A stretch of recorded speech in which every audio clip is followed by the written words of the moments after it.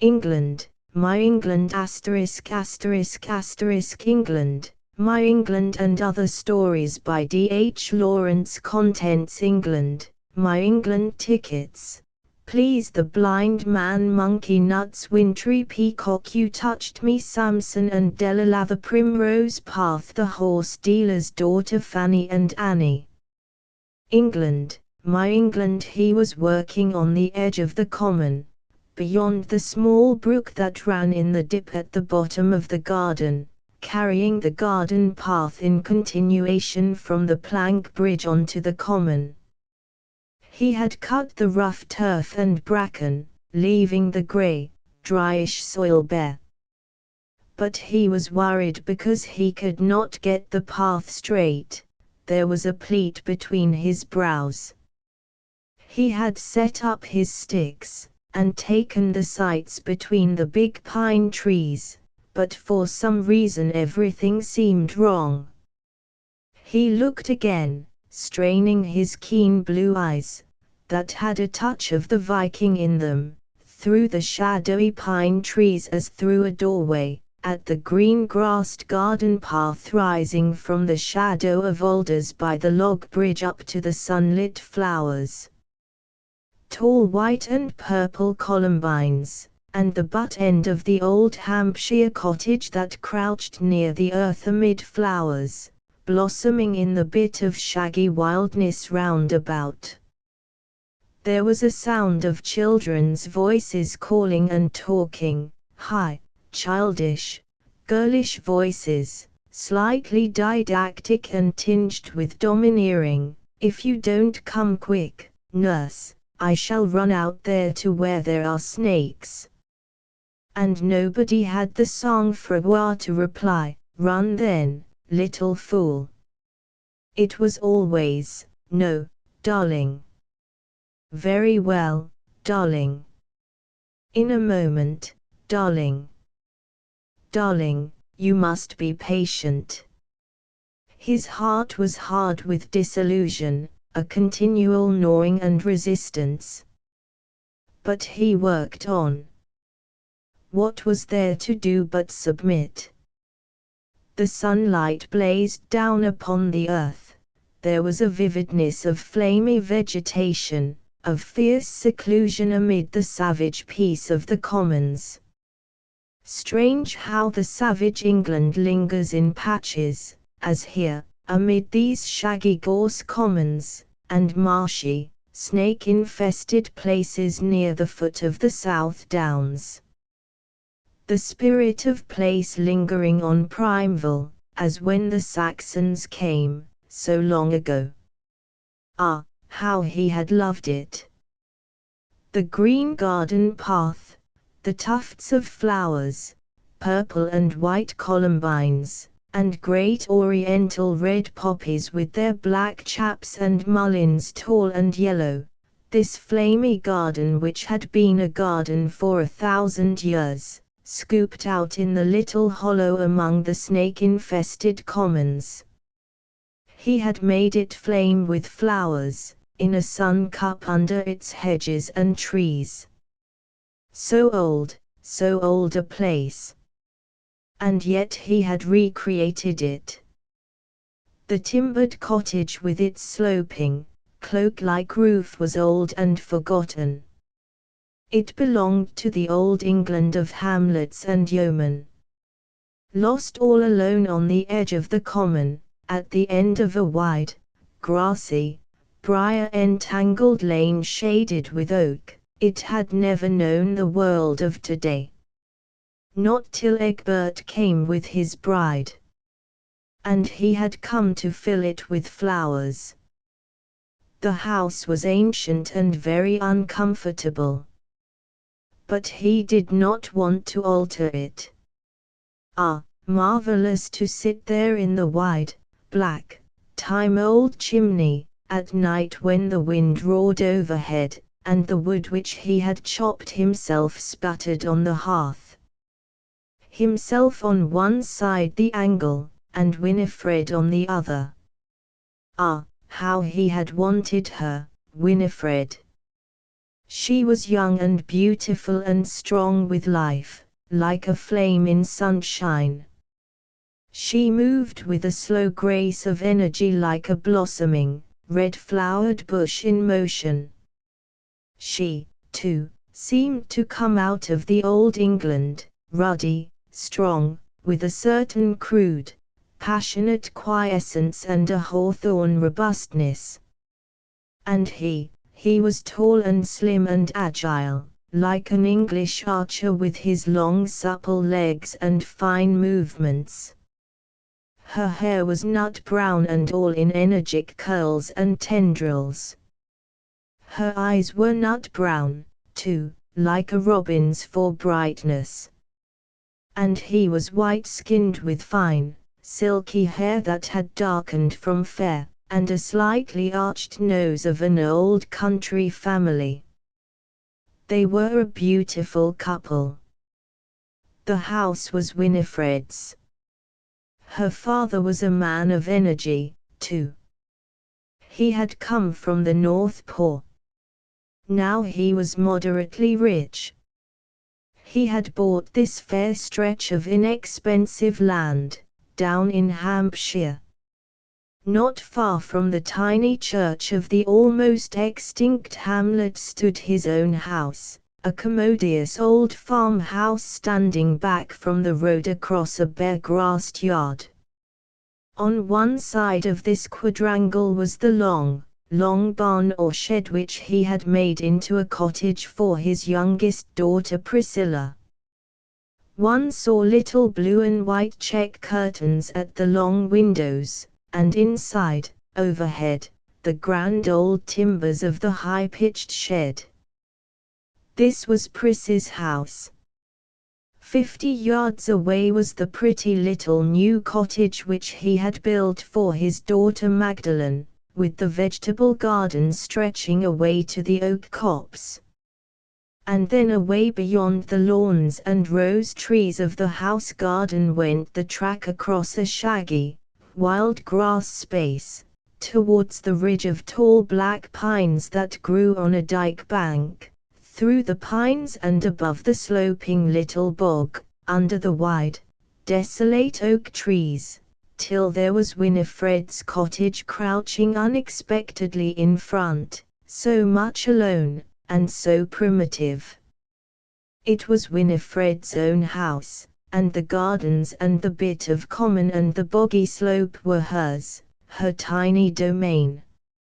She had married just at the time when her father had bought the estate, about 10 years before the war, so she had been able to come to Egbert with this for a marriage portion. And who was more delighted, he or she, it would be hard to say. She was only 20 at the time, and he was only 21. He had about £150 a year of his own, and nothing else but his very considerable personal attractions. He had no profession, he earned nothing.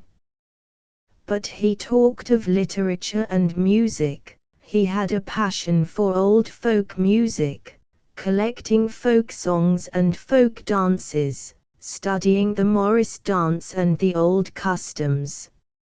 Of course in time he would make money in these ways. Meanwhile youth and health and passion and promise. Winifred's father was always generous, but still, he was a man from the north with a hard head and a hard skin too, having received a good many knocks. At home he kept the hard head out of sight, and played at poetry and romance with his literary wife and his sturdy, passionate girls. He was a man of courage, not given to complaining, bearing his burdens by himself. No, he did not let the world intrude far into his home. He had a delicate, sensitive wife whose poetry won some fame in the narrow world of letters. He himself, with his tough old barbarian fighting spirit, had an almost childlike delight in verse, in sweet poetry, and in the delightful game of a cultured home. His blood was strong even to coarseness. But that only made the home more vigorous, more robust and Christmassy. There was always a touch of Christmas about him, now he was well off. If there was poetry after dinner, there were also chocolates and nuts, and good little out-of-the-way things to be munching. Well then, into this family came Egbert. He was made of quite a different paste. The girls and the father were strong-limbed, thick-blooded people, true English, as Holletrees and Hawthorne are English.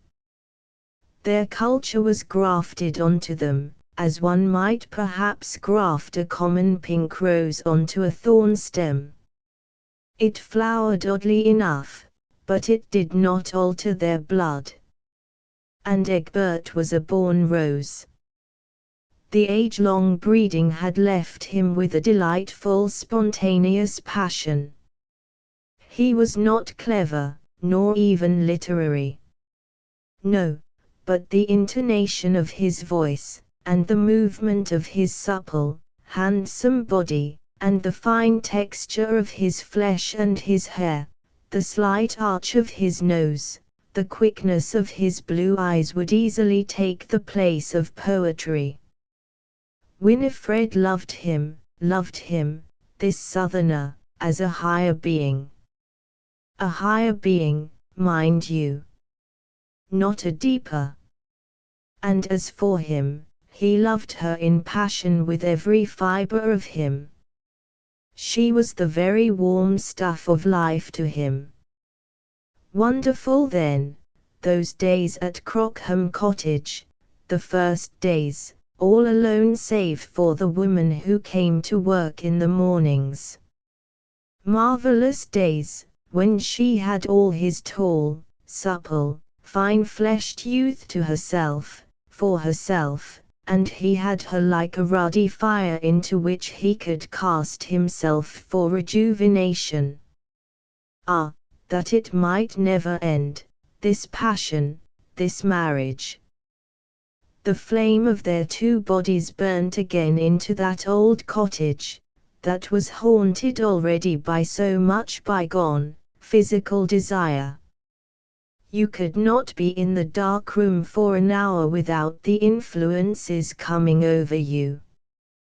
The hot blood desire of bygone yeomen, there in this old den where they had lusted and bred for so many generations. The silent house, dark, with thick, timbered walls and the big black chimney-place, and the sense of secrecy. Dark, with low, little windows, sunk into the earth. Dark, like a lair where strong beasts had lurked and mated, lonely at night and lonely by day, left to themselves and their own intensity for so many generations. It seemed to cast a spell on the two young people. They became different. There was a curious secret glow about them, a certain slumbering flame hard to understand, that enveloped them both. They too felt that they did not belong to the London world any more. Crockham had changed their blood, the sense of the snakes that lived and slept even in their own garden, in the sun, so that he, going forward with the spade, would see a curious coiled brownish pile on the black soil, which suddenly would start up, hiss, and dazzle rapidly away, hissing. One day Winifred heard the strangest scream from the flower bed under the low window of the living room, the strangest scream, like the very soul of the dark past crying aloud. She ran out, and saw a long brown snake on the flower bed, and in its flat mouth the one hind leg of a frog was striving to escape, and screaming its strange, tiny, bellowing scream. She looked at the snake, and from its sullen flat head it looked at her, obstinately. She gave a cry, and it released the frog and slid angrily away. That was Crockham. The spear of modern invention had not passed through it, and it lay there secret, primitive, savage as when the Saxons first came. And Egbert and she were caught there, caught out of the world. He was not idle, nor was she.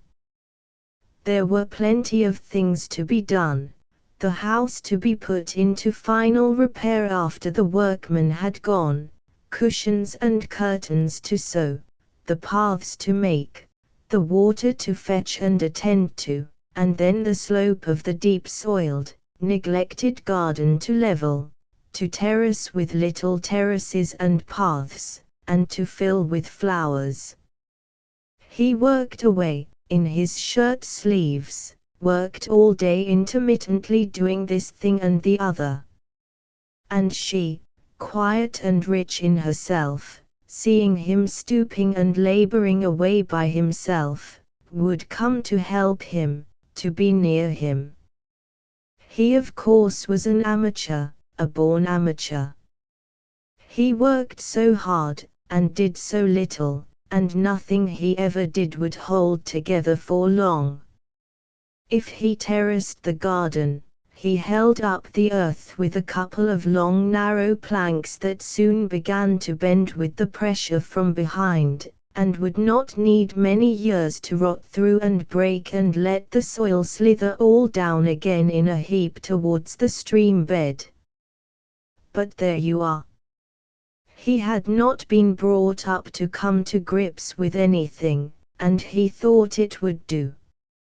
Nay, he did not think there was anything else except little temporary contrivances possible, he who had such a passion for his old enduring cottage, and for the old enduring things of the bygone England. Curious that the sense of permanency in the past had such a hold over him, whilst in the present he was all amateurish and sketchy. Winifred could not criticize him. Town-bred, everything seemed to her splendid, and the very digging and shoveling itself seemed romantic. But neither Egbert nor she yet realized the difference between work and romance. Godfrey Marshall, her father, was at first perfectly pleased with the menage down at Crockham Cottage. He thought Egbert was wonderful, the many things he accomplished, and he was gratified by the glow of physical passion between the two young people. To the man who in London still worked hard to keep steady his modest fortune, the thought of this young couple digging away and loving one another down at Crockham Cottage, buried deep among the commons and marshes, near the pale showing bulk of the downs, was like a chapter of living romance.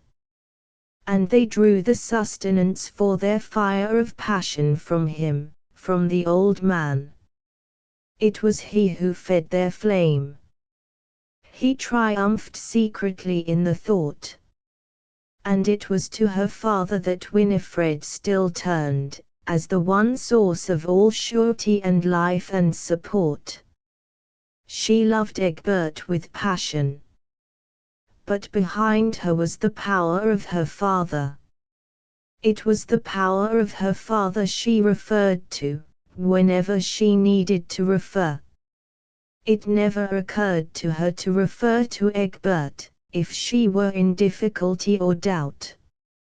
No, in all the serious matters she depended on her father. For Egbert had no intention of coming to grips with life. He had no ambition whatsoever. He came from a decent family, from a pleasant country home, from delightful surroundings. He should, of course, have had a profession.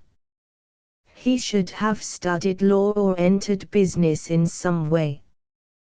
But no, that fatal £3 a week would keep him from starving as long as he lived, and he did not want to give himself into bondage. It was not that he was idle. He was always doing something, in his amateurish way. But he had no desire to give himself to the world, and still less had he any desire to fight his way in the world.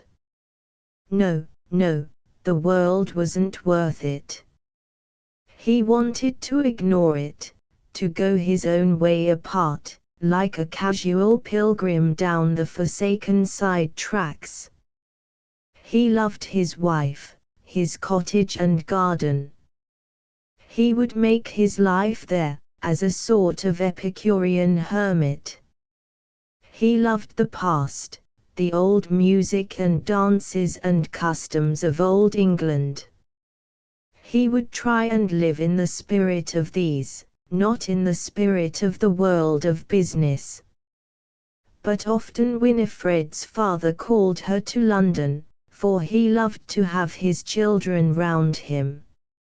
So Egbert and she must have a tiny flat in town, and the young couple must transfer themselves from time to time from the country to the city.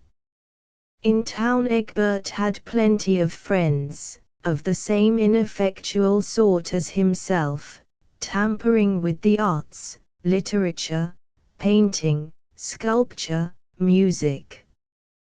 He was not bored. £3 a week, however, would not pay for all this. Winifred's father paid. He liked paying. He made her only a very small allowance, but he often gave her £10, or gave Egbert £10.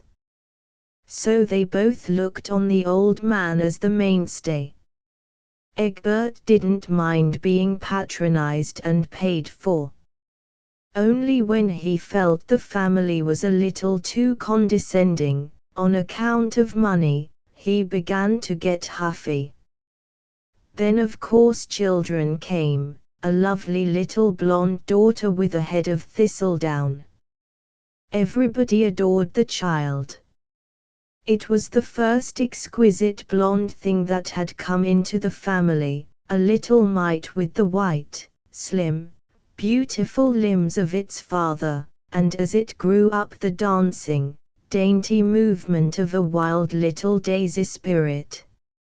No wonder the Marshalls all loved the child, they called her Joyce.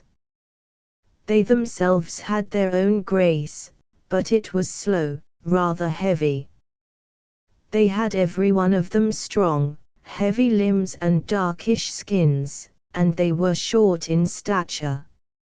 And now they had for one of their own this light little cowslip child. She was like a little poem in herself. But nevertheless, she brought a new difficulty. Winifred must have a nurse for her. Yes, yes, there must be a nurse. It was the family decree. Who was to pay for the nurse? The grandfather, seeing the father himself earned no money. Yes, the grandfather would pay, as he had paid all the lying-in expenses. There came a slight sense of money strain. Egbert was living on his father-in-law. After the child was born, it was never quite the same between him and Winifred. The difference was at first hardly perceptible. But it was there. In the first place, Winifred had a new center of interest. She was not going to adore her child. But she had what the modern mother so often has in the place of spontaneous love, a profound sense of duty towards her child. Winifred appreciated her darling little girl, and felt a deep sense of duty towards her. Strange, that this sense of duty should go deeper than the love for her husband. But so it was. And so it often is. The responsibility of motherhood was the prime responsibility in Winifred's heart. The responsibility of wifehood came a long way second. Her child seemed to link her up again in a circuit with her own family. Her father and mother, herself, and her child, that was the human trinity for her. Her husband. Yes, she loved him still. But that was like play. She had an almost barbaric sense of duty and of family. Till she married, her first human duty had been towards her father. He was the pillar, the source of life, the everlasting support. Now another link was added to the chain of duty, her father, herself, and her child. Egbert was out of it. Without anything happening, he was gradually, unconsciously excluded from the circle. His wife still loved him, physically. But, he was almost the unnecessary party in the affair. He could not complain of Winifred. She still did her duty towards him. She still had a physical passion for him, that physical passion on which he had put all his life and soul. But, it was for a long while an ever-recurring but. And then, after the second child, another blonde, winsome touching little thing, not so proud and flame-like as Joyce, after Annabel came. Then Egbert began truly to realize how it was. His wife still loved him. But, and now the but had grown enormous, her physical love for him was of secondary importance to her. It became ever less important. After all, she had had it, this physical passion, for 2 years now. It was not this that one lived from. No, something sterner, realer.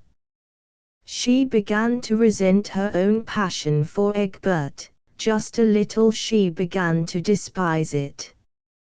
For after all there he was charming, he was lovable, he was terribly desirable.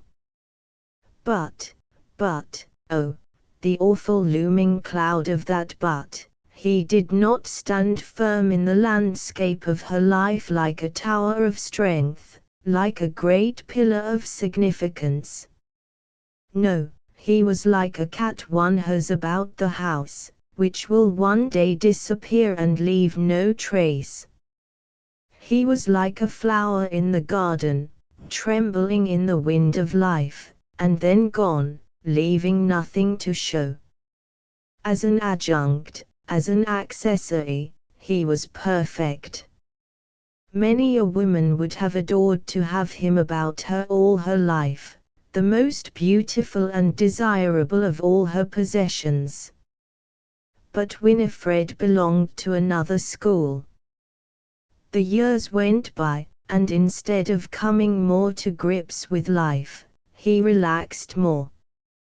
He was of a subtle, sensitive, passionate nature.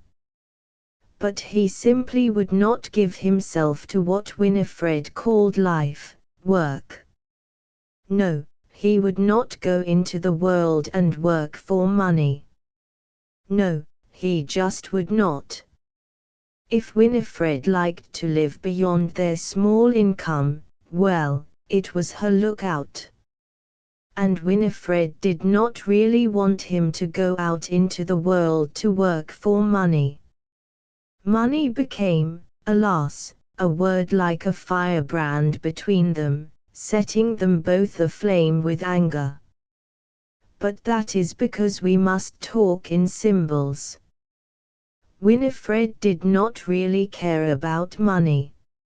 She did not care whether he earned or did not earn anything. Only she knew she was dependent on her father for 3/4 of the money spent for herself and her children, that she let that be the casus belli, the drawn weapon between herself and Egbert. What did she want? What did she want?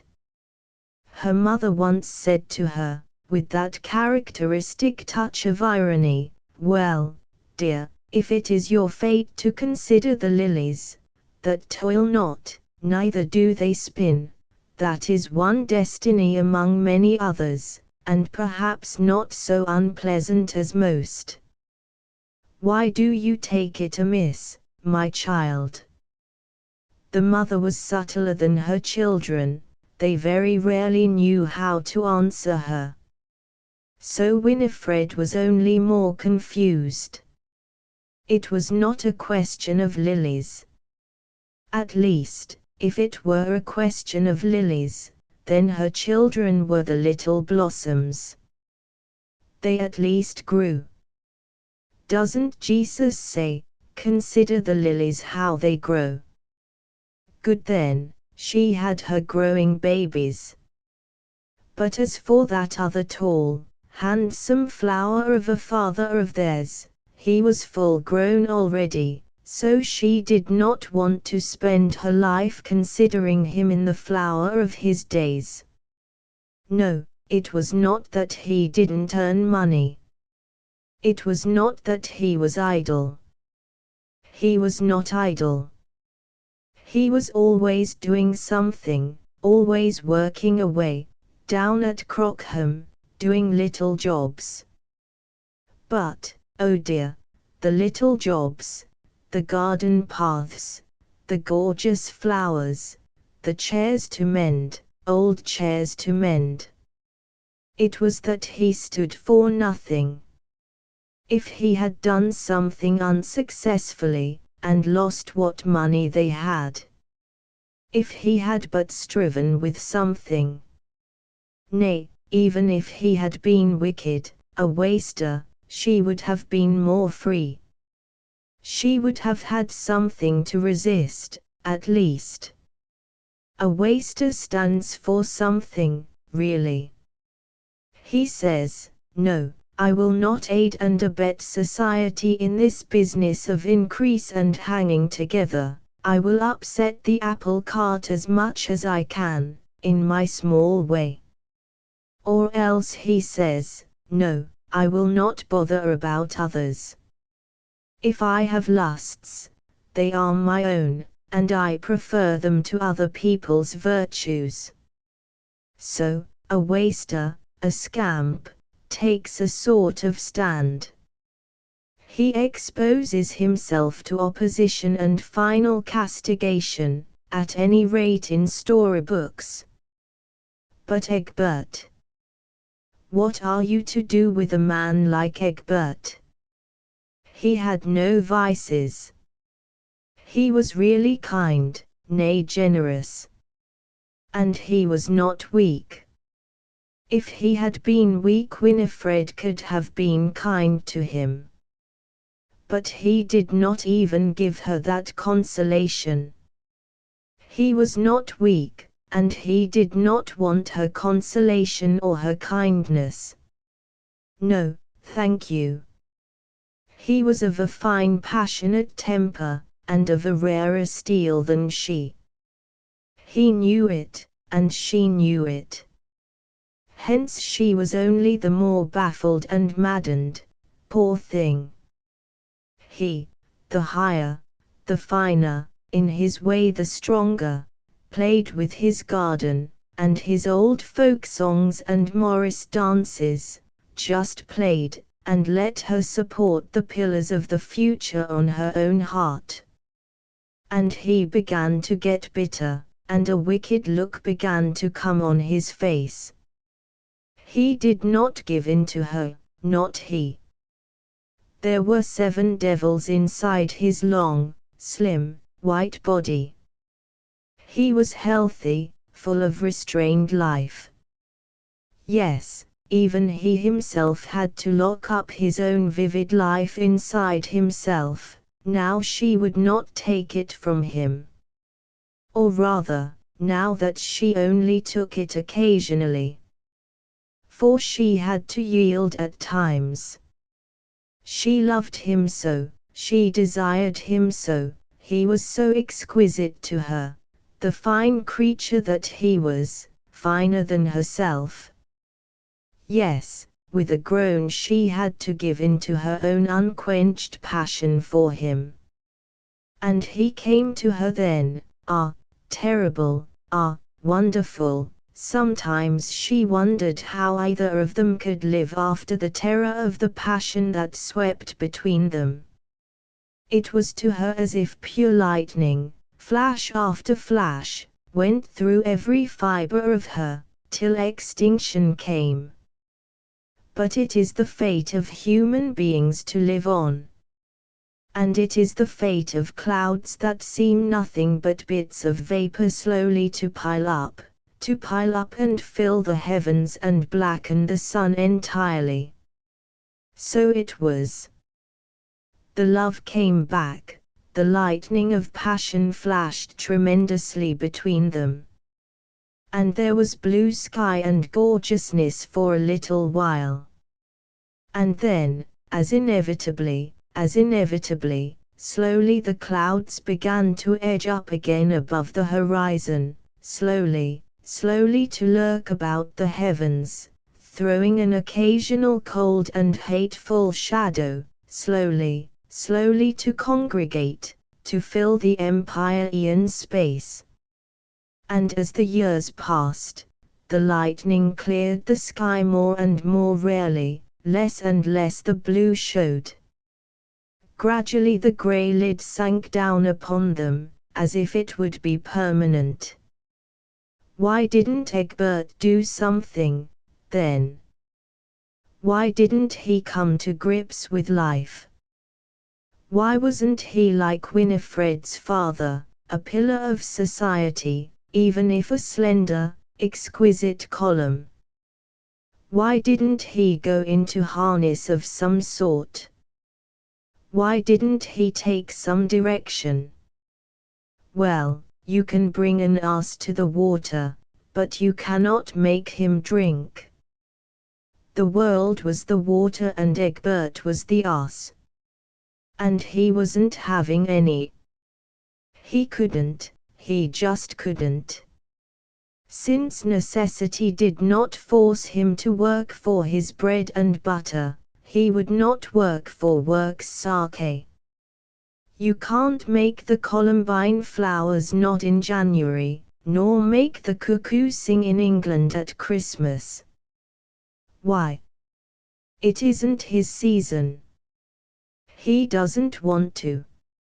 Nay, he can't want to. And there it was with Egbert. He couldn't link up with the world's work, because the basic desire was absent from him.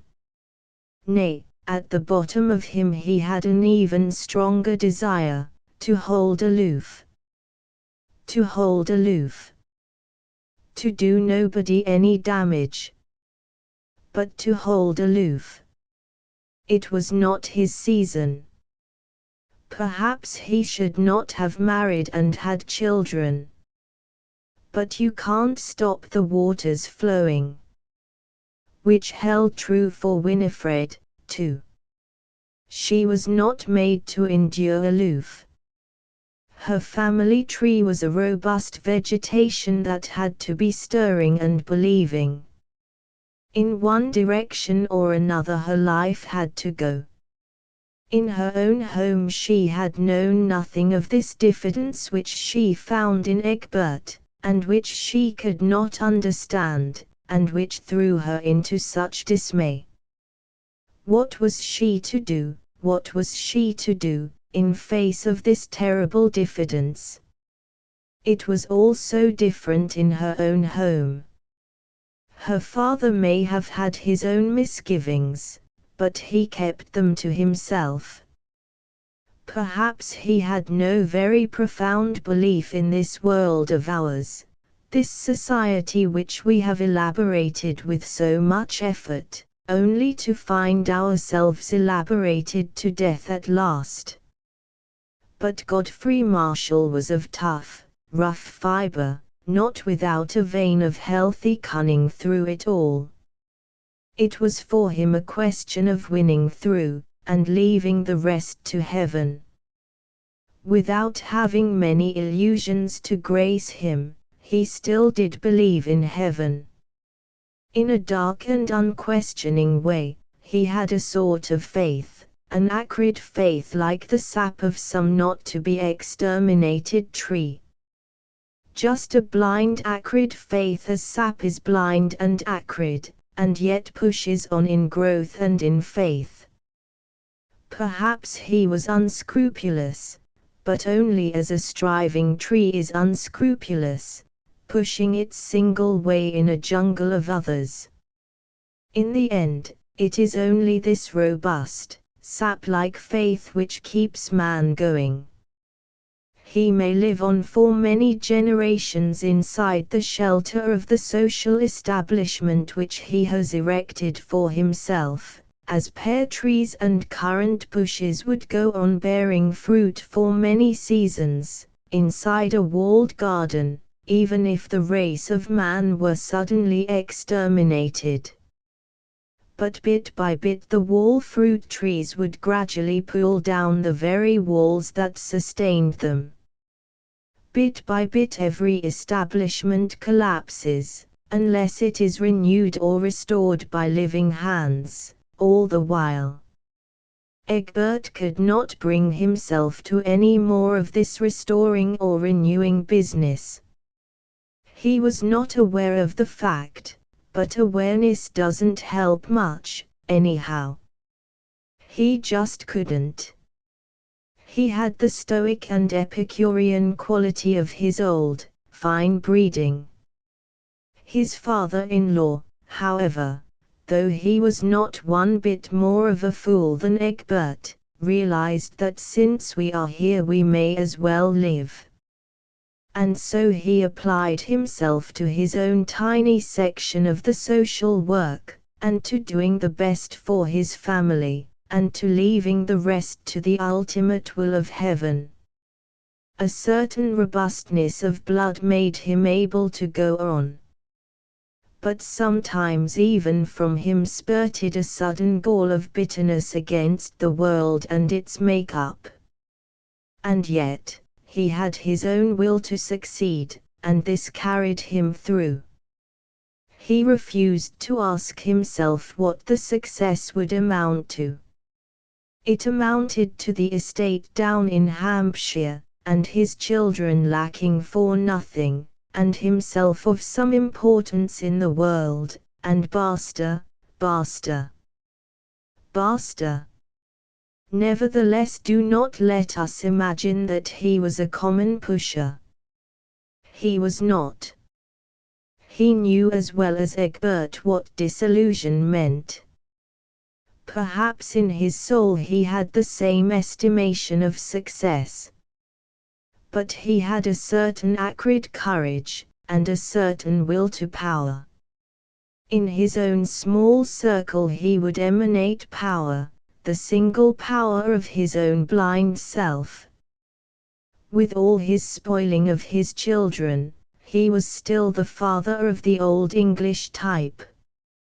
He was too wise to make laws and to domineer in the abstract. But he had kept, and all honor to him, a certain primitive dominion over the souls of his children, the old, almost magic prestige of paternity. There it was, still burning in him, the old smoky torch or paternal godhead. And in the sacred glare of this torch his children had been brought up. He had given the girls every liberty, at last. But he had never really let them go beyond his power. And they, venturing out into the hard white light of our fatherless world, learned to see with the eyes of the world. They learned to criticize their father, even, from some effulgence of worldly white light, to see him as inferior. But this was all very well in the head. The moment they forgot their tricks of criticism, the old red glow of his authority came over them again. He was not to be quenched. Let the psychoanalysts talk about father complex. It is just a word invented. Here was a man who had kept alive the old red flame of fatherhood that had even the right to sacrifice the child to God, like Isaac. Fatherhood that had life and death authority over the children, a great natural power. Until his children could be brought under some other great authority as girls, or could arrive at manhood and become themselves centers of the same power, continuing the same male mystery as men, until such time, willy-nilly, Godfrey Marshall would keep his children. It had seemed as if he might lose Winifred. Winifred had adored her husband, and looked up to him as to something wonderful. Perhaps she had expected in him another great authority, a male authority greater, finer than her father's. For having once known the glow of male power, she would not easily turn to the cold white light of feminine independence. She would hunger all her life for the warmth and shelter of true male strength. And hunger she might, for Egbert's power lay in the abnegation of power. He was himself the living negative of power, even of responsibility. For the negation of power at last means the negation of responsibility. As far as these things went, he would confine himself to himself. He would try to confine his own influence even to himself.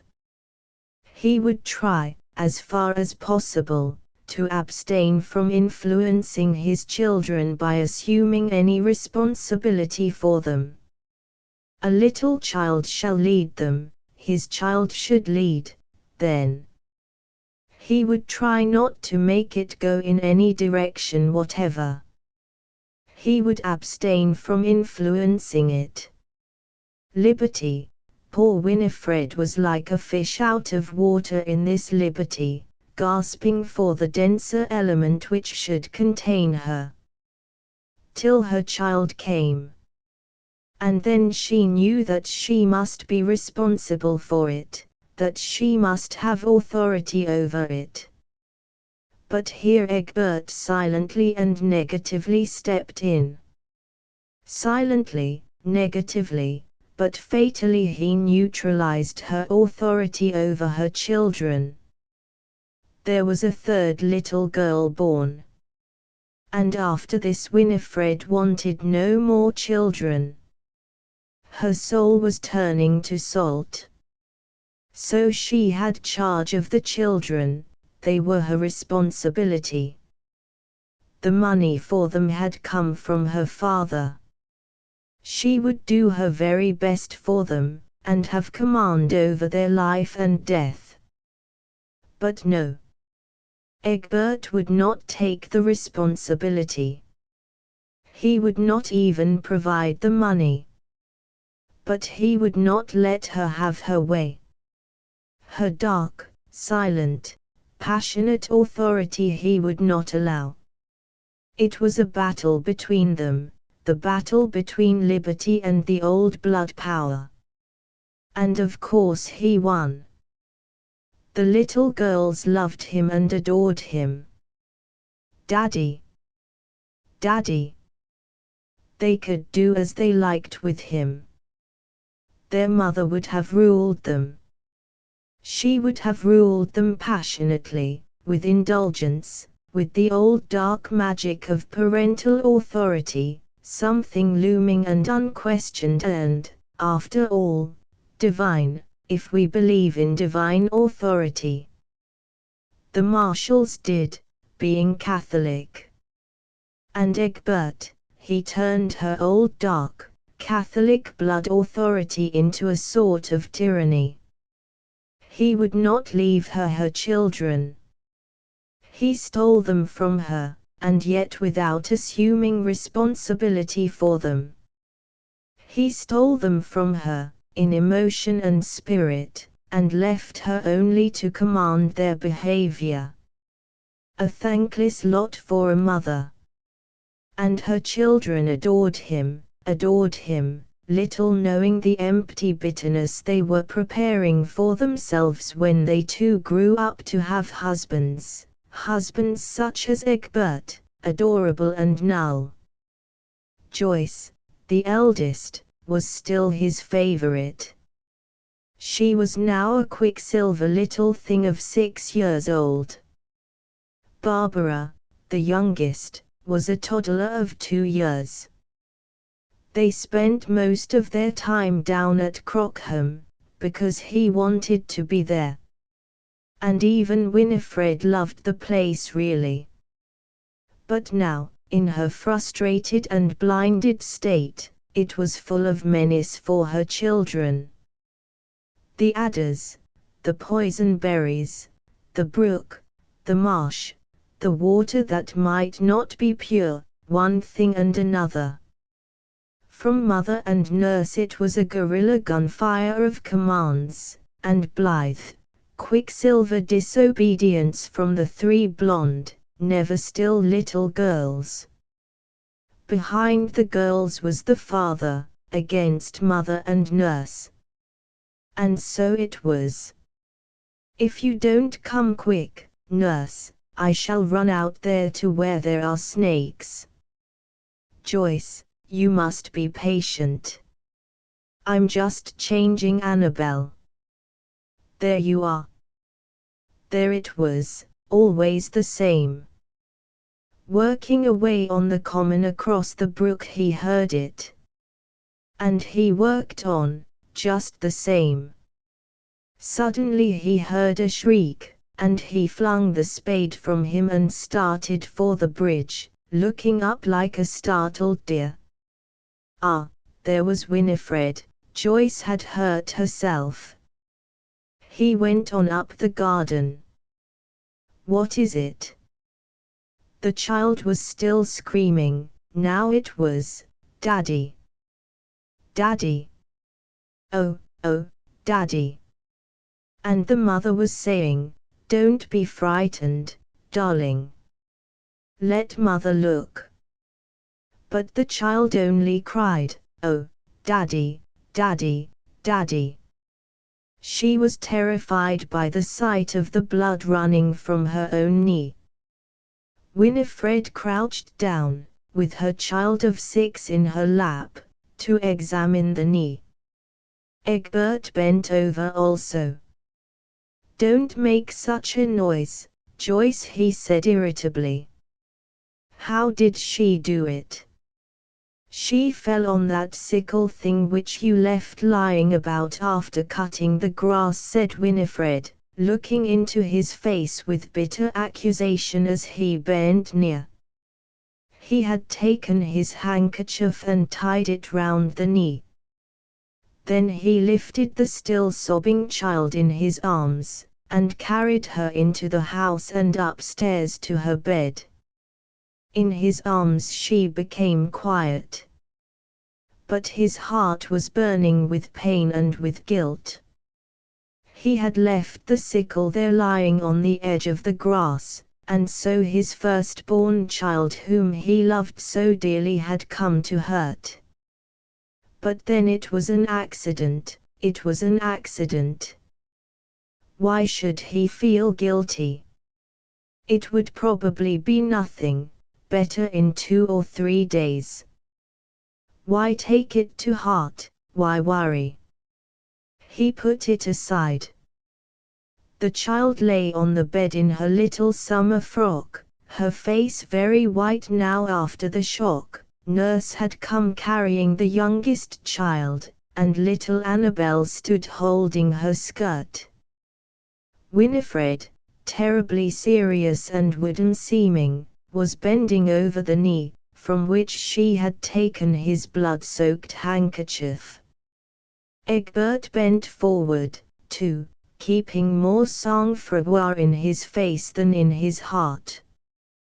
Winifred went all of a lump of seriousness, so he had to keep some reserve.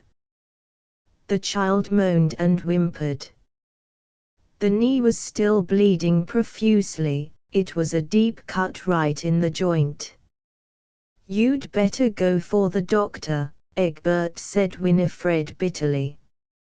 "Oh, no. Oh, no," cried Joyce in a panic.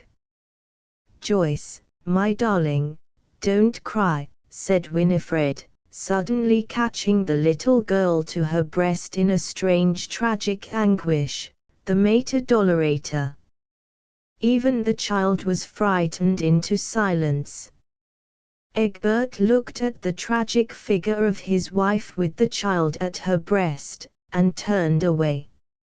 Only Annabel started suddenly to cry, "Joycey, Joycey, don't have your leg bleeding." Egbert rode 4 miles to the village for the doctor. He could not help feeling that Winifred was laying it on rather. Surely the knee itself wasn't hurt. Surely not. It was only a surface cut. The doctor was out. Egbert left the message and came cycling swiftly home, his heart pinched with anxiety. He dropped sweating off his bicycle and went into the house, looking rather small, like a man who is at fault. Winifred was upstairs sitting by Joyce, who was looking pale and important in bed, and was eating some tapioca pudding. The pale, small, scared face of his child went to Egbert's heart. Dr. Wing was out. "He'll be here about 2:30, said Egbert. "I don't want him to come," whimpered Joyce. "Joyce, dear, you must be patient and quiet," said Winifred. "He won't hurt you. But he will tell us what to do to make your knee better quickly. That is why he must come." Winifred always explained carefully to her little girls, and it always took the words off their lips for the moment. "Does it bleed yet?" said Egbert. Winifred moved the bedclothes carefully aside. "I think not," she said. Egbert stooped also to look. "No, it doesn't," she said. Then he stood up with a relieved look on his face. He turned to the child. "Eat your pudding, Joyce," he said. "It won't be anything. You've only got to keep still for a few days. You haven't had your dinner, have you, Daddy?" "Not yet." "Nurse will give it to you," said Winifred. "You'll be all right, Joyce," he said, smiling to the child and pushing the blonde hair off her brow. She smiled back winsomely into his face. He went downstairs and ate his meal alone. Nurse served him. She liked waiting on him. All women liked him and liked to do things for him. The doctor came, a fat country practitioner, pleasant and kind.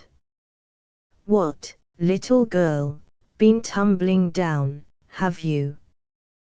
There's a thing to be doing, for a smart little lady like you." "What?" "And cutting your knee." "Tut tut tut. That wasn't clever of you, now was it?" Never mind, soon be better. Let us look at it. Won't hurt you. Not the least in life. Bring a bowl with a little warm water, nurse. Soon have it all right again, soon have it all right. Joyce smiled at him with a pale smile of faint superiority. This was not the way in which she was used to being talked to. He bent down, carefully looking at the little, thin, wounded knee of the child. Egbert bent over him. Oh dear, oh dear. Quite a deep little cut. Nasty little cut. Nasty little cut. But, never mind. Never mind, little lady. We'll soon have it better. Soon have it better, little lady. What's your name? My name is Joyce, said the child distinctly. Oh, really, he replied. Oh, really? Well, that's a fine name too, in my opinion. Joyce, eh, and how old might Miss Joyce be? Can she tell me that? I'm 6, said the child, slightly amused and very condescending. 6. There now. Add up and count as far as 6, can you? Well, that's a clever little girl, a clever little girl. And if she has to drink a spoonful of medicine, she won't make a murmur, I'll be bound. Not like some little girls. What? Eh? I take it if mother wishes me to, said Joyce. Ah, there now. That's the style. That's what I like to hear from a little lady in bed because she's cut her knee. That's the style. The comfortable and prolix doctor dressed and bandaged the knee and recommended bed and a light diet for the little lady. He thought a week or a fortnight would put it right. No bones or ligatures damaged, fortunately. Only a flesh cut.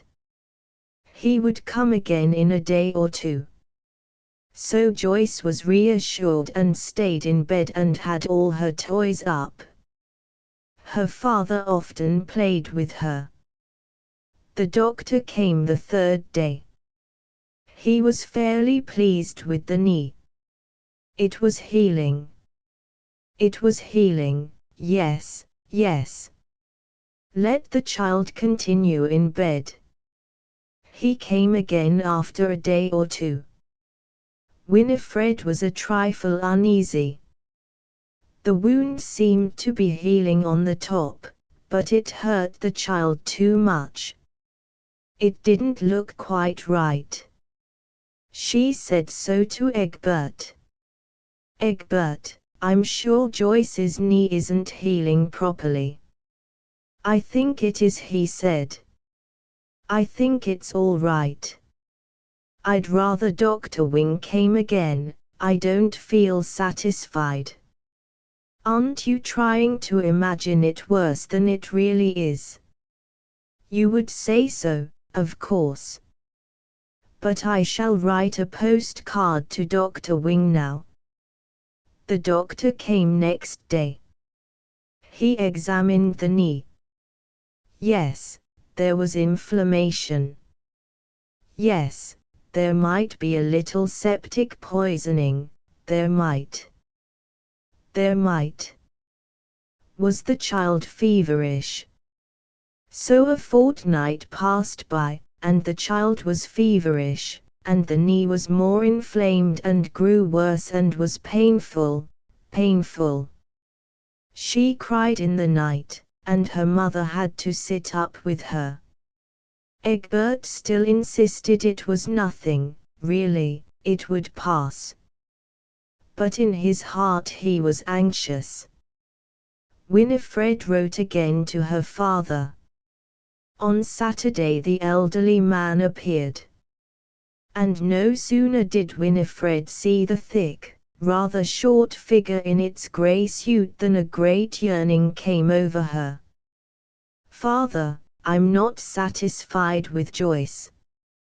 I'm not satisfied with Dr. Wing."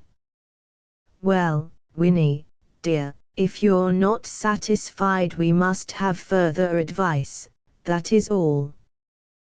The sturdy, powerful, elderly man went upstairs, his voice sounding rather grating through the house, as if it cut upon the tense atmosphere.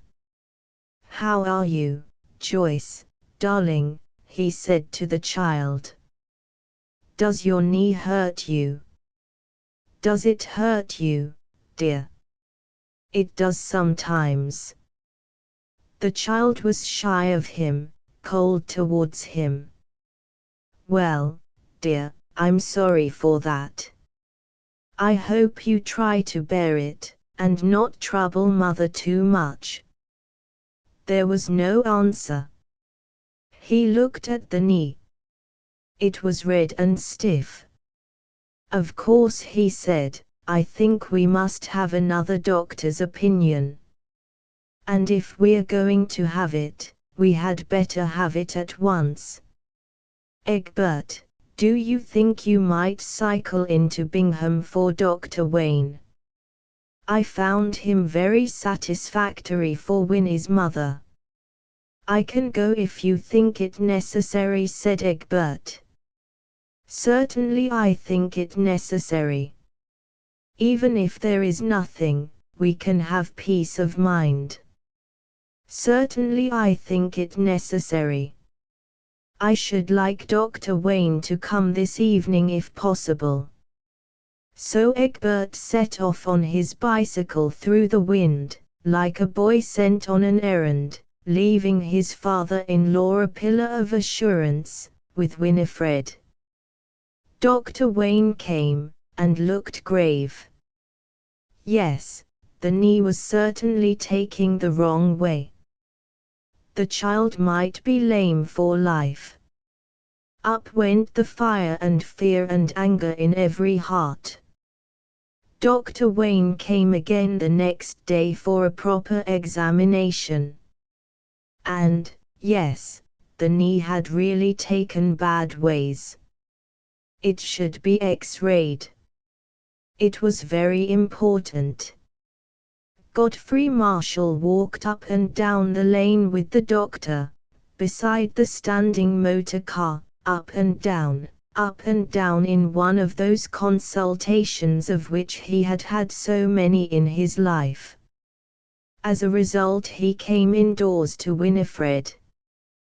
"Well, Winnie, dear, the best thing to do is to take Joyce up to London, to a nursing home where she can have proper treatment.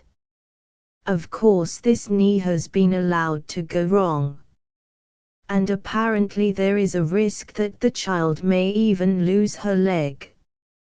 What do you think, dear?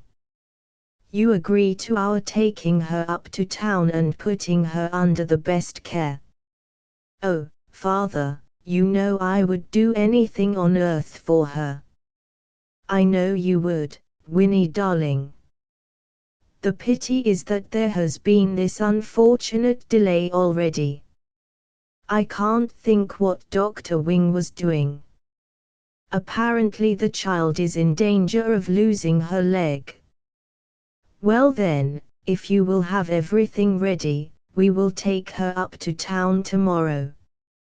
I will order the large car from Denleys to be here at 10.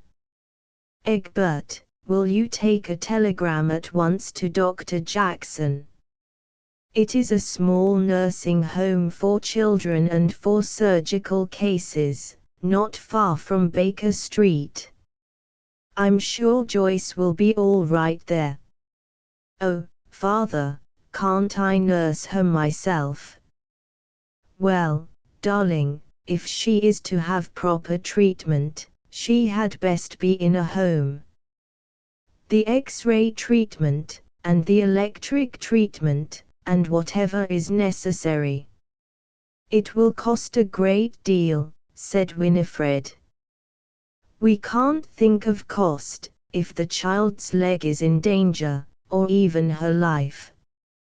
No use speaking of cost, said the elder man impatiently. And so it was.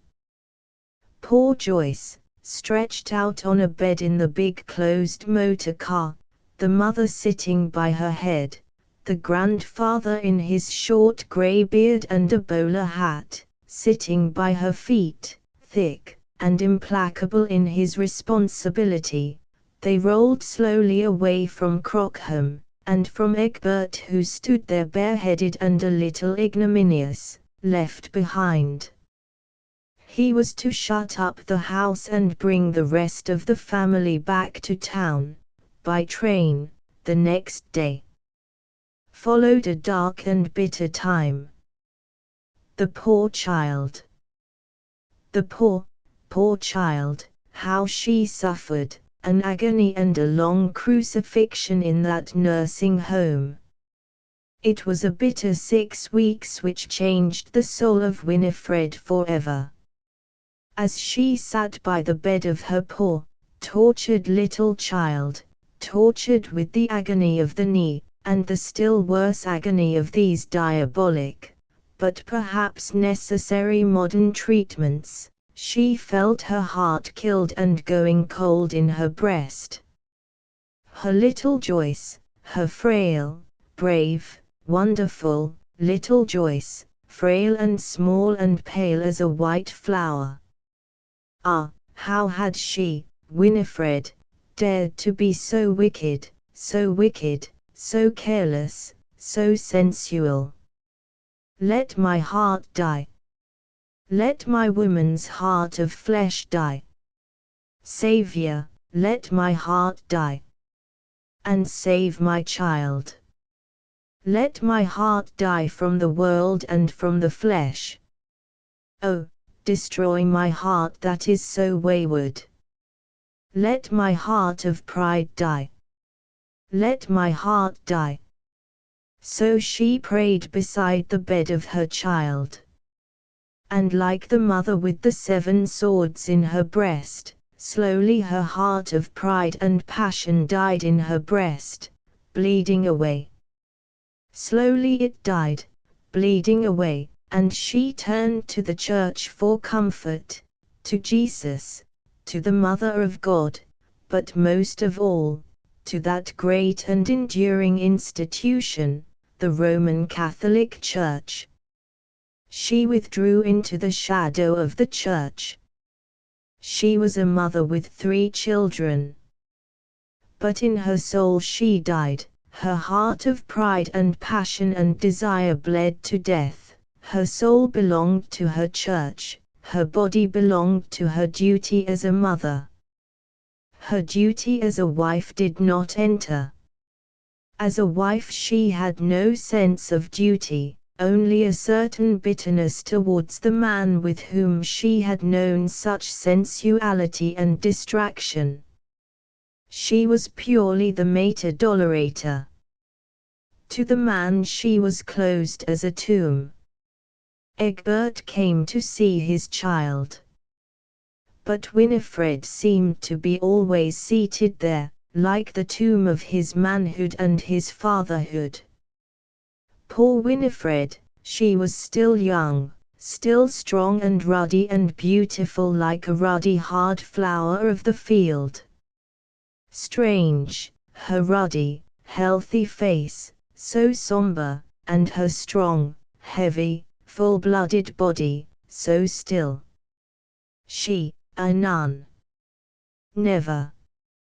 And yet the gates of her heart and soul had shut in his face with a slow, resonant clang, shutting him out forever. There was no need for her to go into a convent. Her will had done it. And between this young mother and this young father lay the crippled child, like a bit of pale silk floss on the pillow, and a little white pain-quenched face, He could not bear it. He just could not bear it. He turned aside. There was nothing to do but to turn aside. He turned aside, and went hither and thither, desultory. He was still attractive and desirable. But there was a little frown between his brow as if he had been cleft there with a hatchet, cleft right in, forever, and that was the stigma. The child's leg was saved, but the knee was locked stiff. The fear now was lest the lower leg should wither, or cease to grow. There must be long-continued massage and treatment, daily treatment, even when the child left the nursing home. And the whole of the expense was borne by the grandfather. Egbert now had no real home. Winifred with the children and nurse was tied to the little flat in London. He could not live there, he could not contain himself. The cottage was shut up, or lent to friends. He went down sometimes to work in his garden and keep the place in order. Then with the empty house around him at night, all the empty rooms, he felt his heart go wicked. The sense of frustration and futility, like some slow, torpid snake, slowly bit right through his heart. Futility, futility, the horrible marsh poison went through his veins and killed him. As he worked in the garden in the silence of day he would listen for a sound. No sound. No sound of Winifred from the dark inside of the cottage, no sound of children's voices from the air, from the common, from the near distance. No sound, nothing but the old dark marsh venomous atmosphere of the place. So he worked spasmodically through the day, and at night made a fire and cooked some food alone. He was alone. He himself cleaned the cottage and made his bed. But his mending he did not do. His shirts were slit on the shoulders, when he had been working, and the white flesh showed through. He would feel the air and the spots of rain on his exposed flesh. And he would look again across the common, where the dark, tufted gorse was dying to seed, and the bits of cat heather were coming pink in tufts, like a sprinkling of sacrificial blood. His heart went back to the savage old spirit of the place, the desire for old gods, old, lost passions, the passion of the cold-blooded, darting snakes that hissed and shot away from him, the mystery of blood sacrifices, all the lost, intense sensations of the primeval people of the place, whose passions seethed in the air still, from those long days before the Romans came. The seethe of a lost, dark passion in the air. The presence of unseen snakes. A queer, baffled, half-wicked look came on his face. He could not stay long at the cottage. Suddenly he must swing onto his bicycle and go, anywhere. Anywhere, away from the place. He would stay a few days with his mother in the old home.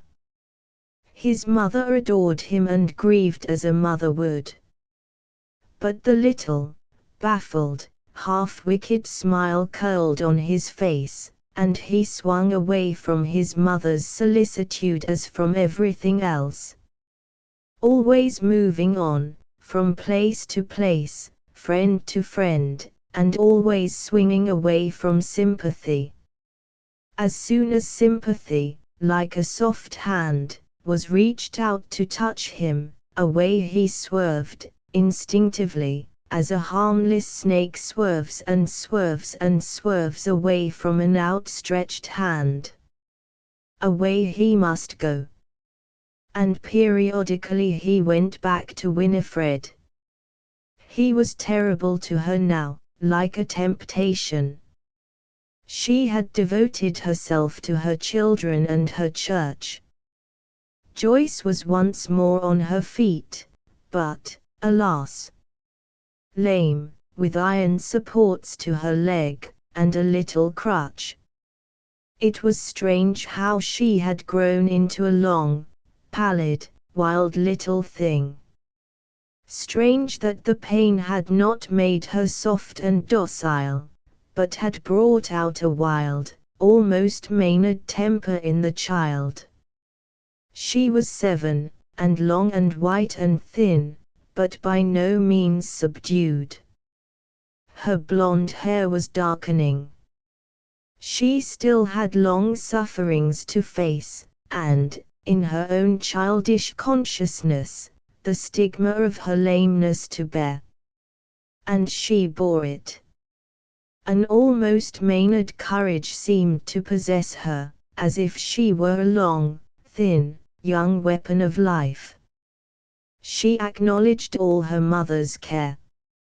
She would stand by her mother forever. But some of her father's fine-tempered desperation flashed in her. When Egbert saw his little girl limping horribly, not only limping but lurching horribly in crippled, childish way, his heart again hardened with chagrin, like steel that is tempered again. There was a tacit understanding between him and his little girl, not what we would call love, but a weapon-like kinship. There was a tiny touch of irony in his manner towards her, contrasting sharply with Winifred's heavy, unleavened solicitude and care. The child flickered back to him with an answering little smile of irony and recklessness, an odd flippancy which made Winifred only the more sombre and earnest. The marshals took endless thought and trouble for the child, searching out every means to save her limb and her active freedom. They spared no effort and no money, they spared no strength of will. With all their slow, heavy power of will they willed that Joyce should save her liberty of movement, should win back her wild, free grace. Even if it took a long time to recover, it should be recovered. So the situation stood. And Joyce submitted, week after week, month after month to the tyranny and pain of the treatment. She acknowledged the honorable effort on her behalf. But her flamy reckless spirit was her father's. It was he who had all the glamour for her. He and she were like members of some forbidden secret society who know one another but may not recognize one another. Knowledge they had in common, the same secret of life, the father and the child. But the child stayed in the camp of her mother, honorably, and the father wandered outside like Ishmael, only coming sometimes to sit in the home for an hour or two, an evening or two beside the campfire, like Ishmael, in a curious silence and tension, with the mocking answer of the desert speaking out of his silence, and annulling the whole convention of the domestic home. His presence was almost an anguish to Winifred. She prayed against it. That little cleft between his brow, that flickering, wicked, little smile that seemed to haunt his face, and above all, the triumphant loneliness, the Ishmael quality. And then the erectness of his supple body, like a symbol. The very way he stood, so quiet, so insidious, like an erect, supple symbol of life. The living body, confronting her downcast soul, was torture to her. He was like a supple living idol moving before her eyes, and she felt if she watched him she was damned. And he came and made himself at home in her little home. When he was there, moving in his own quiet way, she felt as if the whole great law of sacrifice, by which she had elected to live, were annulled. He annulled by his very presence the laws of her life. And what did he substitute? Against that question she hardened herself in recoil.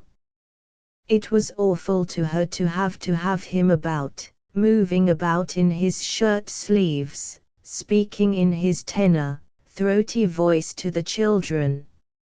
Annabel simply adored him, and he teased the little girl. The baby, Barbara, was not sure of him. She had been born a stranger to him. But even the nurse, when she saw his white shoulder of flesh through the slits of his torn shirt, thought it a shame. Winifred felt it was only another weapon of his against her. "You have other shirts, why do you wear that old one that is all torn, Egbert?" she said. "I may as well wear it out," he said subtly.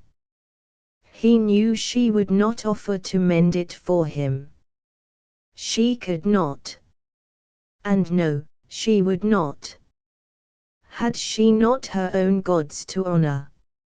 And could she betray them, submitting to his Baal and Ashtaroth? And it was terrible to her, his unsheathed presence, that seemed to annul her and her faith, like another revelation. Like a gleaming idol evoked against her, a vivid life idol that might triumph. He came and he went, and she persisted. And then the Great War broke out. He was a man who could not go to the dogs. He could not dissipate himself. He was purebred in his Englishness, and even when he would have killed to be vicious, he could not. So when the war broke out his whole instinct was against it, against war. He had not the faintest desire to overcome any foreigners or to help in their death. He had no conception of Imperial England, and Rule Britannia was just a joke to him. He was a pure-blooded Englishman, perfect in his race, and when he was truly himself he could no more have been aggressive on the score of his Englishness than a rose can be aggressive on the score of its rosiness. No, he had no desire to defy Germany and to exalt England. The distinction between German and English was not for him the distinction between good and bad. It was the distinction between blue water flowers and red or white bush blossoms, just difference. The difference between the wild boar and the wild bear. And a man was good or bad according to his nature, not according to his nationality. Egbert was well bred, and this was part of his natural understanding. It was merely unnatural to him to hate a nation en bloc. Certain individuals he disliked, and others he liked, and the mass he knew nothing about.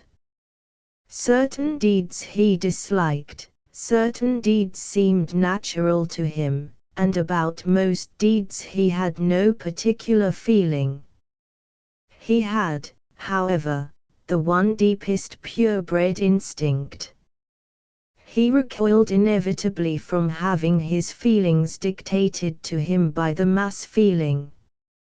His feelings were his own, his understanding was his own, and he would never go back on either, willingly.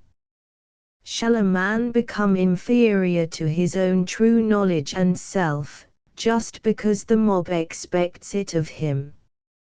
What Egbert felt subtly and without question, his father-in-law felt also in a rough, more combative way.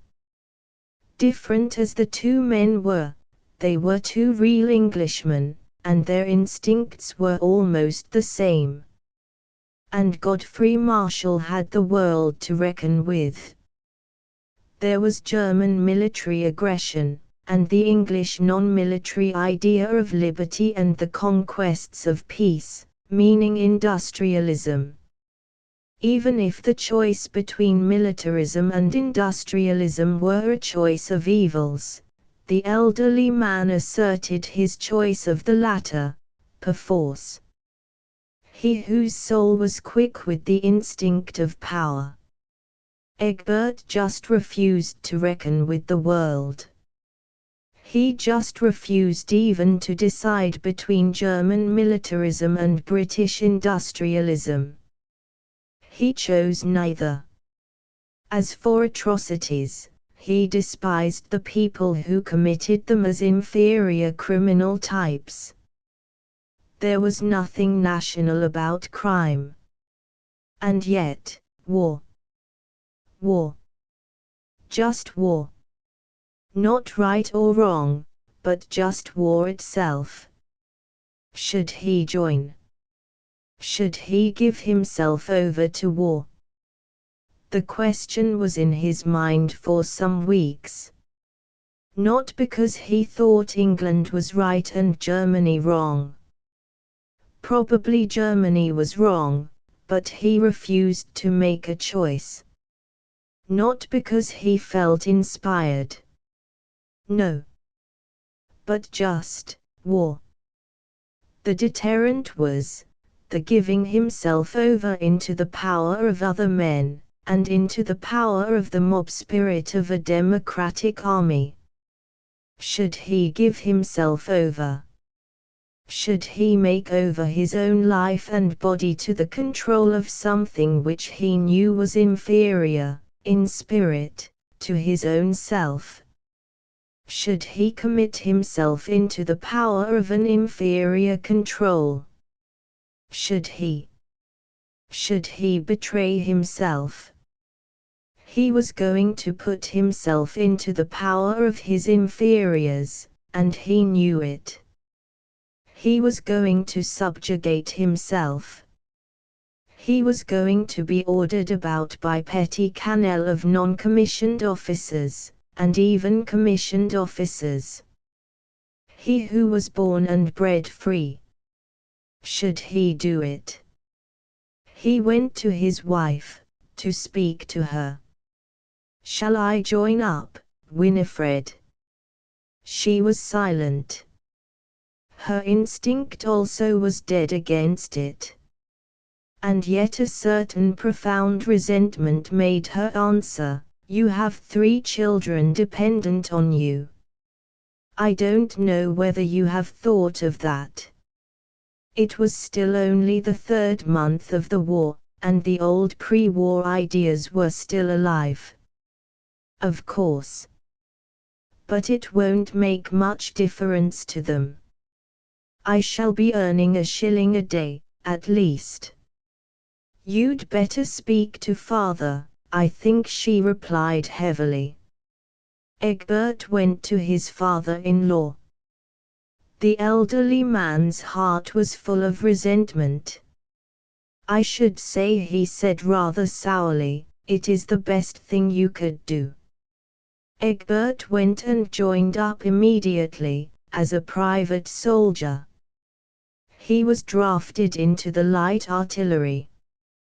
Winifred now had a new duty towards him, the duty of a wife towards a husband who is himself performing his duty towards the world. She loved him still. She would always love him, as far as earthly love went.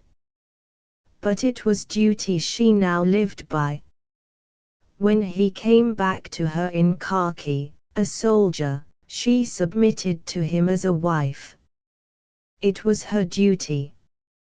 but to his passion she could never again fully submit. Something prevented her, forever, even her own deepest choice. He went back again to camp. It did not suit him to be a modern soldier.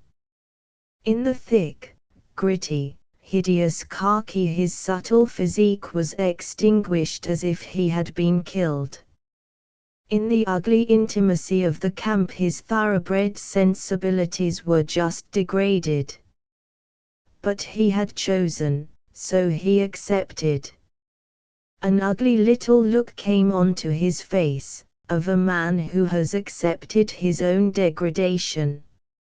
In the early spring Winifred went down to Crockham to be there when primroses were out, and the tassels hanging on the hazel bushes. She felt something like a reconciliation towards Egbert. Now he was a prisoner in camp most of his days.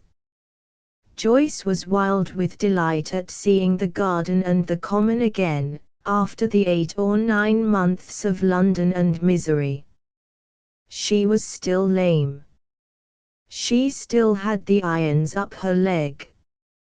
But she lurched about with a wild, crippled agility. Egbert came for a weekend, in his gritty, thick, sandpaper khaki and puttees and the hideous cap. Nay, he looked terrible. And on his face a slightly impure look, a little sore on his lip, as if he had eaten too much or drunk too much or let his blood become a little unclean. He was almost uglily healthy, with the camp life. It did not suit him.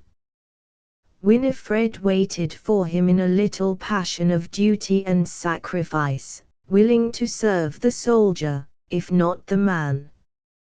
It only made him feel a little more ugly inside. The weekend was torment to him, the memory of the camp, the knowledge of the life he led there, even the sight of his own legs in that abhorrent khaki. He felt as if the hideous cloth went into his blood and made it gritty and dirty. Then Winifred so ready to serve the soldier, when she repudiated the man. And this made the grit worse between his teeth.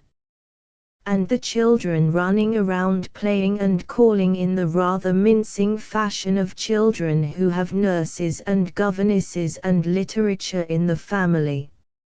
And Joyce so lame. It had all become unreal to him, after the camp. It only set his soul on edge. He left at dawn on the Monday morning, glad to get back to the realness and vulgarity of the camp. Winifred would never meet him again at the cottage, only in London, where the world was with them. But sometimes he came alone to Crockham, perhaps when friends were staying there. And then he would work a while in his garden. This summer still it would flame with blue anchuses and big red poppies. The mulleins would sway their soft, downy erections in the air. He loved mulleins, and the honeysuckle would stream out scent like memory, when the owl was wooing. Then he sat by the fire with the friends and with Winifred's sisters, and they sang the folk songs. He put on thin civilian clothes, and his charm and his beauty and the supple dominancy of his body glowed out again. But Winifred was not there. At the end of the summer he went to Flanders, into action. He seemed already to have gone out of life, beyond the pale of life. He hardly remembered his life any more, being like a man who is going to take a jump from a height, and is only looking to where he must land. He was twice slightly wounded, in 2 months. But not enough to put him off duty for more than a day or two. They were retiring again, holding the enemy back. He was in the rear, 3 machine guns. The country was all pleasant, war had not yet trampled it. Only the air seemed shattered, and the land awaiting death. It was a small, unimportant action in which he was engaged. The guns were stationed on a little bushy hillock just outside a village. But occasionally, it was difficult to say from which direction, came the sharp crackle of rifle fire, and beyond, the far-off thud of cannon. The afternoon was wintry and cold. A lieutenant stood on a little iron platform at the top of the ladders, taking the sights and giving the aim, calling in a high, tense, mechanical voice. Out of the sky came the sharp cry of the directions, then the warning numbers, then fire. The shot went, the piston of the gun sprang back, there was a sharp explosion, and a very faint film of smoke in the air. Then the other 2 guns fired, and there was a lull. The officer was uncertain of the enemy's position. The thick clump of horse-chestnut trees below was without change. Only in the far distance the sound of heavy firing continued, so far off as to give a sense of peace. The gorse bushes on either hand were dark, but a few sparks of flowers showed yellow. He noticed them almost unconsciously as he waited, in the lull. He was in his shirt sleeves, and the air came chill on his arms. Again his shirt was slit on the shoulders, and the flesh showed through. He was dirty and unkempt. But his face was quiet. So many things go out of consciousness before we come to the end of consciousness. Before him, below, was the high road, running between high banks of grass and gorse. He saw the whitish muddy tracks and deep scores in the road, where the part of the regiment had retired. Now all was still. Sounds that came from the outside. The place where he stood was still silent, chill, serene. The white church among the trees beyond seemed like a thought only. He moved into a lightning-like mechanical response at the sharp cry from the officer overhead. Mechanism, the pure mechanical action of obedience at the guns. Pure mechanical action at the guns. It left the soul unburdened, brooding in dark nakedness. In the end, the soul is alone, brooding on the face of the uncreated flux, as a bird on a dark sea. Nothing could be seen but the road, and a crucifix knocked slanting and the dark, autumnal fields and woods. There appeared 3 horsemen on a little eminence, very small, on the crest of a ploughed field. They were our own men. Of the enemy, nothing. The lull continued. Then suddenly came sharp orders, and a new direction of the guns, and an intense, exciting activity. Yet at the center the soul remained dark and aloof, alone. But even so, it was the soul that heard the new sound, the new, deep pap, of a gun that seemed to touch right upon the soul. He kept up the rapid activity at the machine gun, sweating. But in his soul was the echo of the new, deep sound, deeper than life. And in confirmation came the awful faint whistling of a shell, advancing almost suddenly into a piercing, tearing shriek that would tear through the membrane of life. He heard it in his ears, but he heard it also in his soul, intention. There was relief when the thing had swung by and struck, away beyond. He heard the hoarseness of its explosion, and the voice of the soldier calling to the horses. But he did not turn round to look. He only noticed a twig of holly with red berries fall like a gift onto the road below. Not this time, not this time. Whither thou goest I will go. Did he say it to the shell, or to whom? Whither thou goest I will go. Then, the faint whistling of another shell dawned, and his blood became small and still to receive it. It drew nearer, like some horrible blast of wind. His blood lost consciousness. But in the second of suspension he saw the heavy shell swoop to earth, into the rocky bushes on the right, and earth and stones poured up into the sky. It was as if he heard no sound.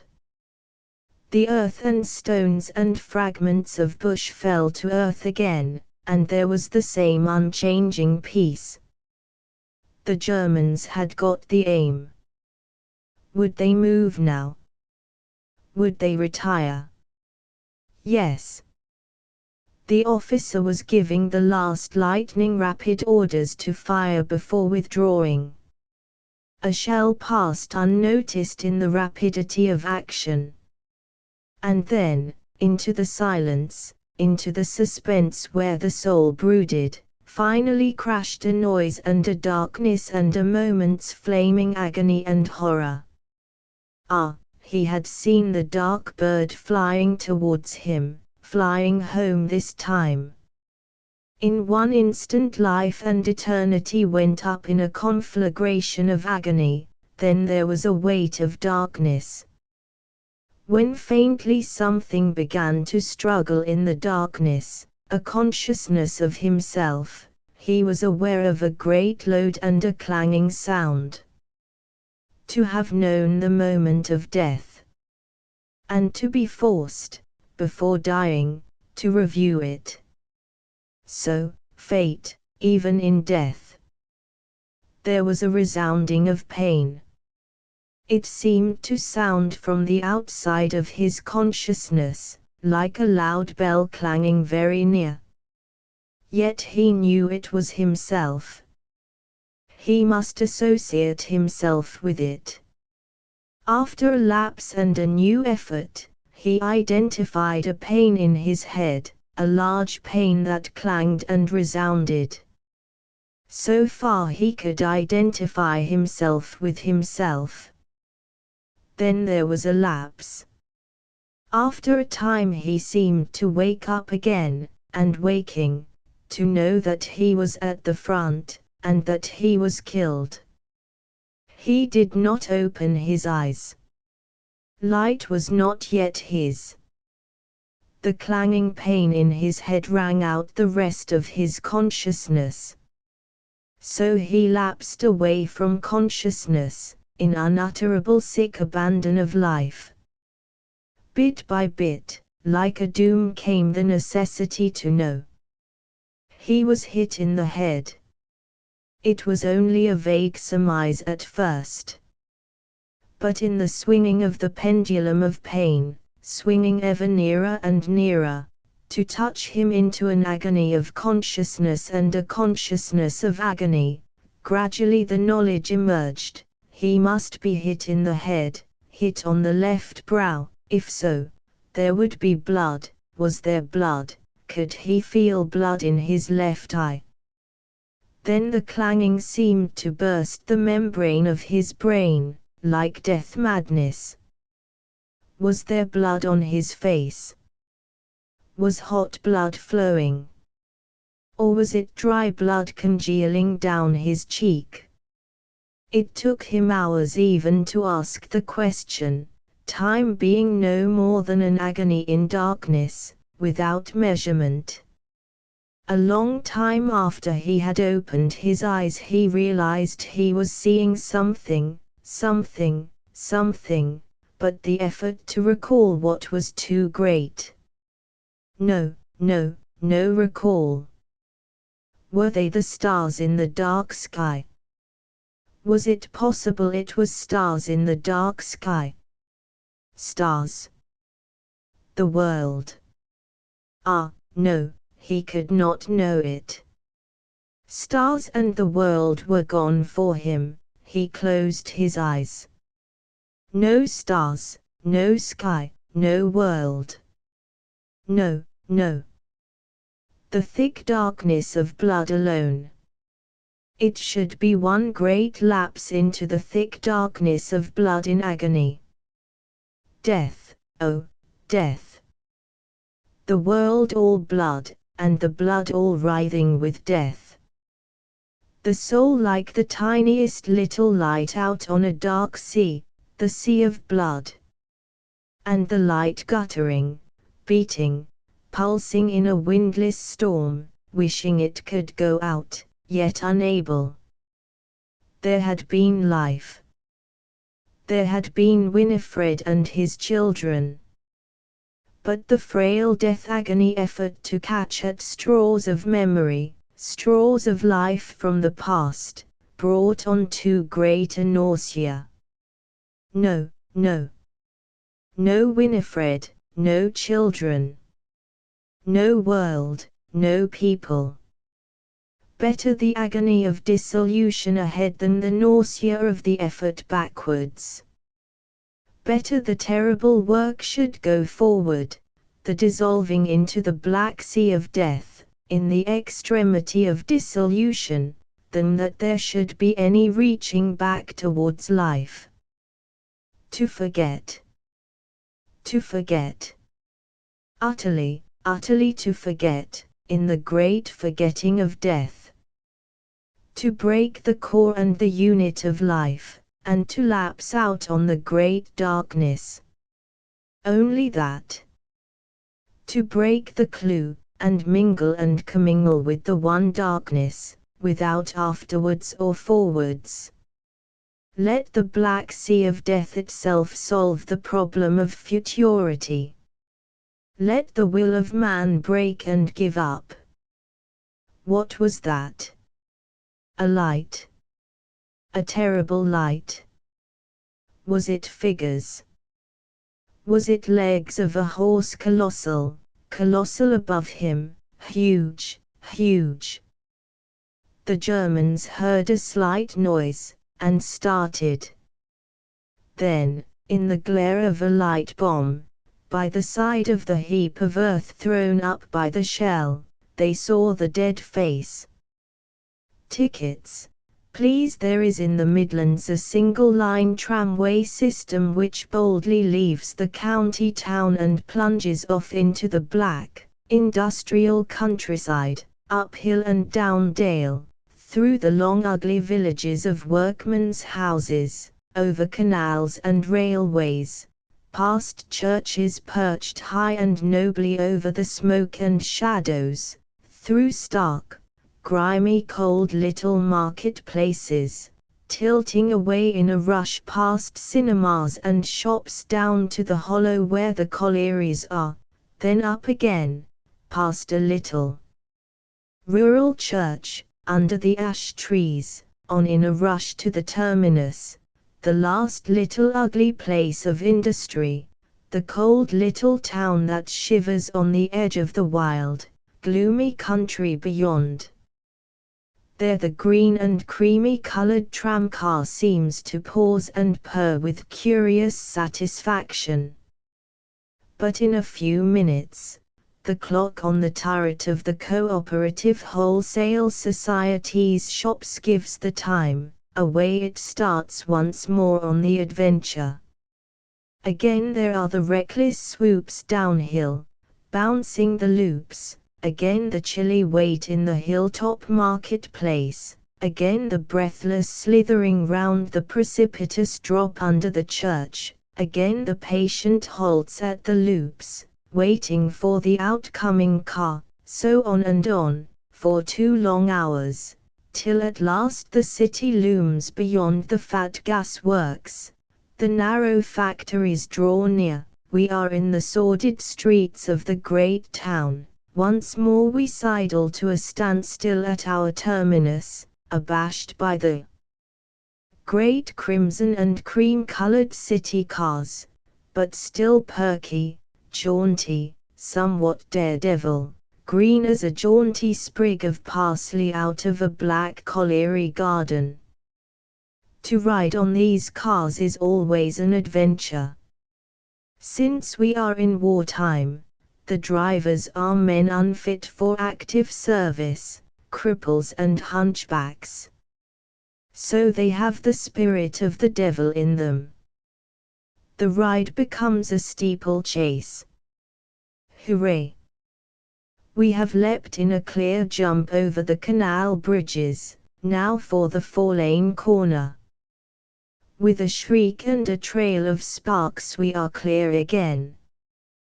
To be sure, a tram often leaps the rails, but what matter?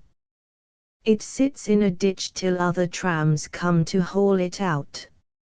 It is quite common for a car, packed with one solid mass of living people, to come to a dead halt in the midst of unbroken blackness, the heart of nowhere on a dark night, and for the driver and the girl conductor to call, "All get off, car's on fire."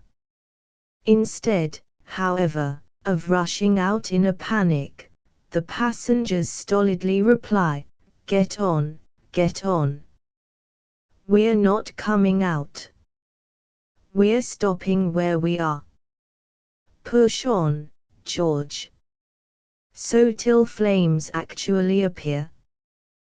The reason for this reluctance to dismount is that the nights are howlingly cold, black, and windswept, and a car is a haven of refuge.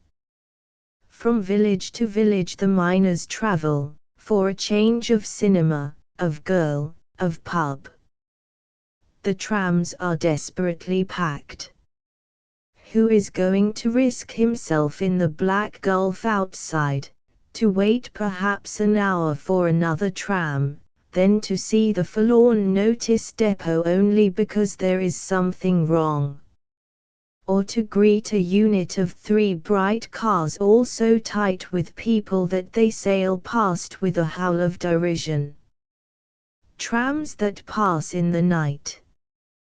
This, the most dangerous tram service in England, as the authorities themselves declare, with pride, is entirely conducted by girls, and driven by rash young men, a little crippled, or by delicate young men, who creep forward in terror. The girls are fearless young hussies. In their ugly blue uniform, skirts up to their knees, shapeless old peaked caps on their heads, they have all the sang-froid of an old non-commissioned officer. With a tram packed with howling colliers, roaring hymns downstairs and a sort of antiphony of obscenities upstairs, the lasses are perfectly at their ease. They pounce on the youths who try to evade their ticket machine. They push off the men at the end of their distance.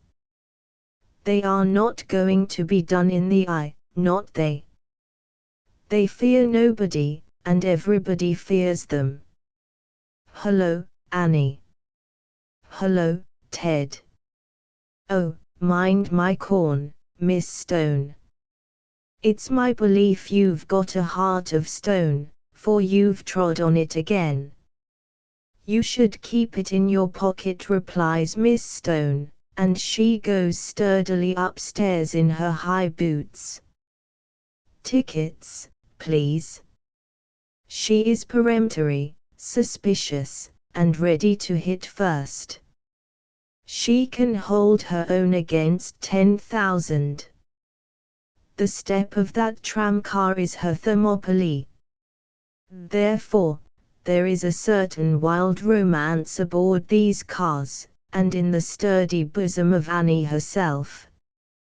The time for soft romance is in the morning, between 10 o'clock and 1, when things are rather slack, that is, except market day and Saturday. Thus Annie has time to look about her. Then she often hops off her car and into a shop where she has spied something, while the driver chats in the main road. There is very good feeling between the girls and the drivers. Are they not companions in peril, shipmates aboard this careering vessel of a tramcar, forever rocking on the waves of a stormy land? Then, also, during the easy hours, the inspectors are most in evidence. For some reason, everybody employed in this tram service is young. There are no grey heads. It would not do. Therefore the inspectors are of the right age, and one, the chief, is also good-looking. See him stand on a wet, gloomy morning, in his long oilskin, his peaked cap well down over his eyes, waiting to board a car. His face is ruddy, his small brown moustache is weathered, he has a faint impudent smile. Fairly tall and agile, even in his waterproof, he springs aboard a car and greets Annie. "Hello, Annie. Keeping the wet out?" "Trying to." There are only 2 people in the car. Inspecting is soon over. Then for a long and impudent chat on the footboard, a good, easy, 12-mile chat. The inspector's name is John Thomas Rayner, always called John Thomas, except sometimes, in malice, Coddy. His face sets in fury when he is addressed, from a distance, with this abbreviation. There is considerable scandal about John Thomas in half a dozen villages. He flirts with the girl conductors in the morning, and walks out with them in the dark night, when they leave their tramcar at the depot. Of course, the girls quit the service frequently. Then he flirts and walks out with the newcomer, always providing she is sufficiently attractive, and that she will consent to walk. It is remarkable, however, that most of the girls are quite comely. They are all young, and this roving life aboard the car gives them a sailor's dash and recklessness. What matter how they behave when the ship is in port? Tomorrow they will be aboard again. Annie, however, was something of a Tartar, and her sharp tongue had kept John Thomas at arm's length for many months. Perhaps, therefore, she liked him all the more, for he always came up smiling, with impudence. She watched him vanquish one girl, then another. She could tell by the movement of his mouth and eyes, when he flirted with her in the morning, that he had been walking out with this lass, or the other, the night before. A fine cock of the walk he was. She could sum him up pretty well. In this subtle antagonism they knew each other like old friends. They were as shrewd with one another almost as man and wife. But Annie had always kept him sufficiently at arm's length. Besides, she had a boy of her own. The Statutes Fair, however, came in November, at Bestwood. It happened that Annie had the Monday night off. It was a drizzling ugly night, yet she dressed herself up and went to the fairground. She was alone, but she expected soon to find a pal of some sort. The roundabouts were veering round and grinding out their music, The side shows were making as much commotion as possible. In the cocoanut shies there were no cocoanuts, but artificial wartime substitutes, which the lads declared were fastened into the irons. There was a sad decline in brilliance and luxury. Nonetheless, the ground was muddy as ever, there was the same crush, the press of faces lighted up by the flares and the electric lights, the same smell of naphtha and a few fried potatoes, and of electricity. Who should be the first to greet Miss Annie on the showground but John Thomas? He had a black overcoat buttoned up to his chin, and a tweed cap pulled down over his brows. His face between was ruddy and smiling and handy as ever. She knew so well the way his mouth moved. She was very glad to have a boy. To be at the statutes without a fellow was no fun. Instantly, like the gallant he was, he took her on the dragons, grim-toothed, roundabout switchbacks. It was not nearly so exciting as a tramcar actually. But, then, to be seated in a shaking, green dragon, uplifted above the sea of bubble faces, careering in a rockety fashion in the lower heavens, whilst John Thomas leaned over her, his cigarette in his mouth, was after all the right style. She was a plump, quick, alive little creature. So she was quite excited and happy. John Thomas made her stay on for the next round. And therefore she could hardly for shame repulse him when he put his arm round her and drew her a little nearer to him, in a very warm and cuddly manner. Besides, he was fairly discreet. He kept his movement as hidden as possible. She looked down, and saw that his red, clean hand was out of sight of the crowd. And they knew each other so well. So they warmed up to the fair. After the dragons they went on the horses. John Thomas paid each time, so she could but be complaisant. He, of course, sat astride on the outer horse, named Black Bess, and she sat sideways, towards him, on the inner horse, named Wildfire. But of course John Thomas was not going to sit discreetly on Black Bess, holding the brass bar. Round they spun and heaved, in the light. And round he swung on his wooden steed, flinging one leg across her mount, and perilously tipping up and down, across the space, half lying back, laughing at her. He was perfectly happy. She was afraid her hat was on one side, but she was excited.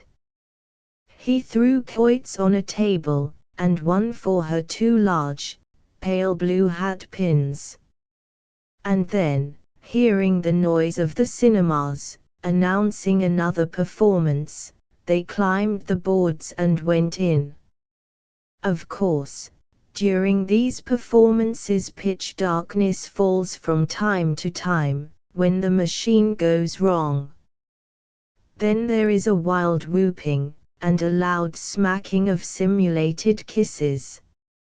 In these moments John Thomas drew Annie towards him. After all, he had a wonderfully warm, cozy way of holding a girl with his arm. He seemed to make such a nice fit. And, after all, it was pleasant to be so held, so very comforting and cozy and nice. He leaned over her and she felt his breath on her hair. She knew he wanted to kiss her on the lips. And, after all, he was so warm and she fitted into him so softly. After all, She wanted him to touch her lips. But the light sprang up. She also started electrically, and put her hat straight. He left his arm lying nonchalantly behind her. Well, it was fun. It was exciting to be at the Statutes with John Thomas. When the cinema was over, they went for a walk across the dark, damp fields. He had all the arts of love-making. He was especially good at holding a girl, when he sat with her on a stile in the black, drizzling darkness. He seemed to be holding her in space, against his own warmth and gratification. And his kisses were soft and slow and searching. So Annie walked out with John Thomas, though she kept her own boy dangling in the distance. Some of the tram girls chose to be huffy. But there, you must take things as you find them, in this life. There was no mistake about it. Annie liked John Thomas a good deal. She felt so rich and warm in herself whenever he was near. And John Thomas really liked Annie, more than usual. The soft, melting way in which she could flow into a fellow, as if she melted into his very bones, was something rare and good. He fully appreciated this. But with a developing acquaintance there began a developing intimacy. Annie wanted to consider him a person, a man. She wanted to take an intelligent interest in him, and to have an intelligent response. She did not want a mere nocturnal presence, which was what he was so far. And she prided herself that he could not leave her. Here she made a mistake. John Thomas intended to remain a nocturnal presence. He had no idea of becoming an all-round individual to her.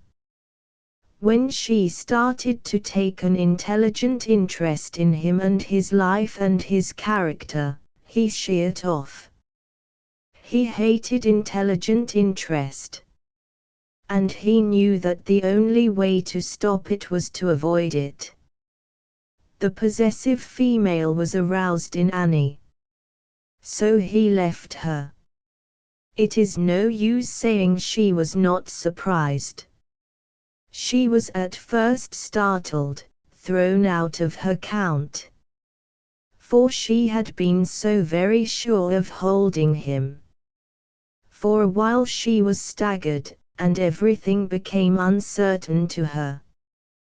Then she wept with fury, indignation, desolation, and misery. Then she had a spasm of despair.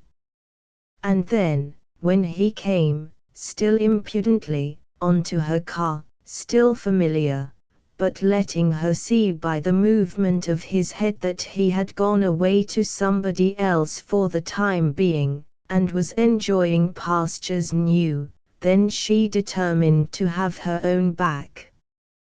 She had a very shrewd idea what girls John Thomas had taken out. She went to Nora Purdy. Nora was a tall, rather pale, but well-built girl, with beautiful yellow hair. She was rather secretive. "Hey," said Annie, accosting her, then softly, "who's John Thomas on with now?" "I don't know," said Nora. "Ytha does," said Annie, ironically lapsing into dialect. "Tha knows as well as I do." "Well, I do, then," said Nora. "It isn't me, so don't bother." "It's Sissy Meakin, isn't it?" "It is, for all I know." "Hasn't he got a face on him?" said Annie. "I don't half like his cheek. I could knock him off the footboard when he comes round at me." He'll get dropped on one of these days, said Nora. He will, when somebody makes up their mind to drop it on him. I should like to see him taken down a peg or two, shouldn't you? I shouldn't mind, said Nora. You've got quite as much cause to as I have, said Annie. But we'll drop on him one of these days, my girl. What? Don't you want to? I don't mind, said Nora. But as a matter of fact, Nora was much more vindictive than Annie. One by one Annie went the round of the old flames. It so happened that Sissy Meakin left the tramway service in quite a short time. Her mother made her leave. Then John Thomas was on the qui vive. He cast his eyes over his old flock. And his eyes lighted on Annie. He thought she would be safe now. Besides, he liked her. She arranged to walk home with him on Sunday night. It so happened that her car would be in the depot at 9:30. The last car would come in at 10:15. So John Thomas was to wait for her there. At the depot the girls had a little waiting room of their own. It was quite rough, but cozy, with a fire and an oven and a mirror, and table and wooden chairs. The half-dozen girls who knew John Thomas only too well had arranged to take service this Sunday afternoon. So, as the cars began to come in, early, the girls dropped into the waiting room. And instead of hurrying off home, they sat around the fire and had a cup of tea. Outside was the darkness and lawlessness of wartime. John Thomas came on the car after Annie, at about 9:15. He poked his head easily into the girls' waiting room. "Prayer meeting?" he asked. Said Laura Sharp. "Ladies only." "That's me," said John Thomas. It was one of his favorite exclamations. "Shut the door, boy," said Muriel Bagale. "On which side of me?" said John Thomas. "Which tha likes," said Polly Birkin. He had come in and closed the door behind him. The girls moved in their circle, to make a place for him near the fire. He took off his greatcoat and pushed back his hat. "Who handles the teapot?" he said. Nora Purdy silently poured him out a cup of tea. "Want a bit o' my bread and drippin'?" said Muriel Bagale to him. Give us a bit." And he began to eat his piece of bread. "There's no place like home, girls," he said. They all looked at him as he uttered this piece of impudence. He seemed to be sunning himself in the presence of so many damsels. "Especially if you're not afraid to go home in the dark," said Laura Sharp. "Me? By myself I am." They sat till they heard the last tram come in. In a few minutes Emma Houserley entered. "Come on, my old duck," cried Polly Birkin. "It is perishing," said Emma, holding her fingers to the fire. "But I'm afraid to go home in the dark," sang Laura Sharp, the tune having got into her mind. "Who're you going with tonight, John Thomas?" asked Muriel Bagale, coolly. "Tonight," said John Thomas.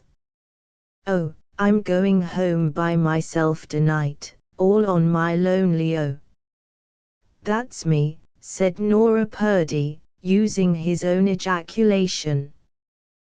The girls laughed shrilly. Me as well, Nora, said John Thomas. Don't know what you mean, said Laura. Yes, I'm toddling, said he, rising and reaching for his overcoat. Nay, said Polly. We're all here waiting for you. We've got to be up in good time in the morning, he said, in the benevolent official manner. They all laughed. Nay, said Muriel. Don't leave us all lonely, John Thomas. Take one. I'll take the lot, if you like, he responded gallantly. That you won't either, said Muriel. Two's company, seven's too much of a good thing. Nay, take one, said Laura. Fair and square, all above board, and say which. Cried Annie, speaking for the first time. Pick, John Thomas, let's hear thee. Nay, he said.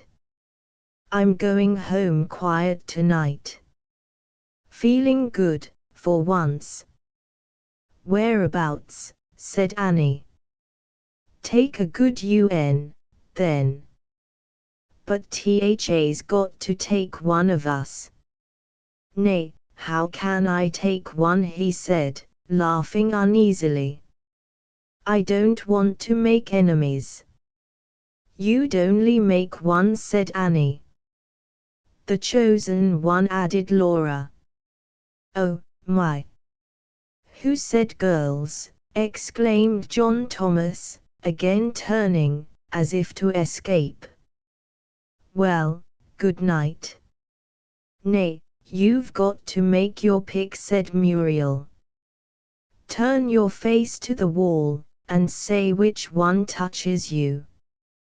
Go on, we shall only just touch your back, one of us. Go on, turn your face to the wall, and don't look, and say which one touches you.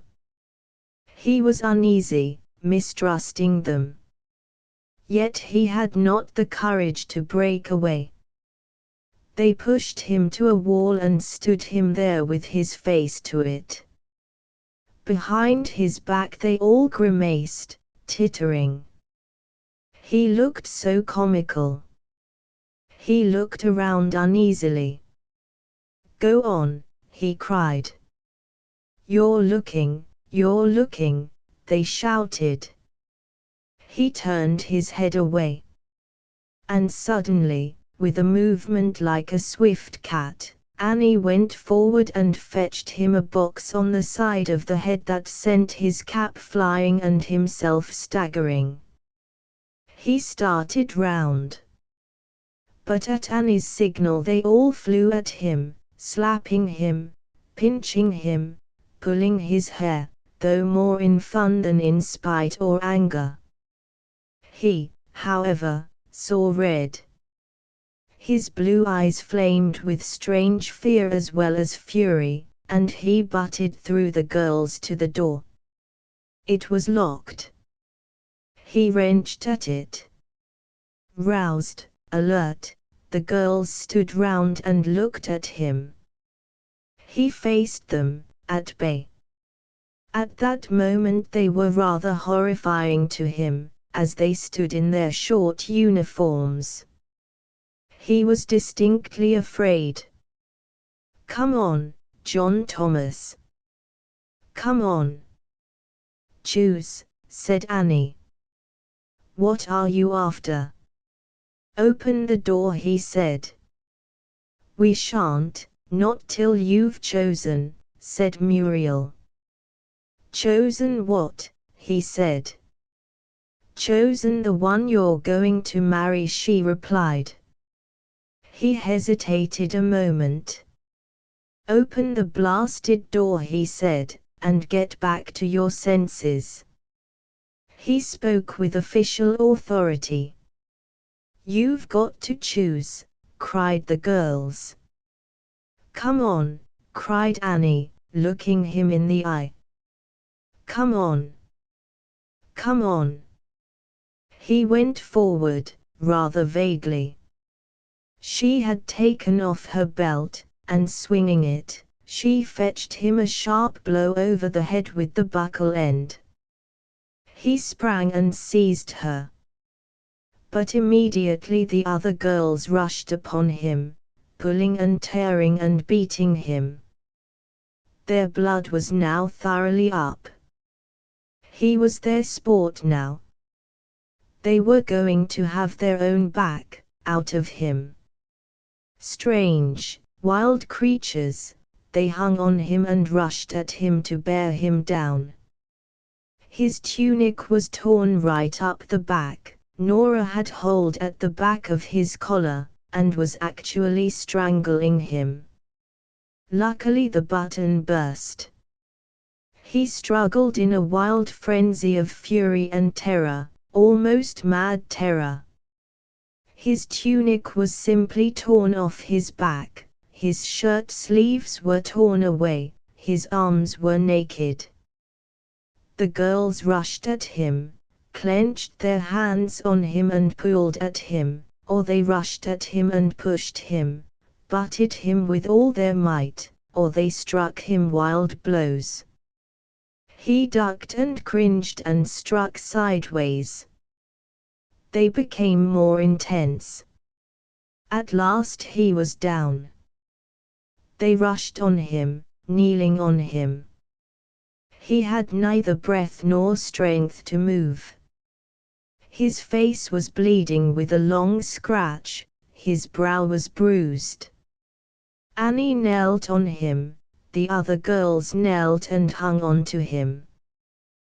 Their faces were flushed, their hair wild, their eyes were all glittering strangely. He lay at last quite still, with face averted, as an animal lies when it is defeated and at the mercy of the captor. Sometimes his eye glanced back at the wild faces of the girls. His breast rose heavily, his wrists were torn. "Now, then, my fellow," gasped Annie at length. Now then, now, at the sound of her terrifying, cold triumph, he suddenly started to struggle as an animal might. But the girls threw themselves upon him with unnatural strength and power, forcing him down. "Yes, now, then," gasped Annie at length. And there was a dead silence, in which the thud of heart beating was to be heard. It was a suspense of pure silence in every soul. "Now you know where you are," said Annie. The sight of his white, bare arm maddened the girls. He lay in a kind of trance of fear and antagonism. They felt themselves filled with supernatural strength. Suddenly Polly started to laugh, to giggle wildly, helplessly, and Emma and Muriel joined in. But Annie and Nora and Laura remained the same, tense, watchful, with gleaming eyes. He winced away from these eyes. "Yes," said Annie, in a curious low tone, secret and deadly. "Yes. You've got it now. You know what you've done, don't you? You know what you've done." He made no sound nor sign, but lay with bright, averted eyes, and averted, bleeding face. "You ought to be killed, that's what you ought," said Annie, tensely. "You ought to be killed." And there was a terrifying lust in her voice. Polly was ceasing to laugh, and giving long-drawn ohhs and sighs as she came to herself. "He's got to choose," she said vaguely. "Oh, yes, he has," said Laura, with vindictive decision. "Do you hear, do you hear?" said Annie. And with a sharp movement, that made him wince, She turned his face to her. "Do you hear?" she repeated, shaking him. But he was quite dumb. She fetched him a sharp slap on the face. He started, and his eyes widened. Then his face darkened with defiance. "After all." "Do you hear?" she repeated. He only looked at her with hostile eyes. "Speak," she said, putting her face devilishly near his. "What?" he said, almost overcome. "You've got to choose," she cried, as if it were some terrible menace, and as if it hurt her that she could not exact more. "What?" he said, in fear. "Choose your girl, Cody. You've got to choose her now. And you'll get your neck broken if you play any more of your tricks, my boy. You're settled now." There was a pause. Again he averted his face. He was cunning in his overthrow. He did not give in to them really, no, not if they tore him to bits. "All right, then," he said, "I choose Annie." His voice was strange and full of malice.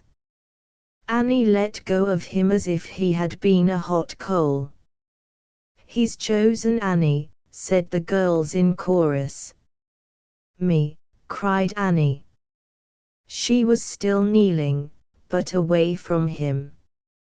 He was still lying prostrate, with averted face.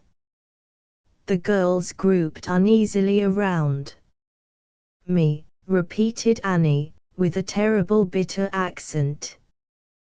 Then she got up, drawing away from him with strange disgust and bitterness. "I wouldn't touch him," she said. But her face quivered with a kind of agony. She seemed as if she would fall. The other girls turned aside. He remained lying on the floor, with his torn clothes and bleeding, averted face. "Oh, if he's chosen," said Polly. "I don't want him, he can choose again," said Annie, with the same rather bitter hopelessness. "Get up," said Polly, lifting his shoulder. "Get up." He rose slowly, a strange, ragged, dazed creature. The girls eyed him from a distance, curiously, furtively, dangerously. "Who wants him?" cried Laura, roughly. "Nobody," they answered, with contempt. Yet each one of them waited for him to look at her, hoped he would look at her. All except Annie, and something was broken in her. He, however, kept his face closed and averted from them all. There was a silence of the end. He picked up the torn pieces of his tunic, without knowing what to do with them. The girls stood about uneasily, flushed, panting, tidying their hair and their dress unconsciously, and watching him. He looked at none of them. He espied his cap in a corner, and went and picked it up. He put it on his head, and one of the girls burst into a shrill, hysteric laugh at the sight he presented. He, however, took no heed, but went straight to where his overcoat hung on a peg. The girls moved away from contact with him as if he had been an electric wire. He put on his coat and buttoned it down. Then he rolled his tunic rags into a bundle, and stood before the locked door, dumbly. "Open the door," somebody said. Laura. "Annie's got the key," said one. Annie silently offered the key to the girls. Nora unlocked the door. Tit for tat, "Old man," she said. "Show yourself a man, and don't bear a grudge." But without a word or sign he had opened the door and gone, his face closed, his head dropped. "That'll learn him," said Laura. "Coddy," said Nora. "Shut up, for God's sake," cried Annie fiercely, as if in torture. "Well, I'm about ready to go, Polly." "Look sharp," said Muriel. The girls were all anxious to be off. They were tidying themselves hurriedly, with mute, stupefied faces. The blind man Isabelle Pavin was listening for two sounds, for the sound of wheels on the drive outside and for the noise of her husband's footsteps in the hall. Her dearest and oldest friend, a man who seemed almost indispensable to her living, would drive up in the rainy dusk of the closing November day. The trap had gone to fetch him from the station. And her husband, who had been blinded in Flanders, and who had a disfiguring mark on his brow, would be coming in from the outhouses. He had been home for a year now. He was totally blind. Yet they had been very happy. The Grange was Maurice's own place. The back was a farmstead, and the Wernhams, who occupied the rear premises, acted as farmers. Isabelle lived with her husband in the handsome rooms in front. She and he had been almost entirely alone together since he was wounded. They talked and sang and read together in a wonderful and unspeakable intimacy. Then she reviewed books for a Scottish newspaper, carrying on her old interest, and he occupied himself a good deal with the farm. Sightless, he could still discuss everything with Wernham, and he could also do a good deal of work about the place, menial work, it is true, but it gave him satisfaction. He milked the cows, carried in the pails, turned the separator, attended to the pigs and horses. Life was still very full and strangely serene for the blind man, peaceful with the almost incomprehensible peace of immediate contact in darkness. With his wife he had a whole world, rich and real and invisible. They were newly and remotely happy. He did not even regret the loss of his sight in these times of dark, palpable joy. A certain exultance swelled his soul. But as time wore on, sometimes the rich glamour would leave them. Sometimes, after months of this intensity, a sense of burden overcame Isabelle, a weariness, a terrible ennui, in that silent house approached between a colonnade of tall shafted pines. Then she felt she would go mad, for she could not bear it.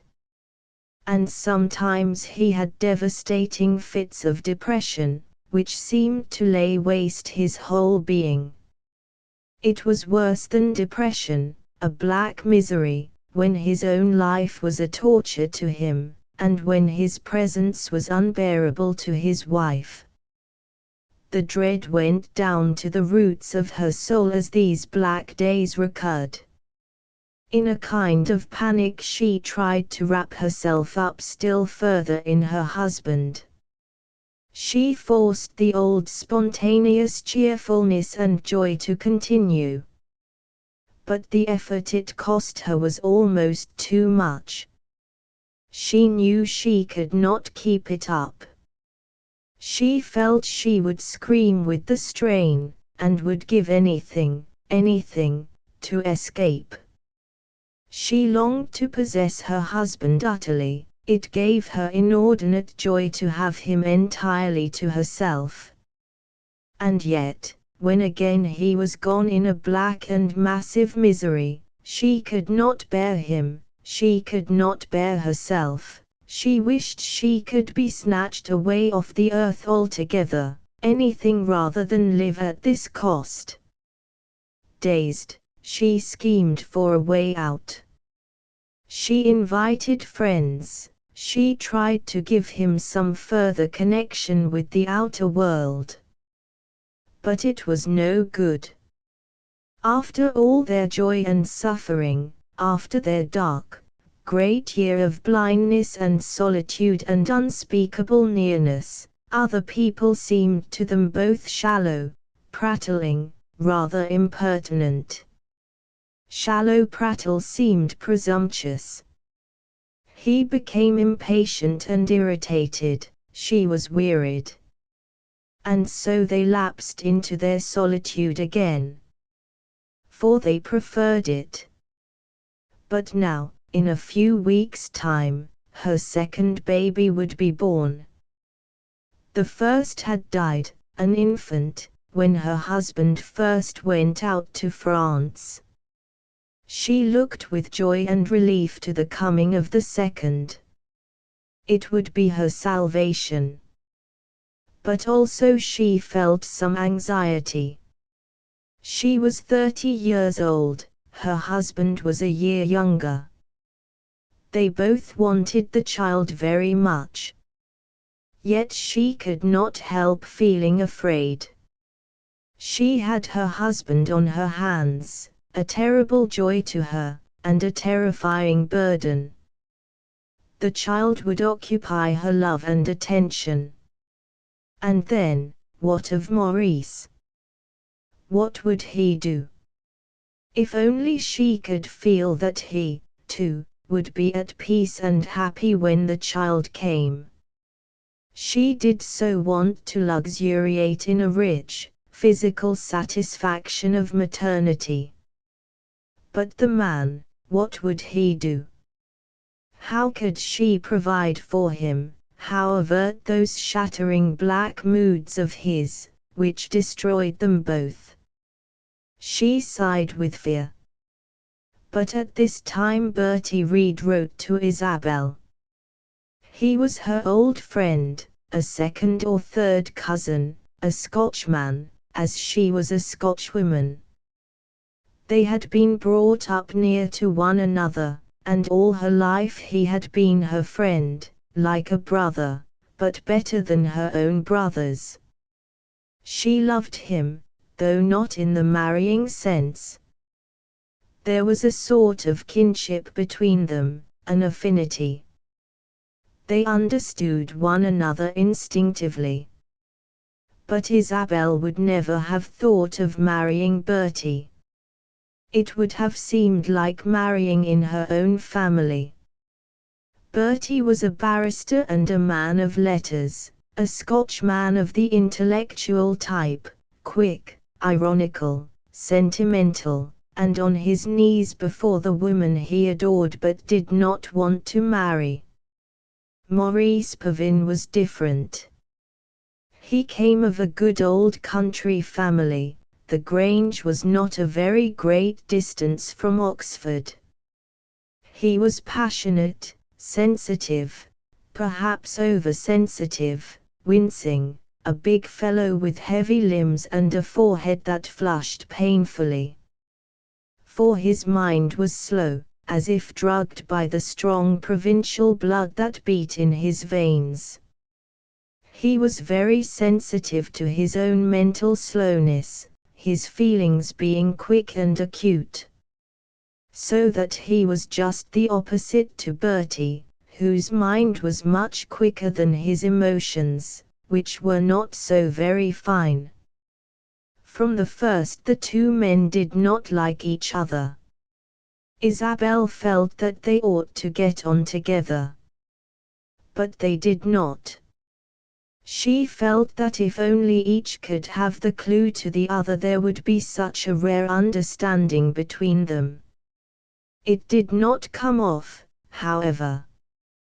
Bertie adopted a slightly ironical attitude, very offensive to Maurice, who returned the Scotch irony with English resentment, a resentment which deepened sometimes into stupid hatred.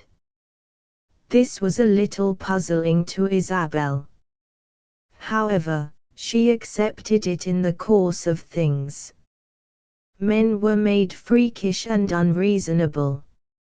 Therefore, when Maurice was going out to France for the second time, she felt that, for her husband's sake, she must discontinue her friendship with Bertie. She wrote to the barrister to this effect. Bertram Reed simply replied that in this, as in all other matters, he must obey her wishes, if these were indeed her wishes. For nearly 2 years nothing had passed between the two friends. Isabel rather gloried in the fact, she had no compunction.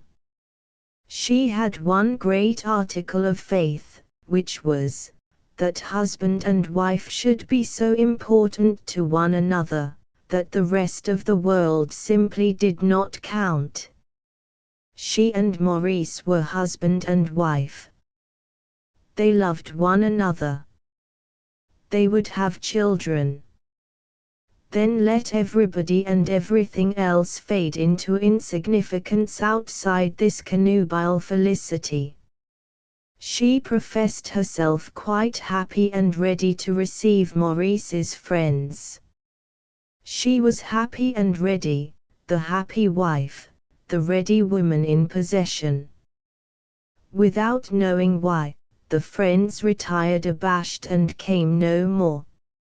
Maurice, of course, took as much satisfaction in this connubial absorption as Isabel did. He shared in Isabel's literary activities. She cultivated a real interest in agriculture and cattle raising. For she, being at heart perhaps an emotional enthusiast, always cultivated the practical side of life, and prided herself on her mastery of practical affairs. Thus the husband and wife had spent the 5 years of their married life. The last had been one of blindness and unspeakable intimacy. And now Isabel felt a great indifference coming over her, a sort of lethargy. She wanted to be allowed to bear her child in peace, to nod by the fire and drift vaguely, physically, from day to day. Maurice was like an ominous thundercloud. She had to keep waking up to remember him. When a little note came from Bertie, asking if he were to put up a tombstone to their dead friendship, and speaking of the real pain he felt on account of her husband's loss of sight, she felt a pang, a fluttering agitation of reawakening. And she read the letter to Maurice. "Ask him to come down," he said. "Ask Bertie to come here," she re-echoed. "Yes, if he wants to." Isabel paused for a few moments. "I know he wants to, he'd only be too glad," she replied. "But what about you, Maurice? How would you like it?" "I should like it." "Well, in that case, but I thought you didn't care for him." "Oh, I don't know. I might think differently of him now," the blind man replied. It was rather abstruse to Isabel. "Well, dear," she said, "if you're quite sure, I'm sure enough." "Let him come," said Maurice. So Bertie was coming this evening, in the November rain and darkness. Isabel was agitated, racked with her old restlessness and indecision. She had always suffered from this pain of doubt, just an agonizing sense of uncertainty. It had begun to pass off, in the lethargy of maternity. Now it returned, and she resented it. She struggled as usual to maintain her calm, composed, friendly bearing, a sort of mask she wore over all her body. A woman had lighted a tall lamp beside the table, and spread the cloth. The long dining room was dim, with its elegant but rather severe pieces of old furniture. Only the round table glowed softly under the light. It had a rich, beautiful effect. The white cloth glistened and dropped its heavy, pointed lace corners almost to the carpet. The china was old and handsome, creamy yellow, with a blotched pattern of harsh red and deep blue, the cups large and bell-shaped, the teapot gallant. Isabel looked at it with superficial appreciation. Her nerves were hurting her. She looked automatically again at the high, uncurtained windows. In the last dusk she could just perceive outside a huge fir tree swaying its boughs. It was as if she thought it rather than saw it. The rain came flying on the window panes. Ah, why had she no peace? These two men, why did they tear at her? Why did they not come? Why was there this suspense? She sat in a lassitude that was really suspense and irritation. Maurice, at least, might come in, there was nothing to keep him out. She rose to her feet. Catching sight of her reflection in a mirror, she glanced at herself with a slight smile of recognition, as if she were an old friend to herself. Her face was oval and calm, her nose a little arched. Her neck made a beautiful line down to her shoulder. With hair knotted loosely behind, she had something of a warm, maternal look. Thinking this of herself, she arched her eyebrows and her rather heavy eyelids, with a little flicker of a smile, and for a moment her grey eyes looked amused and wicked, a little sardonic, out of her transfigured Madonna face. Then, resuming her air of womanly patience, she was really fatally self-determined, she went with a little jerk towards the door. Her eyes were slightly reddened. She passed down the wide hall, and through a door at the end. Then she was in the farm premises. The scent of dairy, and of farm kitchen, and of farmyard and of leather almost overcame her, but particularly the scent of dairy. They had been scalding out the pans. The flagged passage in front of her was dark, puddled and wet. Light came out from the open kitchen door. She went forward and stood in the doorway. The farm people were at tea, seated at a little distance from her, round a long, narrow table, in the center of which stood a white lamp. Ruddy faces, ruddy hands holding food, red mouths working, heads bent over the teacups, men, land girls, boys. It was tea time, feeding time. Some faces caught sight of her. Mrs. Wernham, going round behind the chairs with a large black teapot, halting slightly in her walk, was not aware of her for a moment. Then she turned suddenly. "Oh, is it madam?" she exclaimed. "Come in, then, come in. We're at tea." And she dragged forward a chair. "No, I won't come in," said Isabel, "I'm afraid I interrupt your meal." "No, no, not likely, madam, not likely. Hasn't Mr. Pavin come in, do you know?" I'm sure I couldn't say. Missed him, have you, madam? No, I only wanted him to come in, laughed Isabel, as if shyly. Wanted him, did ye? Get you, boy, get up, now. Mrs. Wernham knocked one of the boys on the shoulder. He began to scrape to his feet, chewing largely. I believe he's in top stable, said another face from the table. Ah. No, don't get up. I'm going myself, said Isabel. Don't you go out of a dirty night like this. Let the lad go. Get along wi' ye, boy, said Mrs. Wernham. No, no, said Isabel, with a decision that was always obeyed. Go on with your tea, Tom. I'd like to go across to the stable, Mrs. Wernham. Did ever you hear tell? Exclaimed the woman. Isn't the trap late? Asked Isabel. Why, no, said Mrs. Wernham, peering into the distance at the tall, dim clock. No, madam, we can give it another quarter or 20 minutes yet. Good, yes, every bit of a quarter. Ah. It seems late when darkness falls so early, said Isabel. It do, that it do. Bother the days, that they draw in so, answered Mrs. Wernham. Proper miserable.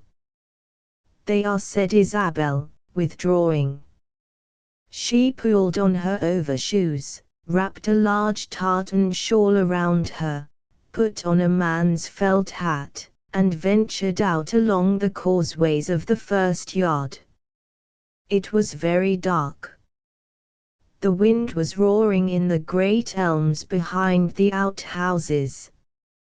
When she came to the second yard, the darkness seemed deeper. She was unsure of her footing. She wished she had brought a lantern. Rain blew against her. Half she liked it, half she felt unwilling to battle. She reached at last the just visible door of the stable. There was no sign of a light anywhere. Opening the upper half, she looked into a simple well of darkness. The smell of horses, and ammonia, and of warmth was startling to her, in that full night. She listened with all her ears, but could hear nothing save the night, and the stirring of a horse. Maurice, she called, softly and musically, though she was afraid. Maurice, are you there? Nothing came from the darkness. She knew the rain and wind blew in upon the horses, the hot animal life. Feeling it wrong, she entered the stable, and drew the lower half of the door shut, holding the upper part close. She did not stir, because she was aware of the presence of the dark hind quarters of the horses, though she could not see them, and she was afraid. Something wild stirred in her heart. She listened intensely. Then she heard a small noise in the distance, far away, it seemed, the chink of a pan, and a man's voice speaking a brief word. It would be Maurice, in the other part of the stable. She stood motionless, waiting for him to come through the partition door. The horses were so terrifyingly near to her, in the invisible. The loud jarring of the inner door latch made her start. The door was opened. She could hear and feel her husband entering and invisibly passing among the horses near to her, in darkness as they were, actively intermingled. The rather low sound of his voice as he spoke to the horses came velvety to her nerves. How near he was, and how invisible. The darkness seemed to be in a strange swirl of violent life, just upon her. She turned giddy. Her presence of mind made her call, quietly and musically, "Maurice! Maurice, dear!" "Yes," he answered. "Isabelle." She saw nothing, and the sound of his voice seemed to touch her. "Hello," she answered cheerfully, straining her eyes to see him. He was still busy, attending to the horses near her, but she saw only darkness. It made her almost desperate. "Won't you come in, dear?" she said. "Yes, I'm coming. Just half a minute. Stand over, now." "Trap's not come, has it?" "Not yet," said Isabelle. His voice was pleasant and ordinary, but it had a slight suggestion of the stable to her. She wished he would come away. Whilst he was so utterly invisible, she was afraid of him. "How's the time?" he asked. "Not yet 6," she replied. She disliked to answer into the dark. Presently he came very near to her, and she retreated out of doors. "The weather blows in here," he said, coming steadily forward, feeling for the doors. She shrank away. At last she could dimly see him. "Bertie won't have much of a drive," he said, as he closed the doors. "He won't indeed," said Isabelle calmly, watching the dark shape at the door. "Give me your arm, dear," she said. She pressed his arm close to her, as she went. But she longed to see him, to look at him. She was nervous. He walked erect, with face rather lifted, but with a curious tentative movement of his powerful, muscular legs. She could feel the clever, careful, strong contact of his feet with the earth, as she balanced against him. For a moment he was a tower of darkness to her, as if he rose out of the earth. In the house passage he wavered, and went cautiously, with a curious look of silence about him as he felt for the bench. Then he sat down heavily. He was a man with rather sloping shoulders, but with heavy limbs, powerful legs that seemed to know the earth. His head was small, usually carried high and light. As he bent down to unfasten his gaiters and boots, he did not look blind. His hair was brown and crisp, his hands were large, reddish, intelligent, the veins stood out in the wrists, and his thighs and knees seemed massive. When he stood up, his face and neck were surcharged with blood, the veins stood out on his temples. She did not look at his blindness. Isabelle was always glad when they had passed through the dividing door into their own regions of repose and beauty. She was a little afraid of him, out there in the animal grossness of the back. His bearing also changed, as he smelled the familiar, indefinable odor that pervaded his wife's surroundings, a delicate, refined scent, very faintly spicy. Perhaps it came from the potpourri bowls. He stood at the foot of the stairs, arrested, listening. She watched him, and her heart sickened. He seemed to be listening to fate. "He's not here yet," he said. "I'll go up and change." "Maurice," she said, You're not wishing he wouldn't come, are you? I couldn't quite say, he answered. I feel myself rather on the qui-vive. I can see you are, she answered. And she reached up and kissed his cheek. She saw his mouth relax into a slow smile. What are you laughing at? She said roguishly. You consoling me, he answered. Nay, she answered. Why should I console you?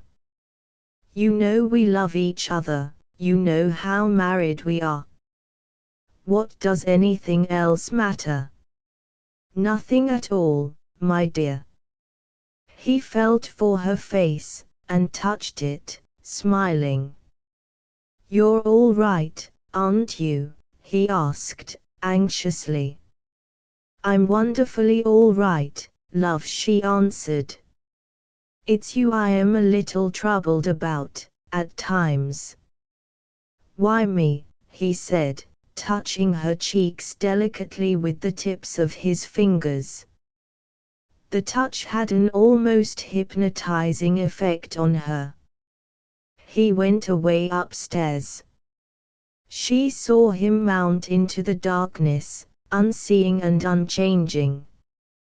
He did not know that the lamps on the upper corridor were unlighted.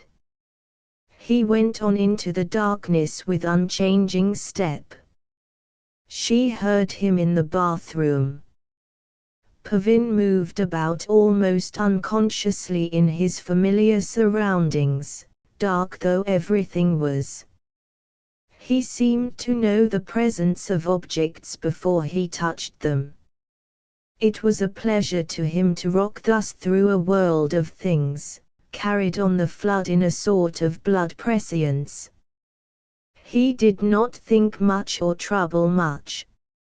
So long as he kept this sheer immediacy of blood contact with the substantial world, he was happy. He wanted no intervention of visual consciousness.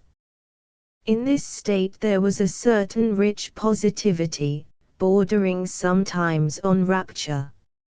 Life seemed to move in him like a tide, lapping and advancing, enveloping all things darkly. It was a pleasure to stretch forth the hand and meet the unseen object, clasp it, and possess it in pure contact. He did not try to remember, to visualize. He did not want to.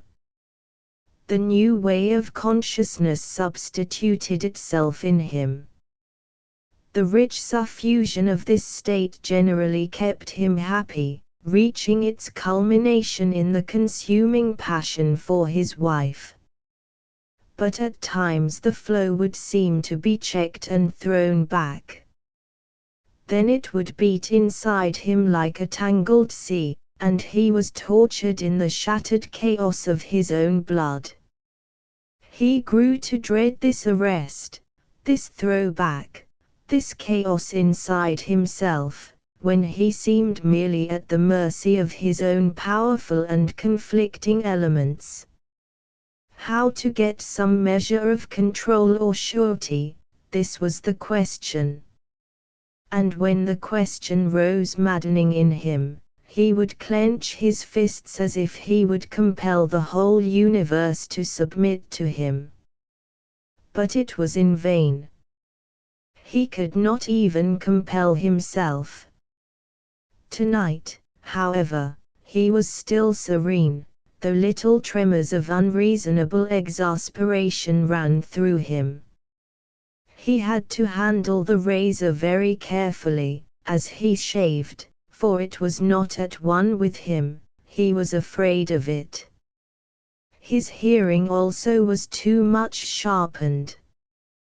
He heard the woman lighting the lamps on the corridor, and attending to the fire in the visitor's room. And then, as he went to his room, he heard the trap arrive. Then came Isabel's voice, lifted and calling, like a bell ringing, "Is it you, Bertie?" Have you come? And a man's voice answered out of the wind, Hello, Isabel. There you are. Have you had a miserable drive? I'm so sorry we couldn't send a closed carriage. I can't see you at all, you know. I'm coming. No, I liked the drive, it was like Perthshire. Well, how are you? You're looking fit as ever, as far as I can see. Oh, yes, said Isabel. I'm wonderfully well. How are you? Rather thin, I think, worked to death, everybody's old cry.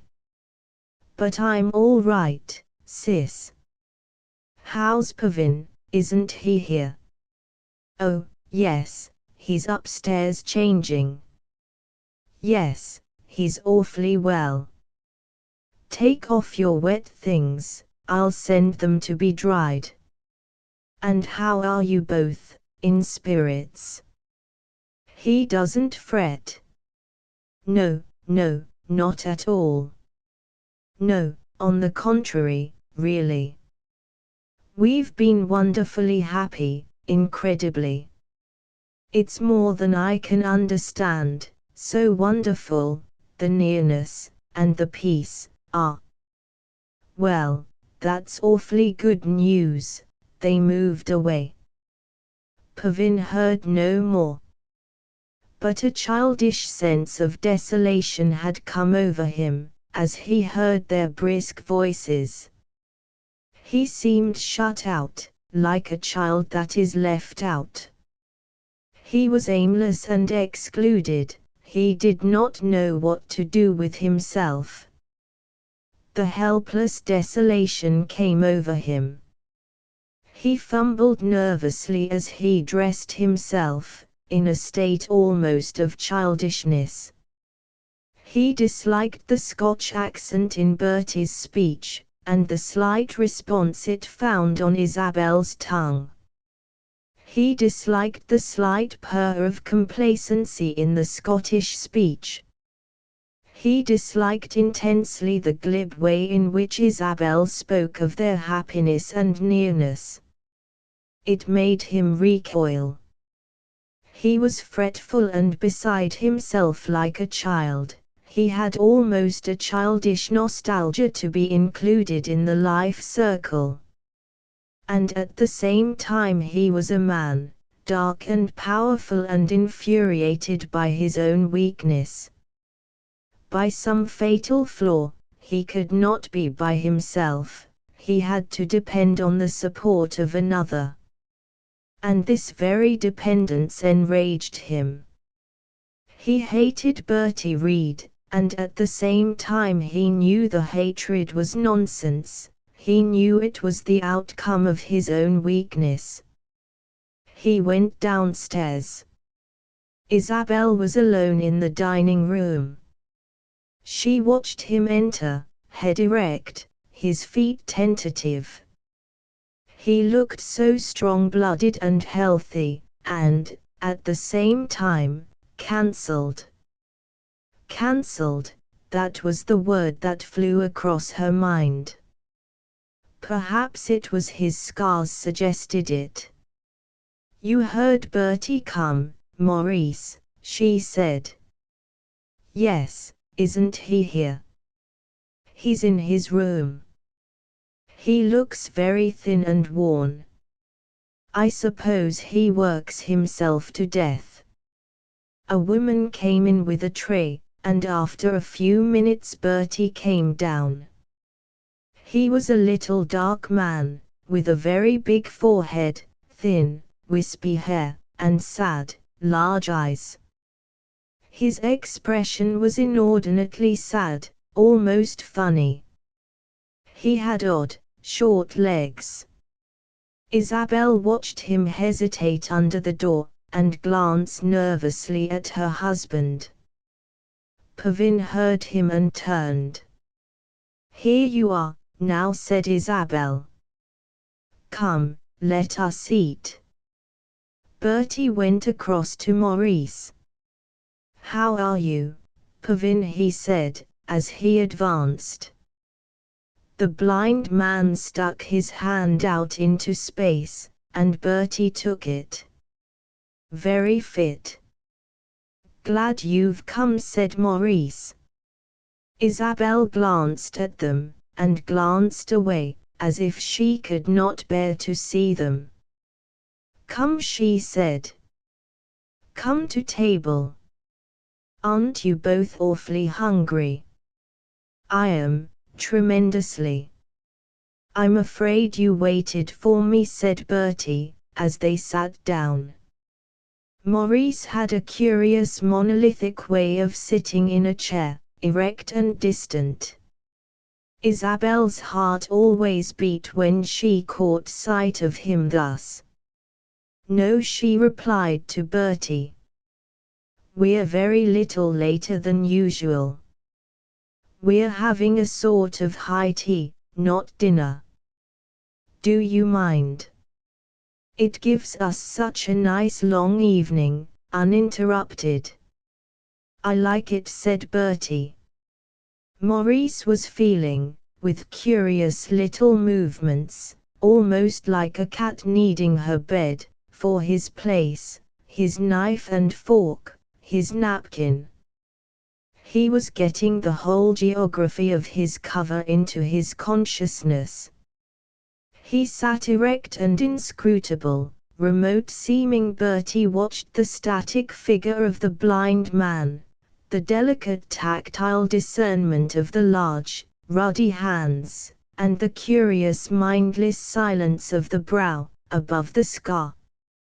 With difficulty he looked away, and without knowing what he did, picked up a little crystal bowl of violets from the table, and held them to his nose.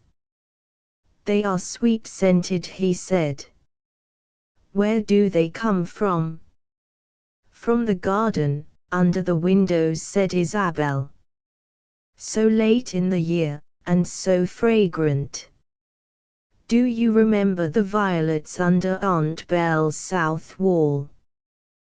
The two friends looked at each other and exchanged a smile, Isabelle's eyes lighting up.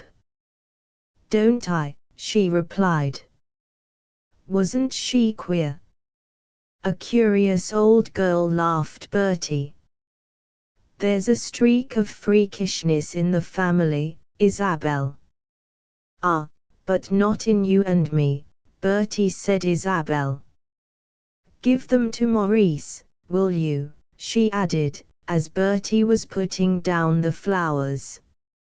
"Have you smelled the violets, dear? Do, they are so scented." Maurice held out his hand, and Bertie placed the tiny bowl against his large, warm-looking fingers. Maurice's hand closed over the thin white fingers of the barrister. Bertie carefully extricated himself. Then the two watched the blind man smelling the violets. He bent his head and seemed to be thinking. Isabelle waited. "Aren't they sweet, Maurice?" she said at last, anxiously. "Very," he said. And he held out the bowl. Bertie took it.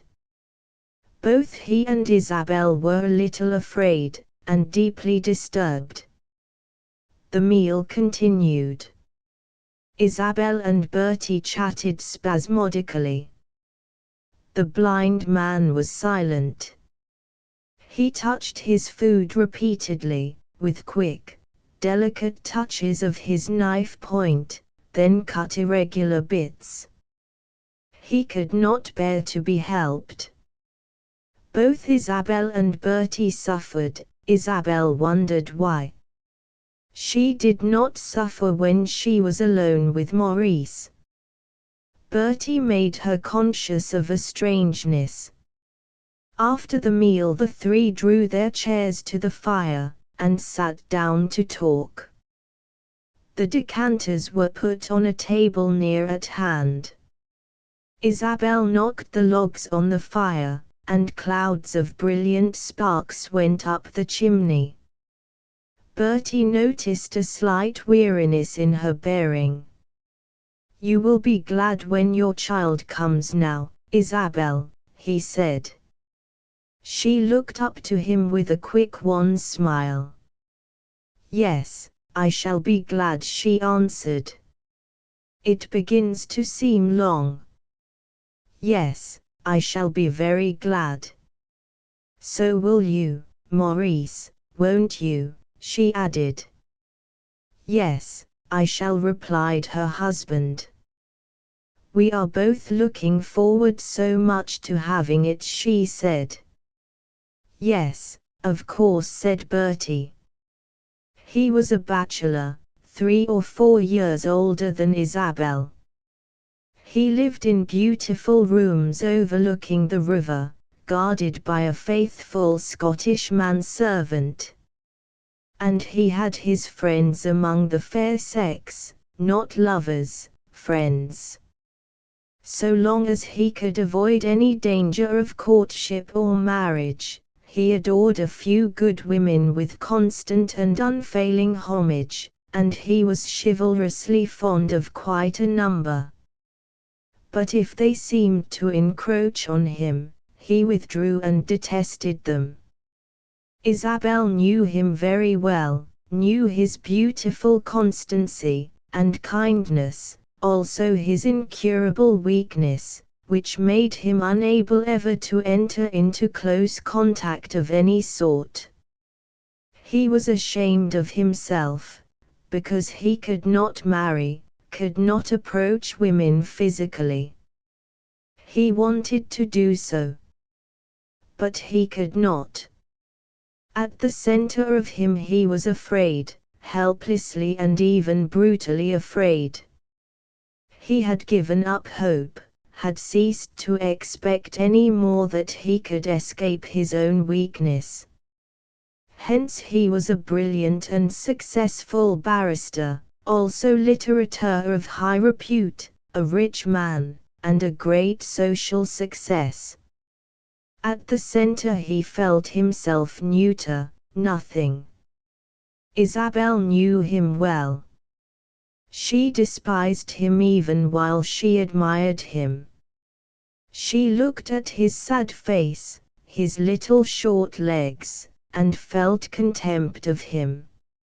She looked at his dark gray eyes, with their uncanny, almost childlike intuition, and she loved him.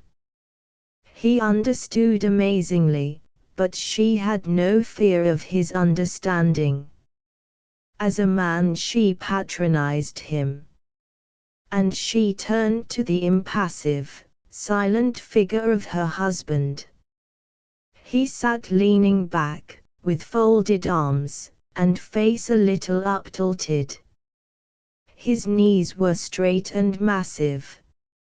She sighed, picked up the poker, and again began to prod the fire, to rouse the clouds of soft, brilliant sparks. "Isabel tells me," Bertie began suddenly, "that you have not suffered unbearably from the loss of sight." Maurice straightened himself to attend, but kept his arms folded. "No," he said, "not unbearably. Now and again one struggles against it, you know. But there are compensations." "They say it is much worse to be stone deaf," said Isabel. "I believe it is," said Bertie. "Are there compensations?" he added, to Maurice. "Yes. You cease to bother about a great many things." Again Maurice stretched his figure, stretched the strong muscles of his back, and leaned backwards, with uplifted face. "And that is a relief," said Bertie. "But what is there in place of the bothering? What replaces the activity?" There was a pause. At length the blind man replied, as out of a negligent, unattentive thinking, "Oh, I don't know. There's a good deal when you're not active. Is there? Said Bertie. What, exactly? It always seems to me that when there is no thought and no action, there is nothing. Again Maurice was slow in replying. There is something, he replied. I couldn't tell you what it is. And the talk lapsed once more, Isabel and Bertie chatting gossip and reminiscence, the blind man silent. At length Maurice rose restlessly, a big, obtrusive figure. He felt tight and hampered. He wanted to go away. Do you mind, he said, if I go and speak to Wernham? No, go along, dear, said Isabel. And he went out. A silence came over the two friends. At length Bertie said, nevertheless, it is a great deprivation, Sissy. It is, Bertie. I know it is. Something lacking all the time, said Bertie. Yes, I know. And yet, Maurice is right. There is something else, something there, which you never knew was there, and which you can't express. What is there? Asked Bertie. I don't know, it's awfully hard to define it, but something strong and immediate. There's something strange in Maurice's presence, indefinable, but I couldn't do without it. I agree that it seems to put one's mind to sleep.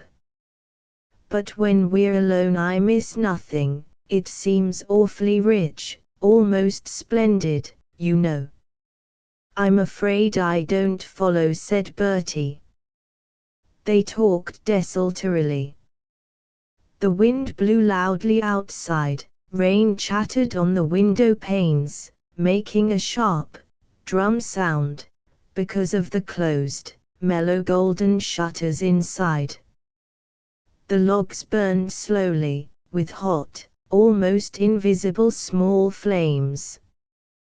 Bertie seemed uneasy, there were dark circles round his eyes. Isabel, rich with her approaching maternity, leaned looking into the fire. Her hair curled in odd, loose strands, very pleasing to the man. But she had a curious feeling of old woe in her heart, old, timeless night woe.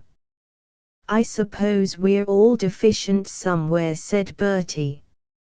I suppose so, said Isabel wearily. Damned, sooner or later. I don't know, she said, rousing herself. I feel quite all right, you know. The child coming seems to make me indifferent to everything, just placid. I can't feel that there's anything to trouble about, you know. A good thing, I should say, he replied slowly. Well, there it is. I suppose it's just nature. If only I felt I needn't trouble about Maurice, I should be perfectly content, but you feel you must trouble about him.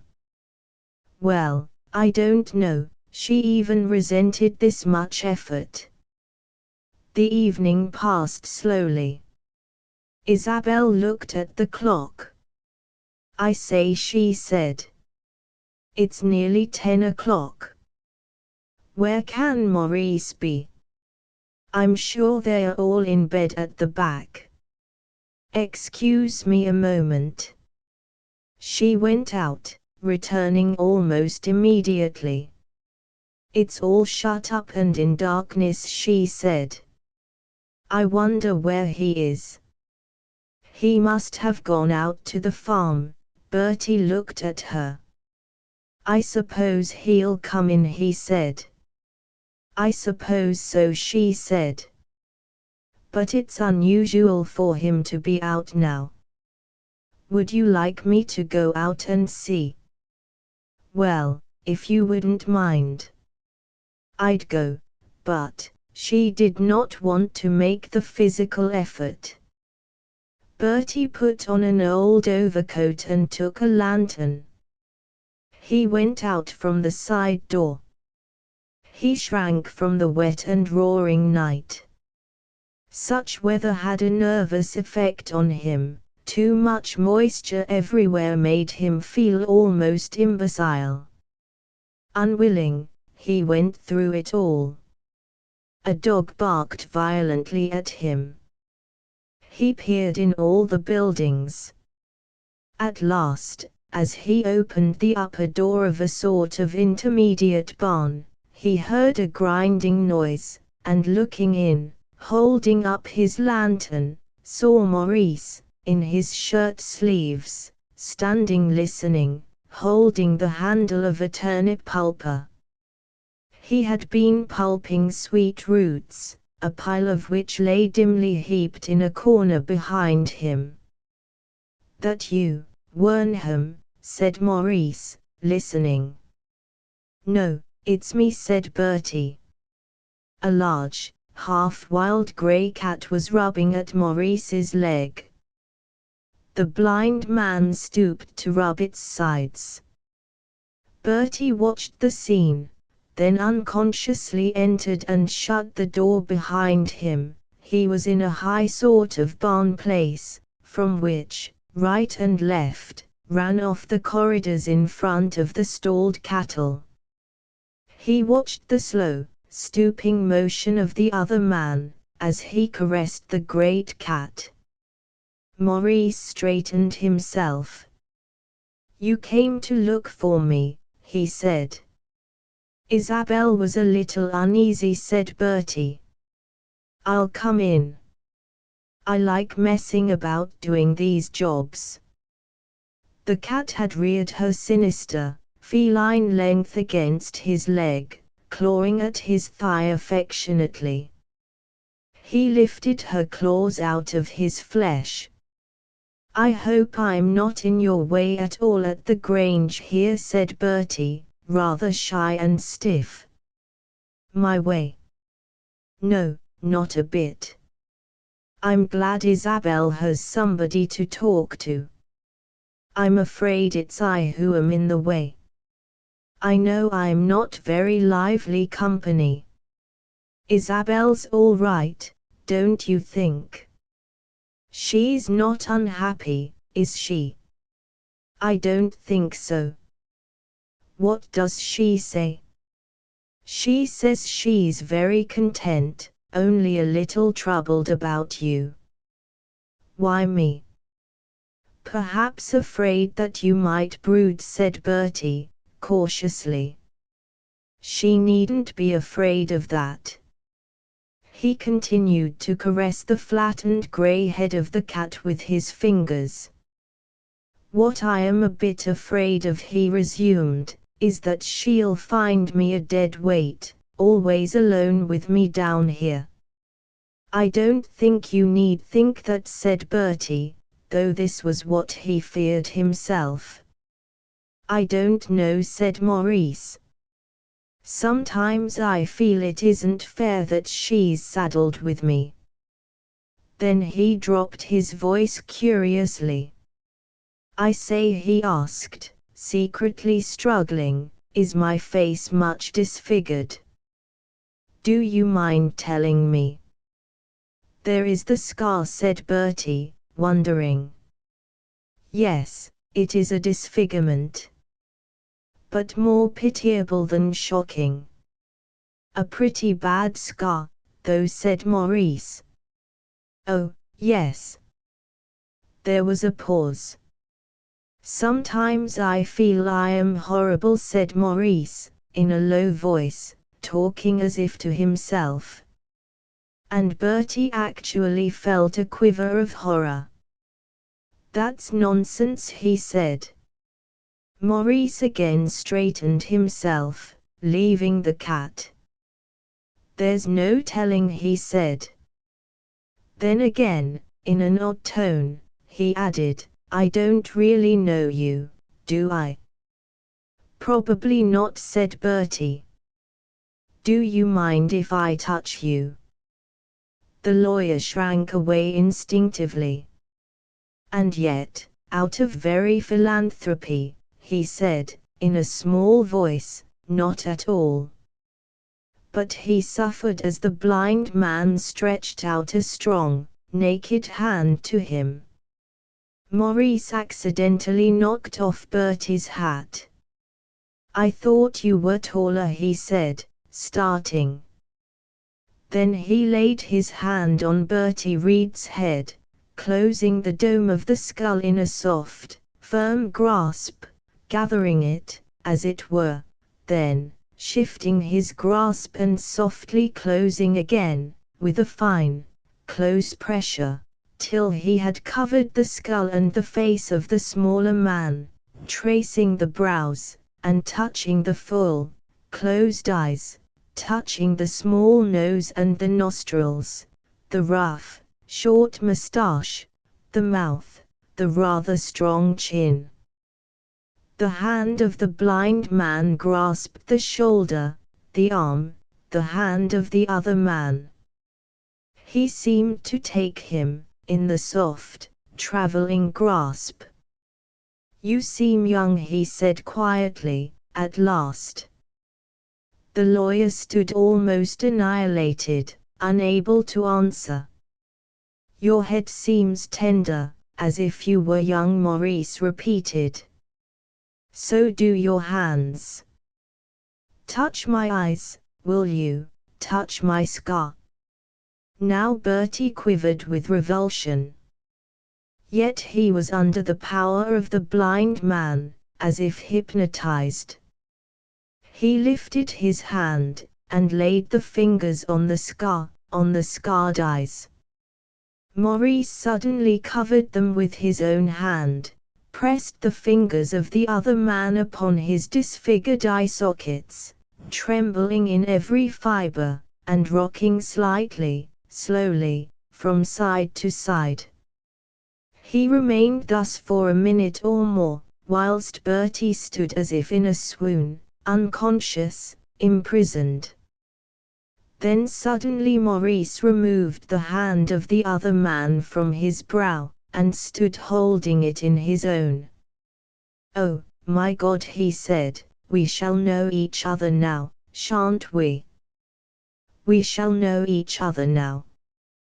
Bertie could not answer. He gazed mute and terror-struck, overcome by his own weakness. He knew he could not answer. He had an unreasonable fear, lest the other man should suddenly destroy him. Whereas Maurice was actually filled with hot, poignant love, the passion of friendship. Perhaps it was this very passion of friendship which Bertie shrank from most. We're all right together now, aren't we? Said Maurice. It's all right now, as long as we live, so far as we're concerned. Yes, said Bertie, trying by any means to escape. Maurice stood with head lifted, as if listening. The new delicate fulfillment of mortal friendship had come as a revelation and surprise to him, something exquisite and unhoped for. He seemed to be listening to hear if it were real. Then he turned for his coat. Come, he said, we'll go to Isabel. Bertie took the lantern and opened the door. The cat disappeared. The two men went in silence along the causeways. Isabel, as they came, thought their footsteps sounded strange. She looked up pathetically and anxiously for their entrance. There seemed a curious elation about Maurice. Bertie was haggard, with sunken eyes. What is it? She asked. We've become friends, said Maurice, standing with his feet apart, like a strange colossus. "Friends," re-echoed Isabel. And she looked again at Bertie. He met her eyes with a furtive, haggard look. His eyes were as if glazed with misery. "I'm so glad," she said, in sheer perplexity. "Yes," said Maurice. He was indeed so glad. Isabel took his hand with both hers, and held it fast. "You'll be happier now, dear," she said. But she was watching Bertie. She knew that he had one desire, to escape from this intimacy, this friendship, which had been thrust upon him. He could not bear it that he had been touched by the blind man, his insane reserve broken in. He was like a mollusk whose shell is broken. Monkey nuts. At first Joe thought the job okay. He was loading hay on the trucks, along with Albert, the corporal. The two men were pleasantly billeted in a cottage not far from the station. They were their own masters, for Joe never thought of Albert as a master. And the little sidings of the tiny village station was as pleasant a place as you could wish for. On one side, beyond the line, stretched the woods, on the other, the near side. Across a green smooth field red houses were dotted among flowering apple trees. The weather being sunny, work being easy, Albert, a real good pal, what life could be better? After Flanders, it was heaven itself. Albert, the corporal, was a clean-shaven, shrewd-looking fellow of about 40. He seemed to think his one aim in life was to be full of fun and nonsense. In repose, his face looked a little withered, old. He was a very good pal to Joe, steady, decent and grave under all his mischief, for his mischief was only his laborious way of skirting his own ennui. Joe was much younger than Albert, only 23. He was a tallish, quiet youth, pleasant-looking. He was of a slightly better class than his corporal, more personable. Careful about his appearance, he shaved every day. "I haven't got much of a face," said Albert. "If I was to shave every day like you, Joe, I should have none." There was plenty of life in the little goods yard, 3 porter youths, a continual come and go of farm wagons bringing hay, wagons with timber from the woods, coal carts loading at the trucks. The black coal seemed to make the place sleepier, hotter. Round the big white gate the station master's children played and his white chickens walked, whilst the station master himself, a young man getting too fat, helped his wife to peg out the washing on the clothesline in the meadow. The great boat-shaped wagons came up from Playcross with the hay. At first the farm men wagoned it. On the third day one of the land girls appeared with the first load, drawing to a standstill easily at the head of her 2 great horses. She was a buxom girl, young, in linen overalls and gaiters. Her face was ruddy, she had large blue eyes. "Now that's the wagoner for us, boys," said the corporal loudly. "Whoa," she said to her horses, and then to the corporal, "which boys do you mean?" "We are the pick of the bunch." "That's Joe, my pal." "Don't you let on that my name's Albert," said the corporal to his private. "I'm the corporal." "And I'm Miss Stokes," said the land girl coolly, "if that's all the boys you are."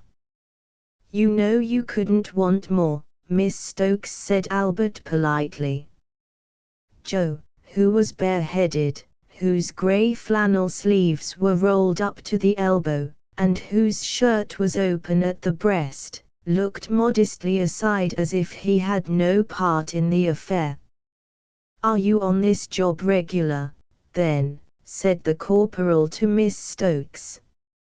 "I don't know for sure," she said, pushing a piece of hair under her hat, and attending to her splendid horses. "Oh, make it a certainty," said Albert. She did not reply. She turned and looked over the two men coolly. She was pretty, moderately blonde, with crisp hair, a good skin, and large blue eyes. She was strong, too, and the work went on leisurely and easily. "Now," said the corporal, stopping as usual to look round, "pleasant company makes work a pleasure. Don't hurry it, boys." He stood on the truck surveying the world. That was one of his great and absorbing occupations, to stand and look out on things in general. Joe, also standing on the truck, also turned round to look what was to be seen. But he could not become blankly absorbed, as Albert could. Miss Stokes watched the two men from under her broad felt hat. She had seen hundreds of Alberts, khaki soldiers standing in loose attitudes, absorbed in watching nothing in particular. She had seen also a good many Joes, quiet, good-looking young soldiers with half-averted faces. But there was something in the turn of Joe's head, and something in his quiet, tender-looking form, young and fresh, which attracted her eye. As she watched him closely from below, he turned as if he felt her, and his dark blue eye met her straight, light blue gaze. He faltered and turned aside again and looked as if he were going to fall off the truck. A slight flush mounted under the girl's full, ruddy face. She liked him. Always, after this, when she came into the sidings with her team, it was Joe she looked for. She acknowledged to herself that she was sweet on him. But Albert did all the talking. He was so full of fun and nonsense. Joe was a very shy bird, very brief and remote in his answers. Miss Stokes was driven to indulge in repartee with Albert, but she fixed her magnetic attention on the younger fellow. Joe would talk with Albert, and laugh at his jokes. But Miss Stokes could get little out of him. She had to depend on her silent forces. They were more effective than might be imagined. Suddenly, on Saturday afternoon, at about 2 o'clock, Joe received a bolt from the blue, a telegram, "Meet me Bellberry Station 6:00 p.m. today. M.S." He knew at once who MS was. His heart melted, he felt weak as if he had had a blow. "What's the trouble, boy?" asked Albert anxiously. "No trouble, it's to meet somebody." Joe lifted his dark blue eyes in confusion towards his corporal. "Meet somebody," repeated the corporal, watching his young pal with keen blue eyes. "It's all right, then, nothing wrong?" "No, nothing wrong." "I'm not going," said Joe. Albert was old and shrewd enough to see that nothing more should be said before the housewife. He also saw that Joe did not want to take him into confidence. So he held his peace, though he was piqued. The two soldiers went into town, smartened up. Albert knew a fair number of the boys round about. There would be plenty of gossip in the marketplace, plenty of lounging in groups on the Bath Road, watching the Saturday evening shoppers. Then a modest drink or two, and the movies. They passed an agreeable, casual, nothing in particular evening, with which Joe was quite satisfied. He thought of Belberry Station, and of MS waiting there.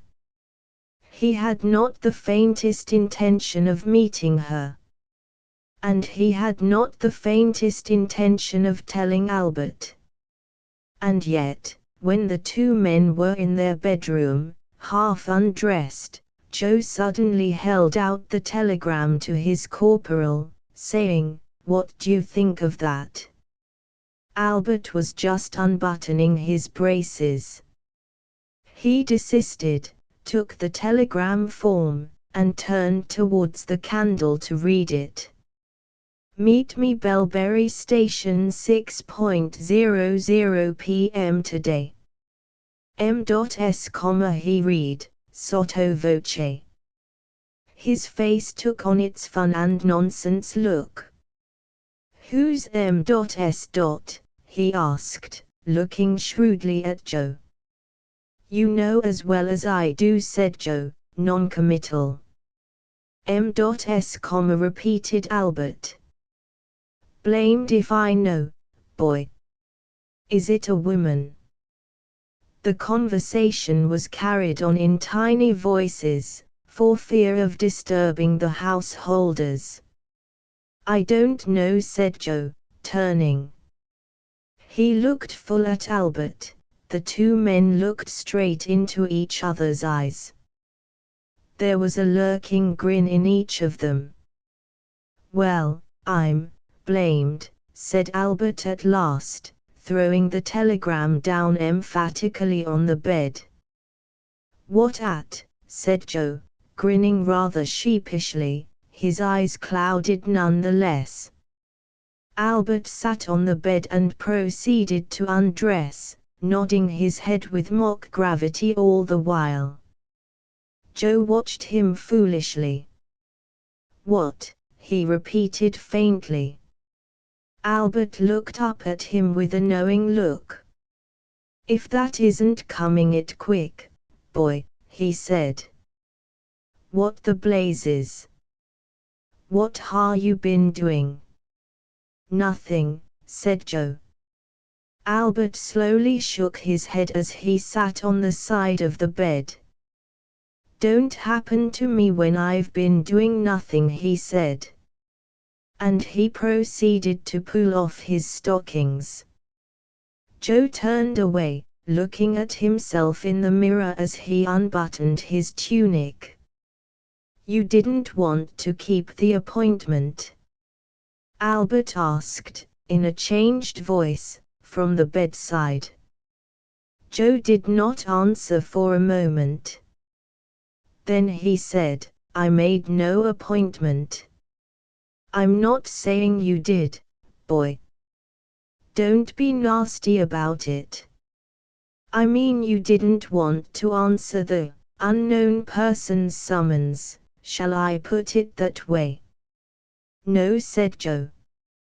"What was the deterring motive?" asked Albert, who was now lying on his back in bed. "Oh," said Joe, suddenly looking round rather haughtily. "I didn't want to." He had a well-balanced head, and could take on a sudden distant bearing. "Didn't want to, didn't cotton on, like." "Well, they be artful, the women," he mimicked his landlord. "Come on into bed, boy. Don't loiter about as if you'd lost something." Albert turned over, to sleep. On Monday Miss Stokes turned up as usual, striding beside her team. Her woe was resonant and challenging. She looked up at the truck as her steeds came to a standstill. Joe had turned aside, and had his face averted from her. She glanced him over. Save for his slender succulent tenderness she would have despised him. She sized him up in a steady look. Then she turned to Albert, who was looking down at her and smiling in his mischievous turn. She knew his aspects by now. She looked straight back at him, though her eyes were hot. He saluted her. "Beautiful morning, Miss Stokes." "Very," she replied. "Handsome is as handsome looks," said Albert. Which produced no response. "Now, Joe, come on here," said the corporal. "Don't keep the ladies waiting, it's the sign of a weak heart." Joe turned, and the work began. Nothing more was said for the time being. As the week went on, all parties became more comfortable.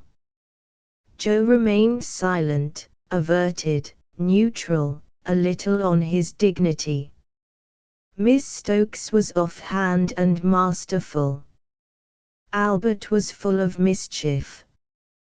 The great theme was a circus, which was coming to the market town on the following Saturday.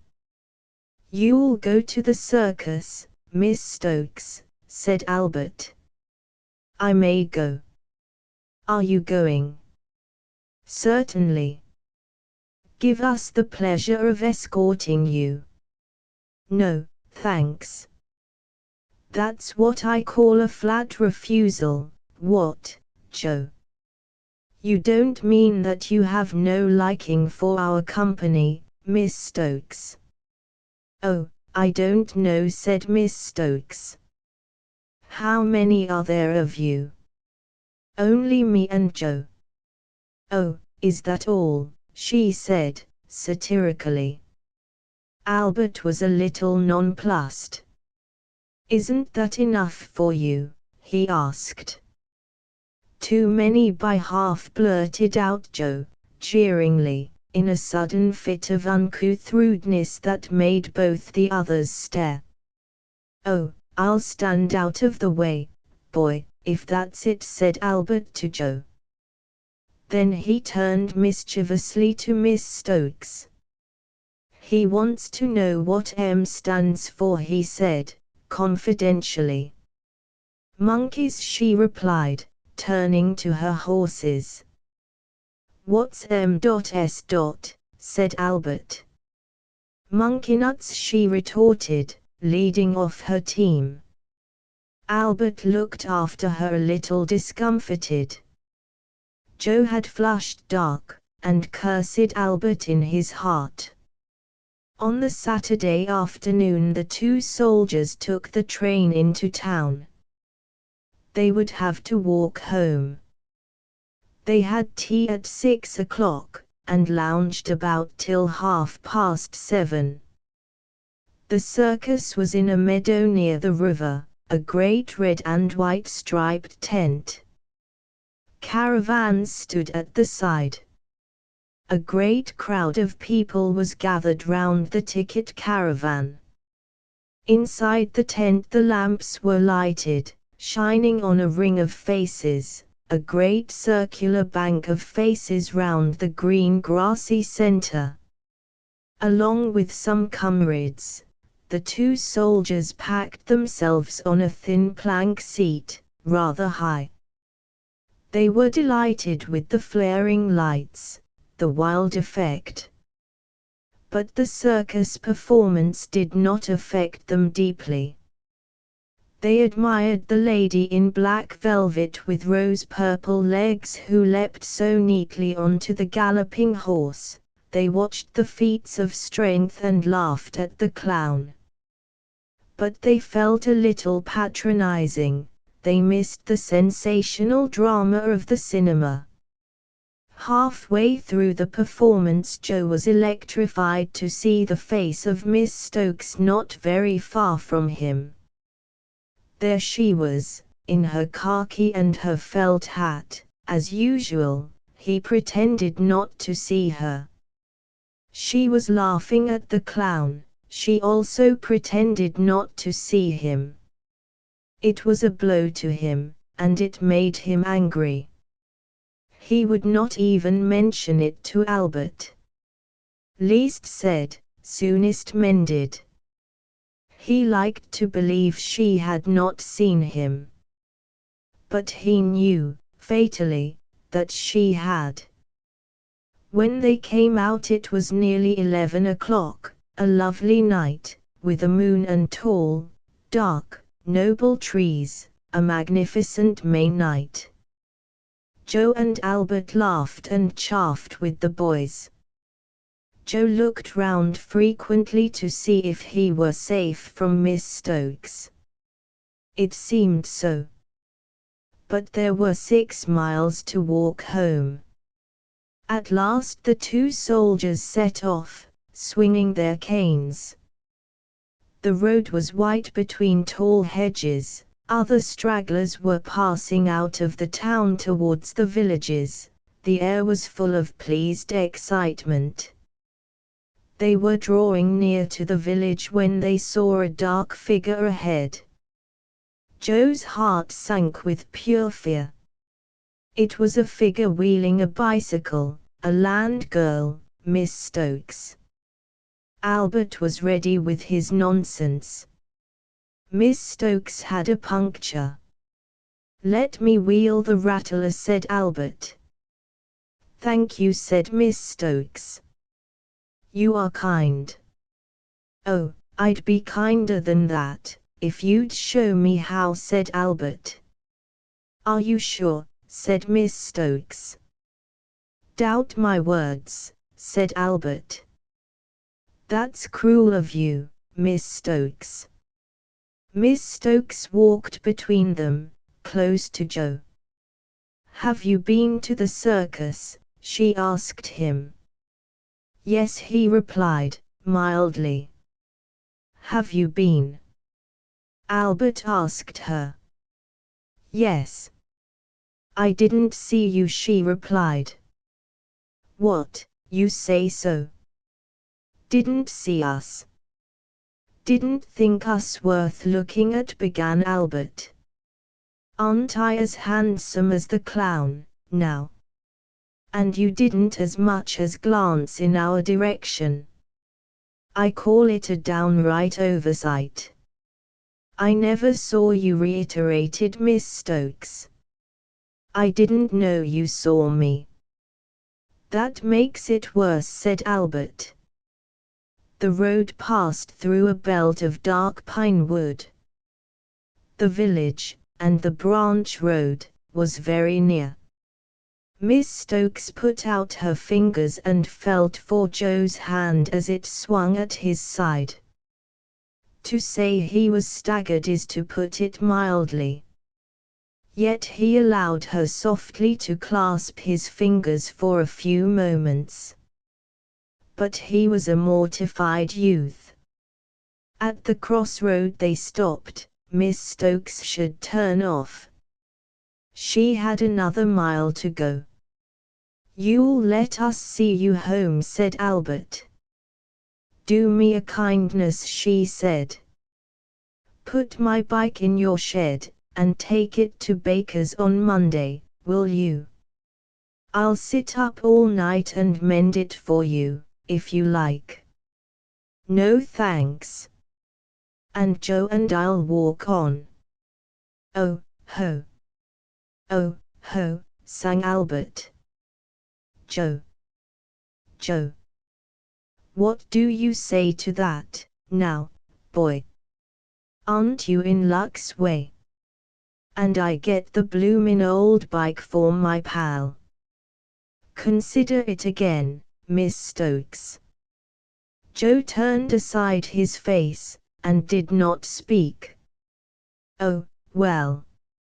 I wheel the grid, do I? I leave you, boy, I'm not keen on going any further, barked out Joe, in an uncouth voice. She hain't he my choice. The girl stood silent, and watched the two men. There now, said Albert. Think o' that. If it was me now, but he was uncomfortable. Well, Miss Stokes, have me, he added. Miss Stokes stood quite still, neither moved nor spoke. And so the three remained for some time at the lane end. At last Joe began kicking the ground, then he suddenly lifted his face. At that moment Miss Stokes was at his side. She put her arm delicately round his waist. Seems I'm the one extra, don't you think? Albert inquired of the high bland moon. Joe had dropped his head and did not answer. Miss Stokes stood with her arm lightly round his waist. Albert bowed, saluted, and bade good night. He walked away, leaving the two standing. Miss Stokes put a light pressure on Joe's waist, and drew him down the road. They walked in silence. The night was full of scent, wild cherry, the first bluebells. Still they walked in silence. A nightingale was singing. They approached nearer and nearer, till they stood close by his dark bush. The powerful notes sounded from the cover, almost like flashes of light, then the interval of silence, then the moaning notes, almost like a dog faintly howling, followed by the long, rich trill, and flashing notes. Then a short silence again. Miss Stokes turned at last to Joe. She looked up at him, and in the moonlight he saw her faintly smiling.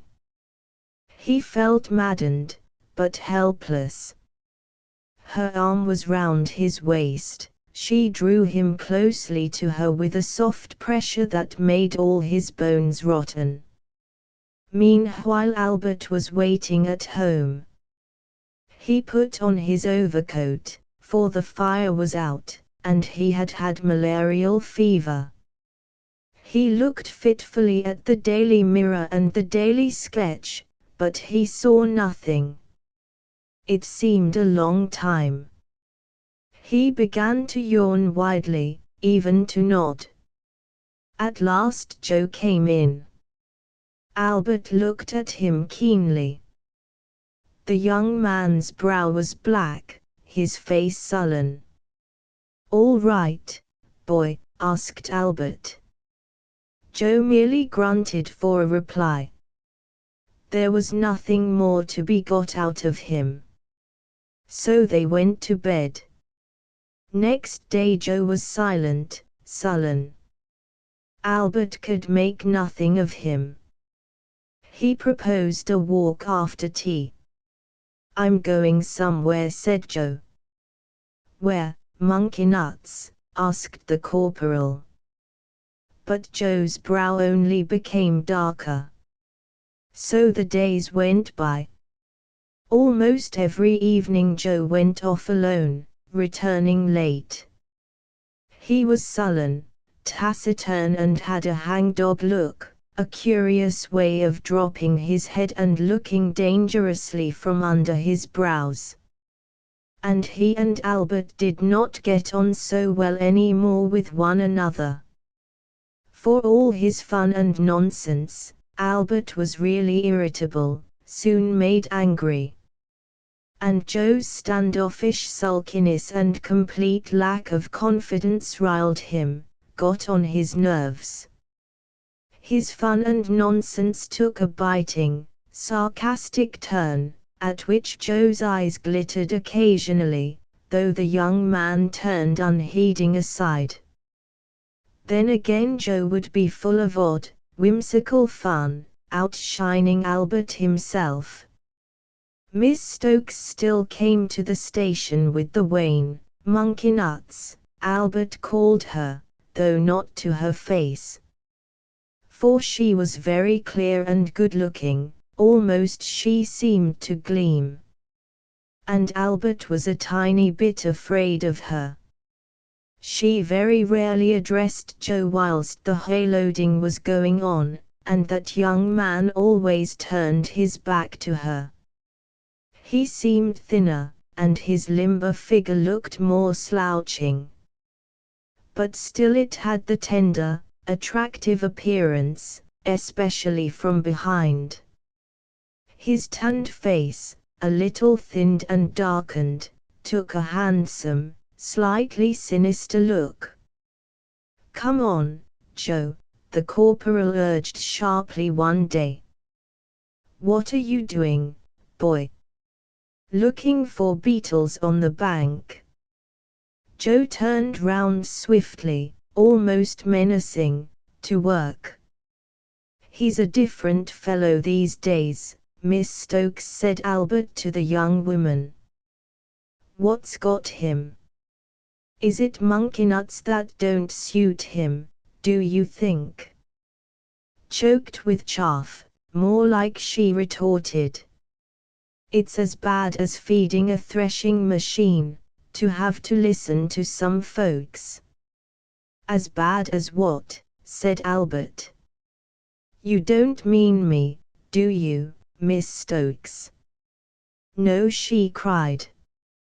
"I don't mean you." Joe's face became dark red during these sallies, but he said nothing. He would eye the young woman curiously, as she swung so easily at the work, and he had some of the look of a dog which is going to bite. Albert, with his nerves on edge, began to find the strain rather severe. The next Saturday evening, when Joe came in more black-browed than ever, he watched him, determined to have it out with him. When the boy went upstairs to bed, the corporal followed him. He closed the door behind him carefully, sat on the bed and watched the younger man undressing. And for once he spoke in a natural voice, neither chaffing nor commanding. "What's gone wrong, boy?" Joe stopped a moment as if he had been shot. Then he went on unwinding his puttees, and did not answer or look up. "You can hear, can't you?" said Albert, nettled. "Yes, I can hear," said Joe, stooping over his puttees till his face was purple. "Then why don't you answer?" Joe sat up.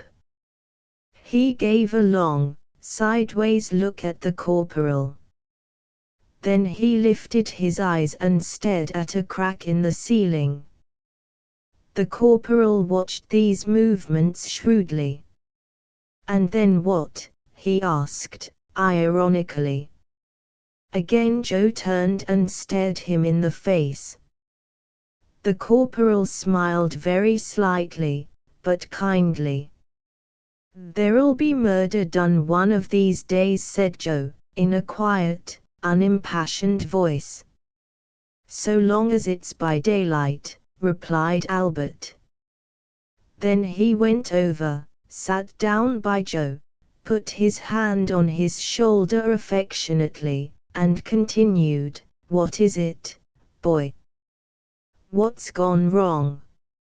You can trust me, can't you?"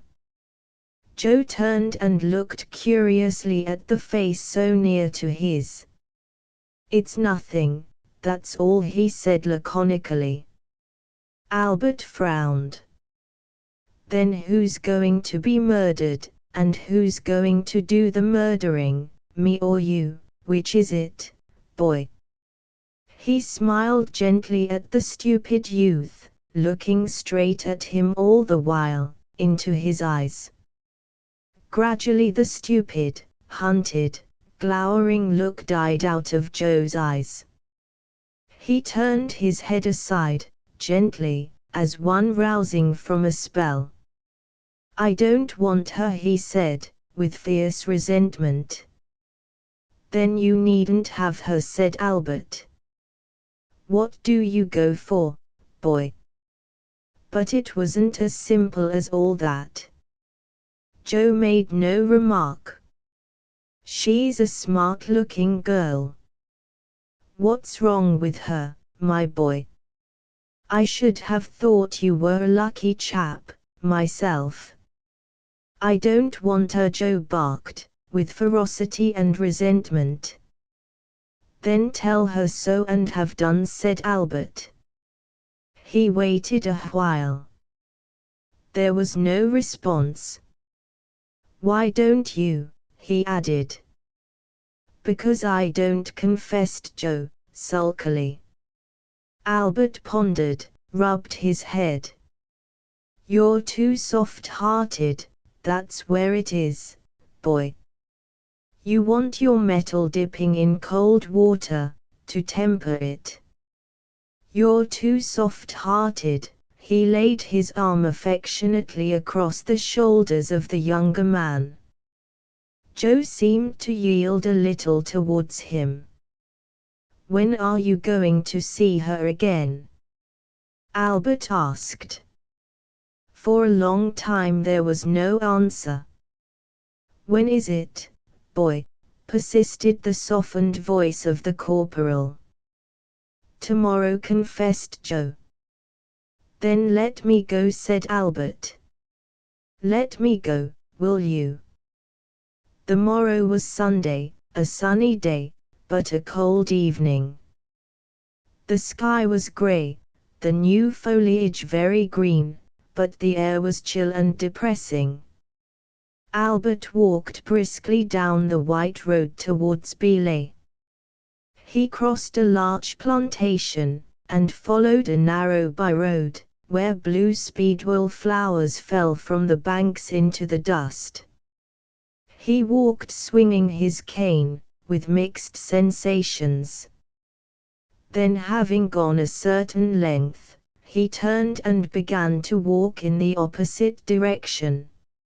So he saw a young woman approaching him.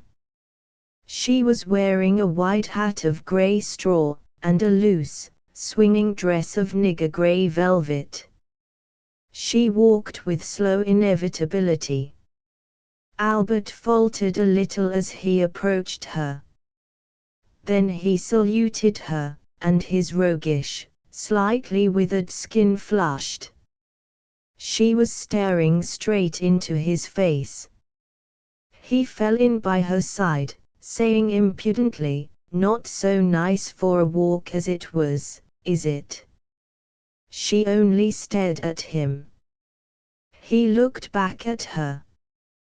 "You've seen me before, you know," he said, grinning slightly. "Perhaps you never noticed me." "Oh, I'm quite nice looking, in a quiet way, you know." "What?" But Miss Stokes did not speak, she only stared with large, icy blue eyes at him. He became self-conscious, lifted up his chin, walked with his nose in the air, and whistled at random. So they went down the quiet, deserted grey lane. He was whistling the air, "I'm Gilbert, the Filbert, the Colonel of the Nuts." At last she found her voice, "Where's Joe? He thought you'd like a change. They say variety's the salt of life, that's why I'm mostly in pickle." "Where is he?" "Am I my brother's keeper?"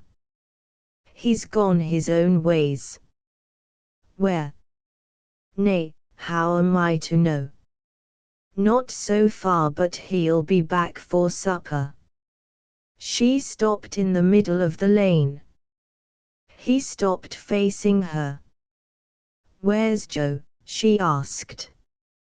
He struck a careless attitude, looked down the road this way and that, lifted his eyebrows, pushed his khaki cap on one side, and answered, "He is not conducting the service tonight. He asked me if I'd officiate."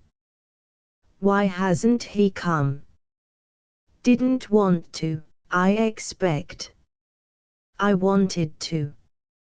She stared him up and down, and he felt uncomfortable in his spine, but maintained his air of nonchalance. Then she turned slowly on her heel, and started to walk back. The corporal went at her side. "You're not going back, are you?" he pleaded. "Why, me and you, we should get on like a house on fire." She took no heed, but walked on. He went uncomfortably at her side, making his funny remarks from time to time. But she was as if stone deaf. He glanced at her, and to his dismay saw the tears running down her cheeks. He stopped suddenly, and pushed back his cap. "I say, you know," he began. But she was walking on like an automaton, and he had to hurry after her. She never spoke to him. At the gate of her farm she walked straight in, as if he were not there. He watched her disappear. Then he turned on his heel, cursing silently, puzzled, lifting off his cap to scratch his head. That night, when they were in bed, he remarked, "Say, Joe, boy, strikes me you're well off without monkey nuts. God love us, beans ain't in it." So they slept in amity. But they waited with some anxiety for the morrow. It was a cold morning, a grey sky shifting in a cold wind, and threatening rain. They watched the wagon come up the road and through the yard gates. Miss Stokes was with her team as usual. Her woe rang out like a war whoop. She faced up at the truck where the two men stood. "Joe," she called, to the averted figure which stood up in the wind. "What?" He turned unwillingly. She made a queer movement, lifting her head slightly in a sipping, half-inviting, half-commanding gesture. And Joe was crouching all ready to jump off the truck to obey her, when Albert put his hand on his shoulder. "Half a minute, boy. Where are you off?" "Work's work, and nuts is nuts. You stop here." Joe slowly straightened himself. "Joe," came the woman's clear call from below. Again Joe looked at her. But Albert's hand was on his shoulder, detaining him.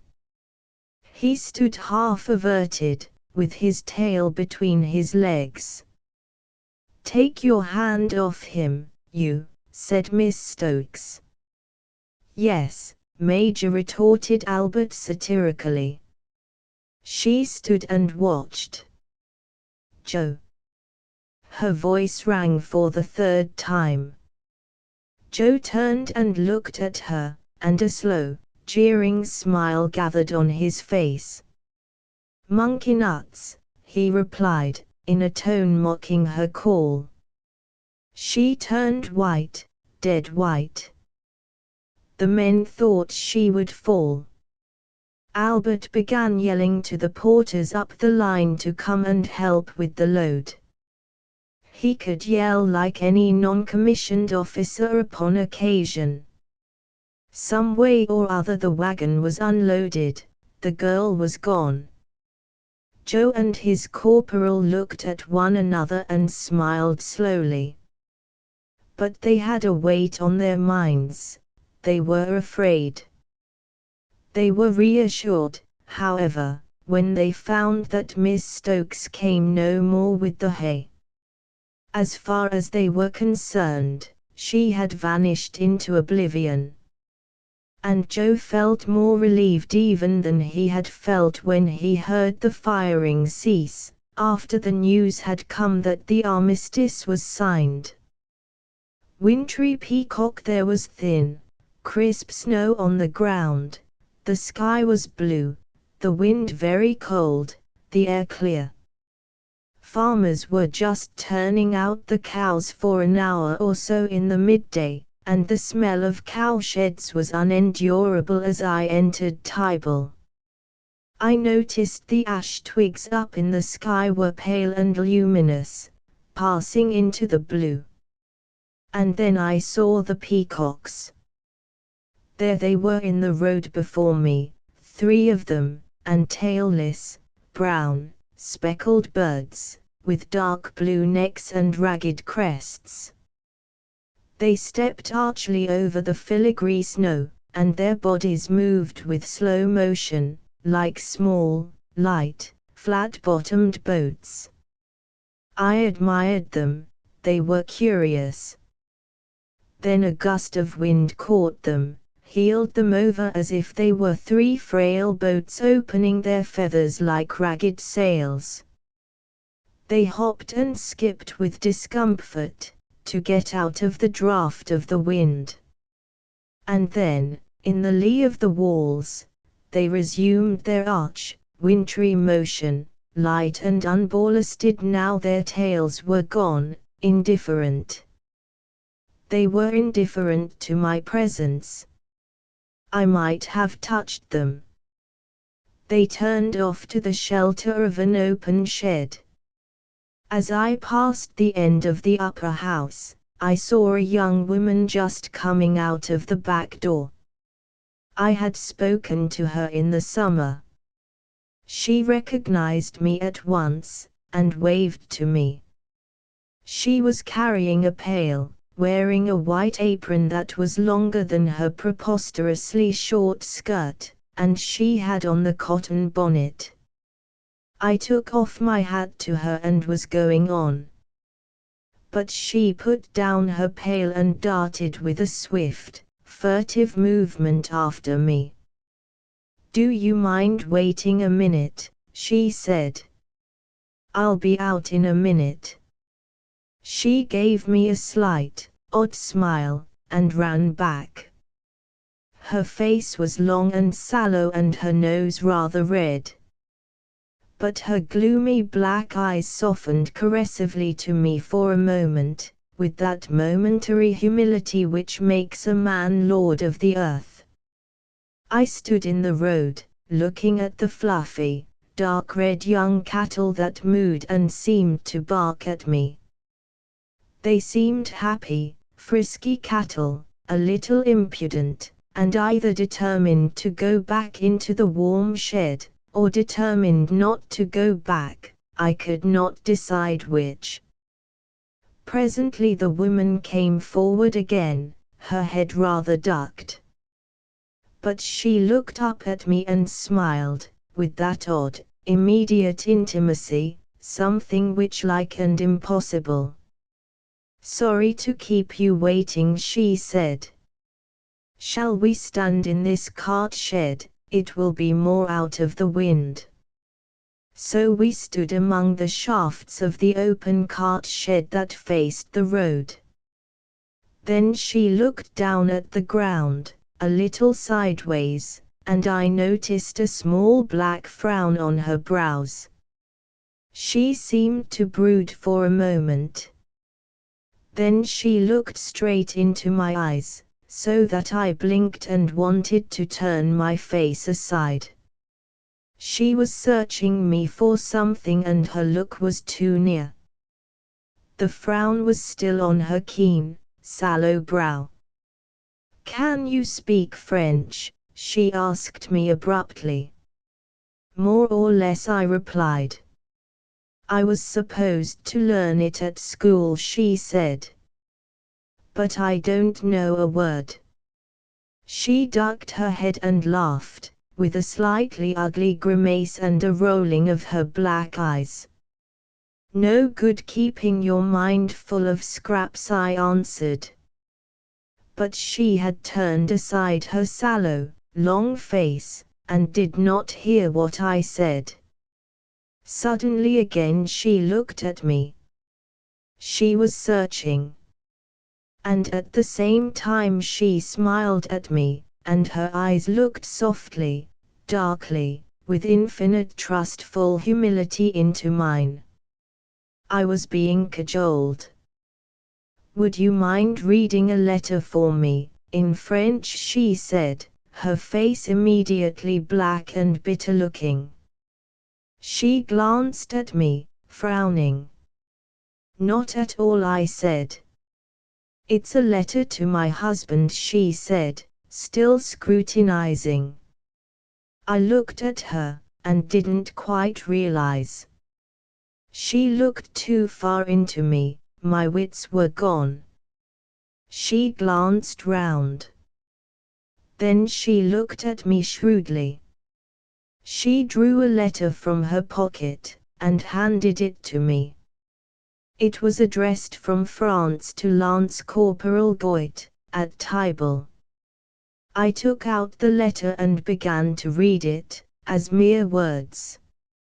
"Mon cher Alfred," it might have been a bit of a torn newspaper.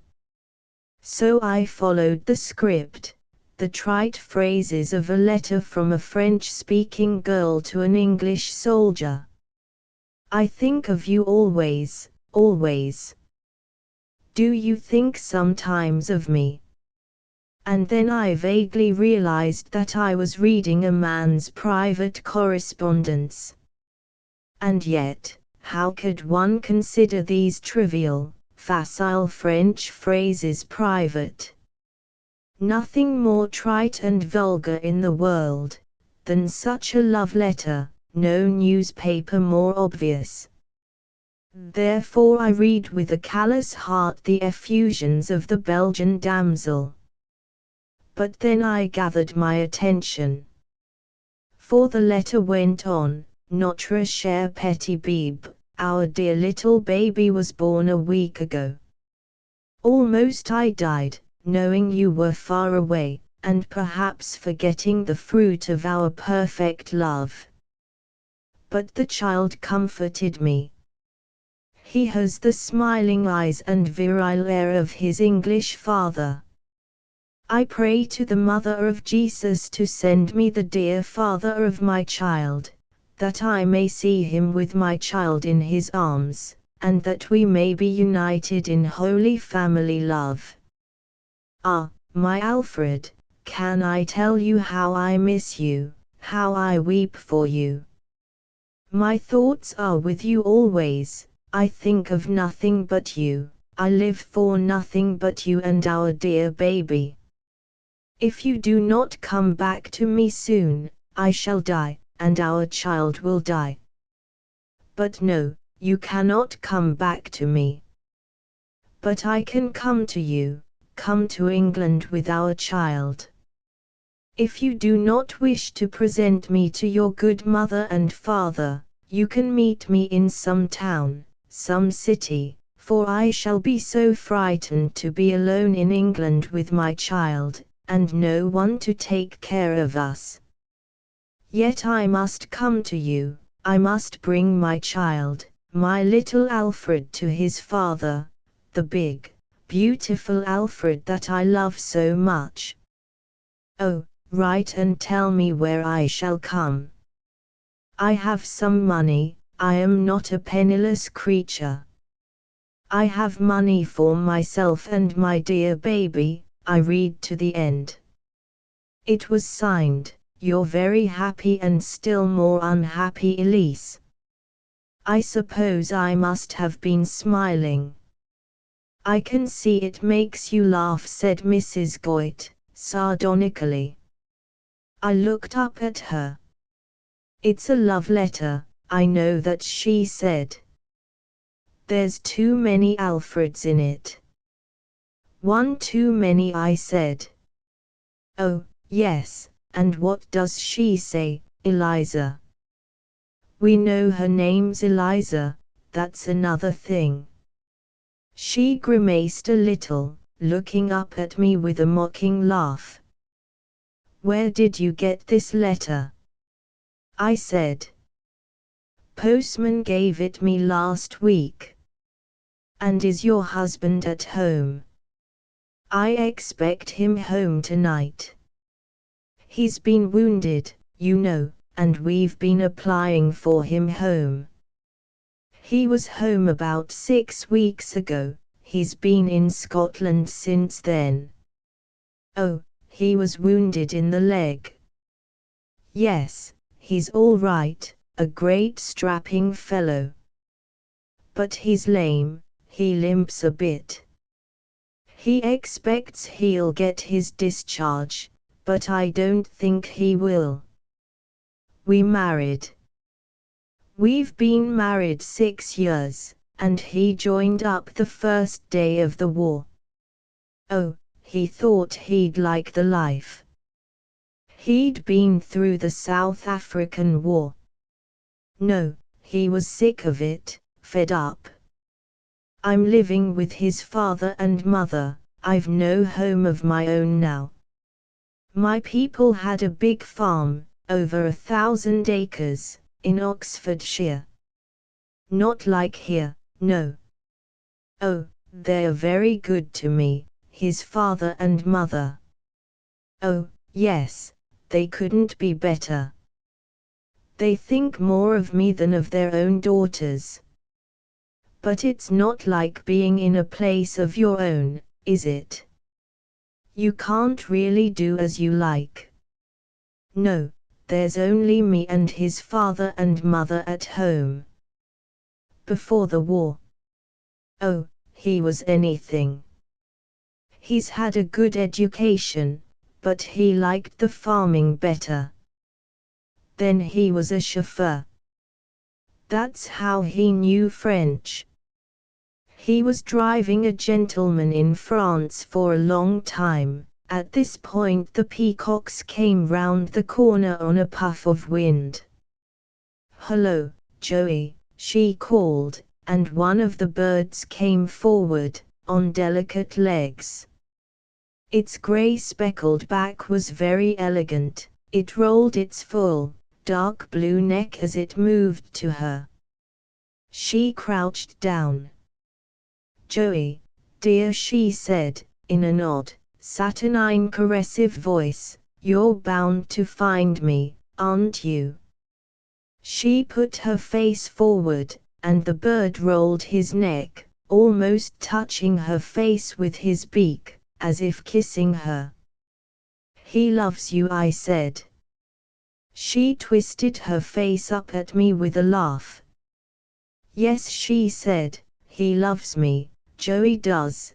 Then, to the bird, "And I love Joey, don't I? I do love Joey." And she smoothed his feathers for a moment. Then she rose, saying, "He's an affectionate bird." I smiled at the roll of her beard. "Oh, yes, he is," she protested. "He came with me from my home 7 years ago. Those others are his descendants, but they're not like Joey, are they, dear?" Her voice rose at the end with a witch-like cry. Then she forgot the birds in the cart shed and turned to business again. "Won't you read that letter?" she said. "Read it, so that I know what it says." "It's rather behind his back," I said. "Oh, never mind him," she cried. "He's been behind my back long enough, all these 4 years. If he never did no worse things behind my back than I do behind his, he wouldn't have cause to grumble. You read me what it says." Now I felt a distinct reluctance to do as she bid, and yet I began, "My dear Alfred." "I guessed that much," she said. "Eliza's dear Alfred." She laughed. "How do you say it in French?" "Eliza." I told her, and she repeated the name with great contempt. Elise. Go on, she said. You're not reading. So I began. I have been thinking of you sometimes. Have you been thinking of me? Of several others as well, beside her, I'll wager, said Mrs. Goit. Probably not, said I, and continued. A dear little baby was born here a week ago. Ah, can I tell you my feelings when I take my darling little brother into my arms? I'll bet it's his, cried Mrs. Goit. No, I said. It's her mother's. Don't you believe it, she cried. It's a blind. You mark, it's her own right enough, and his. No, I said, it's her mother's. He has sweet smiling eyes, but not like your beautiful English eyes. She suddenly struck her hand on her skirt with a wild motion, and bent down, doubled with laughter. Then she rose and covered her face with her hand. I'm forced to laugh at the beautiful English eyes, she said. Aren't his eyes beautiful? I asked. Oh, yes, very. Go on, Joey, dear, Joey. This to the peacock. We miss you very much. We all miss you. We wish you were here to see the darling baby. Ah, Alfred, how happy we were when you stayed with us. We all loved you so much. My mother will call the baby Alfred so that we shall never forget you. Of course it's his right enough, cried Mrs. Goit. No, I said. It's the mother's. My mother is very well. My father came home yesterday, on leave. He is delighted with his son, my little brother, and wishes to have him named after you, because you were so good to us all in that terrible time, which I shall never forget. I must weep now when I think of it. Well, you are far away in England, and perhaps I shall never see you again. How did you find your dear mother and father? I am so happy that your wound is better, and that you can nearly walk. How did he find his dear wife? Cried Mrs. Goit. He never told her he had one.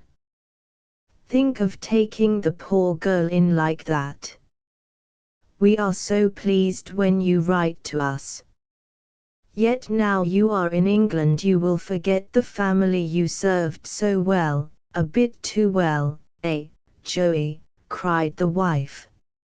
If it had not been for you we should not be alive now, to grieve and to rejoice in this life, that is so hard for us. But we have recovered some of our losses, and no longer feel the burden of poverty. The little Alfred is a great comfort to me. I hold him to my breast and think of the big, good Alfred, and I weep to think that those times of suffering were perhaps the times of a great happiness that is gone forever. Oh, but isn't it a shame, to take a poor girl in like that, cried Mrs. Goit. Never to let on that he was married, and raise her hopes. I call it beastly, I do. You don't know, I said.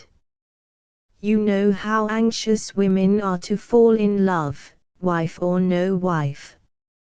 How could he help it, if she was determined to fall in love with him?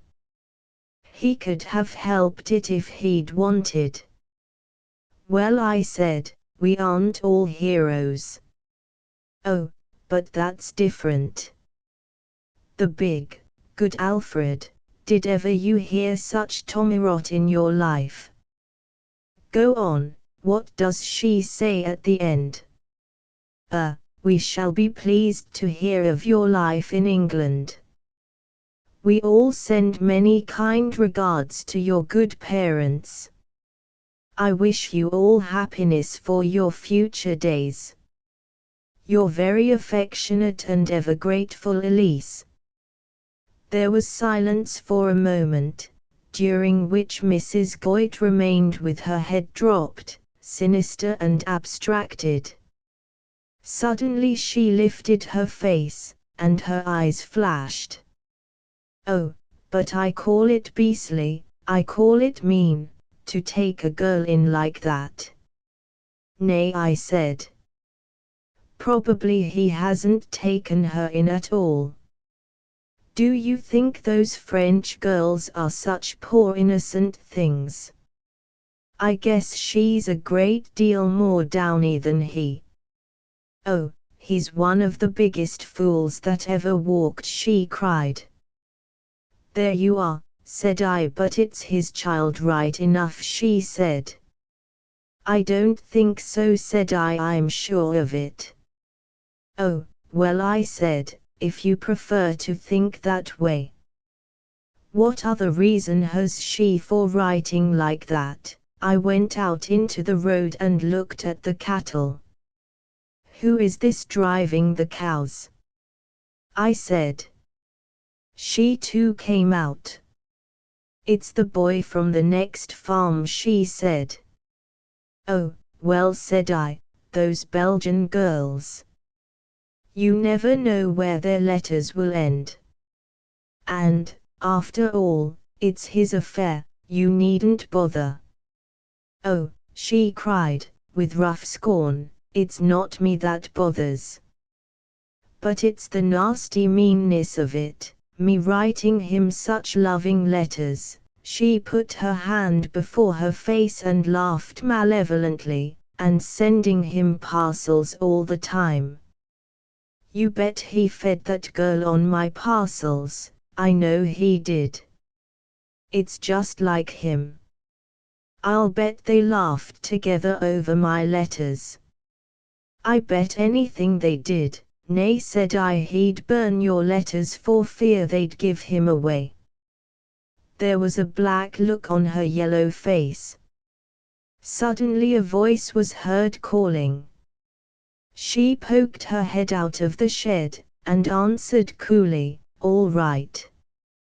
Then turning to me, that's his mother looking after me. She laughed into my face, witch-like, and we turned down the road.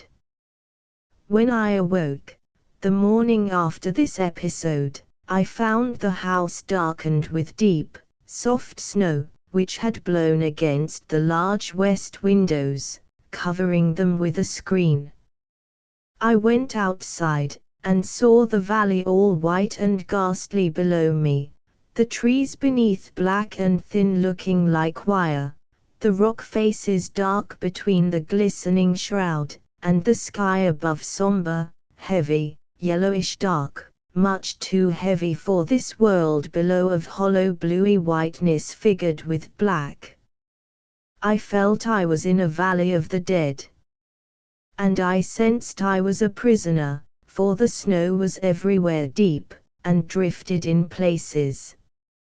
So all the morning I remained indoors, looking up the drive at the shrubs so heavily plumed with snow, at the gateposts raised high with a foot or more of extra whiteness. Or I looked down into the white and black valley that was utterly motionless and beyond life, a hollow sarcophagus.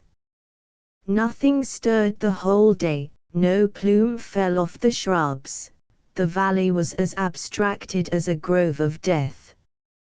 I looked over at the tiny, half-buried farms away on the bare uplands beyond the valley hollow, and I thought of Tyball in the snow, of the black witch like little Mrs. Goit. And the snow seemed to lay me bare to influences I wanted to escape. In the faint glow of the half-clear light that came about 4 o'clock in the afternoon, I was roused to see a motion in the snow away below, near where the thorn trees stood very black and dwarfed, like a little savage group, in the dismal white. I watched closely. Yes, there was a flapping and a struggle, a big bird, it must be, laboring in the snow. I wondered. Our biggest birds, in the valley, were the large hawks that often hung flickering opposite my windows, level with me, but high above some prey on the steep valleyside. This was much too big for a hawk, too big for any known bird. I searched in my mind for the largest English wild birds, geese, buzzards. Still it labored and strove, then was still, a dark spot, then struggled again. I went out of the house and down the steep slope, at risk of breaking my leg between the rocks. I knew the ground so well, and yet I got well shaken before I drew near the thorn trees. Yes, it was a bird. It was Joey. It was the grey-brown peacock with a blue neck. He was snow-wet and spent. Joey, Joey, Delara, I said, staggering unevenly towards him. He looked so pathetic, rowing and struggling in the snow, too spent to rise, his blue neck stretching out and lying sometimes on the snow, his eye closing and opening quickly, his crest all battered. Joey Diu. Diara, I said caressingly to him. And at last he lay still, blinking, in the surged and furrowed snow, whilst I came near and touched him, stroked him, gathered him under my arm. He stretched his long, wetted neck away from me as I held him, none the less he was quiet in my arm, too tired, perhaps, to struggle. Still he held his poor, crested head away from me, and seemed sometimes to droop, to wilt, as if he might suddenly die. He was not so heavy as I expected, yet it was a struggle to get up to the house with him again. We set him down, not too near the fire, and gently wiped him with cloths. He submitted, only now and then stretched his soft neck away from us, avoiding us helplessly. Then we set warm food by him. I put it to his beak, tried to make him eat. But he ignored it. He seemed to be ignorant of what we were doing, recoiled inside himself inexplicably. So we put him in a basket with cloths, and left him crouching oblivious. His food we put near him. The blinds were drawn, the house was warm, it was night. Sometimes he stirred, but mostly he huddled still, leaning his queer crested head on one side. He touched no food, and took no heed of sounds or movements. We talked of brandy or stimulants. But I realized we had best leave him alone. In the night, however, we heard him thumping about. I got up anxiously with a candle. He had eaten some food, and scattered more, making a mess. And he was perched on the back of a heavy armchair. So I concluded he was recovered, or recovering. The next day was clear, and the snow had frozen, so I decided to carry him back to Tybal.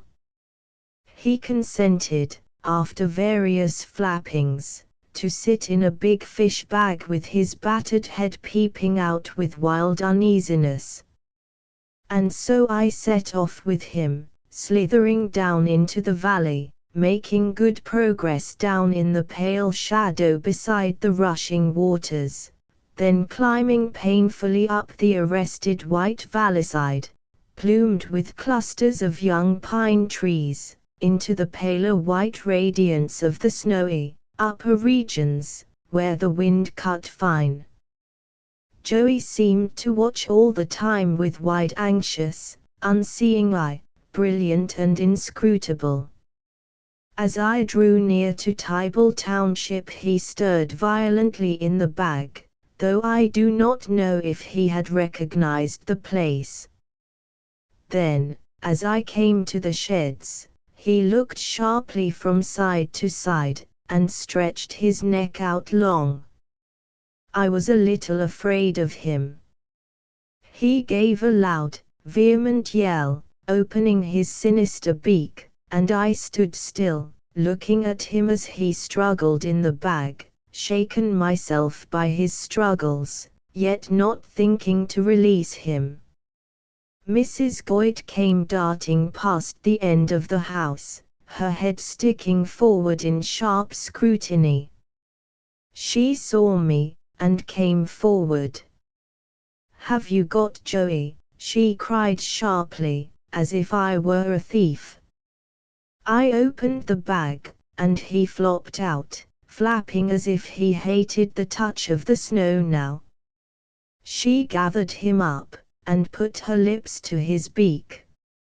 She was flushed and handsome, her eyes bright, her hair slack, thick, but more witch-like than ever. She did not speak. She had been followed by a grey-haired woman with a round, rather sallow face and a slightly hostile bearing. "Did you bring him with you, then?" she asked sharply. I answered that I had rescued him the previous evening. From the background slowly approached a slender man with a grey moustache and large patches on his trousers. "You've got him back again, RC," he said to his daughter-in-law. His wife explained how I had found Joey. I went on the grey man.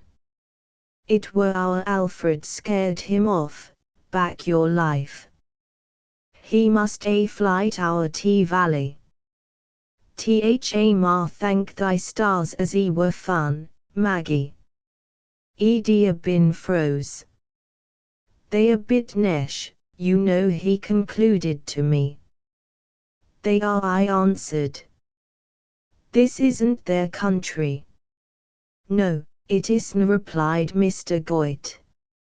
He spoke very slowly and deliberately, quietly, as if the soft pedal were always down in his voice.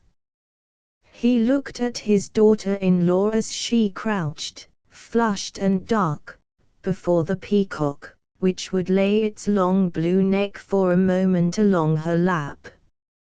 In spite of his grey moustache and thin grey hair, the elderly man had a face young and almost delicate, like a young man's. His blue eyes twinkled with some inscrutable source of pleasure, his skin was fine and tender, his nose delicately arched. His grey hair being slightly ruffled, he had a debonair look, as of a youth who is in love. "We mun tell him it's come," he said slowly, and turning he called, "Alfred, Alfred. Where's ter gotten to?" Then he turned again to the group. "Get up then, Maggie, lass, get up with ye. Thamrs too much oth bod." A young man approached, wearing rough khaki and knee breeches. He was Danish-looking, broad at the loins. "I's come back then," said the father to the son, "leastwise, he's been brought back, flight ower the Grifflow." The son looked at me. He had a devil-may-care bearing, his cap on one side, his hands stuck in the front pockets of his breeches. but he said nothing. "Shall you come in a minute, master?" said the elderly woman, to me. Come in and ha' a cup o' tea or summat. You'll do we summat, carryin' that bod. Come on, Maggie wench, let's go in. So we went indoors, into the rather stuffy, overcrowded living room, that was too cozy, and too warm. The son followed last, standing in the doorway. The father talked to me. Maggie put out the teacups. The mother went into the dairy again. Thalt roused Tyson up a bit again. "Now, Maggie," the father-in-law said, and then to me, "'Er's not been very bright sin' Alfred came wome, and the bod flight or 'e come wome a Wednesday night, Alfred did. But you knowed, didna you? 'E comed a Wednesday, and I reckon there were a bit of a to-do between 'em, warn't he there, Maggie?" He twinkled maliciously to his daughter-in-law, who was flushed, brilliant and handsome. "Oh, be quiet, father. You're wound up, by the sound of you," she said to him, as if crossly. But she could never be cross with him. "'Er's got her colour back this morning," continued the father-in-law slowly. "It's been heavy weather we this last 2 days. 'Er's been northeast sin' 'er seed you a Wednesday." "Father, do stop talking. You'd wear the leg off an iron pot. I can't think where you've found your tongue," all of a sudden said Maggie, with caressive sharpness. "I've found it where I lost it. Aren't going to come in and sit thee down, Alfred?" But Alfred turned and disappeared. "'E's got monkey on his back this letter job," said the father secretly to me. "Mother, knows nowt about it. Lot o' tomfoolery, isn't it? What's good o' markin' a peck o' trouble over what's far enough off, and Ned niver come no nigher. No, not a smite o' use. That's what I tell 'er should tie no notice on tea. What can I expect?" The mother came in again, and the talk became general. Maggie flashed her eyes at me from time to time, complacent and satisfied, moving among the men. I paid her little compliments, which she did not seem to hear. She attended to me with a kind of sinister, witch-like graciousness, her dark head ducked between her shoulders, at once humble and powerful. She was happy as a child attending to her father-in-law and to me. But there was something ominous between her eyebrows, as if a dark moth were settled there, and something ominous in her bent, hulking bearing. She sat on a low stool by the fire, near her father-in-law. Her head was dropped, she seemed in a state of abstraction. From time to time she would suddenly recover, and look up at us, laughing and chatting. Then she would forget again. Yet in her hulked black forgetting she seemed very near to us. The door having been opened, the peacock came slowly in, prancing calmly. He went near to her and crouched down, coiling his blue neck. She glanced at him, but almost as if she did not observe him. The bird sat silent, seeming to sleep, and the woman also sat hulked and silent, seemingly oblivious. Then once more there was a heavy step, and Alfred entered. He looked at his wife, and he looked at the peacock crouching by her. He stood large in the doorway, his hands stuck in front of him, in his breeches pockets. Nobody spoke. He turned on his heel and went out again. I rose also to go. Maggie started as if coming to herself. "Must you go?" she asked, rising and coming near to me, standing in front of me, twisting her head sideways and looking up at me. "Can't you stop a bit longer? We can all be cozy today, there's nothing to do outdoors." And she laughed, showing her teeth oddly. She had a long chin. I said I must go. The peacock uncoiled and coiled again his long blue neck, as he lay on the hearth. Maggie still stood close in front of me, so that I was acutely aware of my waistcoat buttons. "Oh, well," she said, "you'll come again, won't you?" "Do come again," I promised. "Come to tea one day." "Yes, do," I promised, "one day." The moment I went out of her presence I ceased utterly to exist for her, as utterly as I ceased to exist for Joey. With her curious abstractedness she forgot me again immediately. I knew it as I left her. Yet she seemed almost in physical contact with me while I was with her. The sky was all pallid again, yellowish. When I went out there was no sun, the snow was blue and cold. I hurried away down the hill, musing on Maggie. The road made a loop down the sharp face of the slope. As I went crunching over the laborious snow I became aware of a figure striding down the steep scarp to intercept me.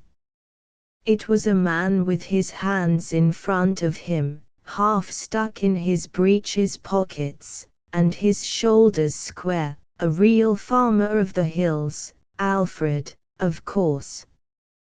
He waited for me by the stone fence.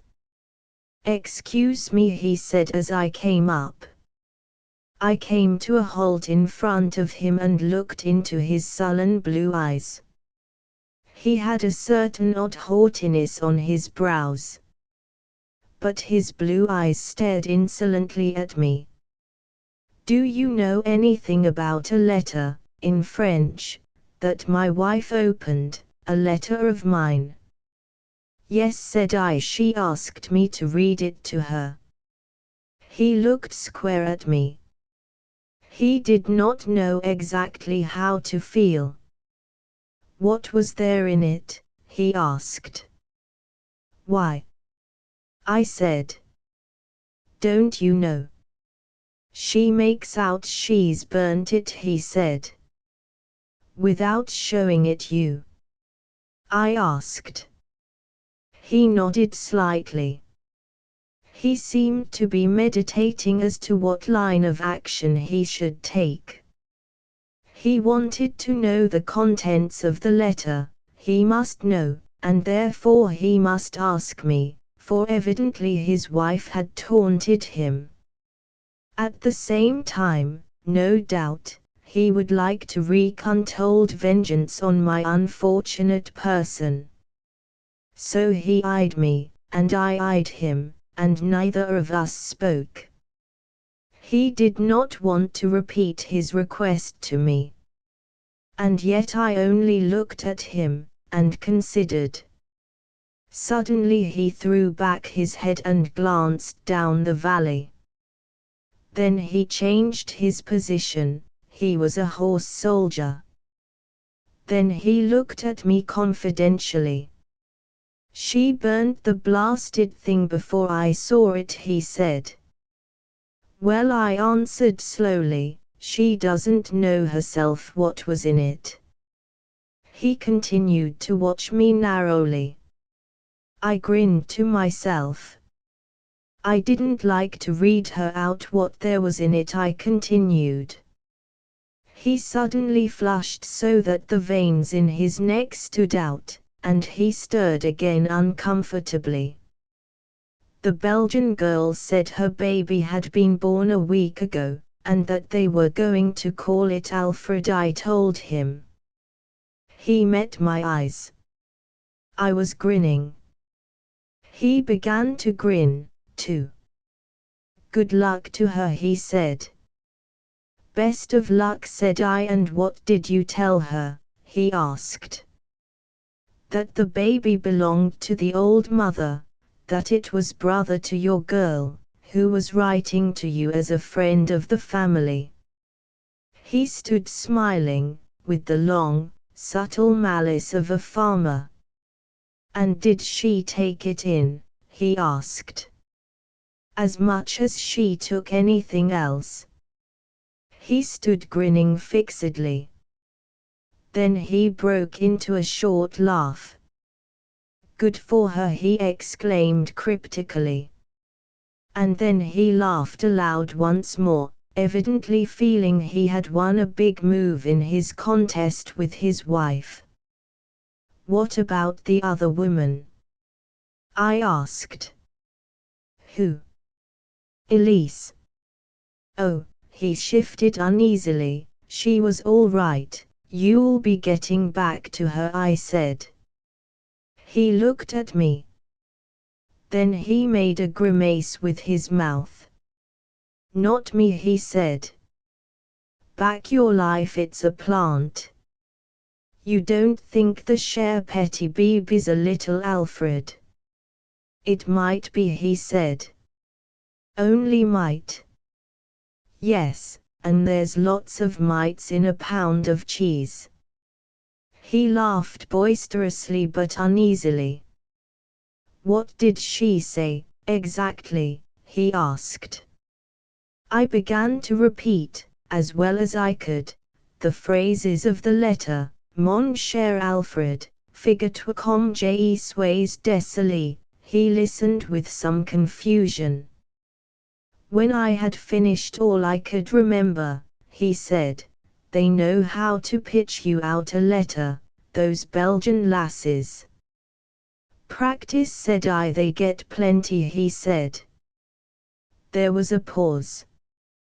Oh, well, he said.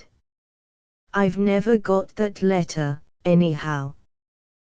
The wind blew fine and keen, in the sunshine, across the snow. I blew my nose and prepared to depart. And she doesn't know anything, he continued, jerking his head up the hill in the direction of Tybal. She knows nothing but what I've said, that is, if she really burnt the letter. I believe she burnt it, he said, for spite. She's a little devil, she is.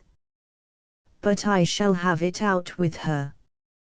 His jaw was stubborn and sullen. Then suddenly he turned to me with a new note. Why, he said. Why didn't you ring that peacock's neck, that Joey? Why? I said. What for? I hate the brute, he said. I had a shot at him, I laughed. He stood and mused. Poor little Elise, he murmured. Was she small, petite? I asked. He jerked up his head. No, he said. Rather tall. Taller than your wife, I suppose. Again he looked into my eyes. And then once more he went into a loud burst of laughter that made the still, snow-deserted valley clap again. God, it's a knockout, he said, thoroughly amused. Then he stood at ease, one foot out, his hands in his breeches pockets. In front of him, his head thrown back, a handsome figure of a man. "But I'll do that blasted Joey in," he mused. I ran down the hill, shouting with laughter. You touched me. The Pottery House was a square, ugly, brick house girt in by the wall that enclosed the whole grounds of the pottery itself. To be sure, a privet hedge partly masked the house and its ground from the pottery yard and works, but only partly.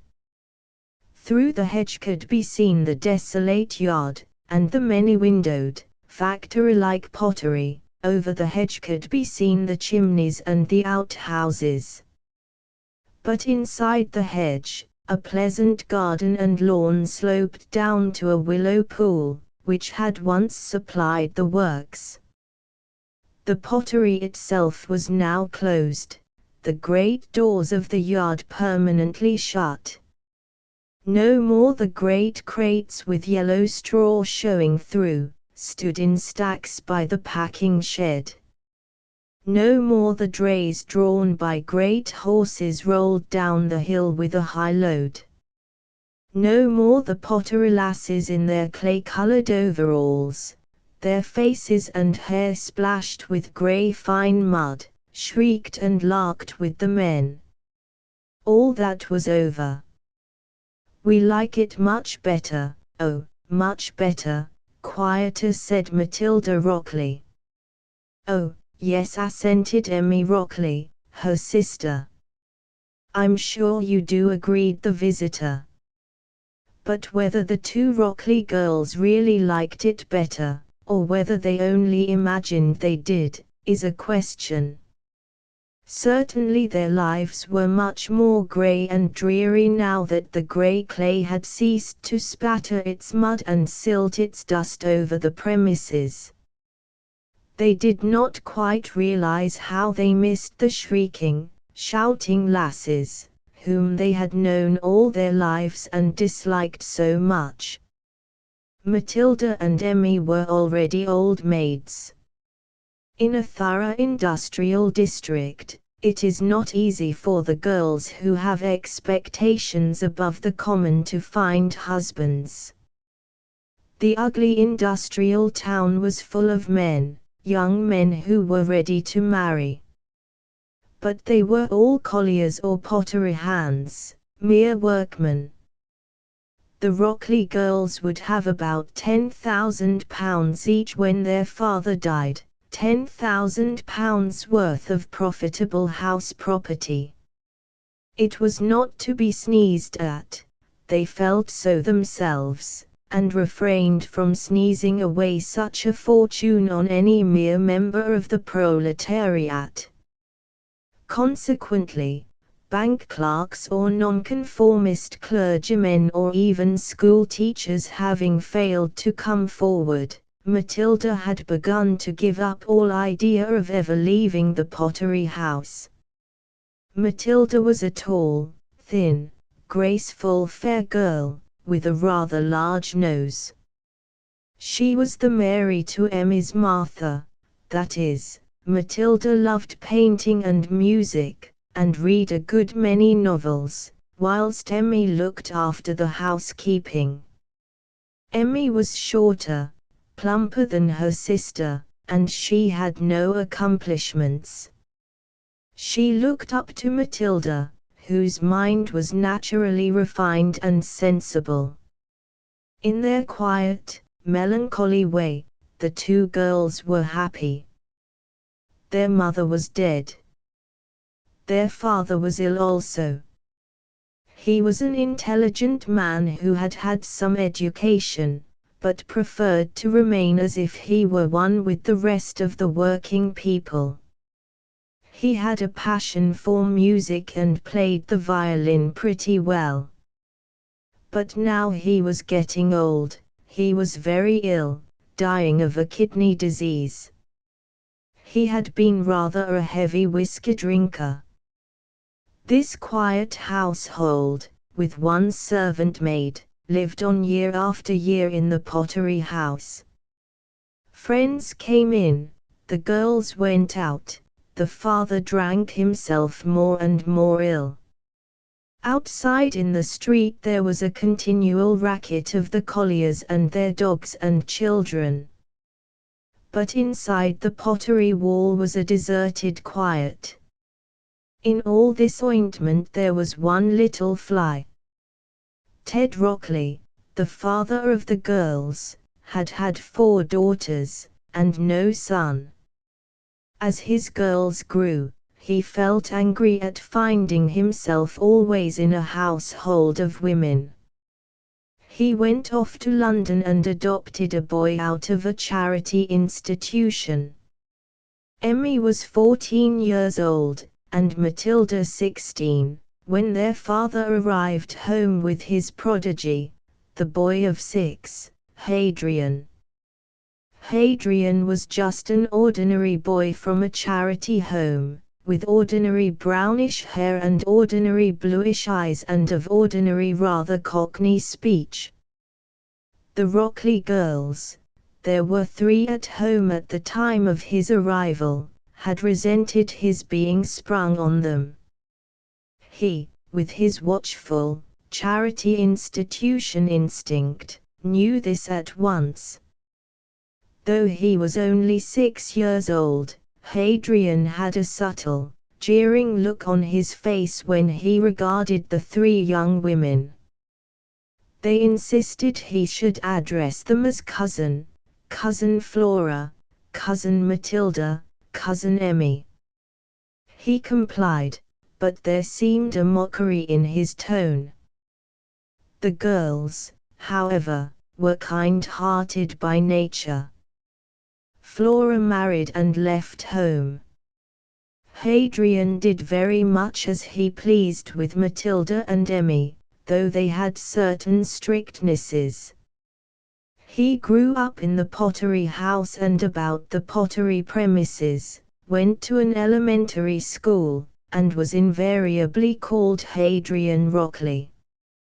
He regarded Cousin Matilda and Cousin Emmy with a certain laconic indifference, was quiet and reticent in his ways. The girls called him sly, but that was unjust. He was merely cautious, and without frankness. His uncle, Ted Rockley, understood him tacitly, their natures were somewhat akin.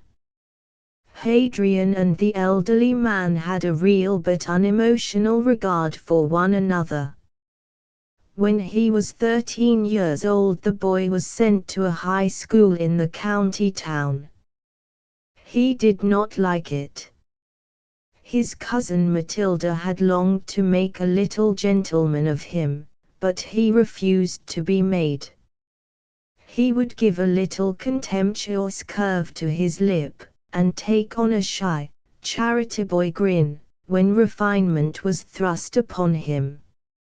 He played truant from the high school, sold his books, his cap with its badge, even his very scarf and pocket handkerchief, to his schoolfellows, and went raking off heaven knows where with the money. So he spent 2 very unsatisfactory years. When he was 15 he announced that he wanted to leave England and go to the colonies. He had kept touch with the home.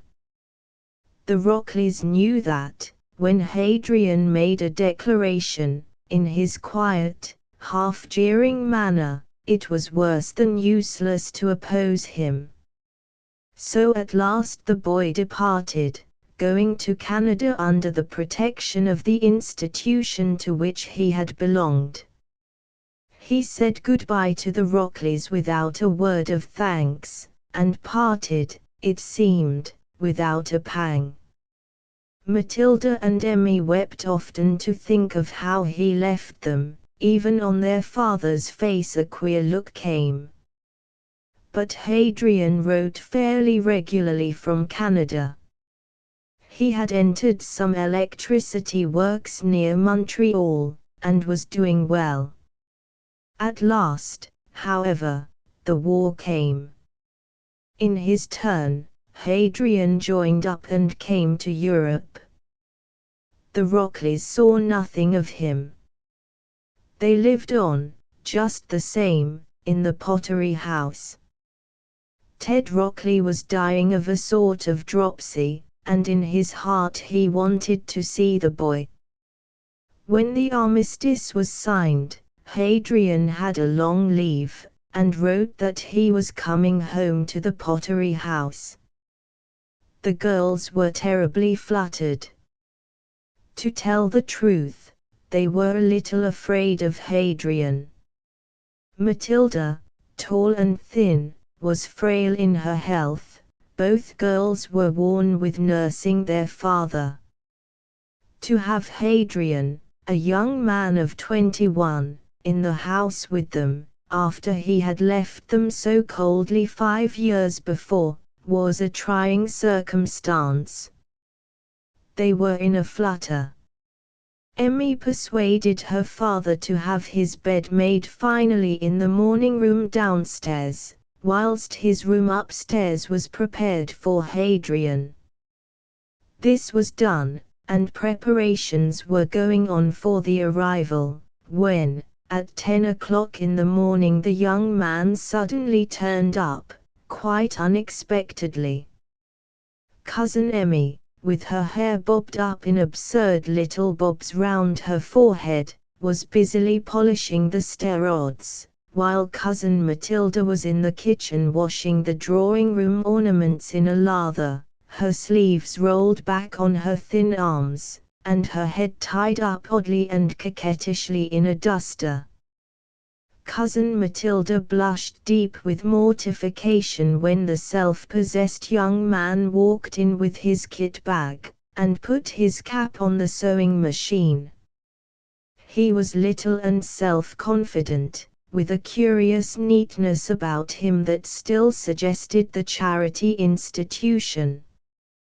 His face was brown, he had a small moustache, he was vigorous enough in his smallness. "Well, is it Hadrian?" exclaimed Cousin Matilda, wringing the lather off her hand.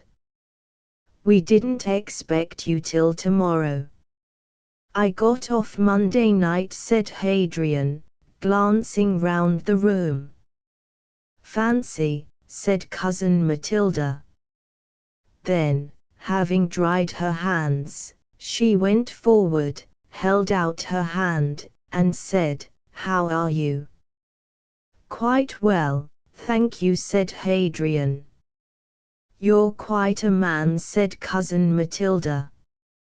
Hadrian glanced at her. She did not look her best, so thin, so large-nosed, with that pink and white checked duster tied round her head.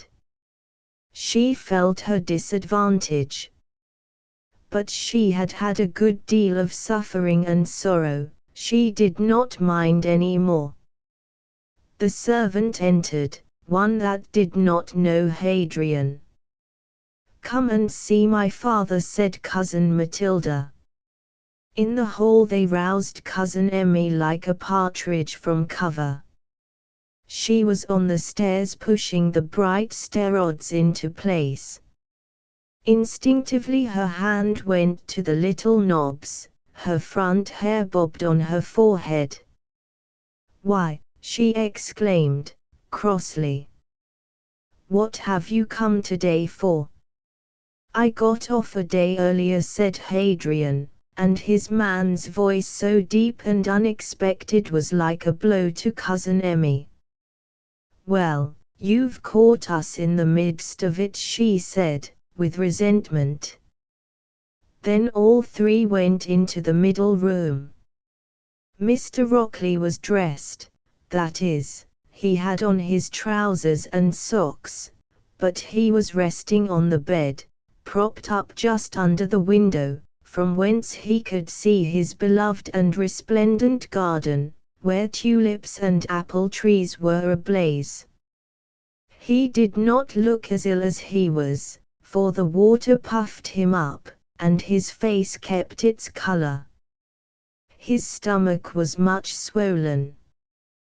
He glanced round swiftly, turning his eyes without turning his head. He was the wreck of a handsome, well-built man. Seeing Hadrian, a queer, unwilling smile went over his face. The young man greeted him sheepishly. "You wouldn't make a lifeguardsman," he said. "Do you want something to eat?" Hadrian looked round, as if for the meal. "I don't mind," he said.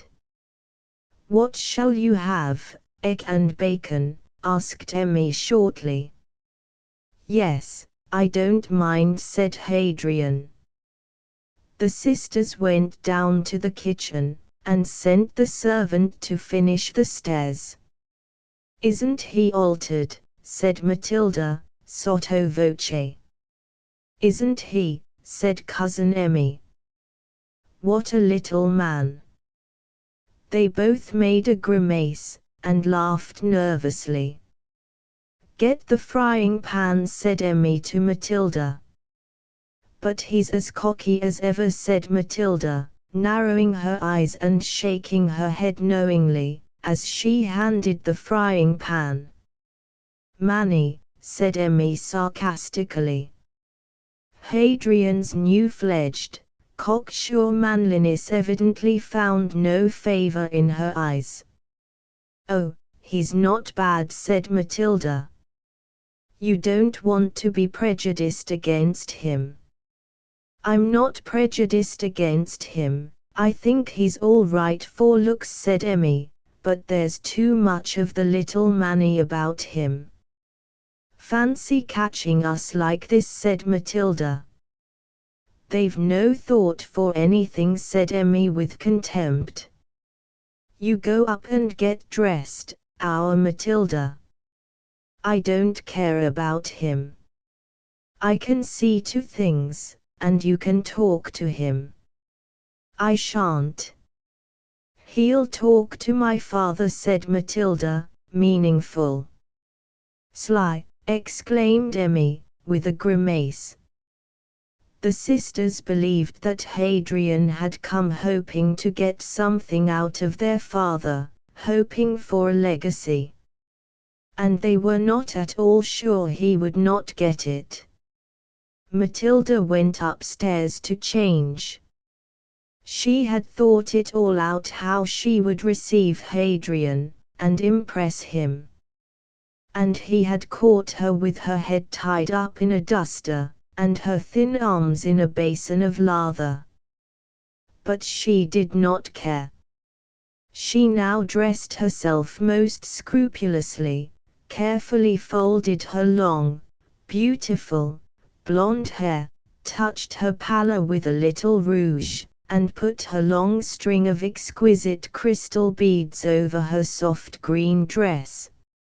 Now she looked elegant, like a heroine in a magazine illustration, and almost as unreal. She found Hadrian and her father talking away. The young man was short of speech as a rule, but he could find his tongue with his uncle. They were both sipping a glass of brandy, and smoking, and chatting like a pair of old cronies. Hadrian was telling about Canada. He was going back there when his leave was up. "You wouldn't like to stop in England, then?" said Mr. Rockley. "No, I wouldn't stop in England," said Hadrian. "How's that?" "There's plenty of electricians here," said Mr. Rockley. "Yes. But there's too much difference between the men and the employers over here, too much of that for me," said Hadrian. The sick man looked at him narrowly, with oddly smiling eyes. "That's it, is it?" he replied. Matilda heard and understood. "So that's your big idea, is it, my little man?" she said to herself. She had always said of Hadrian that he had no proper respect for anybody or anything, that he was sly and common. She went down to the kitchen for a sotto voce confab with Emmy. "He thinks a rare lot of himself," she whispered. "He's somebody, he is," said Emmy with contempt. "He thinks there's too much difference between masters and men, over here," said Matilda. "Is it any different in Canada?" asked Emmy. "Oh, yes, democratic," replied Matilda. "He thinks they're all on a level over there." Well, he's over here now," said Emmy dryly, "so he can keep his place." As they talked, they saw the young man sauntering down the garden, looking casually at the flowers. He had his hands in his pockets, and his soldier's cap neatly on his head. He looked quite at his ease, as if in possession. The two women, fluttered, watched him through the window. "We know what he's come for," said Emmy, churlishly. Matilda looked a long time at the neat khaki figure. It had something of the charity boy about it still, but now it was a man's figure, laconic, charged with plebeian energy. She thought of the derisive passion in his voice as he had declaimed against the propertied classes, to her father. "You don't know, Emmy. Perhaps he's not come for that," she rebuked her sister. They were both thinking of the money. They were still watching the young soldier. He stood away at the bottom of the garden, with his back to them, his hands in his pockets, looking into the water of the willow pond. Matilda's dark blue eyes had a strange, full look in them. The lids, with the faint blue veins showing, dropped rather low. She carried her head light and high, but she had a look of pain. The young man at the bottom of the garden turned and looked up the path. Perhaps he saw them through the window. Matilda moved into shadow. That afternoon their father seemed weak and ill. He was easily exhausted. The doctor came, and told Matilda that the sick man might die suddenly at any moment, but then he might not. They must be prepared. So the day passed, and the next. Hadrian made himself at home. He went about in the morning in his brownish jersey and his khaki trousers, collarless, his bare neck showing. He explored the pottery premises, as if he had some secret purpose in so doing. He talked with Mr. Rockley, when the sick man had strength. The two girls were always angry when the two men sat talking together like cronies. Yet it was chiefly a kind of politics they talked. On the second day after Hadrian's arrival, Matilda sat with her father in the evening. She was drawing a picture which she wanted to copy. It was very still. Hadrian was gone out somewhere, no one knew where, and Emmy was busy. Mr. Rockley reclined on his bed, looking out in silence over his evening sunny garden. "If anything happens to me, Matilda," he said, "you won't sell this house, you'll stop here." Matilda's eyes took their slightly haggard look as she stared at her father. "Well, we couldn't do anything else," she said. "You don't know what you might do," he said. "Everything is left to you and Emmy, equally. You do as you like with it. Only don't sell this house, don't part with it." "No," she said. and give Hadrian my watch and chain, and £100 out of what's in the bank, and help him if he ever wants helping. I haven't put his name in the will. Your watch and chain, and £100, yes. But you'll be here when he goes back to Canada, father. You never know what'll happen, said her father. Matilda sat and watched him, with her full, haggard eyes, for a long time, as if tranced. She saw that he knew he must go soon, she saw like a clairvoyant.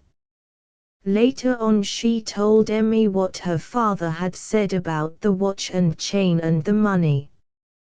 What right has he, meaning Hadrian, to my father's watch and chain? What has it to do with him?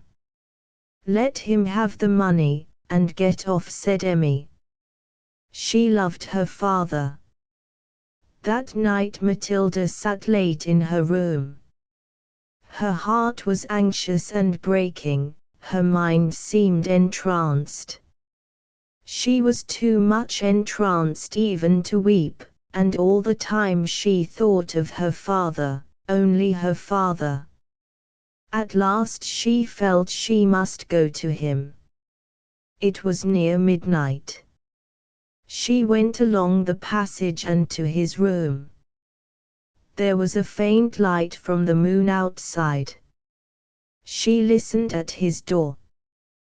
Then she softly opened and entered.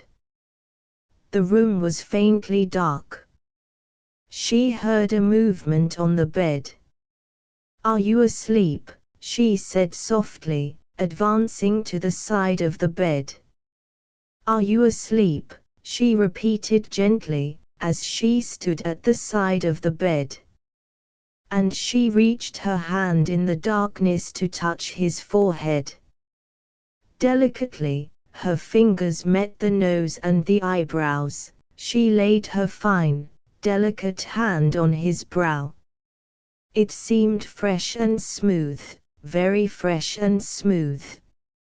A sort of surprise stirred her, in her entranced state. But it could not waken her. Gently, she leaned over the bed and stirred her fingers over the low-growing hair on his brow. "Can't you sleep tonight?" she said. There was a quick stirring in the bed. "Yes, I can," a voice answered. It was Hadrian's voice. She started away. Instantly, she was wakened from her late-at-night trance. She remembered that her father was downstairs, that Hadrian had his room.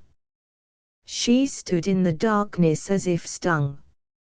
"It is you, Hadrian," she said. "I thought it was my father." She was so startled, so shocked, that she could not move. The young man gave an uncomfortable laugh, and turned in his bed. At last she got out of the room. When she was back in her own room, in the light, and her door was closed, she stood holding up her hand that had touched him, as if it were hurt. She was almost too shocked, she could not endure.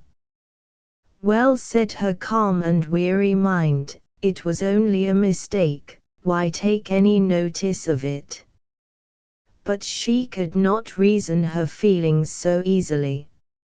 She suffered, feeling herself in a false position. Her right hand, which she had laid so gently on his face, on his fresh skin, ached now, as if it were really injured. She could not forgive Hadrian for the mistake, it made her dislike him deeply. Hadrian too slept badly. He had been awakened by the opening of the door, and had not realized what the question meant. But the soft, straying tenderness of her hand on his face startled something out of his soul.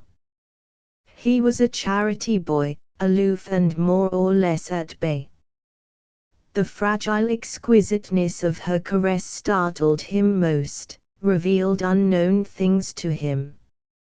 In the morning she could feel the consciousness in his eyes, when she came downstairs. She tried to bear herself as if nothing at all had happened, and she succeeded. She had the calm self-control, self-indifference, of one who has suffered and borne her suffering. She looked at him from her darkish, almost drugged blue eyes. She met the spark of consciousness in his eyes, and quenched it. And with her long, fine hand she put the sugar in his coffee. But she could not control him as she thought she could. He had a keen memory stinging his mind, a new set of sensations working in his consciousness. Something new was alert in him. At the back of his reticent, guarded mind he kept his secret alive and vivid. She was at his mercy, for he was unscrupulous, his standard was not her standard.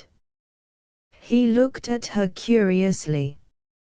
She was not beautiful, her nose was too large, her chin was too small, her neck was too thin. But her skin was clear and fine, she had a high-bred sensitiveness. This queer, brave, high-bred quality she shared with her father. The charity boy could see it in her tapering fingers, which were white and ringed. The same glamour that he knew in the elderly man he now saw in the woman. And he wanted to possess himself of it, he wanted to make himself master of it. As he went about through the old pottery yard, his secretive mind schemed and worked. To be master of that strange soft delicacy such as he had felt in her hand upon his face, this was what he set himself towards. He was secretly plotting. He watched Matilda as she went about, and she became aware of his attention, as of some shadow following her. But her pride made her ignore it. When he sauntered near her, his hands in his pockets, she received him with that same commonplace kindliness which mastered him more than any contempt. Her superior breeding seemed to control him. She made herself feel towards him exactly as she had always felt. He was a young boy who lived in the house with them, but was a stranger. Only, she dared not remember his face under her hand. When she remembered that, she was bewildered.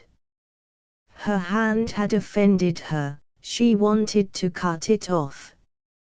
And she wanted, fiercely, to cut off the memory in him. She assumed she had done so. One day, when he sat talking with his uncle, he looked straight into the eyes of the sick man, and said, "But I shouldn't like to live and die here in Rorsley." "No, well, you needn't," said the sick man. "Do you think Cousin Matilda likes it?" "I should think so." "I don't call it much of a life," said the youth. "How much older is she than me, uncle?" The sick man looked at the young soldier. "A good bit," he said. "Over 30, said Hadrian. "Well, not so much. She's 32. Hadrian considered a while. "She doesn't look it," he said. Again the sick father looked at him. "Do you think she'd like to leave here?" said Hadrian. "Nay, I don't know, replied the father, restive. Hadrian sat still, having his own thoughts. Then in a small, quiet voice, as if he were speaking from inside himself, he said, I'd marry her if you wanted me to. The sick man raised his eyes suddenly, and stared. He stared for a long time. The youth looked inscrutably out of the window. You, said the sick man, mocking, with some contempt. Hadrian turned and met his eyes. The two men had an inexplicable understanding. If you wasn't against it, said Hadrian. Nay, said the father, turning aside, I don't think I'm against it. I've never thought of it. But Emmy's the youngest. He had flushed, and looked suddenly more alive. Secretly he loved the boy. You might ask her, said Hadrian. The elder man considered. Hadn't you better ask her yourself, he said. She'd take more notice of you, said Hadrian. They were both silent. Then Emmy came in. For 2 days Mr. Rockley was excited and thoughtful. Hadrian went about quietly, secretly, unquestioning. At last the father and daughter were alone together. It was very early morning. The father had been in much pain. As the pain abated, he lay still, thinking. Matilda, he said suddenly, looking at his daughter. Yes, I'm here, she said. I want you to do something. She rose in anticipation. Nay, sit still. I want you to marry Hadrian. She thought he was raving. She rose, bewildered and frightened. Nay, sit you still, sit you still. You hear what I tell you. But you don't know what you're saying, father. I know well enough. I want you to marry Hadrian, I tell you. She was dumbfounded. He was a man of few words. You'll do what I tell you, he said. She looked at him slowly. What put such an idea in your mind? She said proudly. He did. Matilda almost looked her father down, her pride was so offended. Why, it's disgraceful, she said. Why? She watched him slowly. What do you ask me for? She said. It's disgusting. The lad's sound enough, he replied, testily. You'd better tell him to clear out, she said, coldly. He turned and looked out of the window. She sat flushed and erect for a long time. At length her father turned to her, looking really malevolent. If you won't, he said, you're a fool, and I'll make you pay for your foolishness, do you see? Suddenly a cold fear gripped her. She could not believe her senses. She was terrified and bewildered. She stared at her father, believing him to be delirious, or mad, or drunk. What could she do? I tell you, he said. I'll send for Whittle tomorrow if you don't. You shall neither of you have anything of mine. Whittle was the solicitor. She understood her father well enough. He would send for his solicitor, and make a will leaving all his property to Hadrian. Neither she nor Emmy should have anything. It was too much. She rose and went out of the room, up to her own room, where she locked herself in. She did not come out for some hours. At last, late at night, she confided in Emmy. "The sliving demon, he wants the money," said Emmy. "My father's out of his mind." The thought that Hadrian merely wanted the money was another blow to Matilda. She did not love the impossible youth, but she had not yet learned to think of him as a thing of evil. He now became hideous to her mind. Emmy had a little scene with her father next day. "You don't mean what you said to our Matilda yesterday, do you, father?" she asked aggressively. "Yes," he replied. "What, that you'll alter your will?" "Yes." "You won't," said his angry daughter. But he looked at her with a malevolent little smile. "Annie," he shouted. "Annie." He had still power to make his voice carry. The servant maid came in from the kitchen. "Put your things on, and go down to Whittle's office, and say I want to see Mr. Whittle as soon as he can, and will he bring a will form?" The sick man lay back a little, he could not lie down. His daughter sat as if she had been struck. Then she left the room. Hadrian was pottering about in the garden. She went straight down to him. "Here," she said. "You'd better get off. You'd better take your things and go from here, quick." Hadrian looked slowly at the infuriated girl. "Who says so?" he asked. "We say so. Get off. You've done enough mischief and damage." "Does Uncle say so?" "Yes, he does." "I'll go and ask him." But like a fury Emmy barred his way. "No, you needn't. You needn't ask him nothing at all. We don't want you, so you can go. Uncle's boss here. A man that's dying, and you crawling round and working on him for his money, you're not fit to live." "Oh," he said. "Who says I'm working for his money?" "I say." "But my father told our Matilda, and she knows what you are. She knows what you're after. So you might as well clear out, for all you'll get, gutter snipe." He turned his back on her, to think. It had not occurred to him that they would think he was after the money.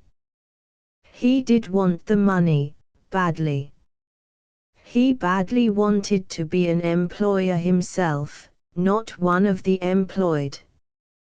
But he knew, in his subtle, calculating way, that it was not for money he wanted Matilda. He wanted both the money and Matilda. But he told himself the two desires were separate, not one. He could not do with Matilda, without the money. But he did not want her for the money. When he got this clear in his mind, he sought for an opportunity to tell it her, lurking and watching. But she avoided him. In the evening the lawyer came.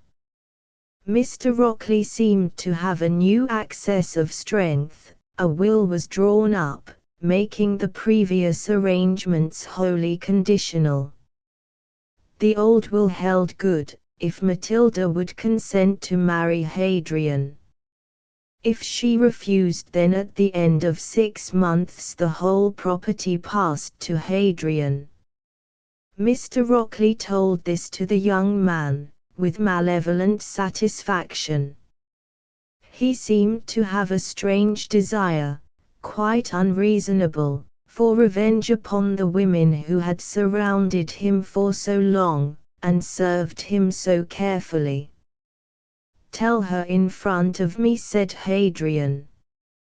So Mr. Rockley sent for his daughters. At last they came, pale, mute, stubborn. Matilda seemed to have retired far off. Emmy seemed like a fighter ready to fight to the death. The sick man reclined on the bed, his eyes bright, his puffed hand trembling. But his face had again some of its old, bright handsomeness. Hadrian sat quiet, a little aside, the indomitable, dangerous charity boy. "There's the will," said their father, pointing them to the paper. The two women sat mute and immovable, they took no notice. "Either you marry Hadrian, or he has everything," said the father with satisfaction. "Then let him have everything," said Matilda boldly. "He's not. He's not," cried Emmy fiercely. "He's not going to have it. The gutter snipe." An amused look came on her father's face. "You hear that, Hadrian?" he said. "I didn't offer to marry cousin Matilda for the money," said Hadrian, flushing and moving on his seat. Matilda looked at him slowly, with her dark blue, drugged eyes. He seemed a strange little monster to her. "Why, you liar, you know you did," cried Emmy. The sick man laughed. Matilda continued to gaze strangely at the young man. "She knows I didn't," said Hadrian.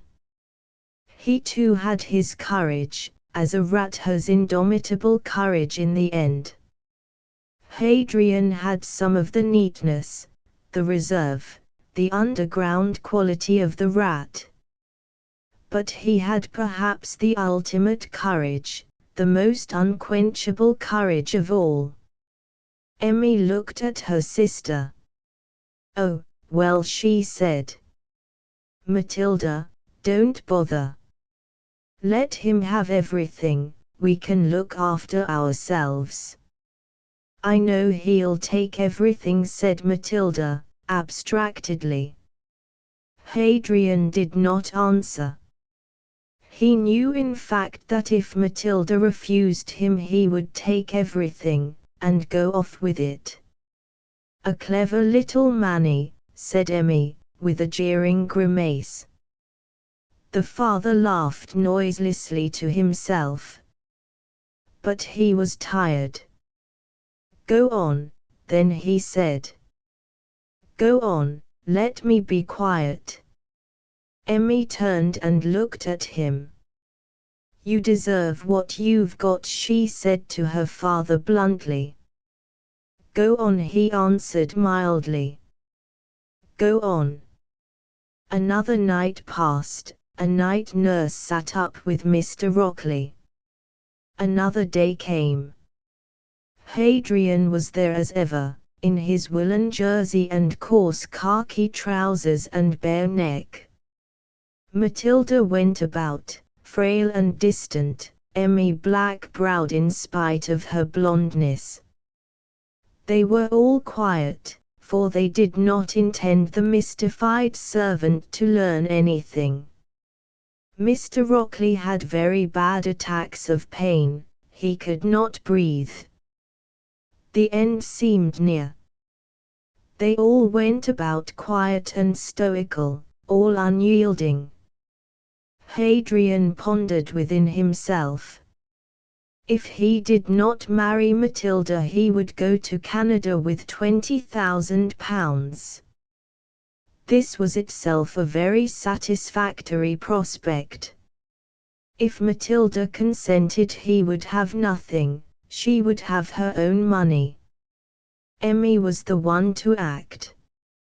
She went off in search of the solicitor and brought him with her. There was an interview, and Whittle tried to frighten the youth into withdrawal, but without avail. The clergyman and relatives were summoned, but Hadrian stared at them and took no notice. It made him angry, however. He wanted to catch Matilda alone. Many days went by, and he was not successful. She avoided him. At last, lurking, he surprised her one day as she came to pick gooseberries, and he cut off her retreat. He came to the point at once. "You don't want me, then," he said, in his subtle, insinuating voice. "I don't want to speak to you," she said, averting her face. "You put your hand on me, though," he said. "You shouldn't have done that, and then I should never have thought of it. You shouldn't have touched me. If you were anything decent, you'd know that was a mistake, and forget it," she said. "I know it was a mistake, but I shan't forget it. If you wake a man up, he can't go to sleep again because he's told to. If you had any decent feeling in you, you'd have gone away," she replied. "I didn't want to," he replied. She looked away into the distance. At last she asked, "What do you persecute me for, if it isn't for the money? I'm old enough to be your mother. In a way I've been your mother." "Doesn't matter," he said. "You've been no mother to me. Let us marry and go out to Canada. You might as well, you've touched me." She was white and trembling. Suddenly she flushed with anger. "It's so indecent," she said. "How?" he retorted. "You touched me." But she walked away from him. She felt as if he had trapped her. He was angry and depressed. He felt again despised. That same evening she went into her father's room. "Yes," she said suddenly. "I'll marry him." Her father looked up at her. He was in pain, and very ill. "You like him now, do you?" he said, with a faint smile. She looked down into his face, and saw death not far off. She turned and went coldly out of the room. The solicitor was sent for. Preparations were hastily made. In all the interval Matilda did not speak to Hadrian, never answered him if he addressed her. He approached her in the morning. "You've come round to it, then," he said, giving her a pleasant look from his twinkling, almost kindly eyes. She looked down at him and turned aside. She looked down on him both literally and figuratively.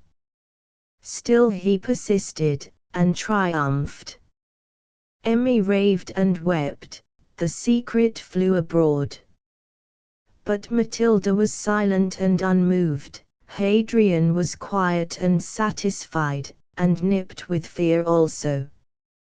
But he held out against his fear. Mr. Rockley was very ill, but unchanged. On the third day the marriage took place. Matilda and Hadrian drove straight home from the registrar, and went straight into the room of the dying man. His face lit up with a clear twinkling smile. "Hadrian, you've got her," he said, a little hoarsely. "Yes," said Hadrian, who was pale round the gills. My lad, I'm glad you're mine," replied the dying man. Then he turned his eyes closely on Matilda. "Let's look at you, Matilda," he said. Then his voice went strange and unrecognizable. "Kiss me," he said. She stooped and kissed him. She had never kissed him before, not since she was a tiny child. But she was quiet, very still. "Kiss him," the dying man said. Obediently, Matilda put forward her mouth and kissed the young husband. "That's right. That's right," murmured the dying man. Samson and Delilah. A man got down from the motor omnibus that runs from Penzance to St. Justin Penwith, and turned northwards, uphill towards the Polster. It was only 6:30, but already the stars were out, a cold little wind was blowing from the sea, and the crystalline, 3 pulse flash of the lighthouse below the cliffs beat rhythmically in the first darkness. The man was alone. He went his way unhesitating, but looked from side to side with cautious curiosity. Tall, ruined powerhouses of tin mines loomed in the darkness from time to time, like remnants of some bygone civilization. The lights of many miners' cottages scattered on the hilly darkness twinkled desolate in their disorder, yet twinkled with the lonely homeliness of the Celtic night. He tramped steadily on, always watchful with curiosity. He was a tall, well-built man, apparently in the prime of life. His shoulders were square and rather stiff. He leaned forwards a little as he went, from the hips, like a man who must stoop to lower his height. But he did not stoop his shoulders, he bent his straight back from the hips. Now and again short, stump, thick-legged figures of Cornish miners passed him, and he invariably gave them good night, as if to insist that he was on his own ground. He spoke with the West Cornish intonation. And as he went along the dreary road, looking now at the lights of the dwellings on land, now at the lights away to sea, vessels veering round in sight of the Longship's lighthouse, the whole of the Atlantic Ocean in darkness and space between him and America, he seemed a little excited and pleased with himself, watchful, thrilled, veering along in a sense of mastery and of power in conflict. The houses began to close on the road. He was entering the straggling, formless, desolate mining village that he knew of old. On the left was a little space set back from the road, and cozy lights of an inn. There it was. He peered up at the sign, the Tinnis Rest. But he could not make out the name of the proprietor. He listened. There was excited talking and laughing, a woman's voice laughing shrilly among the men's. Stooping a little, he entered the warmly lit bar. The lamp was burning. A buxom woman rose from the white scrubbed deal table where the black and white and red cards were scattered, and several men, miners, lifted their faces from the game. The stranger went to the counter, averting his face. His cap was pulled down over his brow. "Good evening," said the landlady, in her rather ingratiating voice. "Good evening. A glass of ale." "A glass of ale," repeated the landlady suavely. "Cold night, but bright." "Yes," the man assented, laconically. Then he added, when nobody expected him to say any more. Seasonable weather. Quite seasonable, quite, said the landlady. Thank you. The man lifted his glass straight to his lips, and emptied it. He put it down again on the zinc counter with a click. Let's have another, he said. The woman drew the beer, and the man went away with his glass to the second table, near the fire. The woman, after a moment's hesitation, took her seat again at the table with the card players. She had noticed the man, a big fine fellow, well dressed, a stranger. But he spoke with that Cornish Yankee accent she accepted as the natural twang among the miners. The stranger put his foot on the fender and looked into the fire. He was handsome, well-colored, with well-drawn Cornish eyebrows, and the usual dark, bright, mindless Cornish eyes. He seemed abstracted in thought. Then he watched the card party.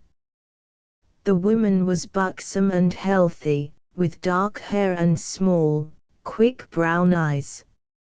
She was bursting with life and vigor. The energy she threw into the game of cards excited all the men. They shouted, and laughed, and the woman held her breast, shrieking with laughter. Oh, my, it'll be the death o' me, she panted. Now, come on, Mr. Trevorrow, play fair. Play fair, I say, or I'll put the cards down. Play fair. Why, who's played unfair? Ejaculated Mr. Trevorrow. Do you mean to accuse me, as I haven't played fair, Mrs. Nankervis? I do. I say it, and I mean it. Haven't you got the Queen of Spades? Now, come on, no dodging round me. I know you've got that Queen, as well as I know my name's Alice. Well, if your name's Alice, you'll have to have it, eh? Now, what did I say? Did you ever see such a man? My word, but your missus must be easy took in, by the looks of things. And off she went into peals of laughter. She was interrupted by the entrance of 4 men in khaki, a short, stumpy sergeant of middle age, a young corporal, and 2 young privates. The woman leaned back in her chair. Oh, my, she cried. If there isn't the boy's back, looking perished, I believe. Perished, ma, exclaimed the sergeant. Not yet. Near enough, said a young private, uncouthly. The woman got up. I'm sure you are, my dears. You'll be wanting your suppers, I'll be bound. We could do with them. Let's have a wet first, said the sergeant. The woman bustled about getting the drinks. The soldiers moved to the fire, spreading out their hands. Have your suppers in here, will you, she said. Or in the kitchen. Let's have it here, said the sergeant. More cozier, if you don't mind. You shall have it where you like, boys, where you like. She disappeared. In a minute a girl of about 16 came in. She was tall and fresh, with dark, young, expressionless eyes, and well-drawn brows, and the immature softness and mindlessness of the sensuous Celtic type. Ho, Marion. Evening, Marion. How's Marion, now, came the multiple greeting. She replied to everybody in a soft voice, a strange, soft aplomb that was very attractive. And she moved round with rather mechanical, attractive movements, as if her thoughts were elsewhere. But she had always this dim farawayness in her bearing, a sort of modesty. The strange man by the fire watched her curiously. There was an alert, inquisitive, mindless curiosity on his well-colored face. "I'll have a bit of supper with you, if I might," he said. She looked at him, with her clear, unreasoning eyes, just like the eyes of some non-human creature. "I'll ask Mother," she said. Her voice was soft-breathing, gently sing-song. When she came in again, "Yes," she said, almost whispering. "What will you have?" "What have you got?" he said, looking up into her face. "There's cold meat, that's for me, then." The stranger sat at the end of the table and ate with the tired, quiet soldiers. Now, the landlady was interested in him. Her brow was knit rather tense, there was a look of panic in her large, healthy face, but her small brown eyes were fixed most dangerously. She was a big woman, but her eyes were small and tense. She drew near the stranger. She wore a rather loud patterned flannelette blouse, and a dark skirt. "What will you have to drink with your supper?" she asked, and there was a new, dangerous note in her voice. He moved uneasily. "Oh, I'll go on with ale." She drew him another glass. Then she sat down on the bench at the table with him and the soldiers, and fixed him with her attention. "You've come from Saint Just, have you?" she said. He looked at her with those clear, dark, inscrutable Cornish eyes, and answered at length, "No, from Penzance." "Penzance? But you're not thinking of going back there tonight?" "No, no." He still looked at her with those wide, clear eyes that seemed like very bright agate. Her anger began to rise. It was seen on her brow. Yet her voice was still suave and deprecating. "I thought not, but you're not living in these parts, are you?" "No, no, I'm not living here." He was always slow in answering, as if something intervened between him and any outside question. "Oh, I see," she said. "You've got relations down here." Again he looked straight into her eyes, as if looking her into silence. "Yes," he said. He did not say any more. She rose with a flounce. The anger was tight on her brow. There was no more laughing and card-playing that evening, though she kept up her motherly, suave, good-humored way with the men. But they knew her, they were all afraid of her. The supper was finished, the table cleared, the stranger did not go. Two of the young soldiers went off to bed, with their cheery, "Good night, Ma." "Good night, Marion." The stranger talked a little to the sergeant about the war, which was in its first year, about the new army, a fragment of which was quartered in this district, about America. The landlady darted looks at him from her small eyes. Minute by minute the electric storm welled in her bosom, as still he did not go.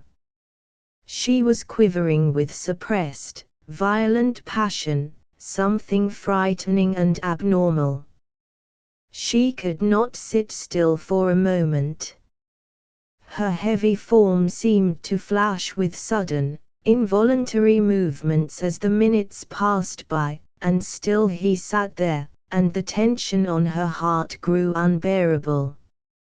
She watched the hands of the dock move on.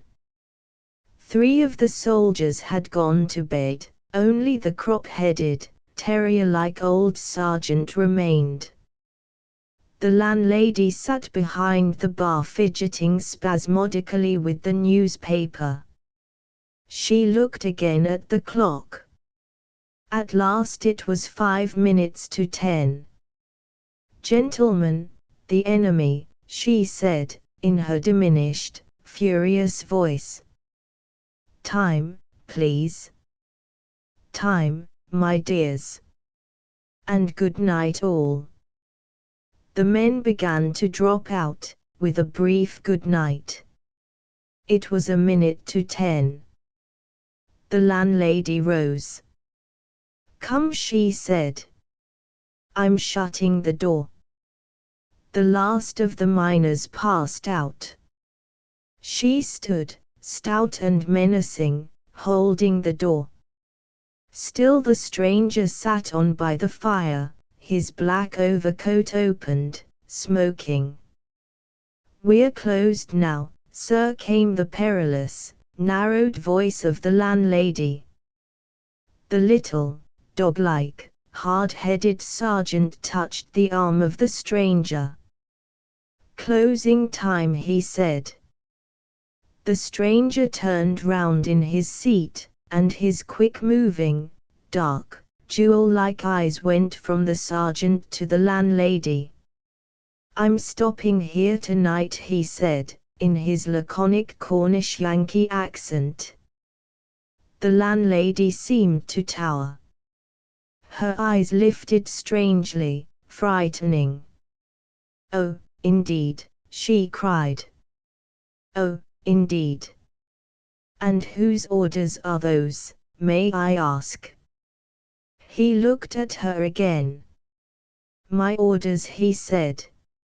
Involuntarily she shut the door, and advanced like a great, dangerous bird. Her voice rose, there was a touch of hoarseness in it.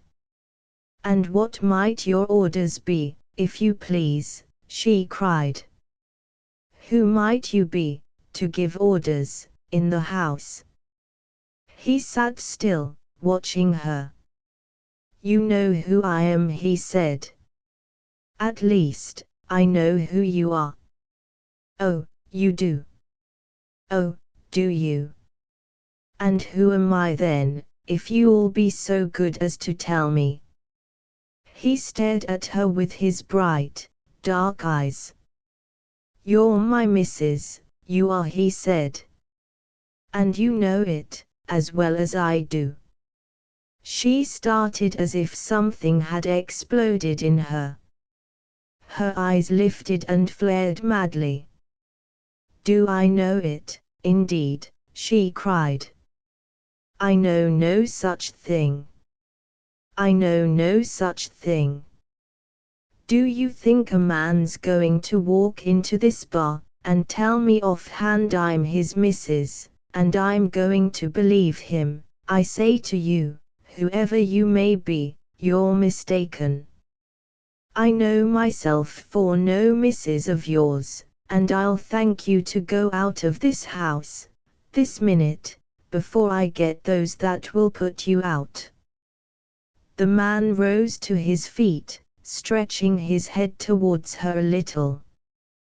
He was a handsomely built Cornishman in the prime of life. "What you say, eh? You don't know me," he said, in his sing-song voice, emotionless, but rather smothered and pressing. It reminded one of the girls. "I should know you anywhere, you see. I should. I shouldn't have to look twice to know you, you see. You see, now, don't you?" The woman was baffled. "So you may say," she replied, staccato. So you may say. That's easy enough. My name's known, and respected, by most people for 10 miles round. But I don't know you. Her voice ran to sarcasm. I can't say I know you. You're a perfect stranger to me, and I don't believe I've ever set eyes on you before tonight. Her voice was very flexible and sarcastic. Yes, you have, replied the man, in his reasonable way. Yes, you have. Your name's my name, and that girl Marion is my girl, she's my daughter. You're my missus right enough. As sure as I'm Willie Nankervis. He spoke as if it were an accepted fact. His face was handsome, with a strange, watchful alertness and a fundamental fixity of intention that maddened her. You villain, she cried. You villain, to come to this house and dare to speak to me. You villain, you downright rascal. He looked at her. He said, unmoved. All that. He was uneasy before her. Only he was not afraid of her. There was something impenetrable about him, like his eyes, which were as bright as agate. She towered, and drew near to him menacingly. You're going out of this house, aren't you? She stamped her foot in sudden madness.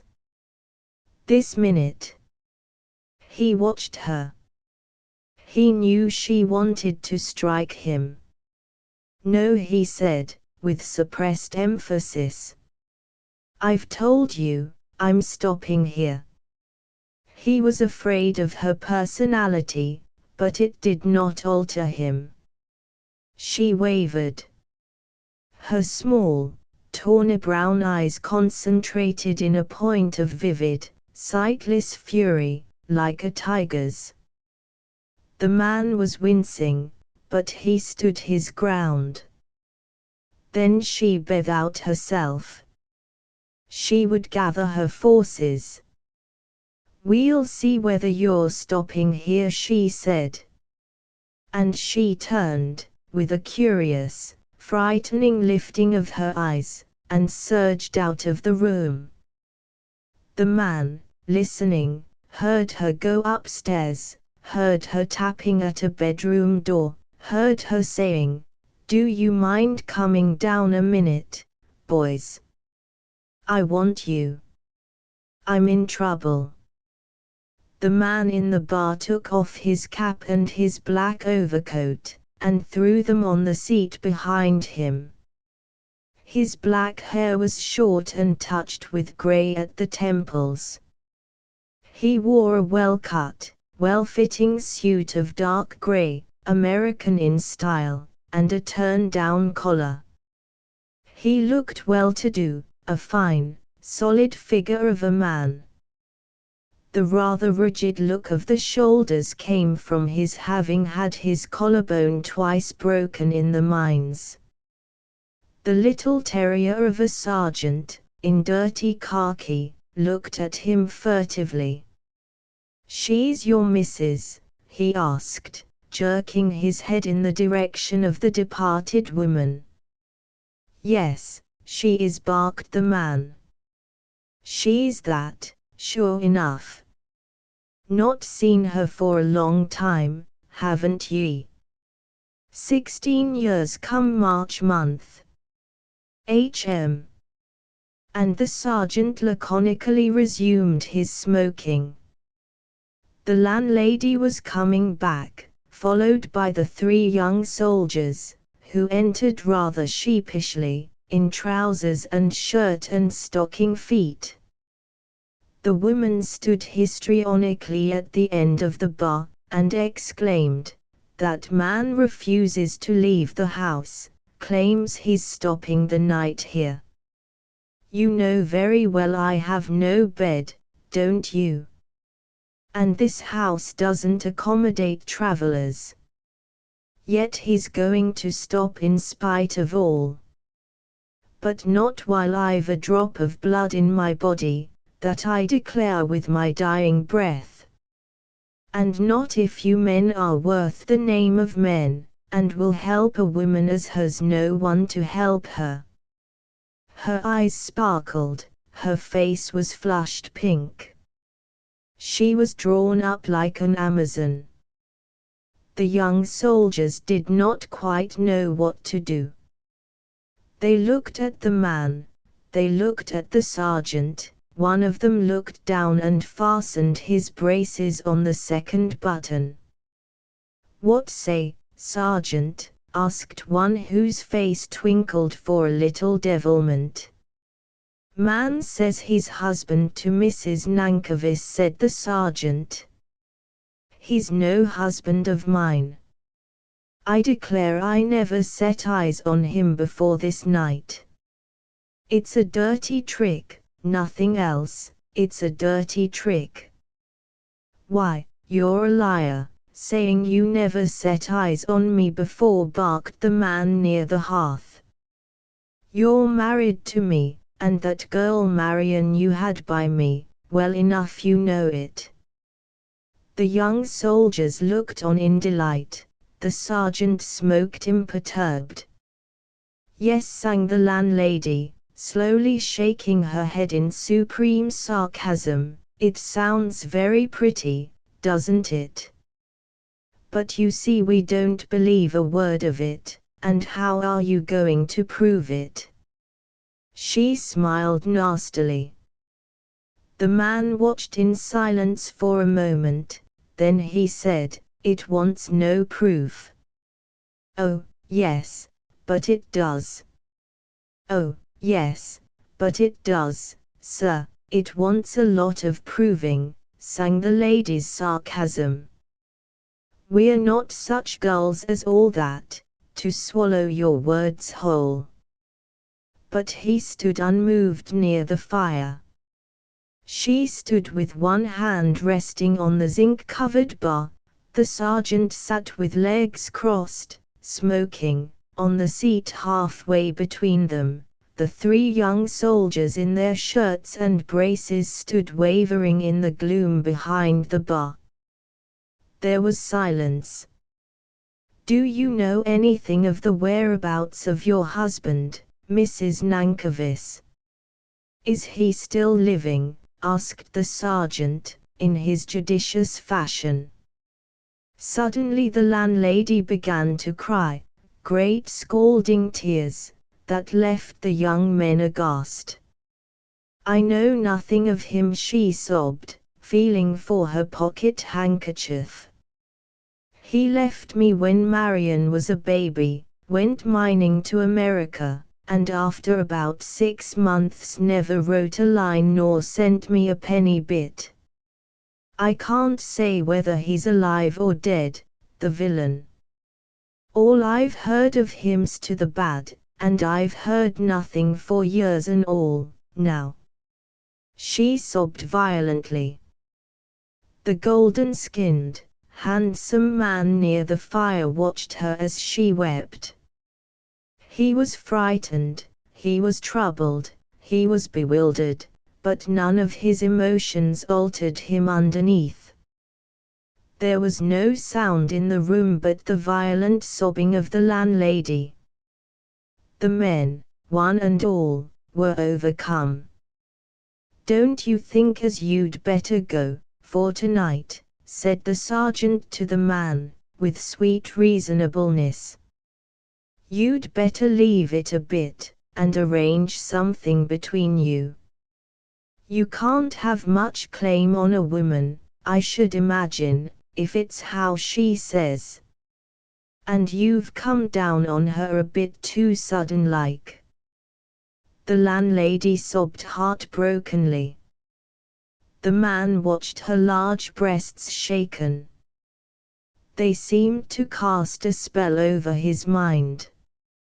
"How I've treated her, that's no matter," he replied. I've come back, and I'm going to stop in my own home, for a bit, anyhow. There you've got it. A dirty action, said the sergeant, his face flushing dark. A dirty action, to come, after deserting a woman for that number of years, and want to force yourself on her. A dirty action, as isn't allowed by the law. The landlady wiped her eyes. Never you mind about law nor nothing, cried the man, in a strange, strong voice. I'm not moving out of this public tonight. The woman turned to the soldiers behind her, and said in a wheedling, sarcastic tone, are we going to stand it, boys? Are we going to be done like this, Sergeant Thomas, by a scoundrel and a bully as has led a life beyond mention, in those American mining camps, and then wants to come back and make havoc of a poor woman's life and savings, after having left her with a baby in arms to struggle as best she might? It's a crying shame if nobody will stand up for me, a crying shame. The soldiers and the little sergeant were bristling. The woman stooped and rummaged under the counter for a minute. Then, unseen to the man away near the fire, she threw out a plaited grass rope, such as is used for binding bales, and left it lying near the feet of the young soldiers, in the gloom at the back of the bar. Then she rose and fronted the situation. Come now, she said to the man, in a reasonable, coldly coaxing tone, put your coat on and leave us alone. Be a man, and not worse than a brute of a German. You can get a bed easy enough in St. Just, and if you've nothing to pay for it, Sergeant would lend you a couple of shillings, I'm sure he would. All eyes were fixed on the man. He was looking down at the woman like a creature spellbound or possessed by some devil's own intention. I've got money of my own, he said. Don't you be frightened for your money, I've plenty of that, for the time. Well, then, she coaxed, in a cold, almost sneering propitiation, put your coat on and go where you're wanted, be a man, not a brute of a German. She had drawn quite near to him, in her challenging coaxing intentness. He looked down at her with his bewitched face. No, I shan't, he said. I shan't do no such thing. You'll put me up for tonight. Shall I? She cried. And suddenly she flung her arms round him, hung on to him with all her powerful weight, calling to the soldiers, get the rope, boys, and fasten him up. Alfred, John, quick now. The man reared, looked round with maddened eyes, and heaved his powerful body. But the woman was powerful also, and very heavy, and was clenched with the determination of death. Her face, with its exulting, horribly vindictive look, was turned up to him from his own breast. He reached back his head frantically, to get away from it. Meanwhile the young soldiers, after having watched this frightful laocoon swaying for a moment, stirred, and the malicious one darted swiftly with the rope. It was tangled a little. Give me the end here, cried the sergeant. Meanwhile the big man heaved and struggled, swung the woman round against the seat and the table, in his convulsive effort to get free. But she pinned down his arms like a cuttlefish wreathed heavily upon him. And he heaved and swayed, and they crashed about the room, the soldiers hopping, the furniture bumping. The young soldier had got the rope once round, the brisk sergeant helping him. The woman sank heavily lower, they got the rope round several times. In the struggle the victim fell over against the table. The ropes tightened till they cut his arms. The woman clung to his knees. Another soldier ran in a flash of genius, and fastened the strange man's feet with the pair of braces. Seats had crashed over, the table was thrown against the wall, but the man was bound, his arms pinned against his sides, his feet tied. He lay half fallen, sunk against the table, still for a moment. The woman rose, and sank, faint, onto the seat against the wall. Her breast heaved, she could not speak, she thought she was going to die. The bound man lay against the overturned table, his coat all twisted and pulled up beneath the ropes, leaving the loins exposed. The soldiers stood around, a little dazed, but excited with the row. The man began to struggle again, heaving instinctively against the ropes, taking great, deep breaths. His face, with its golden skin, flushed dark and surcharged, he heaved again. The great veins in his neck stood out. But it was no good, he went relaxed. Then again, suddenly, he jerked his feet. Another pair of braces, William, cried the excited soldier. He threw himself on the legs of the bound man, and managed to fasten the knees. Then again there was stillness. They could hear the clock tick. The woman looked at the prostrate figure, the strong, straight limbs, the strong back bound in subjection, the wide-eyed face that reminded her of a calf tied in a sack in a cart, only its head stretched dumbly backwards. And she triumphed. The bound-up body began to struggle again. She watched fascinated the muscles working, the shoulders, the hips, the large, clean thighs. Even now he might break the ropes. She was afraid. But the lively young soldier sat on the shoulders of the bound man, and after a few perilous moments, there was stillness again. Now said the judicious sergeant to the bound man, "If we untie you, will you promise to go off and make no more trouble?" "You'll not untie him in here," cried the woman. "I wouldn't trust him as far as I could blow him." There was silence. "We might carry him outside, and undo him there," said the soldier. "Then we could get the policeman, if he made any bother." "Yes," said the sergeant. "We could do that." Then again, in an altered, almost severe tone, to the prisoner. "If we undo you outside, will you take your coat and go without creating any more disturbance?" But the prisoner would not answer, he only lay with wide, dark, bright eyes, like a bound animal. There was a space of perplexed silence. "Well, then, do as you say," said the woman irritably.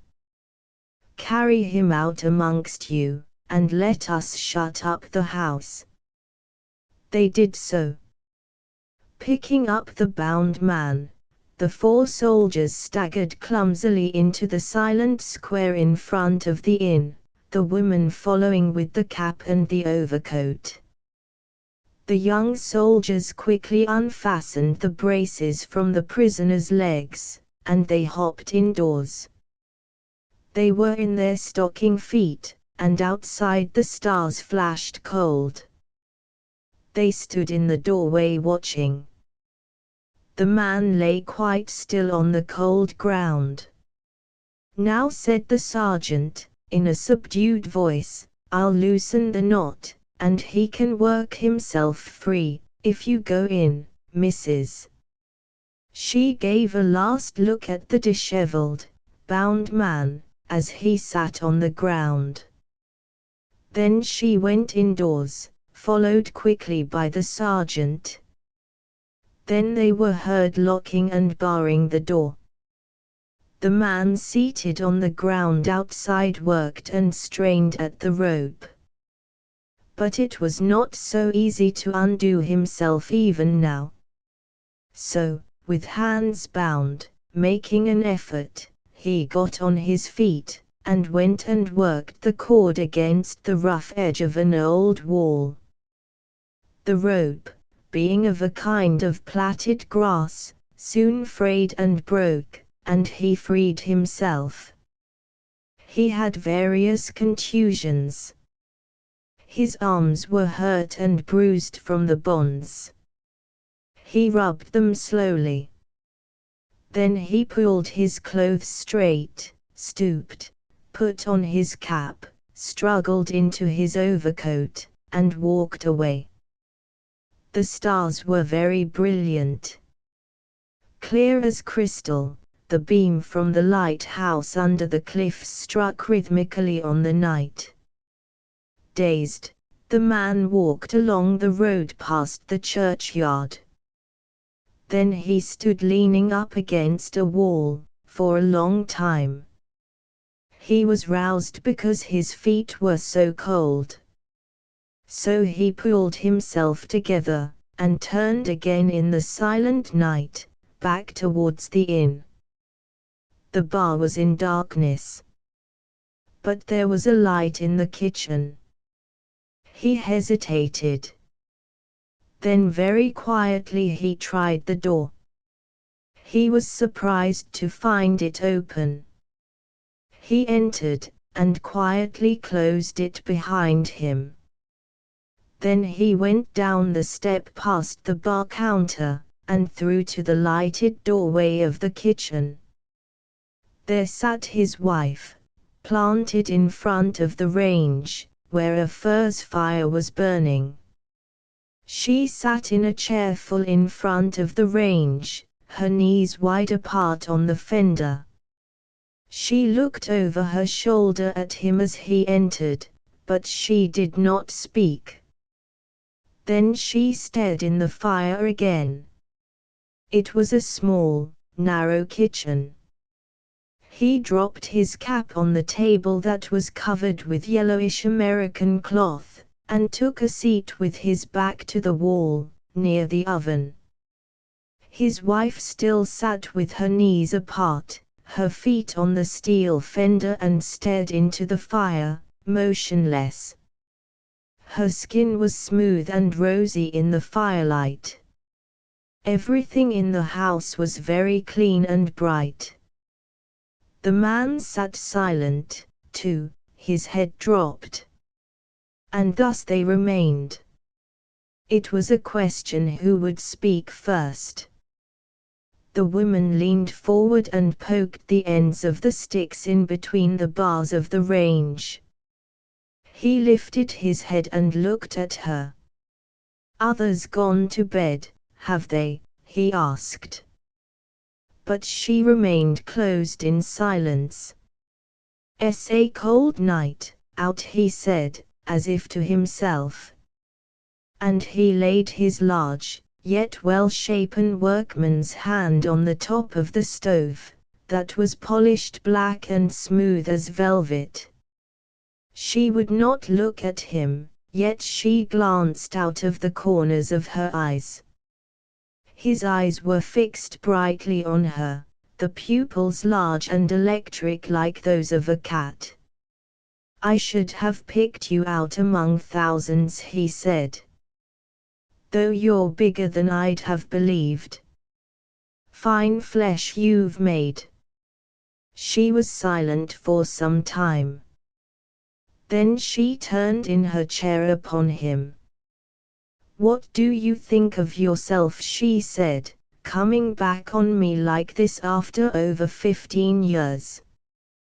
You don't think I've not heard of you, neither, in Butt City and elsewhere?" He was watching her with his clear, translucent, unchallenged eyes. "Yes," he said. "Chaps comes and goes, I've heard tell of you from time to time." She drew herself up. "And what lies have you heard about me?" she demanded superbly. "I dunno as I've heard any lies at all, 'cept as you was getting on very well, like." His voice ran warily and detached. Her anger stirred again in her violently. But she subdued it, because of the danger there was in him, and more, perhaps, because of the beauty of his head and his level-drawn brows, which she could not bear to forfeit. "That's more than I can say of you," she said. "I've heard more harm than good about you." "I dessay," he said, looking in the fire. It was a long time since he had seen the furs burning, he said to himself. There was a silence, during which she watched his face. "Do you call yourself a man?" she said, more in contemptuous reproach than in anger. "Leave a woman as you've left me, you don't care to what, and then to turn up in this fashion, without a word to say for yourself." He stirred in his chair, planted his feet apart, and resting his arms on his knees, looked steadily into the fire, without answering. So near to her was his head, and the close black hair, she could scarcely refrain from starting away, as if it would bite her. "Do you call that the action of a man?" she repeated. "No," he said, reaching and poking the bits of wood into the fire with his fingers. "I didn't call it anything, as I know of. It's no good calling things by any names whatsoever, as I know of." She watched him in his actions. There was a longer and longer pause between each speech, though neither knew it. "I wonder what you think of yourself," she exclaimed, with vexed emphasis. "I wonder what sort of a fellow you take yourself to be." She was really perplexed as well as angry. "Well," he said, lifting his head to look at her, "I guess I'll answer for my own faults, if everybody else'll answer for theirs." Her heart beat fiery hot as he lifted his face to her. She breathed heavily, averting her face, almost losing her self-control. "And what do you take me to be?" she cried, in real helplessness. His face was lifted watching her soft, averted face, and the softly heaving mass of her breasts. "I take you," he said, with that laconic truthfulness which exercised such power over her, "to be the deuce of a fine woman. Darn me if you're not as fine a built woman as I've seen, handsome with it as well. I shouldn't have expected you to put on such handsome flesh, 'struth I shouldn't." Her heart beat fiery hot, as he watched her with those bright agate eyes, fixedly. "Been very handsome to you, for 15 years, my sakes," she replied. He made no answer to this, but sat with his bright, quick eyes upon her. Then he rose. She started involuntarily. But he only said, in his laconic, measured way, it's warm in here now. And he pulled off his overcoat, throwing it on the table. She sat as if slightly cowed, whilst he did so. "Them ropes has given my arms something, by God," he drawled, feeling his arms with his hands.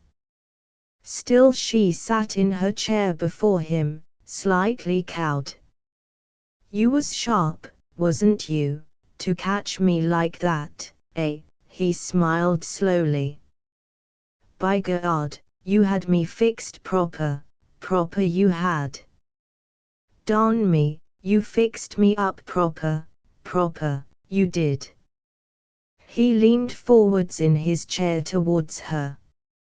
"I don't think no worse of you for it, no, darned if I do.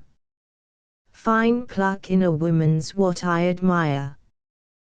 That I do, indeed." She only gazed into the fire.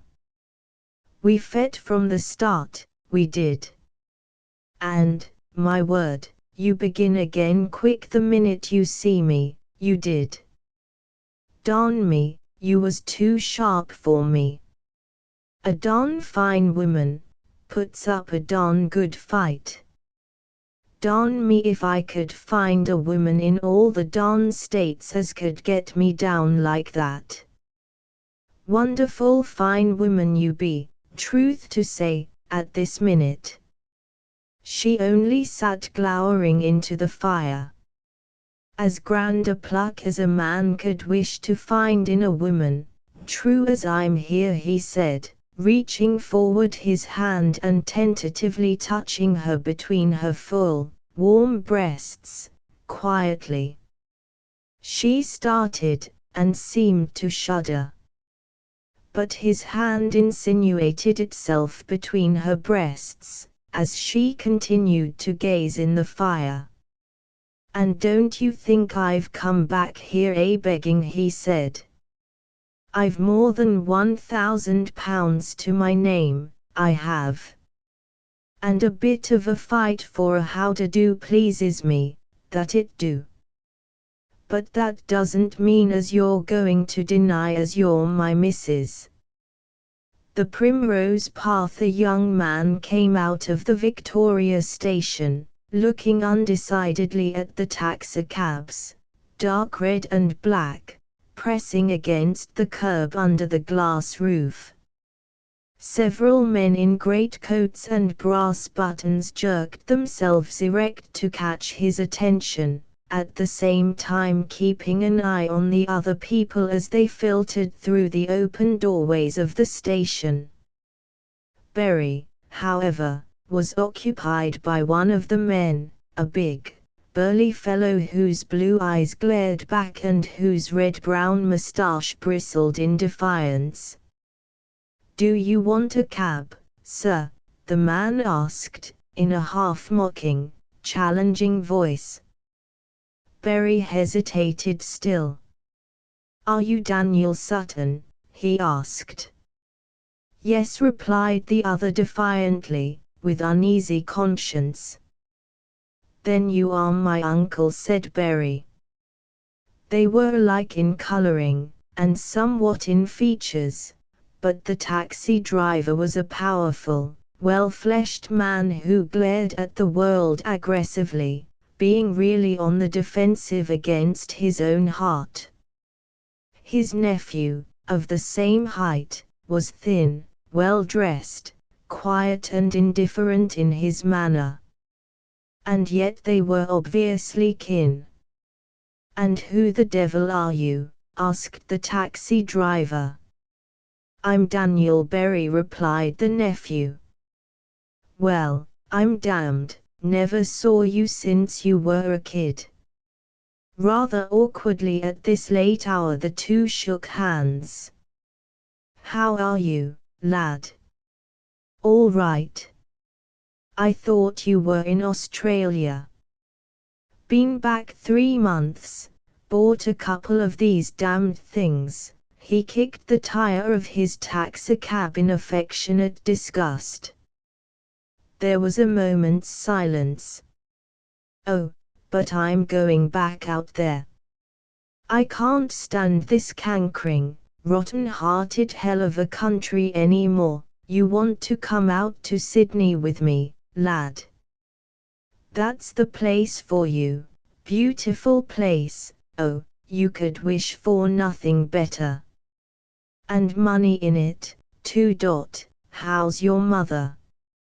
She died at Christmas, said the young man. Dead?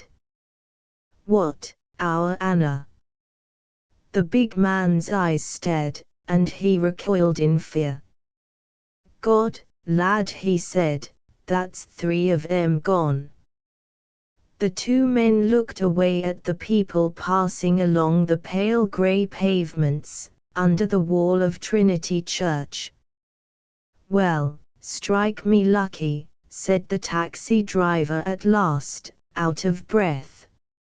She were best bunch of 'em.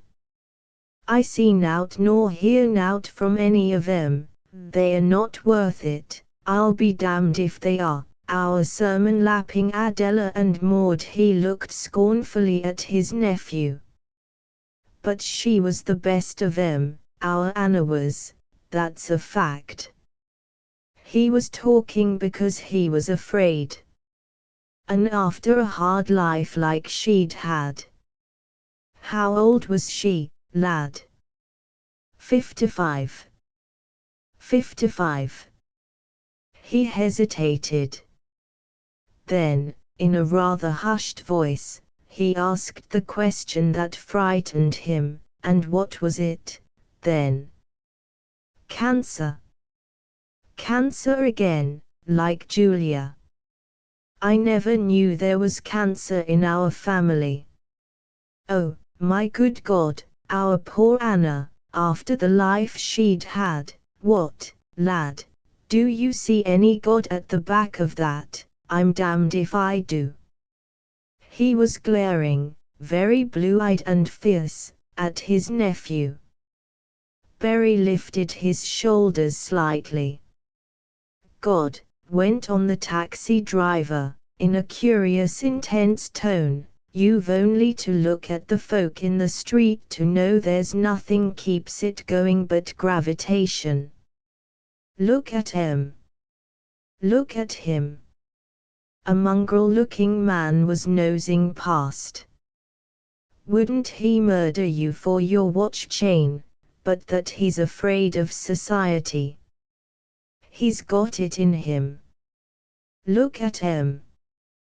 Barry watched the townspeople go by, and, sensitively feeling his uncle's antipathy, it seemed he was watching a sort of danse macabre of ugly criminals. Did you ever see such a God-forsaken crew creeping about? It gives you the very horrors to look at 'em. I sit in this damned car and watch 'em till, I can tell you, I feel like running the cab among 'em, and running myself to kingdom come. Barry wondered at this outburst. He knew his uncle was the black sheep, the youngest, the darling of his mother's family. He knew him to be at outs with respectability, mixing with the looser, sporting type, all betting and drinking and showing dogs and birds, and racing. As a critic of life, however, he did not know him. But the young man felt curiously understanding. He uses words like I do, he talks nearly as I talk, except that I shouldn't say those things.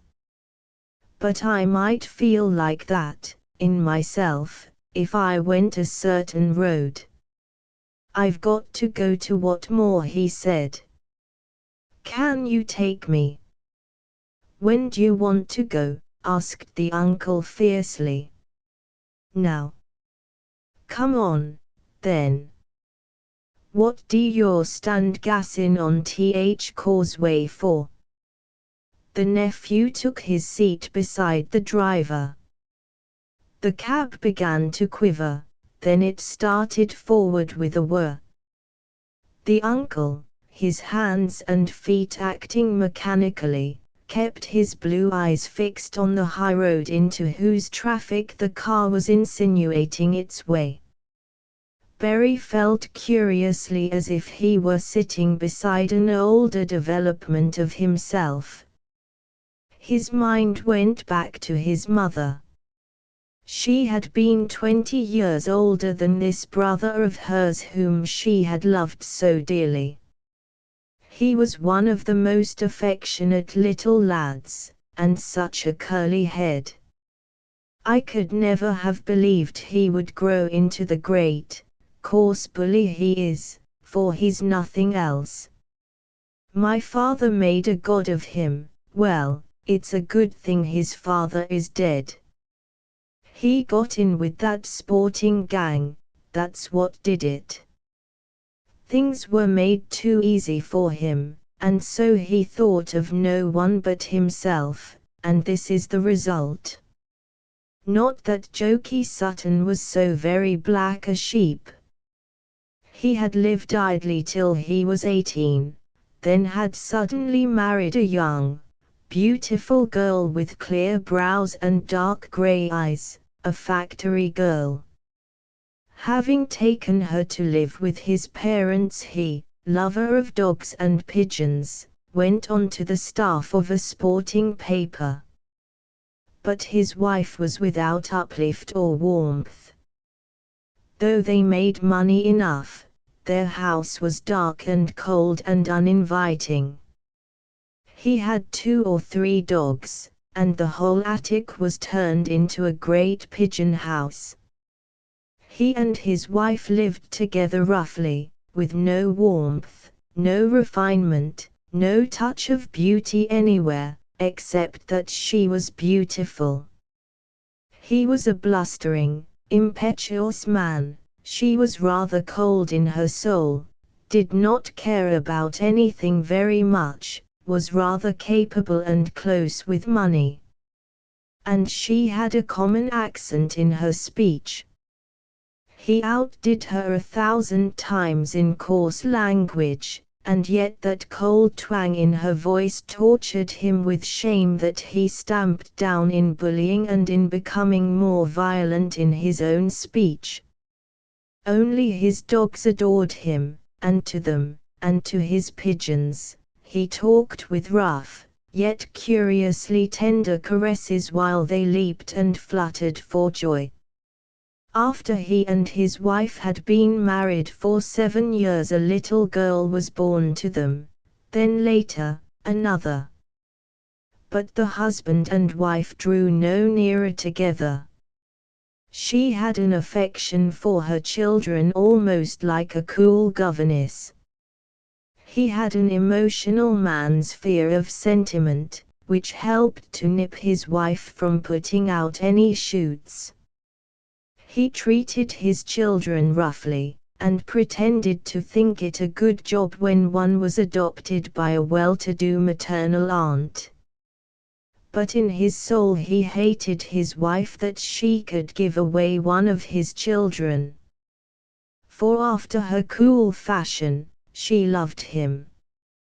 With the chaos of a man such as he, she had no chance of being anything but cold and hard, poor thing.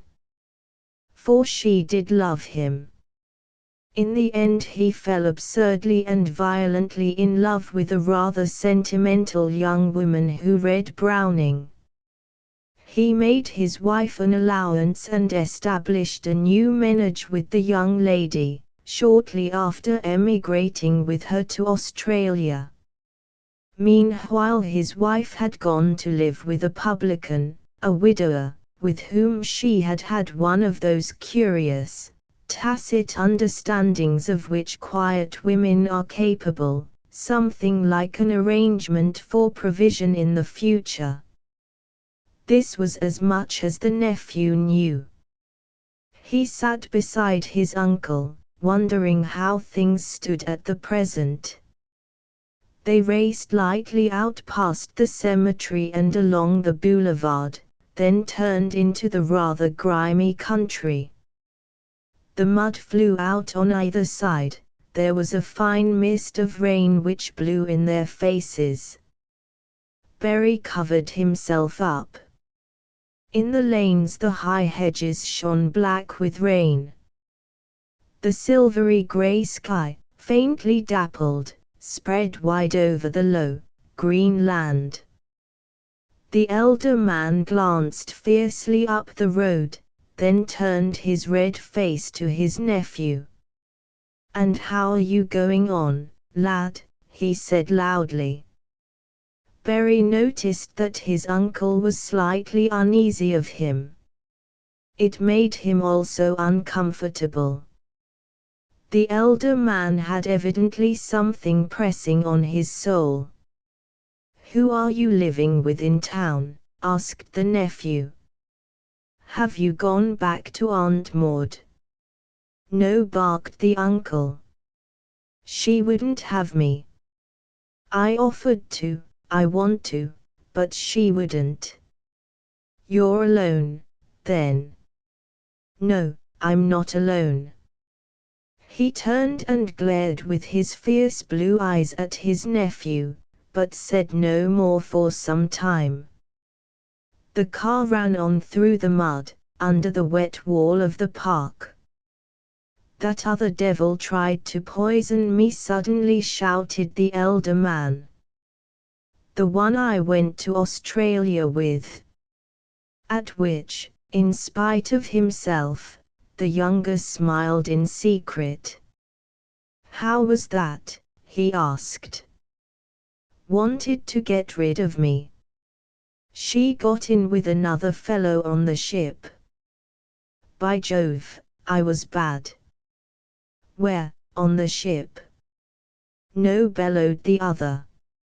"No. That was in Wellington, New Zealand. I was bad, and got lower and lower, couldn't think what was up. I could hardly crawl about. As certain as I'm here, she was poisoning me, to get to th other chap, I'm certain of it." "And what did you do?" "I cleared out, went to Sydney, and left her." "Yes, I thought b'God, I'd better clear out if I wanted to live." "And you were all right in Sydney?" "Better in no time. I know she was putting poison in my coffee." There was a glum silence. The driver stared at the road ahead, fixedly, managing the car as if it were a live thing. The nephew felt that his uncle was afraid, quite stupefied with fear, fear of life, of death, of himself. "You're in rooms, then?" asked the nephew. "No, I'm in a house of my own," said the uncle defiantly. "We best little woman in Midlands. She's a marvel. Why don't you come and see us?" "I will." "Who is she?" "Oh, she's a good girl, a beautiful little thing.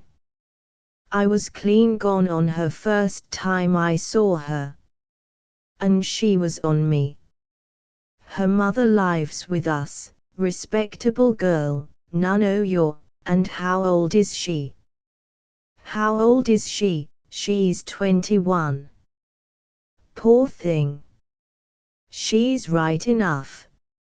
You'd marry her, getting a divorce?"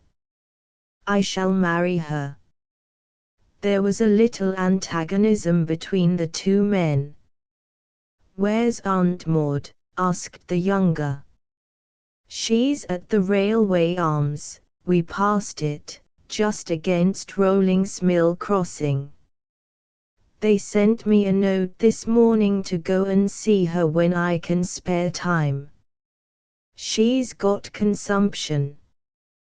"Good Lord. Are you going?" "Yes," but again Berry felt that his uncle was afraid. The young man got through his commission in the village, had a drink with his uncle at the inn, and the two were returning home. The elder man's subject of conversation was Australia. As they drew near the town they grew silent, thinking both of the public house.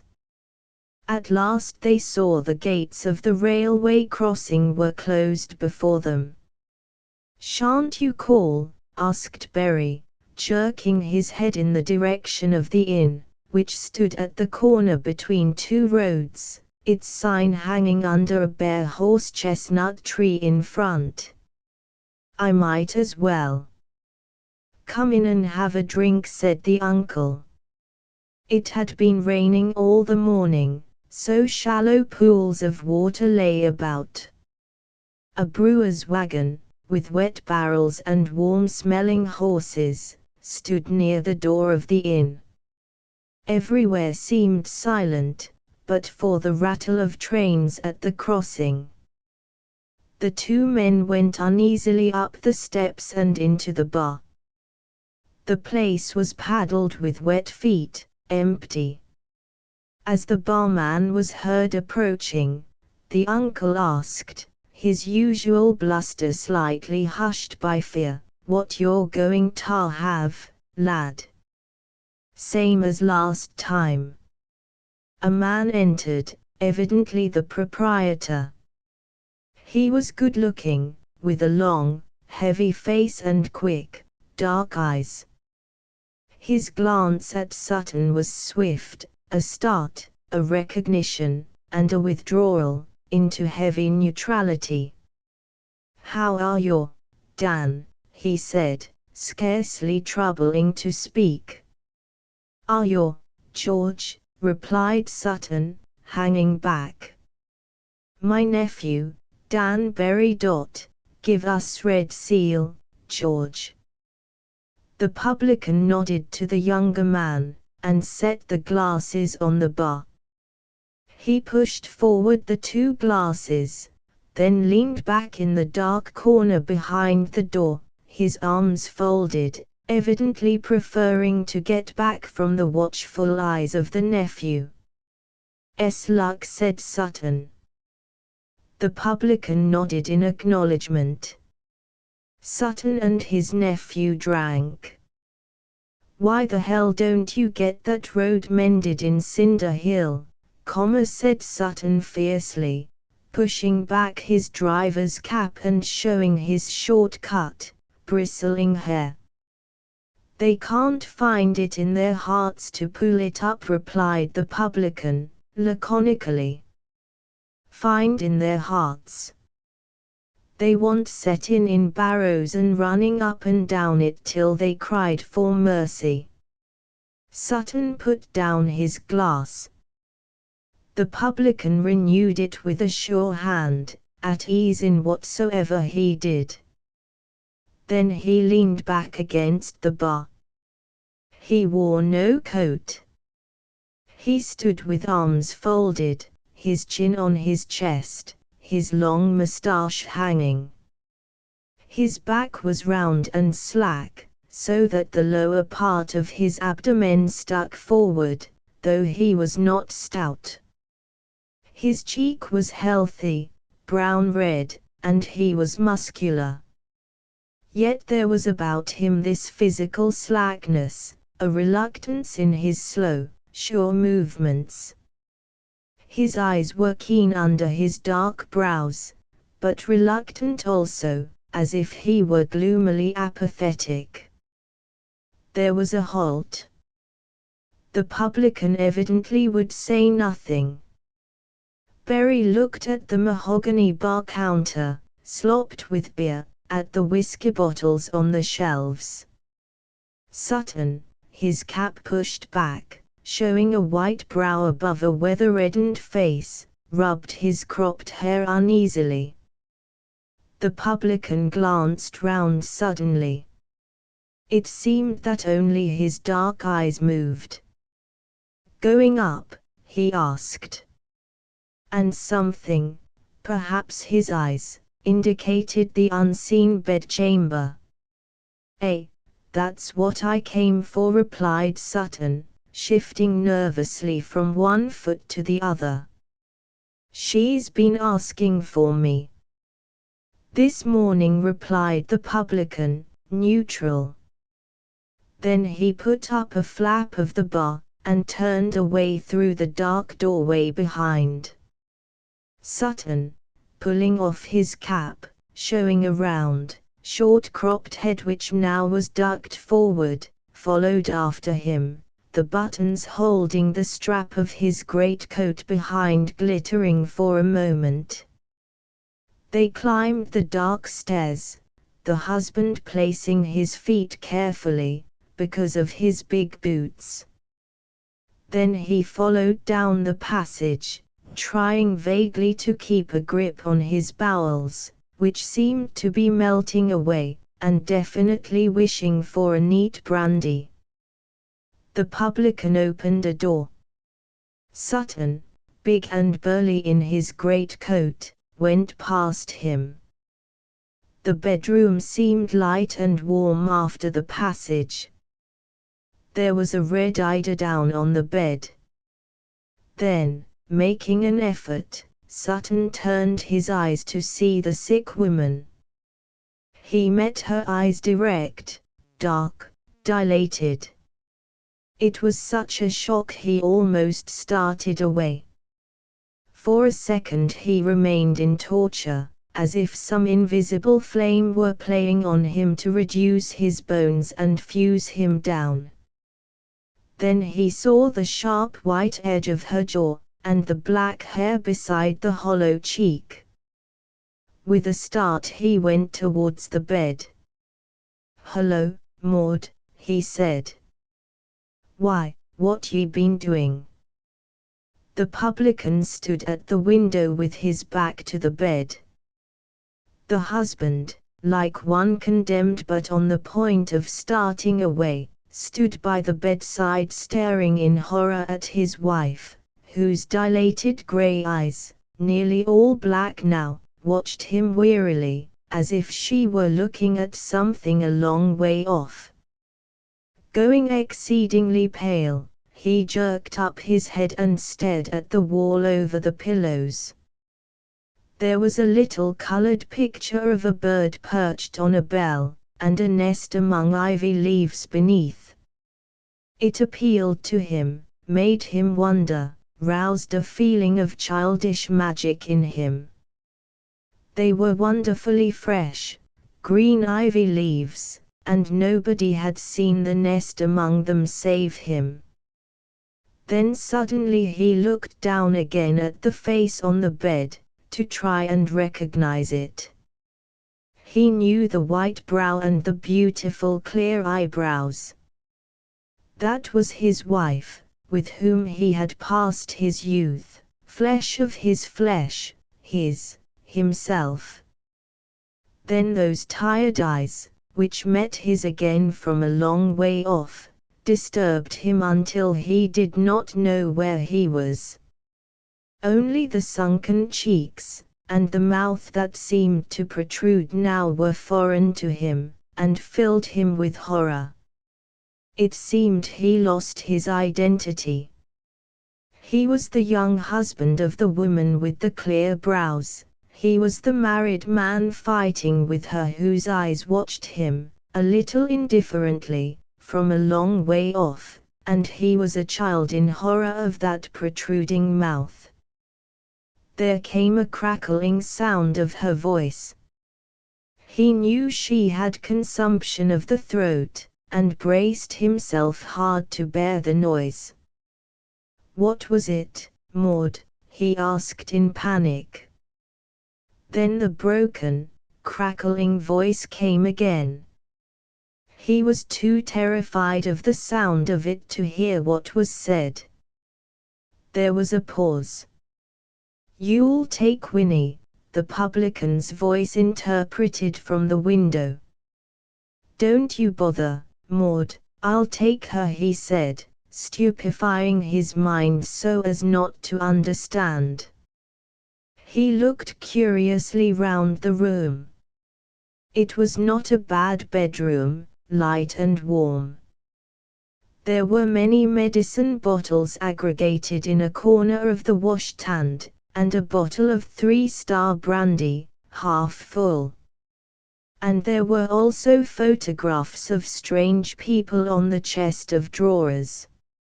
It was not a bad room. Again he started as if he were shot. She was speaking. He bent down, but did not look at her. "Be good to her," she whispered. When he realized her meaning, that he should be good to their child when the mother was gone, a blade went through his flesh. "I'll be good to her, Maud, don't you bother," he said, beginning to feel shaky. He looked again at the picture of the bird.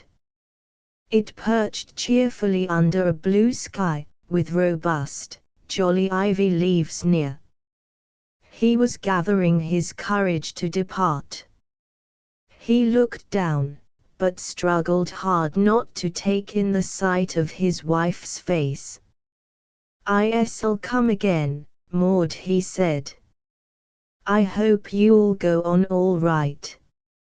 Is there anything as you want?" There was an almost imperceptible shake of the head from the sick woman, making his heart melt swiftly again. Then, dragging his limbs, he got out of the room and down the stairs. The landlord came after him. "I'll let you know if anything happens," the publican said, still laconic, but with his eyes dark and swift. Right," said Sutton blindly. He looked round for his cap, which he had all the time in his hand. Then he got out of doors. In a moment the uncle and nephew were in the car jolting on the level crossing. The elder man seemed as if something tight in his brain made him open his eyes wide, and stare. He held the steering wheel firmly. He knew he could steer accurately, to a hair's breadth. Glaring fixedly ahead, he let the car go, till it bounded over the uneven road. There were 3 coal carts in a string. In an instant the car grazed past them, almost biting the curb on the other side. Sutton aimed his car like a projectile, staring ahead. He did not want to know, to think, to realize. He wanted to be only the driver of that quick taxi. The town drew near, suddenly. There were allotment gardens with dark purple twiggy fruit trees and wet alleys between the hedges. Then suddenly the streets of dwelling houses whirled close, and the car was climbing the hill, with an angry whir, up, up, till they rode out onto the crest and could see the tramcars, dark red and yellow, threading their way round the corner below, and all the traffic roaring between the shops. "Got anywhere to go?" asked Sutton of his nephew. "I was going to see 1 or 2 people." "Come and have a bit o' dinner with us," said the other. Berry knew that his uncle wanted to be distracted, so that he should not think nor realize. The big man was running hard away from the horror of realization. "All right," Berry agreed. The car went quickly through the town. It ran up a long street nearly into the country again. Then it pulled up at a house that stood alone, below the road. "I'll be back in 10 minutes," said the uncle. The car went on to the garage. Berry stood curiously at the top of the stone stairs that led from the high road down to the level of the house, an old stone place. The garden was dilapidated. Broken fruit trees leaned at a sharp angle down the steep bank. Right across the dim grey atmosphere, in a kind of valley on the edge of the town, new suburb patches showed pinkish on the dark earth. It was a kind of unresolved borderland. Berry went down the steps. Through the broken black fence of the orchard, long grass showed yellow. The place seemed deserted. He knocked, then knocked again. An elderly woman appeared. She looked like a housekeeper. At first she said suspiciously that Mr. Sutton was not in. "My uncle just put me down. He'll be in 10 minutes," replied the visitor. "Oh, are you the Mr. Berry who is related to him?" exclaimed the elderly woman. Come in, come in." She was at once kindly and a little bit servile. The young man entered. It was an old house, rather dark, and sparsely furnished. The elderly woman sat nervously on the edge of one of the chairs in a drawing room that looked as if it were furnished from dismal relics of dismal homes, and there was a little straggling attempt at conversation. Mrs. Greenwell was evidently a working-class woman unused to service or to any formality. Presently she gathered up courage to invite her visitor into the dining room. There from the table under the window rose a tall, slim girl with a cat in her arms.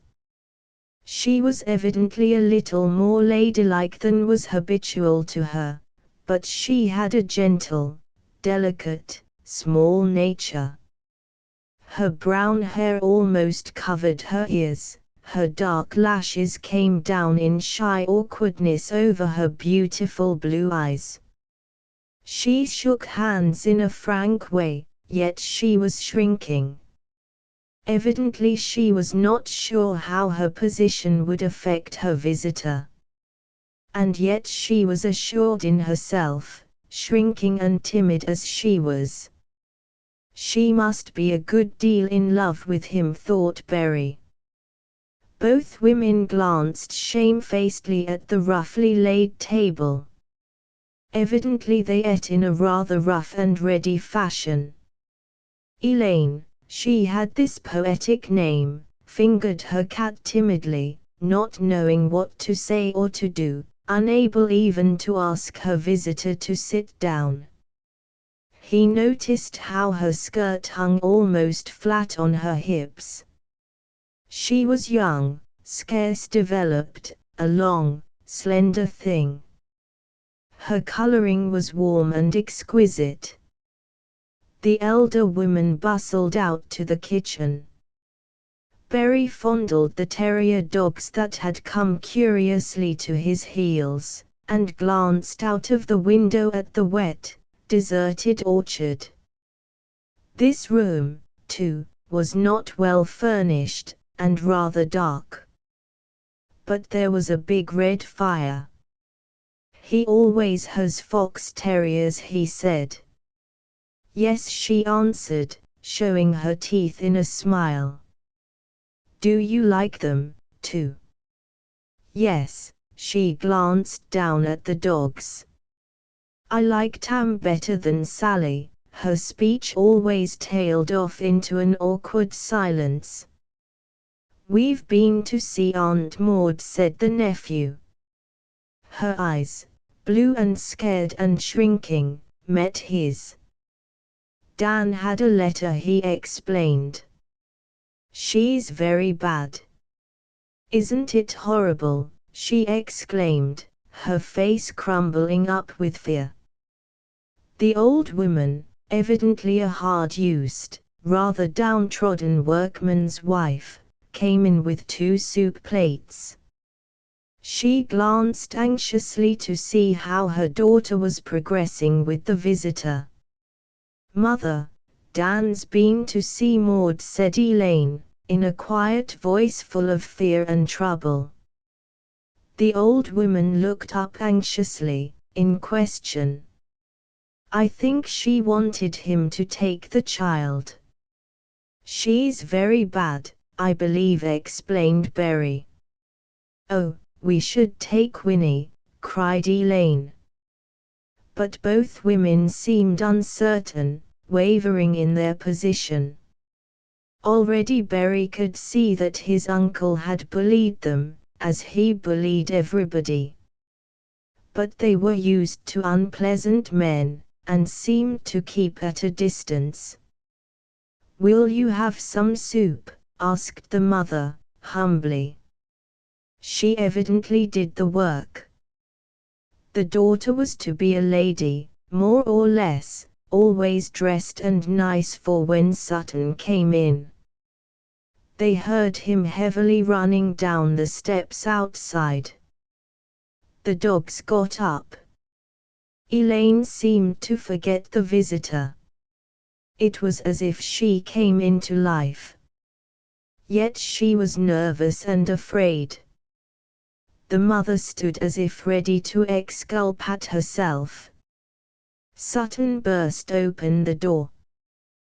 Big, blustering, wet in his immense grey coat, he came into the dining room. "Hello," he said to his nephew, "making yourself at home?" "Oh, yes," replied Berry. "Hello, Jack," he said to the girl. "Got aught to grizzle about?" "What for?" she asked, in a clear, half-challenging voice, that had that peculiar twang, almost petulant, so female and so attractive. Yet she was defiant like a boy. "It's a wonder if you haven't," growled Sutton. And, with a really intimate movement, he stooped down and fondled his dogs, though paying no attention to them. Then he stood up, and remained with feet apart on the hearthrug, his head ducked forward, watching the girl. He seemed abstracted, as if he could only watch her. His greatcoat hung open, so that she could see his figure, simple and human in the great husk of cloth. She stood nervously with her hands behind her, glancing at him, unable to see anything else. And he was scarcely conscious but of her. His eyes were still strained and staring, and as they followed the girl, when, long-limbed and languid, she moved away, it was as if he saw in her something impersonal, the female, not the woman. "Had your dinner?" he asked. "We were just going to have it," she replied, with the same curious little vibration in her voice, like the twang of a string. The mother entered, bringing a saucepan from which she ladled soup into 3 plates. "Sit down, lad," said Sutton. "You sit down, Jack, and give me mine here." "Oh, aren't you coming to table?" she complained.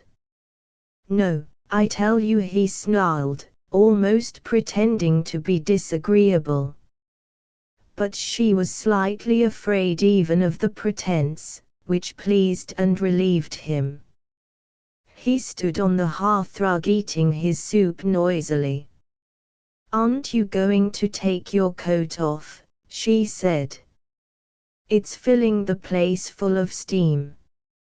He did not answer, but, with his head bent forward over the plate, he ate his soup hastily, to get it done with. When he put down his empty plate, she rose and went to him. "Do take your coat off, Dan," she said, and she took hold of the breast of his coat, trying to push it back over his shoulder. But she could not. Only the stare in his eyes changed to a glare as her hand moved over his shoulder. He looked down into her eyes. She became pale, rather frightened looking, and she turned her face away, and it was drawn slightly with love and fear and misery. She tried again to put off his coat, her thin wrists pulling at it. He stood solidly planted, and did not look at her, but stared straight in front.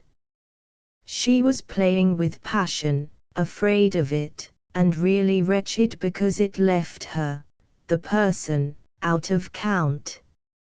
Yet she continued. And there came into his bearing, into his eyes, the curious smile of passion, pushing away even the death horror. It was life stronger than death in him. She stood close to his breast. Their eyes met, and she was carried away. "Take your coat off, Dan," she said coaxingly, in a low tone meant for no one but him. And she slid her hands on his shoulder, and he yielded, so that the coat was pushed back. She had flushed, and her eyes had grown very bright.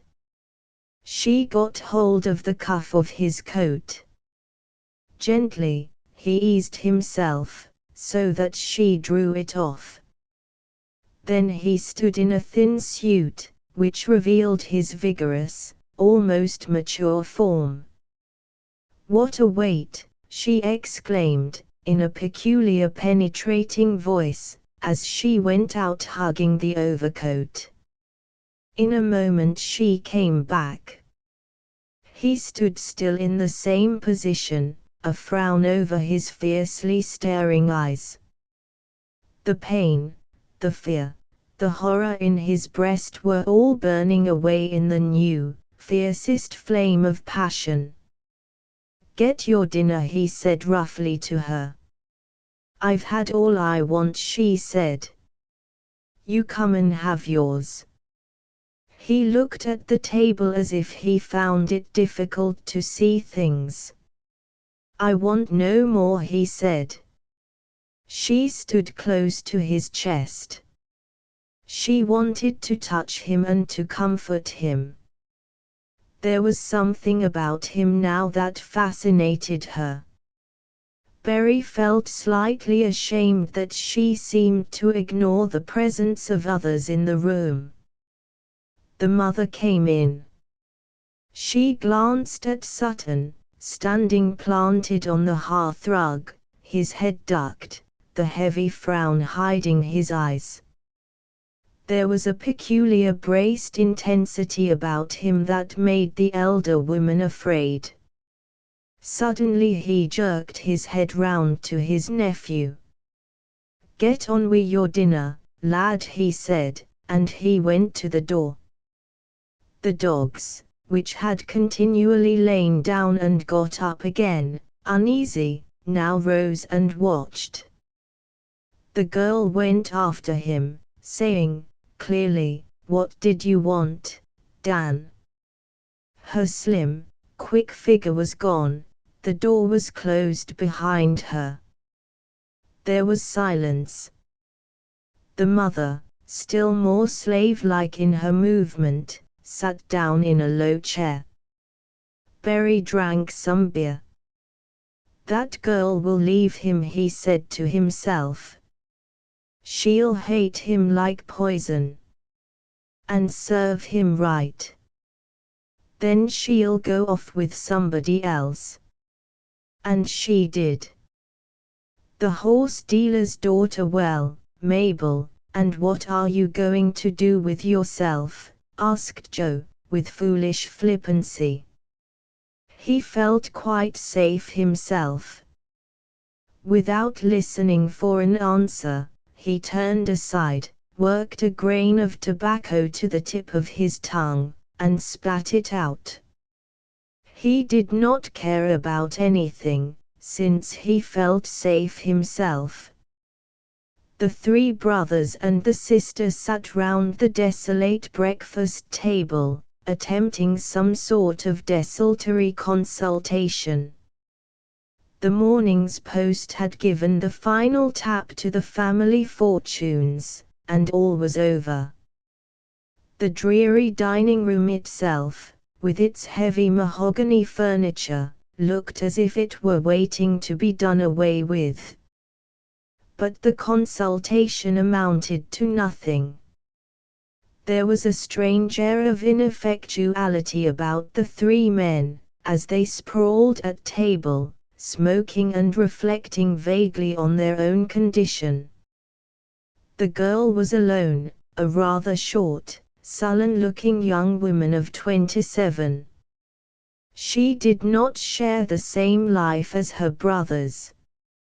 She would have been good-looking, save for the impassive fixity of her face, bulldog, as her brothers called it.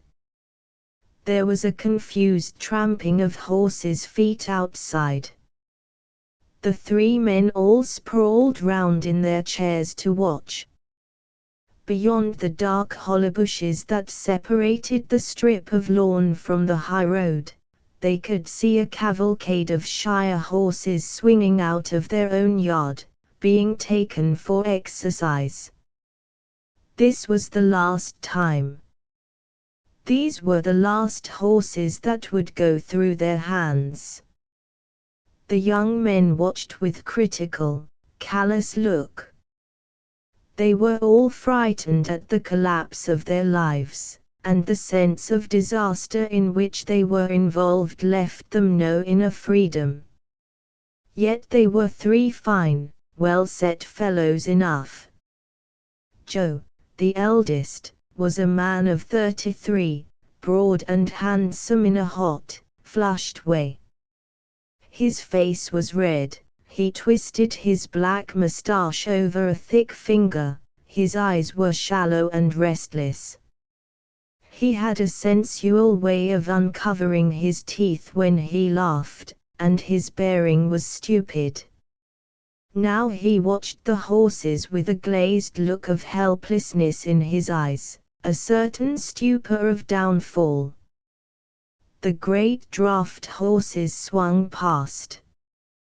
They were tied head to tail, 4 of them, and they heaved along to where a lane branched off from the high road, planting their great hoofs floutingly in the fine black mud, swinging their great rounded haunches sumptuously, and trotting a few sudden steps as they were led into the lane, round the corner.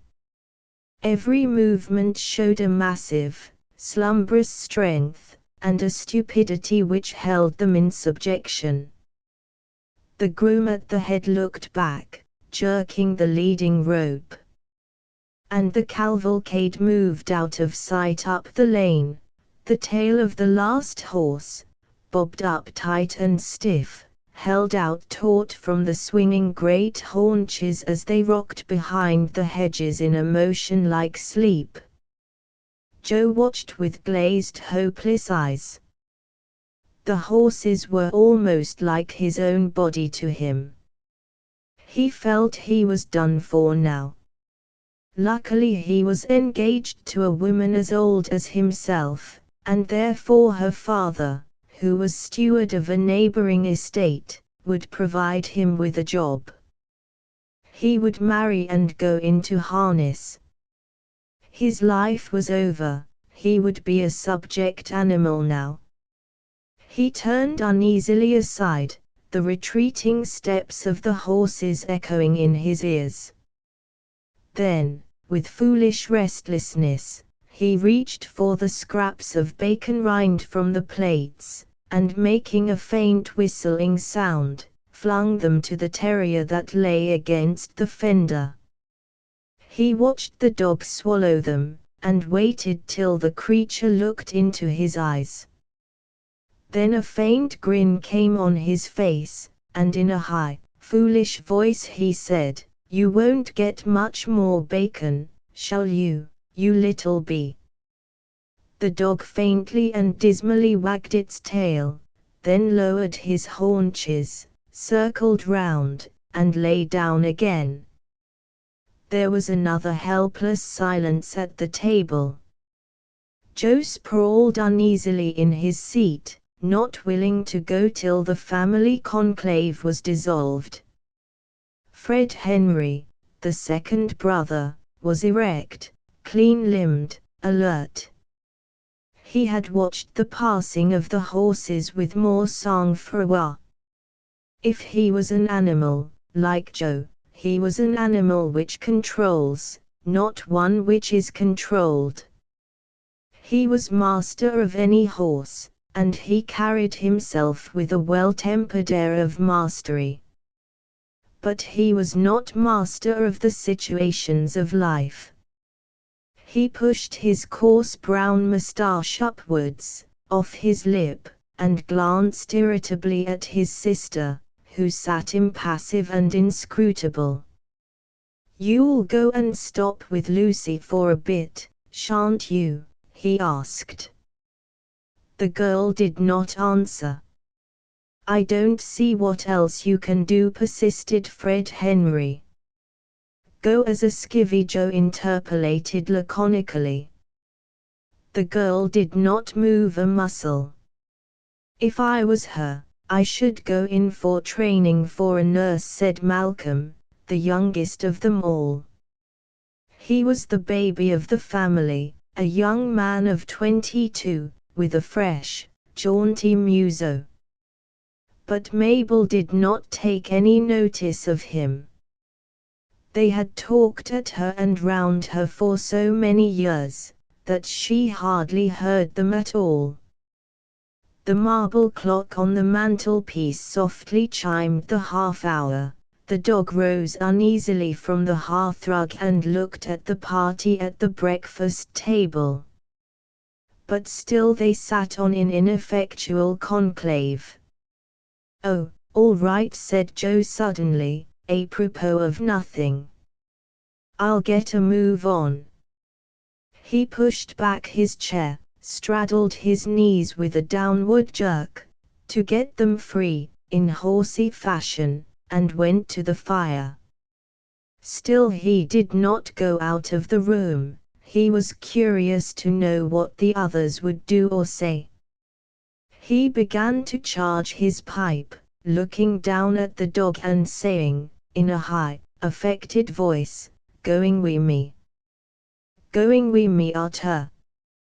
Thart going further than Tha counts on just now, dost hear?" The dog faintly wagged its tail. The man stuck out his jaw and covered his pipe with his hands, and puffed intently, losing himself in the tobacco, looking down all the while at the dog with an absent brown eye. The dog looked up at him in mournful distrust. Joe stood with his knees stuck out, in real horsey fashion. "Have you had a letter from Lucy?"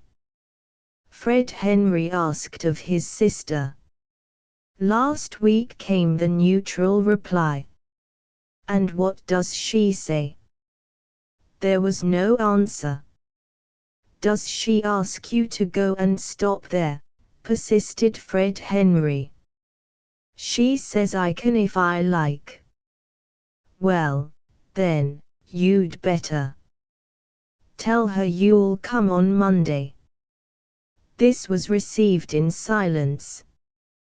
"That's what you'll do then, is it?" said Fred Henry, in some exasperation. But she made no answer. There was a silence of futility and irritation in the room. Malcolm grinned fatuously. "You'll have to make up your mind between now and next Wednesday," said Joe loudly, "or else find yourself lodgings on the curbstone." The face of the young woman darkened, but she sat on immutable. "Here's Jack Ferguson," exclaimed Malcolm, who was looking aimlessly out of the window. "Where?" exclaimed Joe, loudly. "Just gone past. Coming in." Malcolm craned his neck to see the gate. "Yes," he said. There was a silence. Mabel sat on like one condemned, at the head of the table. Then a whistle was heard from the kitchen. The dog got up and barked sharply. Joe opened the door and shouted, "Come on." After a moment a young man entered. He was muffled up in overcoat and a purple woolen scarf, and his tweed cap, which he did not remove, was pulled down on his head. He was of medium height, his face was rather long and pale, his eyes looked tired. "Hello, Jack." "Well, Jack," exclaimed Malcolm and Joe. Fred Henry merely said, "Jack." "What's doing?" asked the newcomer, evidently addressing Fred Henry. "Same. We've got to be out by Wednesday. Got a cold." "I have, got it bad, too." "Why don't you stop in?" "Me stop in? When I can't stand on my legs. Perhaps I shall have a chance." The young man spoke huskily. He had a slight Scotch accent. "It's a knockout, isn't it?" said Joe, boisterously, "if a doctor goes round croaking with a cold. Looks bad for the patients, doesn't it?" The young doctor looked at him slowly. "Anything the matter with you, then?" he asked sarcastically. "Not as I know of." "Damn your eyes, I hope not." "Why? I thought you were very concerned about the patients, wondered if you might be one yourself." "Damn it, no, I've never been patient to no flaming doctor, and hope I never shall be," returned Joe. At this point Mabel rose from the table, and they all seemed to become aware of her existence. She began putting the dishes together. The young doctor looked at her, but did not address her. He had not greeted her. She went out of the room with the tray, her face impassive and unchanged. "When are you off then, all of you?" asked the doctor. "I'm catching the 11:40, replied Malcolm. "Are you going down WTH trap, Joe?" "Yes, I've told you I'm going down WTH trap, haven't I?" "We'd better be getting her in then. So long, Jack, if I don't see you before I go," said Malcolm, shaking hands. He went out, followed by Joe, who seemed to have his tail between his legs. "Well, this is the devil's own," exclaimed the doctor, when he was left alone with Fred Henry. "Going before Wednesday, are you?" "That's the orders," replied the other. "Where, to Northampton?" "That's it." "The devil!" exclaimed Fergusson, with quiet chagrin. And there was silence between the two. "All settled up, are you?" asked Fergusson. "About." There was another pause. "Well, I shall miss your Freddie, boy," said the young doctor. "And I shall miss thee, Jack," returned the other. "Miss you like hell," mused the doctor. Fred Henry turned aside. There was nothing to say. Mabel came in again, to finish clearing the table. "What are you going to do, then, Miss Pavin?" asked Fergusson. "Going to your sister's, are you?"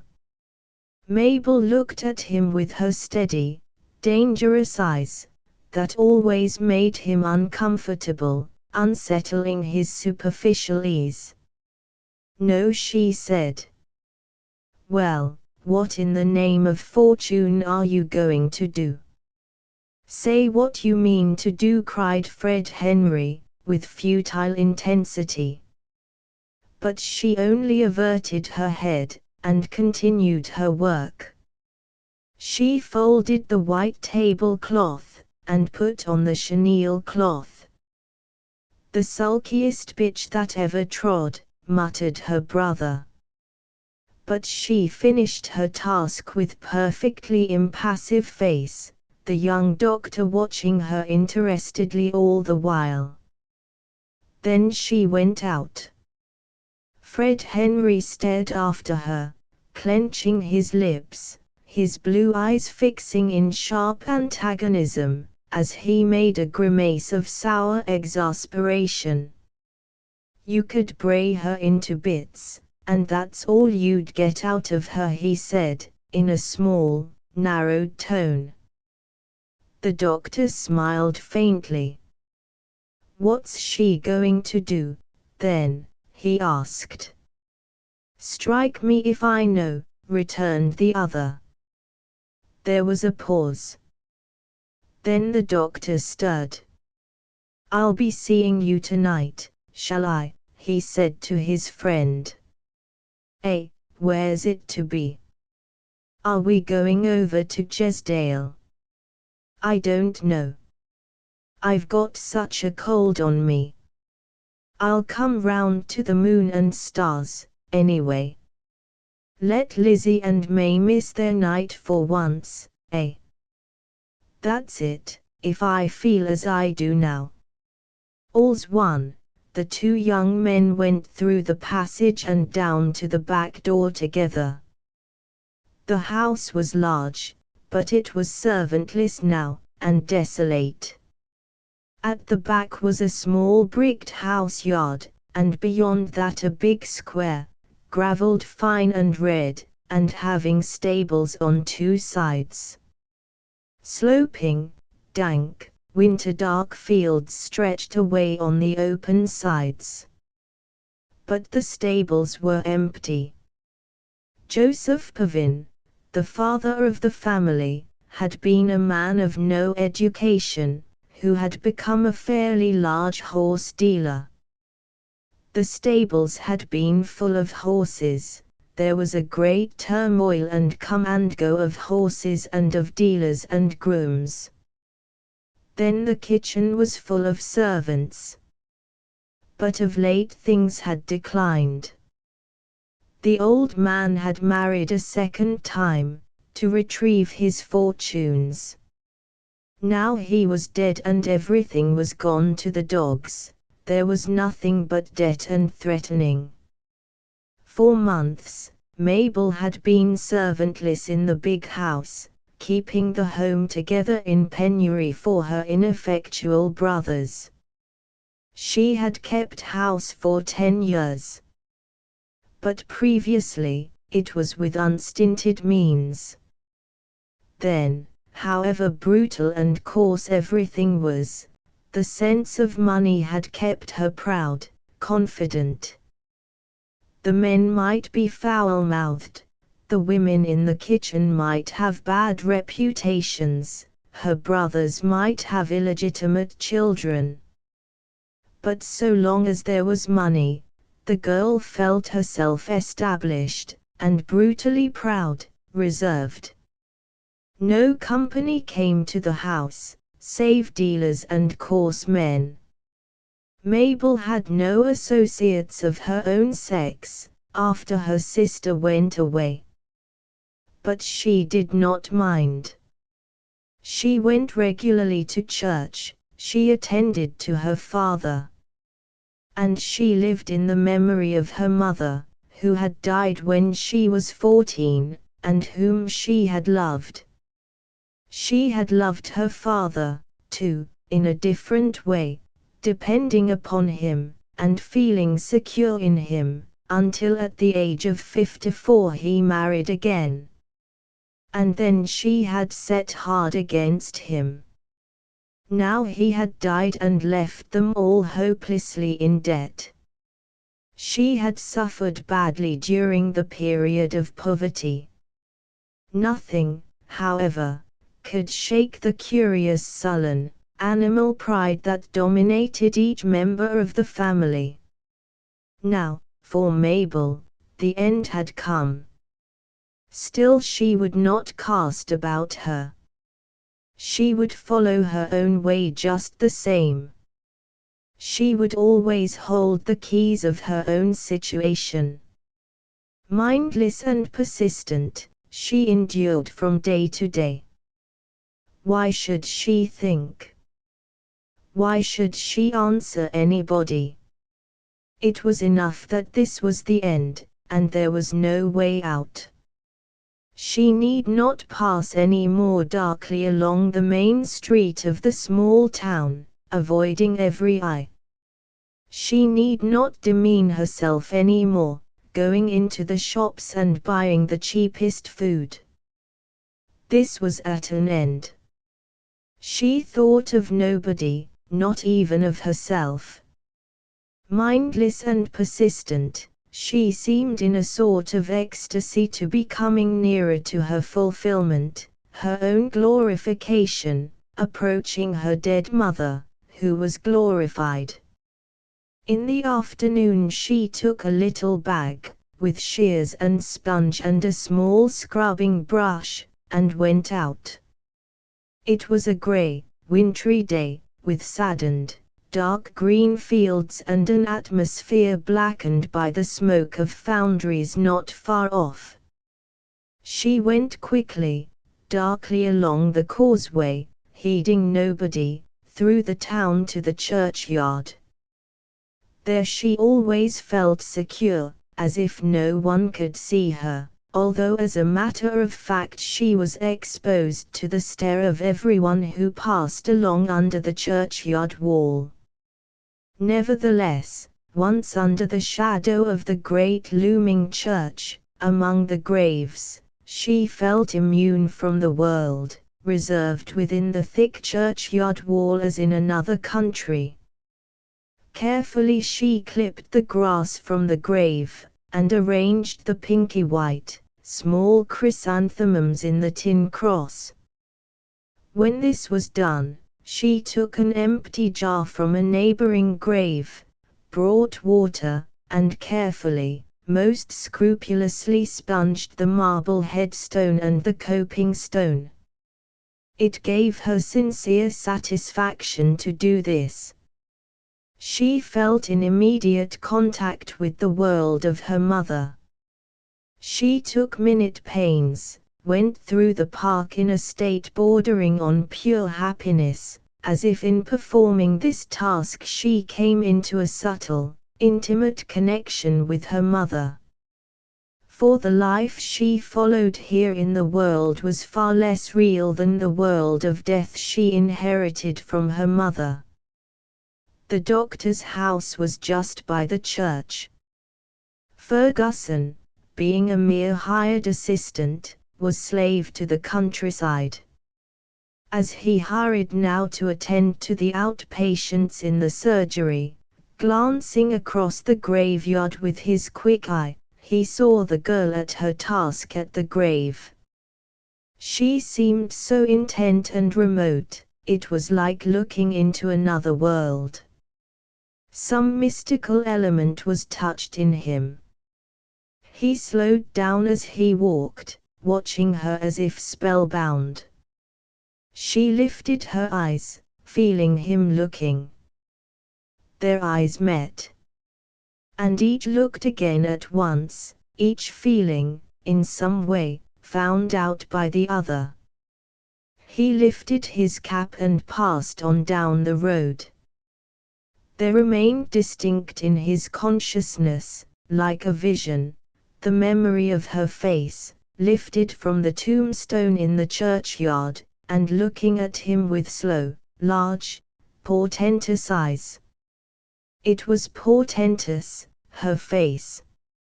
It seemed to mesmerize him. There was a heavy power in her eyes which laid hold of his whole being, as if he had drunk some powerful drug. He had been feeling weak and done before. Now the life came back into him, he felt delivered from his own fretted, daily self.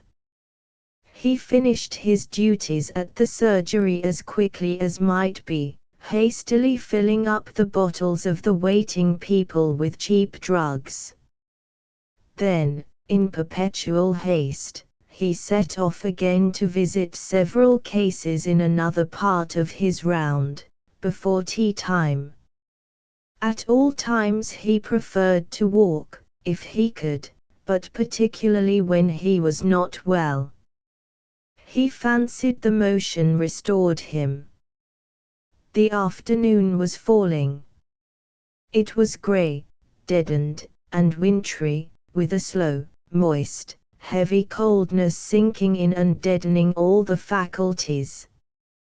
But why should he think or notice? He hastily climbed the hill and turned across the dark green fields, following the black cinder track.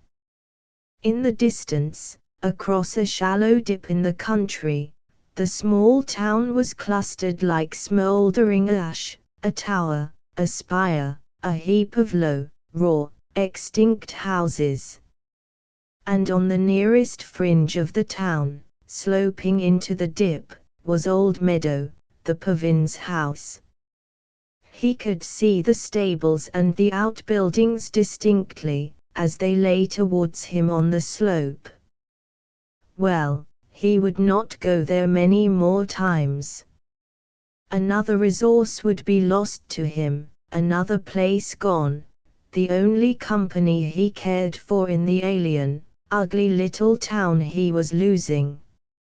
Nothing but work, drudgery, constant hastening from dwelling to dwelling among the colliers and the iron workers. It wore him out, but at the same time he had a craving for it.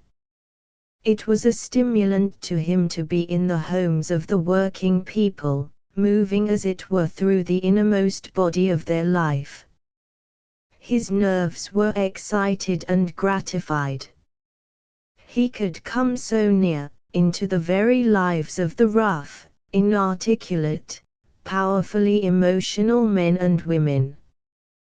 He grumbled, he said he hated the hellish hole. But as a matter of fact it excited him. The contact with the rough, strongly feeling people was a stimulant applied direct to his nerves. Below Old Meadow, in the green, shallow, soddened hollow of fields, lay a square, deep pond. Roving across the landscape, the doctor's quick eye detected a figure in black passing through the gate of the field, down towards the pond. He looked again. It would be Mabel Pavin. His mind suddenly became alive and attentive. Why was she going down there? He pulled up on the path on the slope above, and stood staring. He could just make sure of the small black figure moving in the hollow of the failing day. He seemed to see her in the midst of such obscurity, that he was like a clairvoyant, seeing rather with the mind's eye than with ordinary sight. Yet he could see her positively enough, whilst he kept his eye attentive. He felt, if he looked away from her, in the thick, ugly falling dusk, he would lose her altogether. He followed her minutely as she moved, direct and intent, like something transmitted rather than stirring involuntary activity, straight down the field towards the pond. There she stood on the bank for a moment. She never raised her head. Then she waded slowly into the water. He stood motionless as the small black figure walked slowly and deliberately towards the center of the pond, very slowly, gradually moving deeper into the motionless water, and still moving forward as the water got up to her breast. Then he could see her no more in the dusk of the dead afternoon. "There," he exclaimed. "Would you believe it?" And he hastened straight down, running over the wet, sodden fields, pushing through the hedges, down into the depression of callous wintry obscurity. It took him several minutes to come to the pond. He stood on the bank, breathing heavily. He could see nothing. His eyes seemed to penetrate the dead water. Yes, perhaps that was the dark shadow of her black clothing beneath the surface of the water. He slowly ventured into the pond.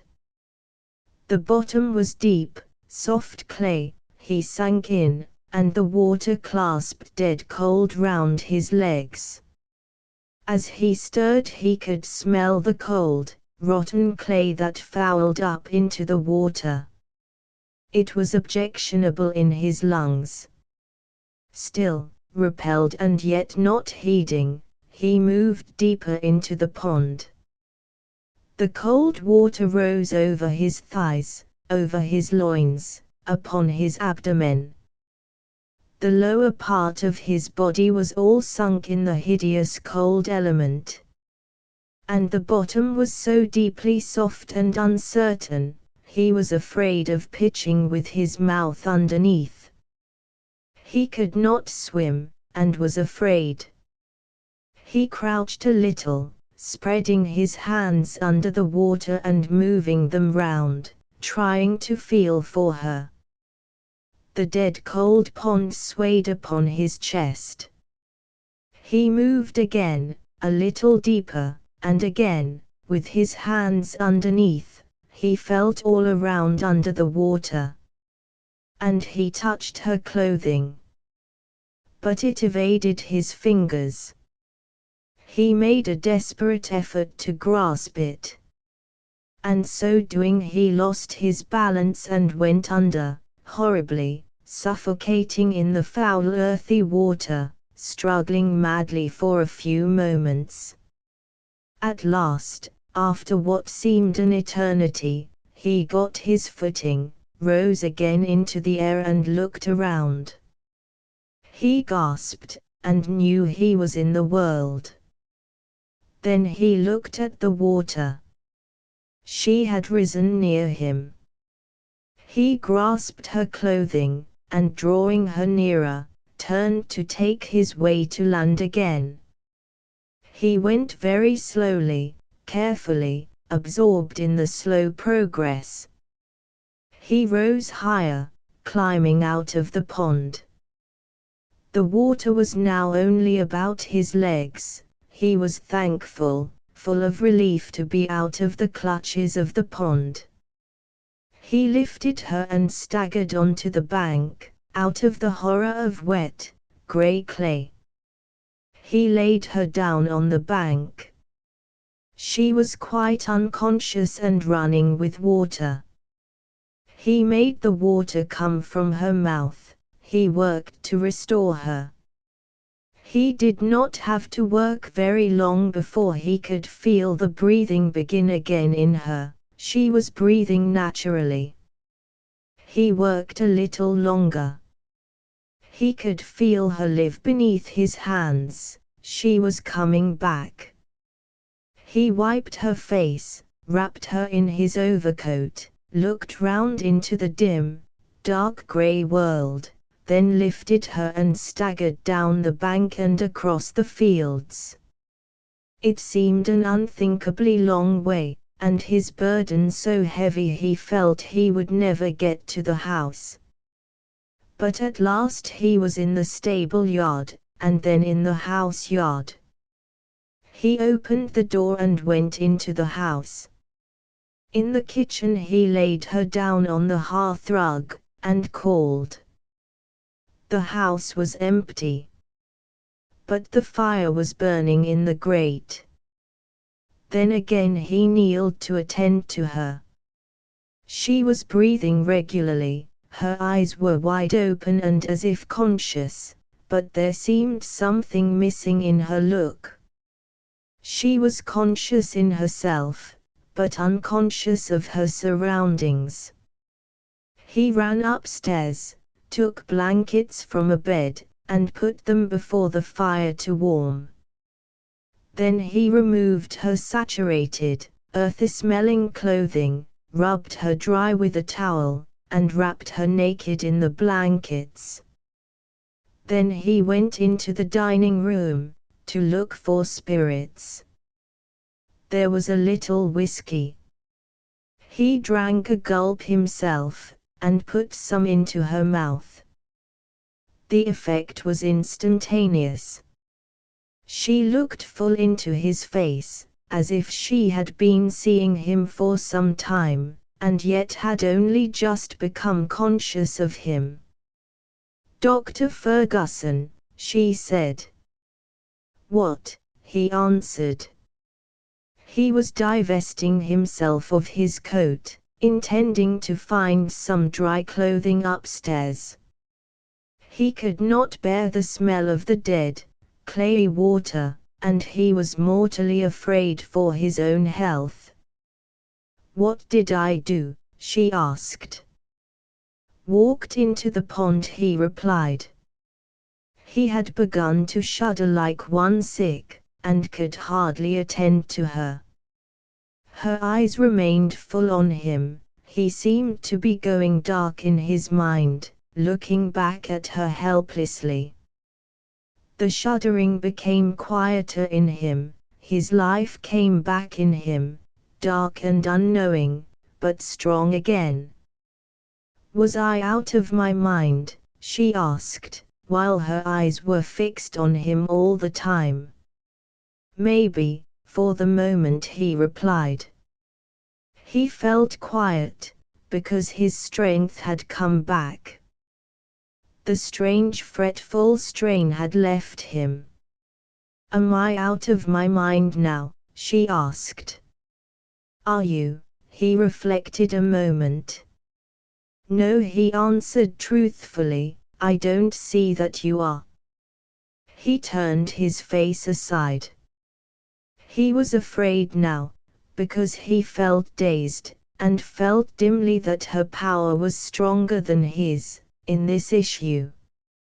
And she continued to look at him fixedly all the time. "Can you tell me where I shall find some dry things to put on?" he asked. "Did you dive into the pond for me?" she asked. "No," he answered. "I walked in. But I went in overhead as well." There was silence for a moment. He hesitated. He very much wanted to go upstairs to get into dry clothing. But there was another desire in him.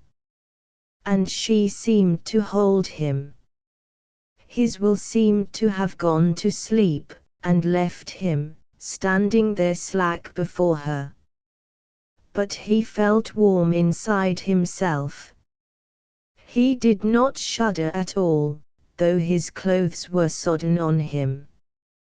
"Why did you?" she asked. "Because I didn't want you to do such a foolish thing," he said. "It wasn't foolish," she said, still gazing at him as she lay on the floor, with a sofa cushion under her head. "It was the right thing to do. I knew best, then." "I'll go and shift these wet things," he said.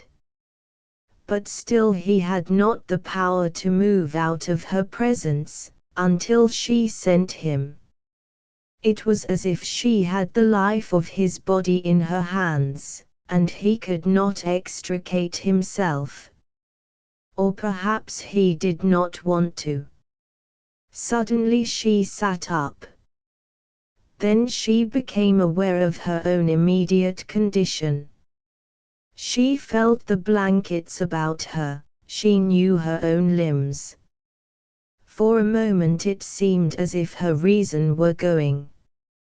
She looked round, with wild eye, as if seeking something. He stood still with fear. She saw her clothing lying scattered, Who undressed me? She asked, her eyes resting full and inevitable on his face. I did, he replied, to bring you round. For some moments she sat and gazed at him awfully, her lips parted. Do you love me then? She asked. He only stood and stared at her, fascinated. His soul seemed to melt. She shuffled forward on her knees, and put her arms round him, round his legs, as he stood there, pressing her breasts against his knees and thighs, clutching him with strange, convulsive certainty, pressing his thighs against her, drawing him to her face, her throat, as she looked up at him with flaring, humble eyes, of transfiguration, triumphant in first possession. You love me, she murmured, in strange transport, yearning and triumphant and confident. You love me. I know you love me, I know. And she was passionately kissing his knees, through the wet clothing, passionately and indiscriminately kissing his knees, his legs, as if unaware of everything. He looked down at the tangled wet hair, the wild, bare, animal shoulders. He was amazed, bewildered, and afraid. He had never thought of loving her. He had never wanted to love her. When he rescued her and restored her, he was a doctor, and she was a patient. He had had no single personal thought of her. Nay, this introduction of the personal element was very distasteful to him, a violation of his professional honor. It was horrible to have her there embracing his knees. It was horrible. He revolted from it, violently. And yet, he had not the power to break away. She looked at him again, with the same supplication of powerful love, and that same transcendent, frightening light of triumph. In view of the delicate flame which seemed to come from her face like a light, he was powerless. And yet he had never intended to love her. He had never intended. And something stubborn in him could not give way. You love me, she repeated, in a murmur of deep, rhapsodic assurance. You love me. Her hands were drawing him down to her. He was afraid, even a little horrified. For he had, really, no intention of loving her. Yet her hands were drawing him towards her. He put out his hand quickly to steady himself, and grasped her bare shoulder. A flame seemed to burn the hand that grasped her soft shoulder. He had no intention of loving her, his whole will was against his yielding. It was horrible. And yet wonderful was the touch of her shoulders, beautiful the shining of her face. Was she perhaps mad? He had a horror of yielding to her. Yet something in him ached also. He had been staring away at the door, away from her. But his hand remained on her shoulder. She had gone suddenly very still.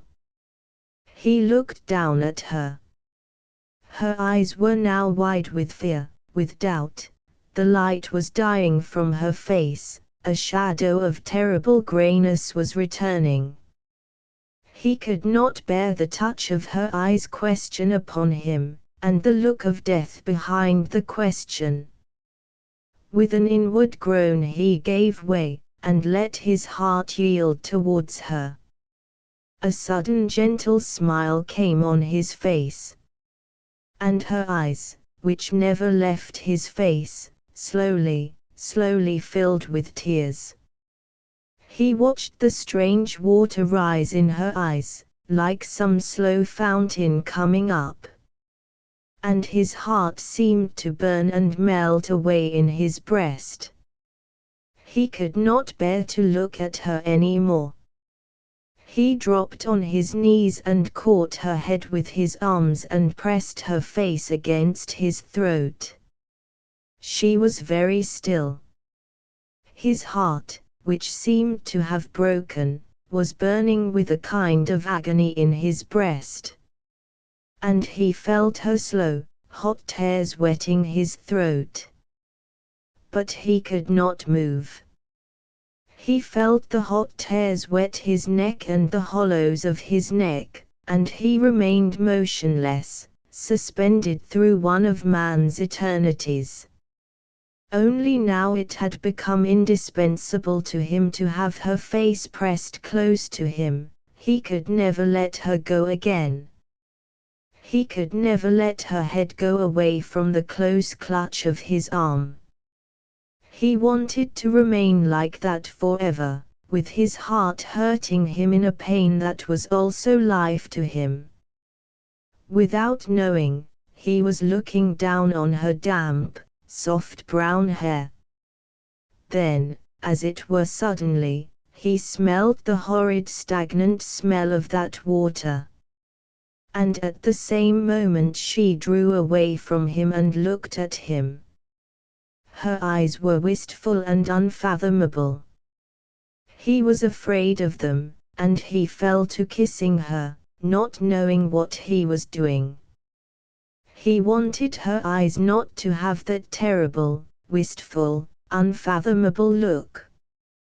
When she turned her face to him again, a faint delicate flush was glowing, and there was again dawning that terrible shining of joy in her eyes, which really terrified him, and yet which he now wanted to see, because he feared the look of doubt still more. "You love me," she said, rather faltering. "Yes." The word cost him a painful effort. Not because it wasn't true, but because it was too newly true. The saying seemed to tear open again his newly torn heart. And he hardly wanted it to be true, even now.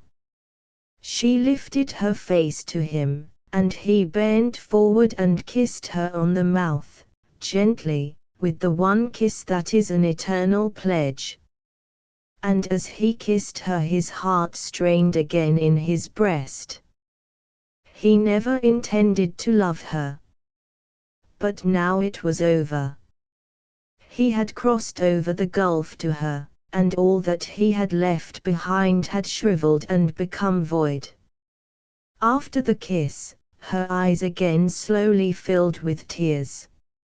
She sat still, away from him, with her face drooped aside, and her hands folded in her lap.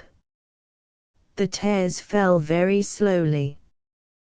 There was complete silence. He too sat there motionless and silent on the hearthrug. The strange pain of his heart that was broken seemed to consume him. That he should love her. That this was love.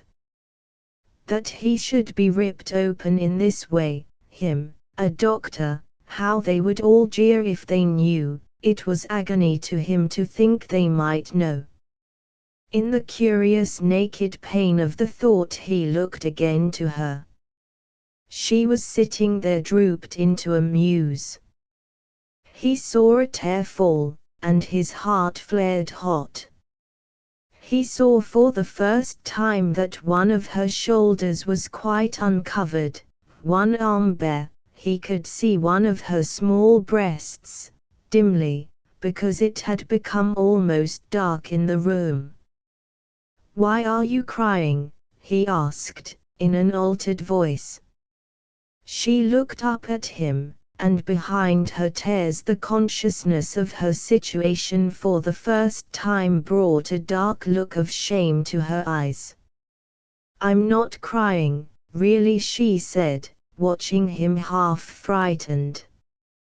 He reached his hand, and softly closed it on her bare arm. I love you. I love you, he said in a soft, low vibrating voice, unlike himself. She shrank, and dropped her head. The soft, penetrating grip of his hand on her arm distressed her. She looked up at him. I want to go, she said. I want to go and get you some dry things. Why, he said. I'm all right. But I want to go, she said. And I want you to change your things. He released her arm, and she wrapped herself in the blanket, looking at him rather frightened. And still she did not rise. Kiss me, she said wistfully. He kissed her, but briefly, half in anger. Then, after a second, she rose nervously, all mixed up in the blanket. He watched her in her confusion, as she tried to extricate herself and wrap herself up so that she could walk. He watched her relentlessly, as she knew. And as she went, the blanket trailing, and as he saw a glimpse of her feet and her white leg, he tried to remember her as she was when he had wrapped her in the blanket. But then he didn't want to remember, because she had been nothing to him then, and his nature revolted from remembering her as she was when she was nothing to him. A tumbling, muffled noise from within the dark house startled him. Then he heard her voice, "There are clothes." He rose and went to the foot of the stairs, and gathered up the garments she had thrown down. Then he came back to the fire, to rub himself down and dress. He grinned at his own appearance when he had finished. The fire was sinking, so he put on coal. The house was now quite dark, save for the light of a street lamp that shone in faintly from beyond the holly trees. He lit the gas with matches he found on the mantelpiece. Then he emptied the pockets of his own clothes, and threw all his wet things in a heap into the scullery. After which he gathered up her sodden clothes, gently, and put them in a separate heap on the copper top in the scullery. It was 6 o'clock on the clock. His own watch had stopped. He ought to go back to the surgery. He waited, and still she did not come down. So he went to the foot of the stairs and called, "I shall have to go."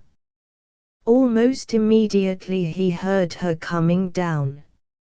She had on her best dress of black voile, and her hair was tidy, but still damp. She looked at him, and in spite of herself, smiled. "I don't like you in those clothes," she said. "Do I look a sight?" he answered. They were shy of one another. "I'll make you some tea," she said. "No, I must go." "Must you?" And she looked at him again with the wide, strained, doubtful eyes. And again, from the pain of his breast, he knew how he loved her. He went and bent to kiss her, gently, passionately, with his heart's painful kiss. "And my hair smells so horrible," she murmured in distraction. "And I'm so awful, I'm so awful." "Oh, no, I'm too awful." And she broke into bitter, heartbroken sobbing. "You can't want to love me, I'm horrible." "Don't be silly, he said, trying to comfort her, kissing her, holding her in his arms. I want to marry you, we're going to be married, quickly, tomorrow if I can. But she only sobbed terribly, and cried, I feel awful. I feel awful. I feel I'm horrible to you. No, I want you was all he answered, blindly, with that terrible intonation which frightened her almost more than her horror lest he should not want her. Fanny and Annie flame lurid his face as he turned among the throng of flame-lit and dark faces upon the platform. In the light of the furnace she caught sight of his drifting countenance, like a piece of floating fire. And the nostalgia, the doom of homecoming went through her veins like a drug. His eternal face, flame-lit now. The pulse and darkness of red fire from the furnace towers in the sky, lighting the desultory, industrial crowd on the wayside station, lit him and went out. Of course he did not see her. Flame-lit and unseeing. Always the same, with his meeting eyebrows, his common cap, and his red and black scarf knotted round his throat. Not even a collar to meet her. The flames had sunk, there was shadow. She opened the door of her grimy, branch-line carriage, and began to get down her bags. The porter was nowhere, of course, but there was Harry, obscure, on the outer edge of the little crowd, missing her, of course. Here. Harry, she called, waving her umbrella in the twilight. He hurried forward. "T'ha's come, has't her," he said, in a sort of cheerful welcome. She got down, rather flustered, and gave him a peck of a kiss. "2 suitcases," she said. Her soul groaned within her, as he clambered into the carriage after her bags. Up shot the fire in the twilight sky, from the great furnace behind the station. She felt the red flame go across her face. She had come back for good. And her spirit groaned dismally. She doubted if she could bear it. There, on the sordid little station under the furnaces, she stood, tall and distinguished, in her well-made coat and skirt and her broad grey velour hat. She held her umbrella, her bead chatelaine, and a little leather case in her grey-gloved hands, while Harry staggered out of the ugly little train with her bags. "There's a trunk at the back," she said in her bright voice. But she was not feeling bright. The twin black cones of the iron foundry blasted their sky-high fires into the night. The whole scene was lurid. The train waited cheerfully. It would wait another 10 minutes. She knew it. It was all so deadly familiar. Let us confess it at once. She was a lady's maid, 30 years old, come back to marry her first love, a foundry worker, after having kept him dangling, off and on, for a dozen years. Why had she come back? Did she love him? No. She didn't pretend to. She had loved her brilliant and ambitious cousin, who had jilted her, and who had died. She had had other affairs which had come to nothing. So here she was, come back suddenly to marry her first love, who had waited, or remained single, all these years.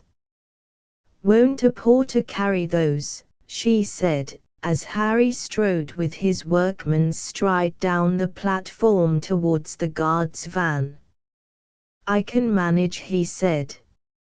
And with her umbrella, her chatelaine, and her little leather case, she followed him. The trunk was there. We'll get Heather's greengrocer's cart to fetch it up, he said. Isn't there a cab? Said Fanny, knowing dismally enough that there wasn't. I'll just put it aside, oh, the penny in the slot, and Heather's greengrocers'll fetch it about 8:30, he said. He seized the box by its two handles and staggered with it across the level crossing, bumping his legs against it as he waddled. Then he dropped it by the red sweetmeats machine. Will it be safe there? She said. Safe as houses, he answered. He returned for the 2 bags. Thus laden, they started to plod up the hill, under the great long black building of the foundry. She walked beside him, workman of workmen he was, trudging with that luggage. The red lights flared over the deepening darkness. From the foundry came the horrible, slow clang, clang, clang of iron, a great noise, with an interval just long enough to make it unendurable.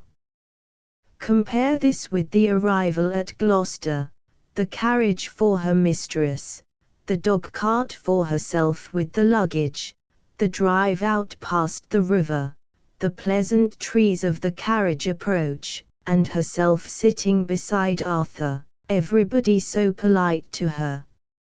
She had come home, for good.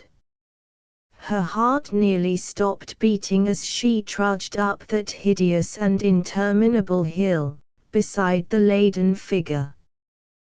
What a come down! What a come down! She could not take it with her usual bright cheerfulness. She knew it all too well. It is easy to bear up against the unusual, but the deadly familiarity of an old stale past. He dumped the bags down under a lamp post, for a rest. There they stood, the 2 of them, in the lamplight. Passers-by stared at her, and gave good night to Harry. Her they hardly knew, she had become a stranger.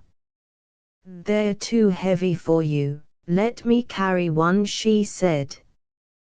They begin to weigh a bit by the time you've gone a mile, he answered. Let me carry the little one, she insisted. Can hurry it for a minute, if ter's a mind, he said, handing over the valise. And thus they arrived in the streets of shops of the little ugly town on top of the hill. How everybody stared at her, my word, how they stared. And the cinema was just going in, and the queues were tailing down the road to the corner. And everybody took full stock of her. Night, Harry, shouted the fellows, in an interested voice. However, they arrived at her aunt's, a little sweet shop in a side street. They pinged the doorbell, and her aunt came running forward out of the kitchen. There you are, child. Dying for a cup of tea, I'm sure. How are you? Fanny's aunt kissed her, and it was all Fanny could do to refrain from bursting into tears, she felt so low. Perhaps it was her tea she wanted. You've had a drag with that luggage, said Fanny's aunt to Harry. I'm not sorry to put it down, he said, looking at his hand, which was crushed and cramped by the bag handle. Then he departed to see about Heather's greengrocery cart. When Fanny sat at tea, her aunt, a grey-haired, fair-faced little woman, looked at her with an admiring heart, feeling bitterly sore for her. For Fanny was beautiful, tall, erect, finely colored, with her delicately arched nose, her rich brown hair, her large lustrous grey eyes. A passionate woman, a woman to be afraid of. So proud, so inwardly violent. She came of a violent race. It needed a woman to sympathize with her. Men had not the courage. Poor Fanny! She was such a lady, and so straight and magnificent. And yet everything seemed to do her down. Every time she seemed to be doomed to humiliation and disappointment, this handsome, brilliantly sensitive woman, with her nervous, overwrought laugh. "So you've really come back, child," said her aunt. "I really have, aunt," said Fanny. "Poor Harry. I'm not sure, you know, Fanny, that you're not taking a bit of an advantage of him." "Oh, aunt, he's waited so long, he may as well have what he's waited for." Fanny laughed grimly. "Yes, child, he's waited so long, that I'm not sure it isn't a bit hard on him. You know, I like him, Fanny, though as you know quite well, I don't think he's good enough for you. And I think he thinks so himself, poor fellow." "Don't you be so sure of that, aunt. Harry is common, but he's not humble. He wouldn't think the Queen was any too good for him, if he'd a mind to her."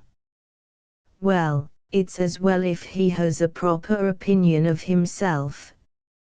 "It depends what you call proper," said Fanny. "But he's got his good points. Oh, he's a nice fellow, and I like him, I do like him. Only, as I tell you, he's not good enough for you." "I've made up my mind, aunt," said Fanny, grimly. "Yes," mused the aunt. "They say all things come to him who waits, more than he's bargained for, eh, aunt?" laughed Fanny rather bitterly. The poor aunt, this bitterness grieved her for her niece. They were interrupted by the ping of the shop bell, and Harry's call of "Right." But as he did not come in at once, Fanny, feeling solicitous for him presumably at the moment, rose and went into the shop. She saw a cart outside, and went to the door. And the moment she stood in the doorway, she heard a woman's common vituperative voice crying from the darkness of the opposite side of the road, "Thart there, Arthur! I'll shame thee, Mester! I'll shame thee, see if I dunna!" Startled, Fanny stared across the darkness, and saw a woman in a black bonnet go under one of the lamps up the side street. Harry and Bill Heather had dragged the trunk off the little dray, and she retreated before them as they came up the shop step with it. "Where shalt hie it?" asked Harry. "Best take it upstairs," said Fanny. She went up first to light the gas. When Heather had gone, and Harry was sitting down having tea and pork pie, Fanny asked, "Who was that woman shouting?" "Nay, I canna tell thee." "To somebody, I'd think," replied Harry. Fanny looked at him, but asked no more. He was a fair-haired fellow of 32, with a fair moustache. He was broad in his speech, and looked like a foundry hand, which he was. But women always liked him. There was something of a mother's lad about him, something warm and playful and really sensitive. He had his attractions even for Fanny. What she rebelled against so bitterly was that he had no sort of ambition. He was a moulder, but of very commonplace skill. He was 32 years old, and hadn't saved £20. She would have to provide the money for the home. He didn't care. He just didn't care. He had no initiative at all. He had no vices, no obvious ones. But he was just indifferent, spending as he went, and not caring. Yet he did not look happy. She remembered his face in the fire glow, something haunted, abstracted about it. As he sat there eating his pork pie, bulging his cheek out, she felt he was like a doom to her. And she raged against the doom of him. It wasn't that he was gross. His way was common, almost on purpose. But he himself wasn't really common. For instance, his food was not particularly important to him, he was not greedy. He had a charm, too, particularly for women, with his blondness and his sensitiveness and his way of making a woman feel that she was a higher being. But Fanny knew him, knew the peculiar obstinate limitedness of him, that would nearly send her mad. He stayed till about 9:30. She went to the door with him. "When are you coming up?" he said, jerking his head in the direction, presumably, of his own home. "I'll come tomorrow afternoon," she said brightly. Between Fanny and Mrs. Goodall, his mother, there was naturally no love lost. Again she gave him an awkward little kiss, and said good night. "You can't wonder, you know, child, if he doesn't seem so very keen," said her aunt. "It's your own fault." "Oh, aunt, I couldn't stand him when he was keen. I can do with him a lot better as he is." The two women sat and talked far into the night. They understood each other. The aunt, too, had married as Fanny was marrying, a man who was no companion to her, a violent man, brother of Fanny's father. He was dead, Fanny's father was dead. Poor Aunt Lizzie, she cried woefully over her bright niece, when she had gone to bed. Fanny paid the promised visit to his people the next afternoon. Mrs. Goodall was a large woman with smooth-parted hair, a common, obstinate woman, who had spoiled her 4 lads and her 1 vixen of a married daughter.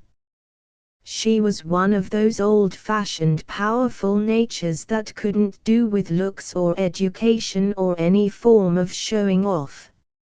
She fairly hated the sound of correct English. She and thad her prospective daughter-in-law, and said, "I'm none as ormin as I look," ceased ta. Fanny did not think her prospective mother-in-law looked at all ormying, so the speech was unnecessary. "I told him, missun," said Mrs. Goodall, "us held back all this long, let her stop as is. Ed none ha had thee for my telling, tha hears. No, he's a fool, and I know it. I says to him, tha looks a man, doesn't ta, at thy age, going and opening to her when ter hears her scrat at th gate, after she's done gallivanting round wherever she'd a mind. That looks rare and soft. But it's no use o' any talking, he answered that letter o' thine and made his own bad bargain. But in spite of the old woman's anger, she was also flattered at Fanny's coming back to Harry. For Mrs. Goodall was impressed by Fanny, a woman of her own match. And more than this, everybody knew that Fanny's Aunt Kate had left her £200, this apart from the girl's savings. So there was high tea in Prince's Street when Harry came home black from work, and a rather acrid odour of cordiality, the vixen Ginny darting in to say vulgar things. Of course Ginny lived in a house whose garden end joined the paternal garden. They were a clan who stuck together, these Goodalls. It was arranged that Fanny should come to tea again on the Sunday, and the wedding was discussed. It should take place in a fortnight's time at Morley Chapel. Morley was a hamlet on the edge of the real country, and in its little congregational chapel Fanny and Harry had first met. What a creature of habit he was! He was still in the choir of Morley Chapel, not very regular. He belonged just because he had a tenor voice, and enjoyed singing. Indeed his solos were only spoiled to local fame because when he sang he handled his H's so hopelessly. And I saw even Hope and Behold, a white horse. This was one of Harry's classics, only surpassed by the fine outburst of his heaving Angels, ever bright and fair. It was a pity, but it was inalterable. He had a good voice, and he sang with a certain lacerating fire, but his pronunciation made it all funny.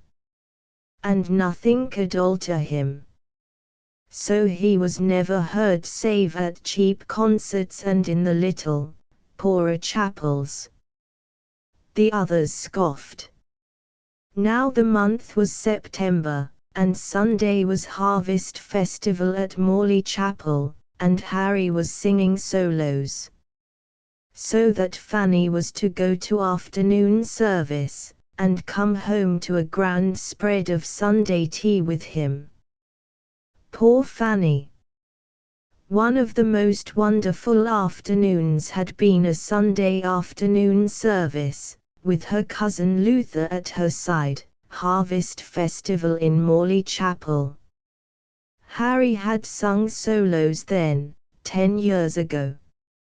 She remembered his pale blue tie, and the purple asters and the great vegetable marrows in which he was framed, and her cousin Luther at her side, young, clever, come down from London, where he was getting on well, learning his Latin and his French and German so brilliantly. However, once again it was Harvest Festival at Morley Chapel, and once again, as 10 years before, a soft, exquisite September day, with the last roses pink in the cottage gardens, the last dahlias crimson, the last sunflowers yellow. And again the little old chapel was a bower, with its famous sheaves of corn and corn-plaited pillars, its great bunches of grapes, dangling like tassels from the pulpit corners, its marrows and potatoes and pears and apples and damsons, its purple asters and yellow Japanese sunflowers. Just as before, the red dahlias round the pillars were dropping, weak-headed among the oats. The place was crowded and hot. The plates of tomatoes seemed balanced perilously on the gallery front. The Reverend Enderby was weirder than ever to look at, so long and emaciated and hairless. The Reverend Enderby, probably forewarned, came and shook hands with her and welcomed her, in his broad northern, melancholy sing-song before he mounted the pulpit. Fanny was handsome in a gauzy dress and a beautiful lace hat. Being a little late, she sat in a chair in the side aisle wedged in, right in front of the chapel. Harry was in the gallery above, and she could only see him from the eyes upwards. She noticed again how his eyebrows met, blonde and not very marked, over his nose. He was attractive too, physically lovable, very. If only her pride had not suffered. She felt he dragged her down. Come, ye thankful people, come, raise the song of harvest home. All is safely gathered in ere the winter storms begin. Even the hymn was a falsehood, as the season had been wet, and half the crops were still out, and in a poor way. Poor Fanny! She sang little, and looked beautiful through that inappropriate hymn. Above her stood Harry, mercifully in a dark suit and dark tie, looking almost handsome. And his lacerating, pure tenor sounded well, when the words were drowned in the general commotion. Brilliant she looked, and brilliant she felt, for she was hot and angrily miserable and inflamed with a sort of fatal despair. Because there was about him a physical attraction which she really hated, but which she could not escape from.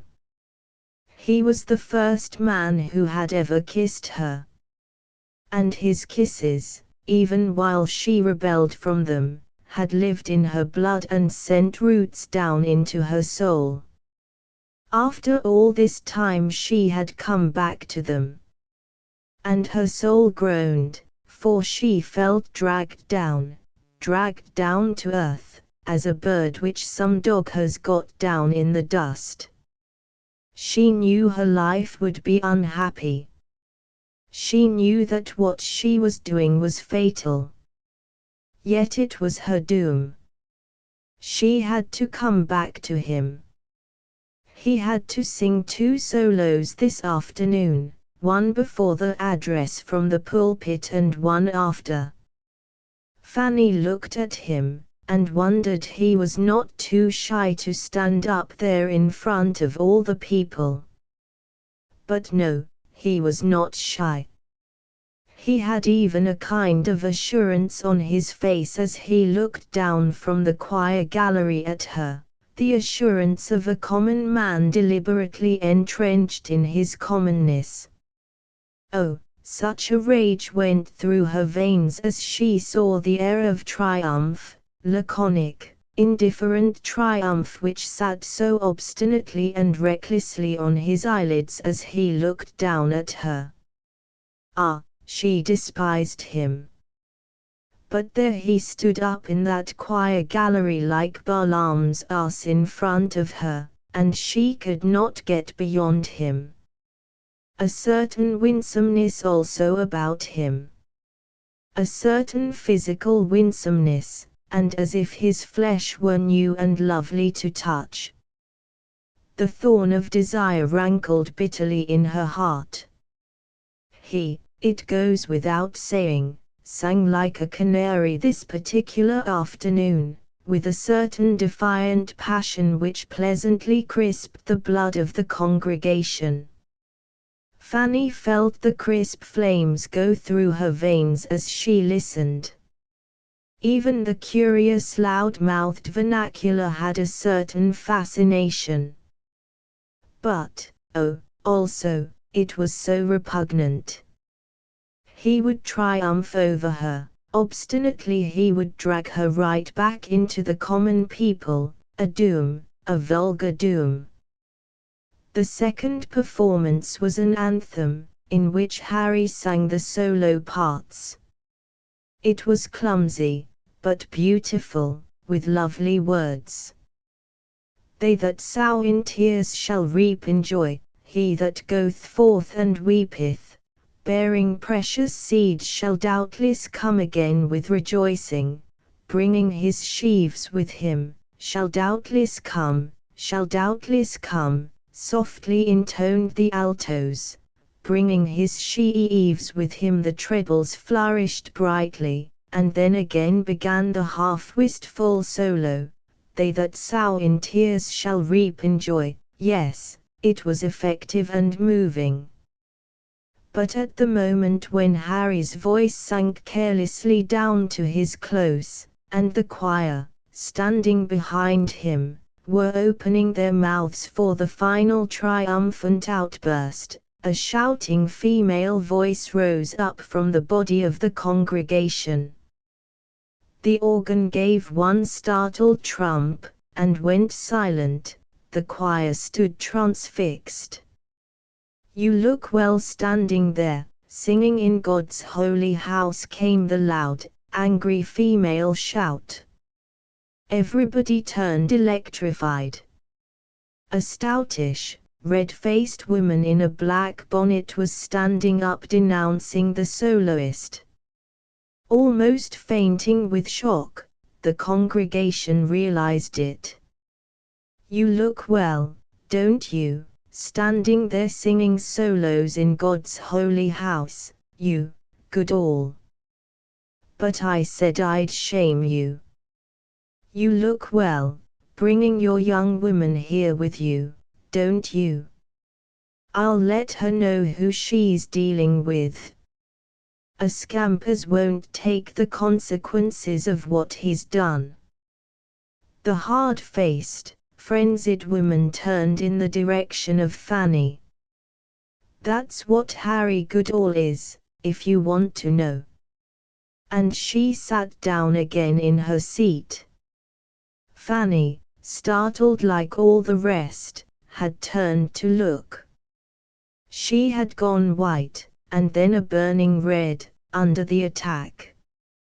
She knew the woman, a Mrs. Nixon, a devil of a woman, who beat her pathetic, drunken, red-nosed second husband, Bob, and her two lanky daughters, grown up as they were. A notorious character.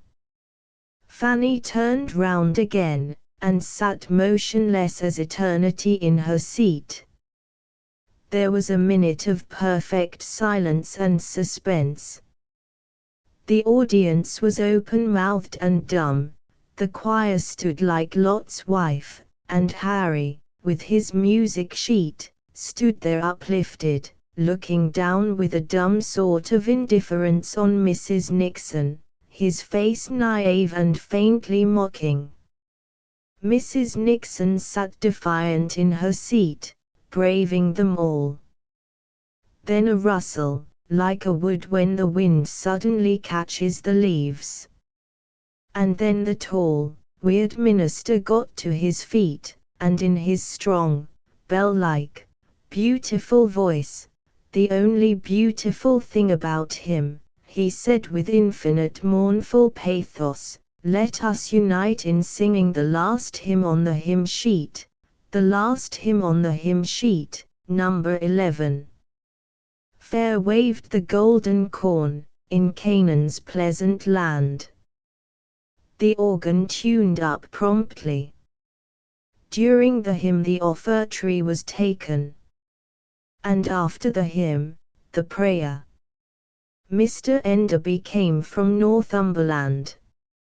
Like Harry, he had never been able to conquer his accent, which was very broad. He was a little simple, one of God's fools, perhaps, an odd bachelor soul, emotional, ugly, but very gentle. And if, O our dear Lord, beloved Jesus, there should fall a shadow of sin upon our harvest, we leave it to thee to judge, for thou art judge. We lift our spirits and our sorrow, Jesus, to thee, and our mouths are dumb. O Lord, Keep us from forward speech, restrain us from foolish words and thoughts, we pray thee, Lord Jesus, who knowest all and judgest all." Thus the minister said in his sad, resonant voice, washed his hands before the Lord. Fanny bent forward open-eyed during the prayer. She could see the roundish head of Harry, also bent forward. His face was inscrutable and expressionless. The shock left her bewildered. Anger perhaps was her dominating emotion. The audience began to rustle to its feet, to ooze slowly and excitedly out of the chapel, looking with wildly interested eyes at Fanny, at Mrs. Nixon, and at Harry. Mrs. Nixon, shortish, stood defiant in her pew, facing the aisle, as if announcing that, without rolling her sleeves up, she was ready for anybody. Fanny sat quite still. Luckily the people did not have to pass her. And Harry, with red ears, was making his way sheepishly out of the gallery. The loud noise of the organ covered all the downstairs commotion of exit. The minister sat silent and inscrutable in his pulpit, rather like a death's head, while the congregation filed out. When the last lingerers had unwillingly departed, craning their necks to stare at the still-seated Fanny, he rose, stalked in his hooked fashion down the little country chapel and fastened the door. Then he returned and sat down by the silent young woman. "This is most unfortunate, he moaned. "I am so sorry, indeed, indeed," he sighed himself to a close. "It's a sudden surprise, that's one thing," said Fanny brightly. Yes, indeed. Yes, a surprise, yes. I don't know the woman, I don't know her. I know her, said Fanny. She's a bad one. Well, said the minister. I don't know her. I don't understand. I don't understand at all. But it is to be regretted, it is very much to be regretted. I am very sorry. Fanny was watching the vestry door. The gallery stairs communicated with the vestry, not with the body of the chapel. She knew the choir members had been peeping for information. At last Harry came, rather sheepishly, with his hat in his hand. Well, said Fanny, rising to her feet. We've had a bit of an extra, said Harry. I should think so, said Fanny. A most unfortunate circumstance, a most unfortunate circumstance. Do you understand it, Harry? I don't understand it at all. Ah, I understand it. The daughter's going to have a child, and lays it on to me. And has she no occasion to? Asked Fanny, rather censorious. It's no more mine than it is some other chap's, said Harry, looking aside. There was a moment of pause. Which girl is it? Asked Fanny. Annie, the young one. There followed another silence. I don't think I know them, do I? Asked the minister. I shouldn't think so. Their name's Nixon. Mother married old Bob for her second husband. She's a tanger, driven the gel to what she is. They live in Manners Road. Why, what's amiss with the girl? Asked Fanny sharply. She was all right when I knew her. She's all right. But she's always in and out OTH pubs, we TH fellows, said Harry. A nice thing, said Fanny. Harry glanced towards the door. He wanted to get out. Most distressing, indeed. The minister slowly shook his head. What about tonight, Mr. Enderby? Asked Harry, in rather a small voice. Shall you want me? Mr. Enderby looked up painedly, and put his hand to his brow. He studied Harry for some time, vacantly. There was the faintest sort of a resemblance between the two men. Yes, he said. Yes, I think we must take no notice, and cause as little remark as possible. Fanny hesitated.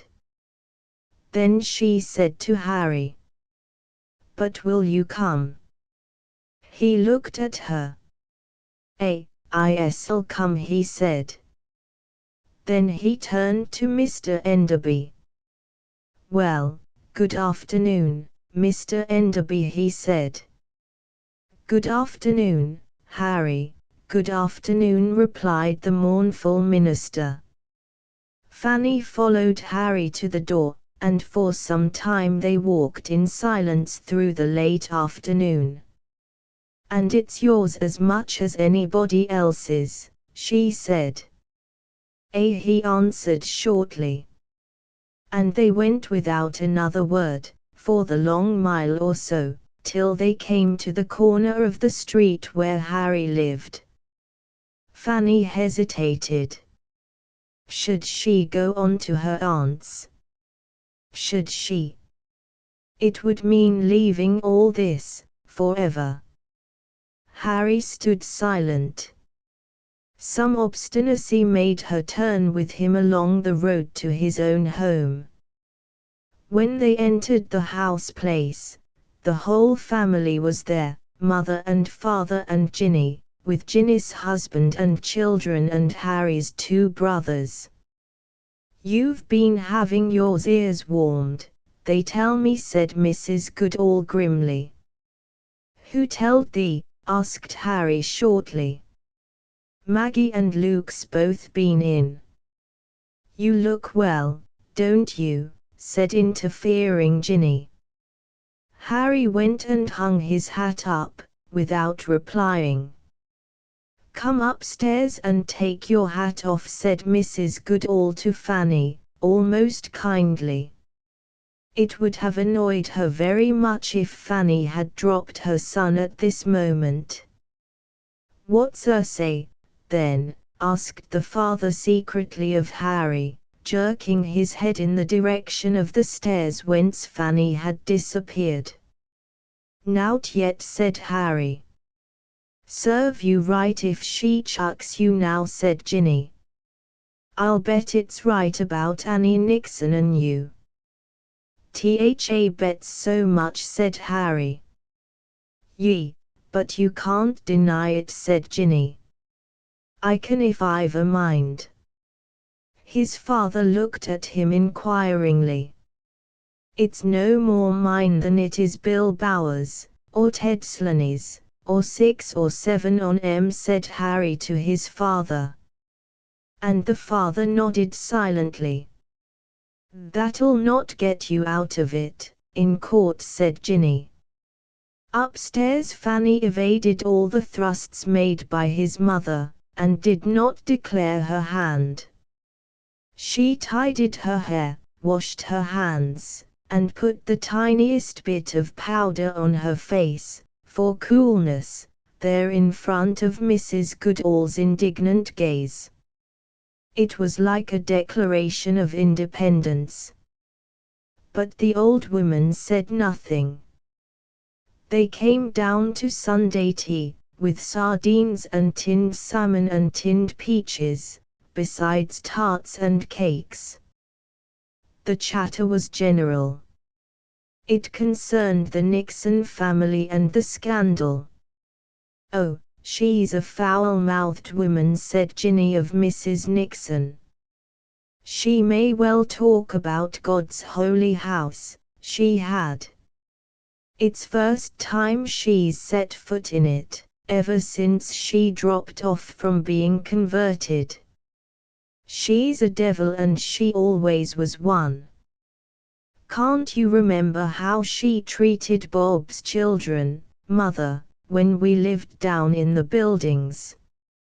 I can remember when I was a little girl she used to bathe them in the yard, in the cold, so that they shouldn't splash the house.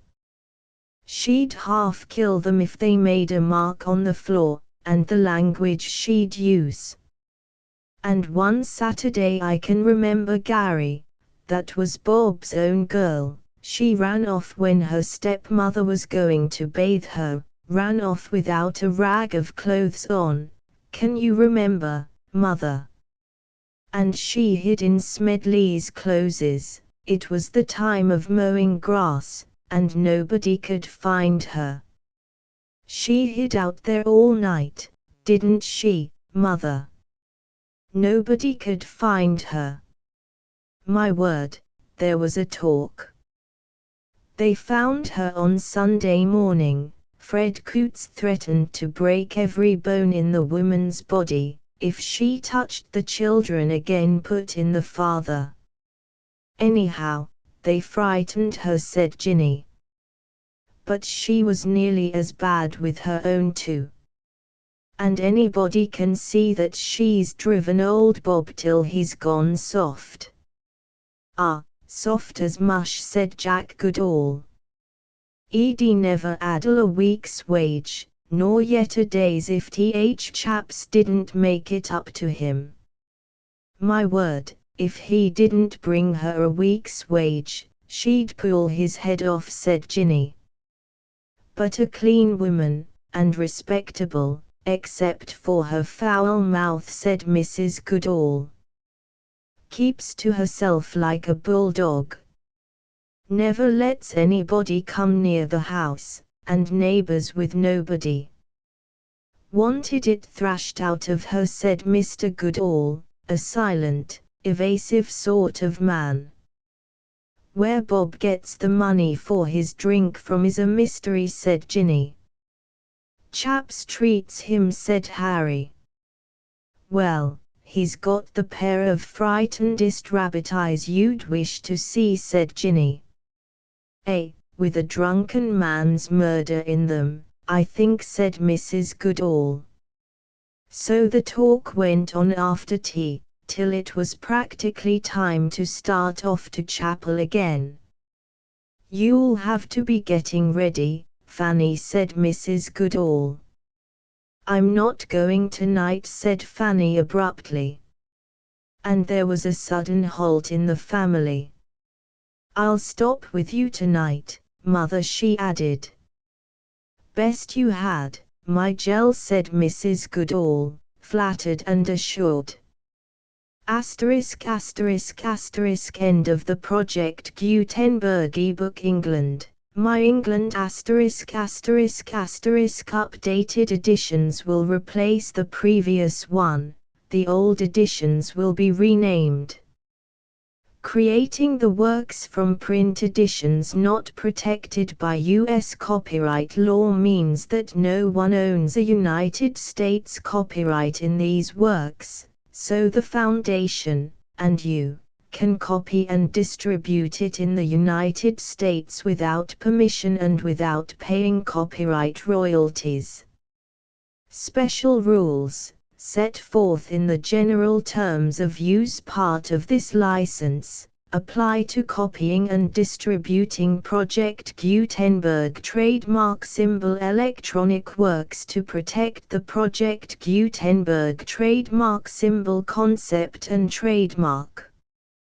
Project Gutenberg is a registered trademark, and may not be used if you charge for an ebook, except by following the terms of the trademark license, including paying royalties for use of the Project Gutenberg trademark. If you do not charge anything for copies of this ebook, complying with the trademark license is very easy. You may use this ebook for nearly any purpose, such as creation of derivative works, reports, performances and research. Project Gutenberg ebooks may be modified and printed and given away. You may do practically anything in the United States with ebooks not protected by U.S. copyright law. Redistribution is subject to the trademark license, especially commercial redistribution. Start. Full license. The full Project Gutenberg license. Please read this before you distribute or use this work to protect the Project Gutenberg trademark symbol. Mission of promoting the free distribution of electronic works. By using or distributing this work, or any other work associated in any way with the phrase Project Gutenberg, you agree to comply with all the terms of the full Project Gutenberg trademark symbol license available with this file or online at www.gutenberg.org/license. Section 1. General Terms of Use and Redistributing Project Gutenberg Trademark Symbol Electronic Works 1.0. By reading or using any part of this Project Gutenberg trademark symbol electronic work, you indicate that you have read, understand, agree to and accept all the terms of this license and intellectual property, trademark/copyright, agreement. If you do not agree to abide by all the terms of this agreement, you must cease using and return or destroy all copies of Project Gutenberg trademark symbol electronic works in your possession. If you paid a fee for obtaining a copy of or access to a Project Gutenberg trademark symbol electronic work and you do not agree to be bound by the terms of this agreement, you may obtain a refund from the person or entity to whom you paid the fee as set forth in paragraph 1.e.8. 1.b. Project Gutenberg is a registered trademark. It may only be used on or associated in any way with an electronic work by people who agree to be bound by the terms of this agreement. There are a few things that you can do with most Project Gutenberg trademark symbol electronic works even without complying with the full terms of this agreement. See paragraph 1.c below. There are a lot of things you can do with Project Gutenberg trademark symbol electronic works if you follow the terms of this agreement and help preserve free future access to Project Gutenberg trademark symbol electronic works. See paragraph 1.e below. 1.c. The Project Gutenberg Literary Archive Foundation, the Foundation or PGLAF, owns a compilation copyright in the collection of Project Gutenberg trademark symbol electronic works. Nearly all the individual works in the collection are in the public domain in the United States. If an individual work is unprotected by copyright law in the United States and you are located in the United States, we do not claim a right to prevent you from copying, distributing, performing, displaying or creating derivative works based on the work as long as all references to Project Gutenberg are removed. Of course, We hope that you will support the Project Gutenberg trademark symbol mission of promoting free access to electronic works by freely sharing Project Gutenberg trademark symbol works in compliance with the terms of this agreement for keeping the Project Gutenberg trademark symbol name associated with the work. You can easily comply with the terms of this agreement by keeping this work in the same format with its attached full Project Gutenberg trademark symbol license when you share it without charge with others. 1.d. The copyright laws of the place where you are located also govern what you can do with this work. Copyright laws in most countries are in a constant state of change. If you are outside the United States, check the laws of your country in addition to the terms of this agreement before downloading, copying, displaying, performing, distributing or creating derivative works based on this work or any other Project Gutenberg trademark symbol work. The Foundation makes no representations concerning the copyright status of any work in any country other than the United States. 1.e. Unless you have removed all references to Project Gutenberg, 1.e.1.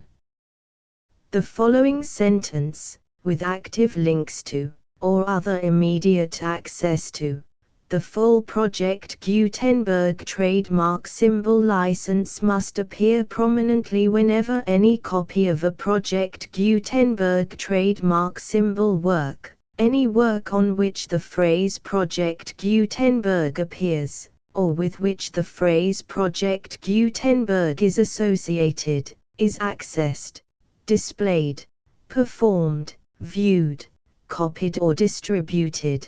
This ebook is for the use of anyone anywhere in the United States and most other parts of the world at no cost and with almost no restrictions whatsoever. You may copy it, give it away or reuse it under the terms of the Project Gutenberg license included with this ebook or online at www.gutenberg.org. If you are not located in the United States, you will have to check the laws of the country where you are located before using this ebook.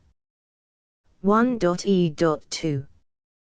If an individual Project Gutenberg trademark symbol electronic work is derived from texts not protected by U.S. copyright law, does not contain a notice indicating that it is posted with permission of the copyright holder, the work can be copied and distributed to anyone in the United States without paying any fees or charges. If you are redistributing or providing access to a work with the phrase Project Gutenberg associated with or appearing on the work, you must comply either with the requirements of paragraphs 1.e.1 through 1.e.7 or obtain permission for the use of the work and the Project Gutenberg trademark symbol trademark as set forth in paragraphs 1.e.8 or 1.e.9. 1.e.3. If an individual Project Gutenberg trademark symbol electronic work is posted with the permission of the copyright holder, your use and distribution must comply with both paragraphs 1.e.1 through 1.e.7 and any additional terms imposed by the copyright holder. Additional terms will be linked to the Project Gutenberg trademark symbol license for all works posted with the permission of the copyright holder found at the beginning of this work. 1.e.4. Do not unlink or detach or remove the full Project Gutenberg trademark symbol license terms from this work, or any files containing a part of this work or any other work associated with Project Gutenberg trademark symbol.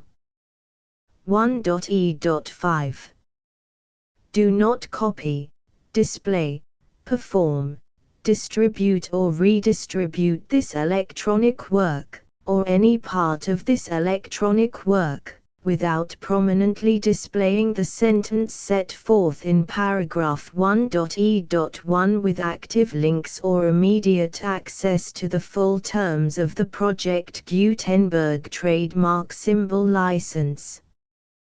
1.e.6 You may convert to and distribute this work in any binary, compressed, marked up, non-proprietary or proprietary form, including any word processing or hypertext form.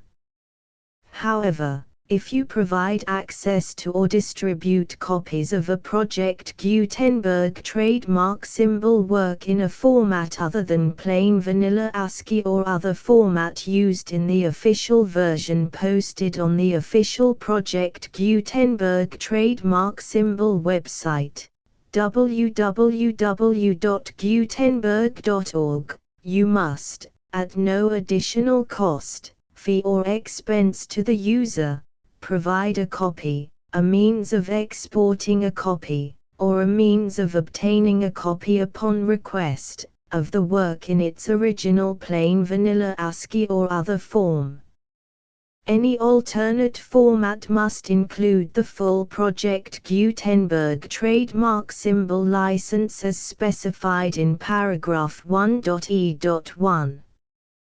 1.e.7 Do not charge a fee for access to, viewing, displaying, performing, copying or distributing any Project Gutenberg trademark symbol works unless you comply with paragraph 1.e.8 or 1.e.9.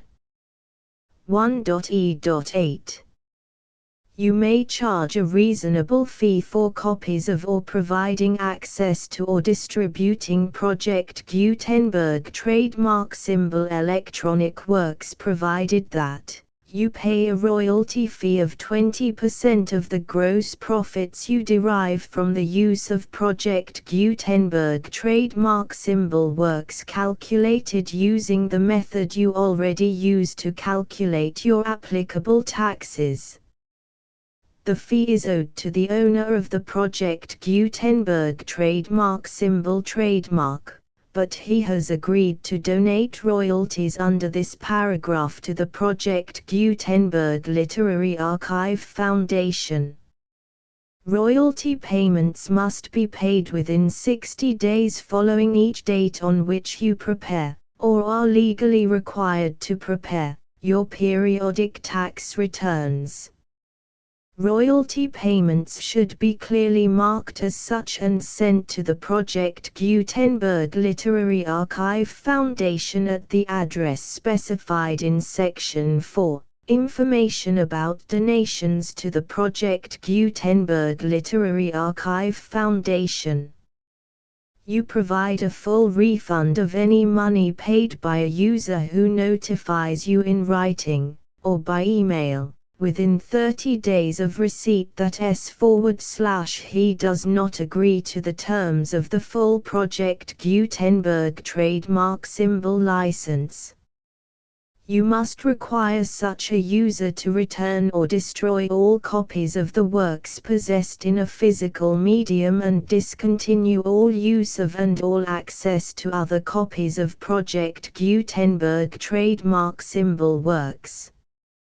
You provide, in accordance with paragraph 1.f.3, a full refund of any money paid for a work or a replacement copy, if a defect in the electronic work is discovered and reported to you within 90 days of receipt of the work.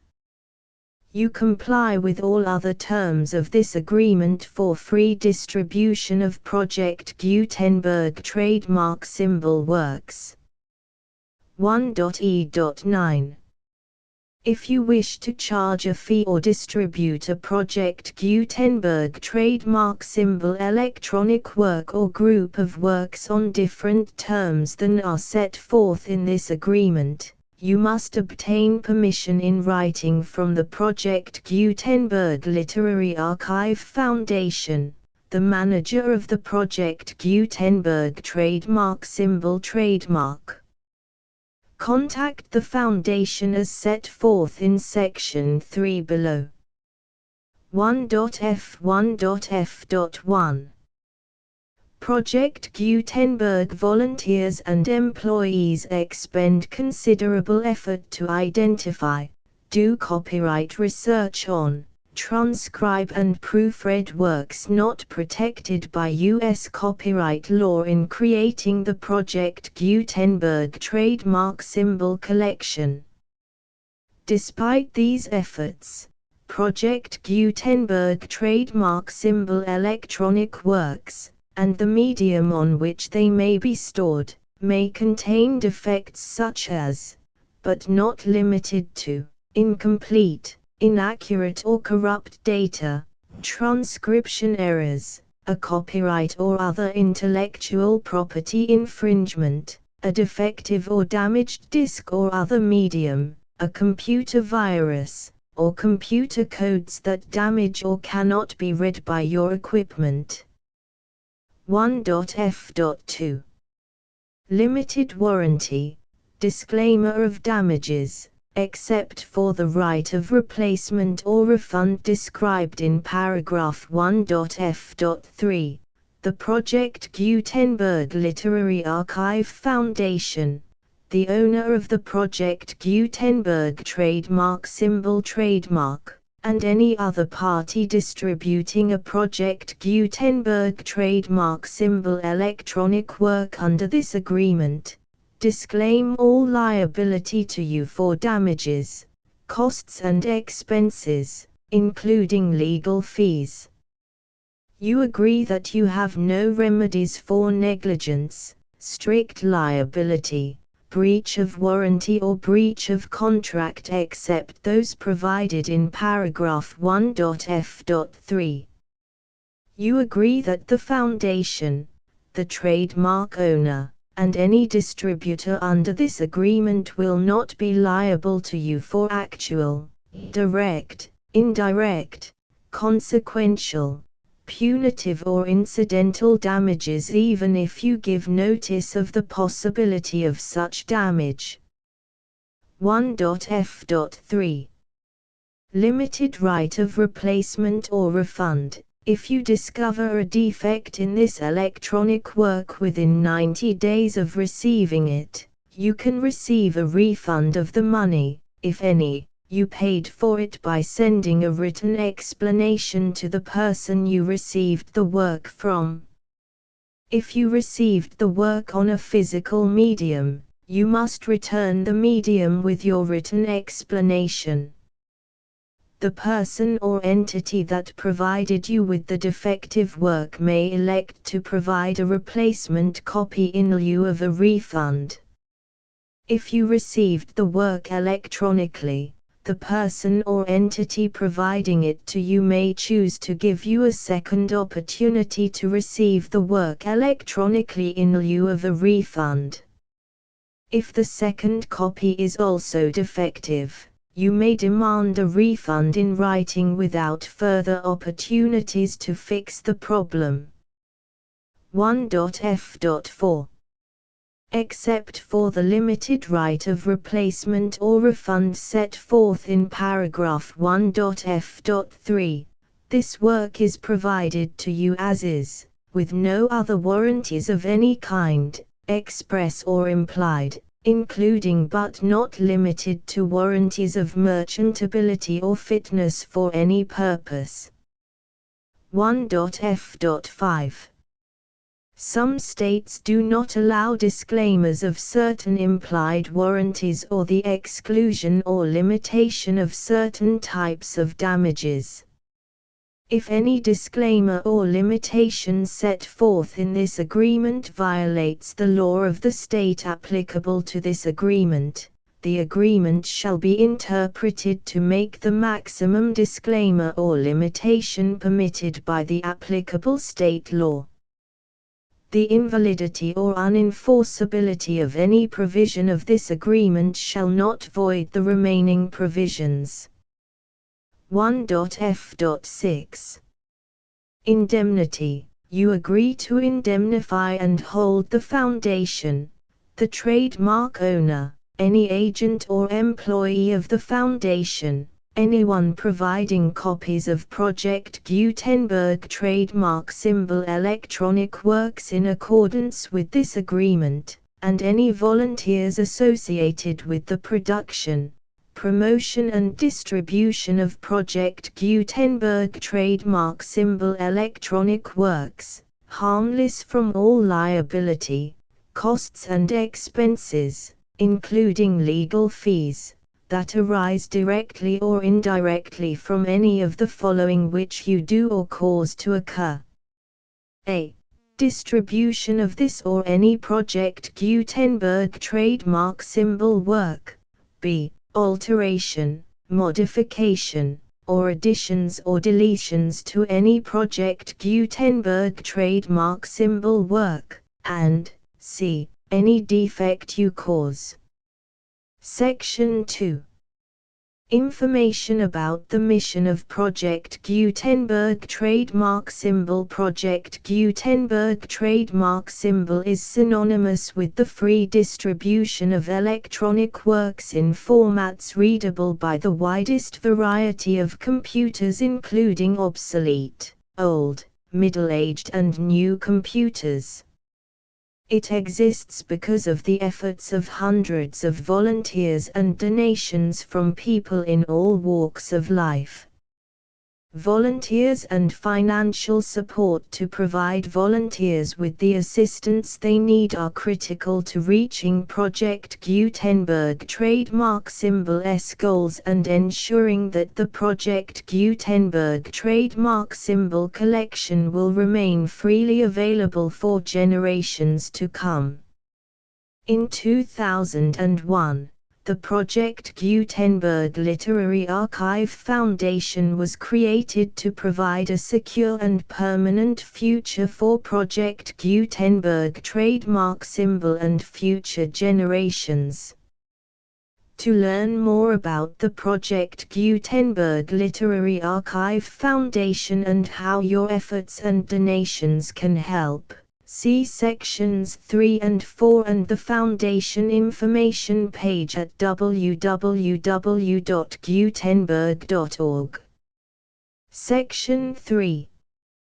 Information about the Project Gutenberg Literary Archive Foundation. The Project Gutenberg Literary Archive Foundation is a non-profit 501(c)(3) educational corporation organized under the laws of the state of Mississippi and granted tax-exempt status by the Internal Revenue Service.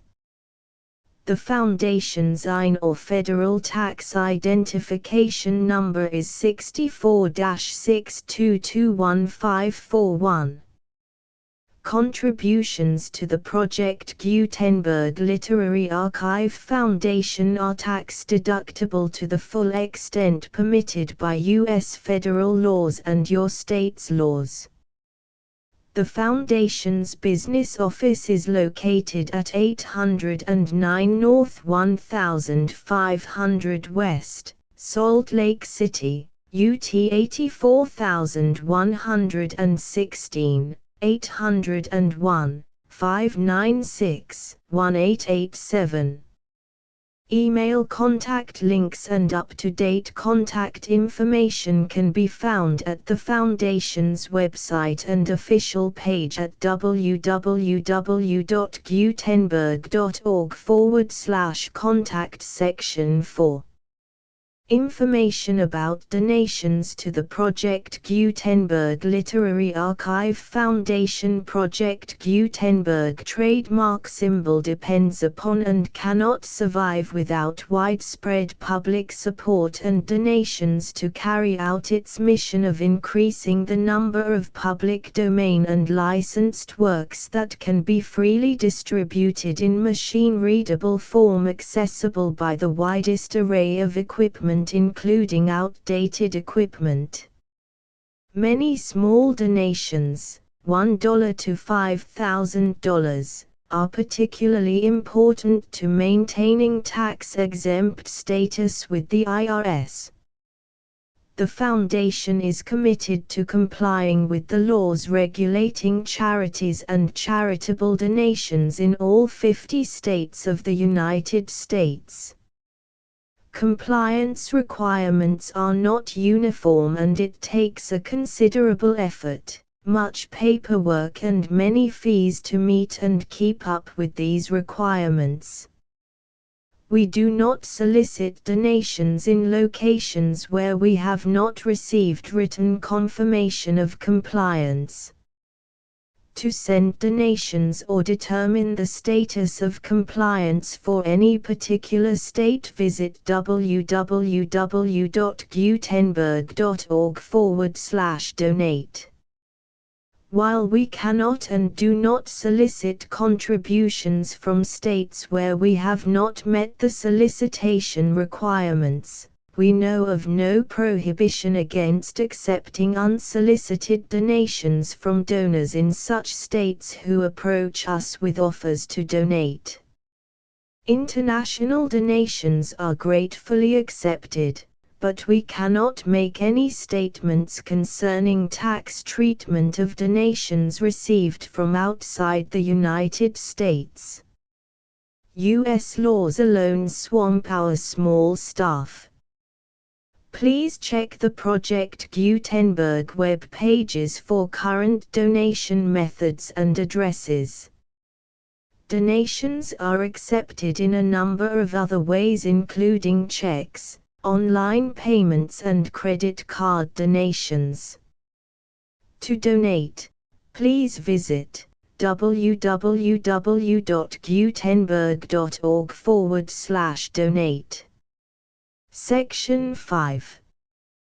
General information about Project Gutenberg trademark symbol. Electronic Works. Professor Michael S. Hart was the originator of the Project Gutenberg trademark symbol concept of a library of electronic works that could be freely shared with anyone. For 40 years, he produced and distributed Project Gutenberg trademark symbol ebooks with only a loose network of volunteer support. Project Gutenberg trademark symbol ebooks are often created from several printed editions, all of which are confirmed as not protected by copyright in the US unless a copyright notice is included.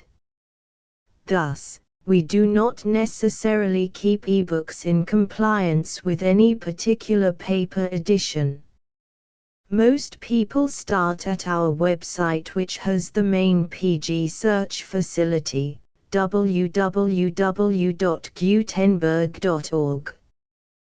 This website includes information about Project Gutenberg trademark symbol, including how to make donations to the Project Gutenberg Literary Archive Foundation, how to help produce our new ebooks, and how to subscribe to our email newsletter to hear about new ebooks.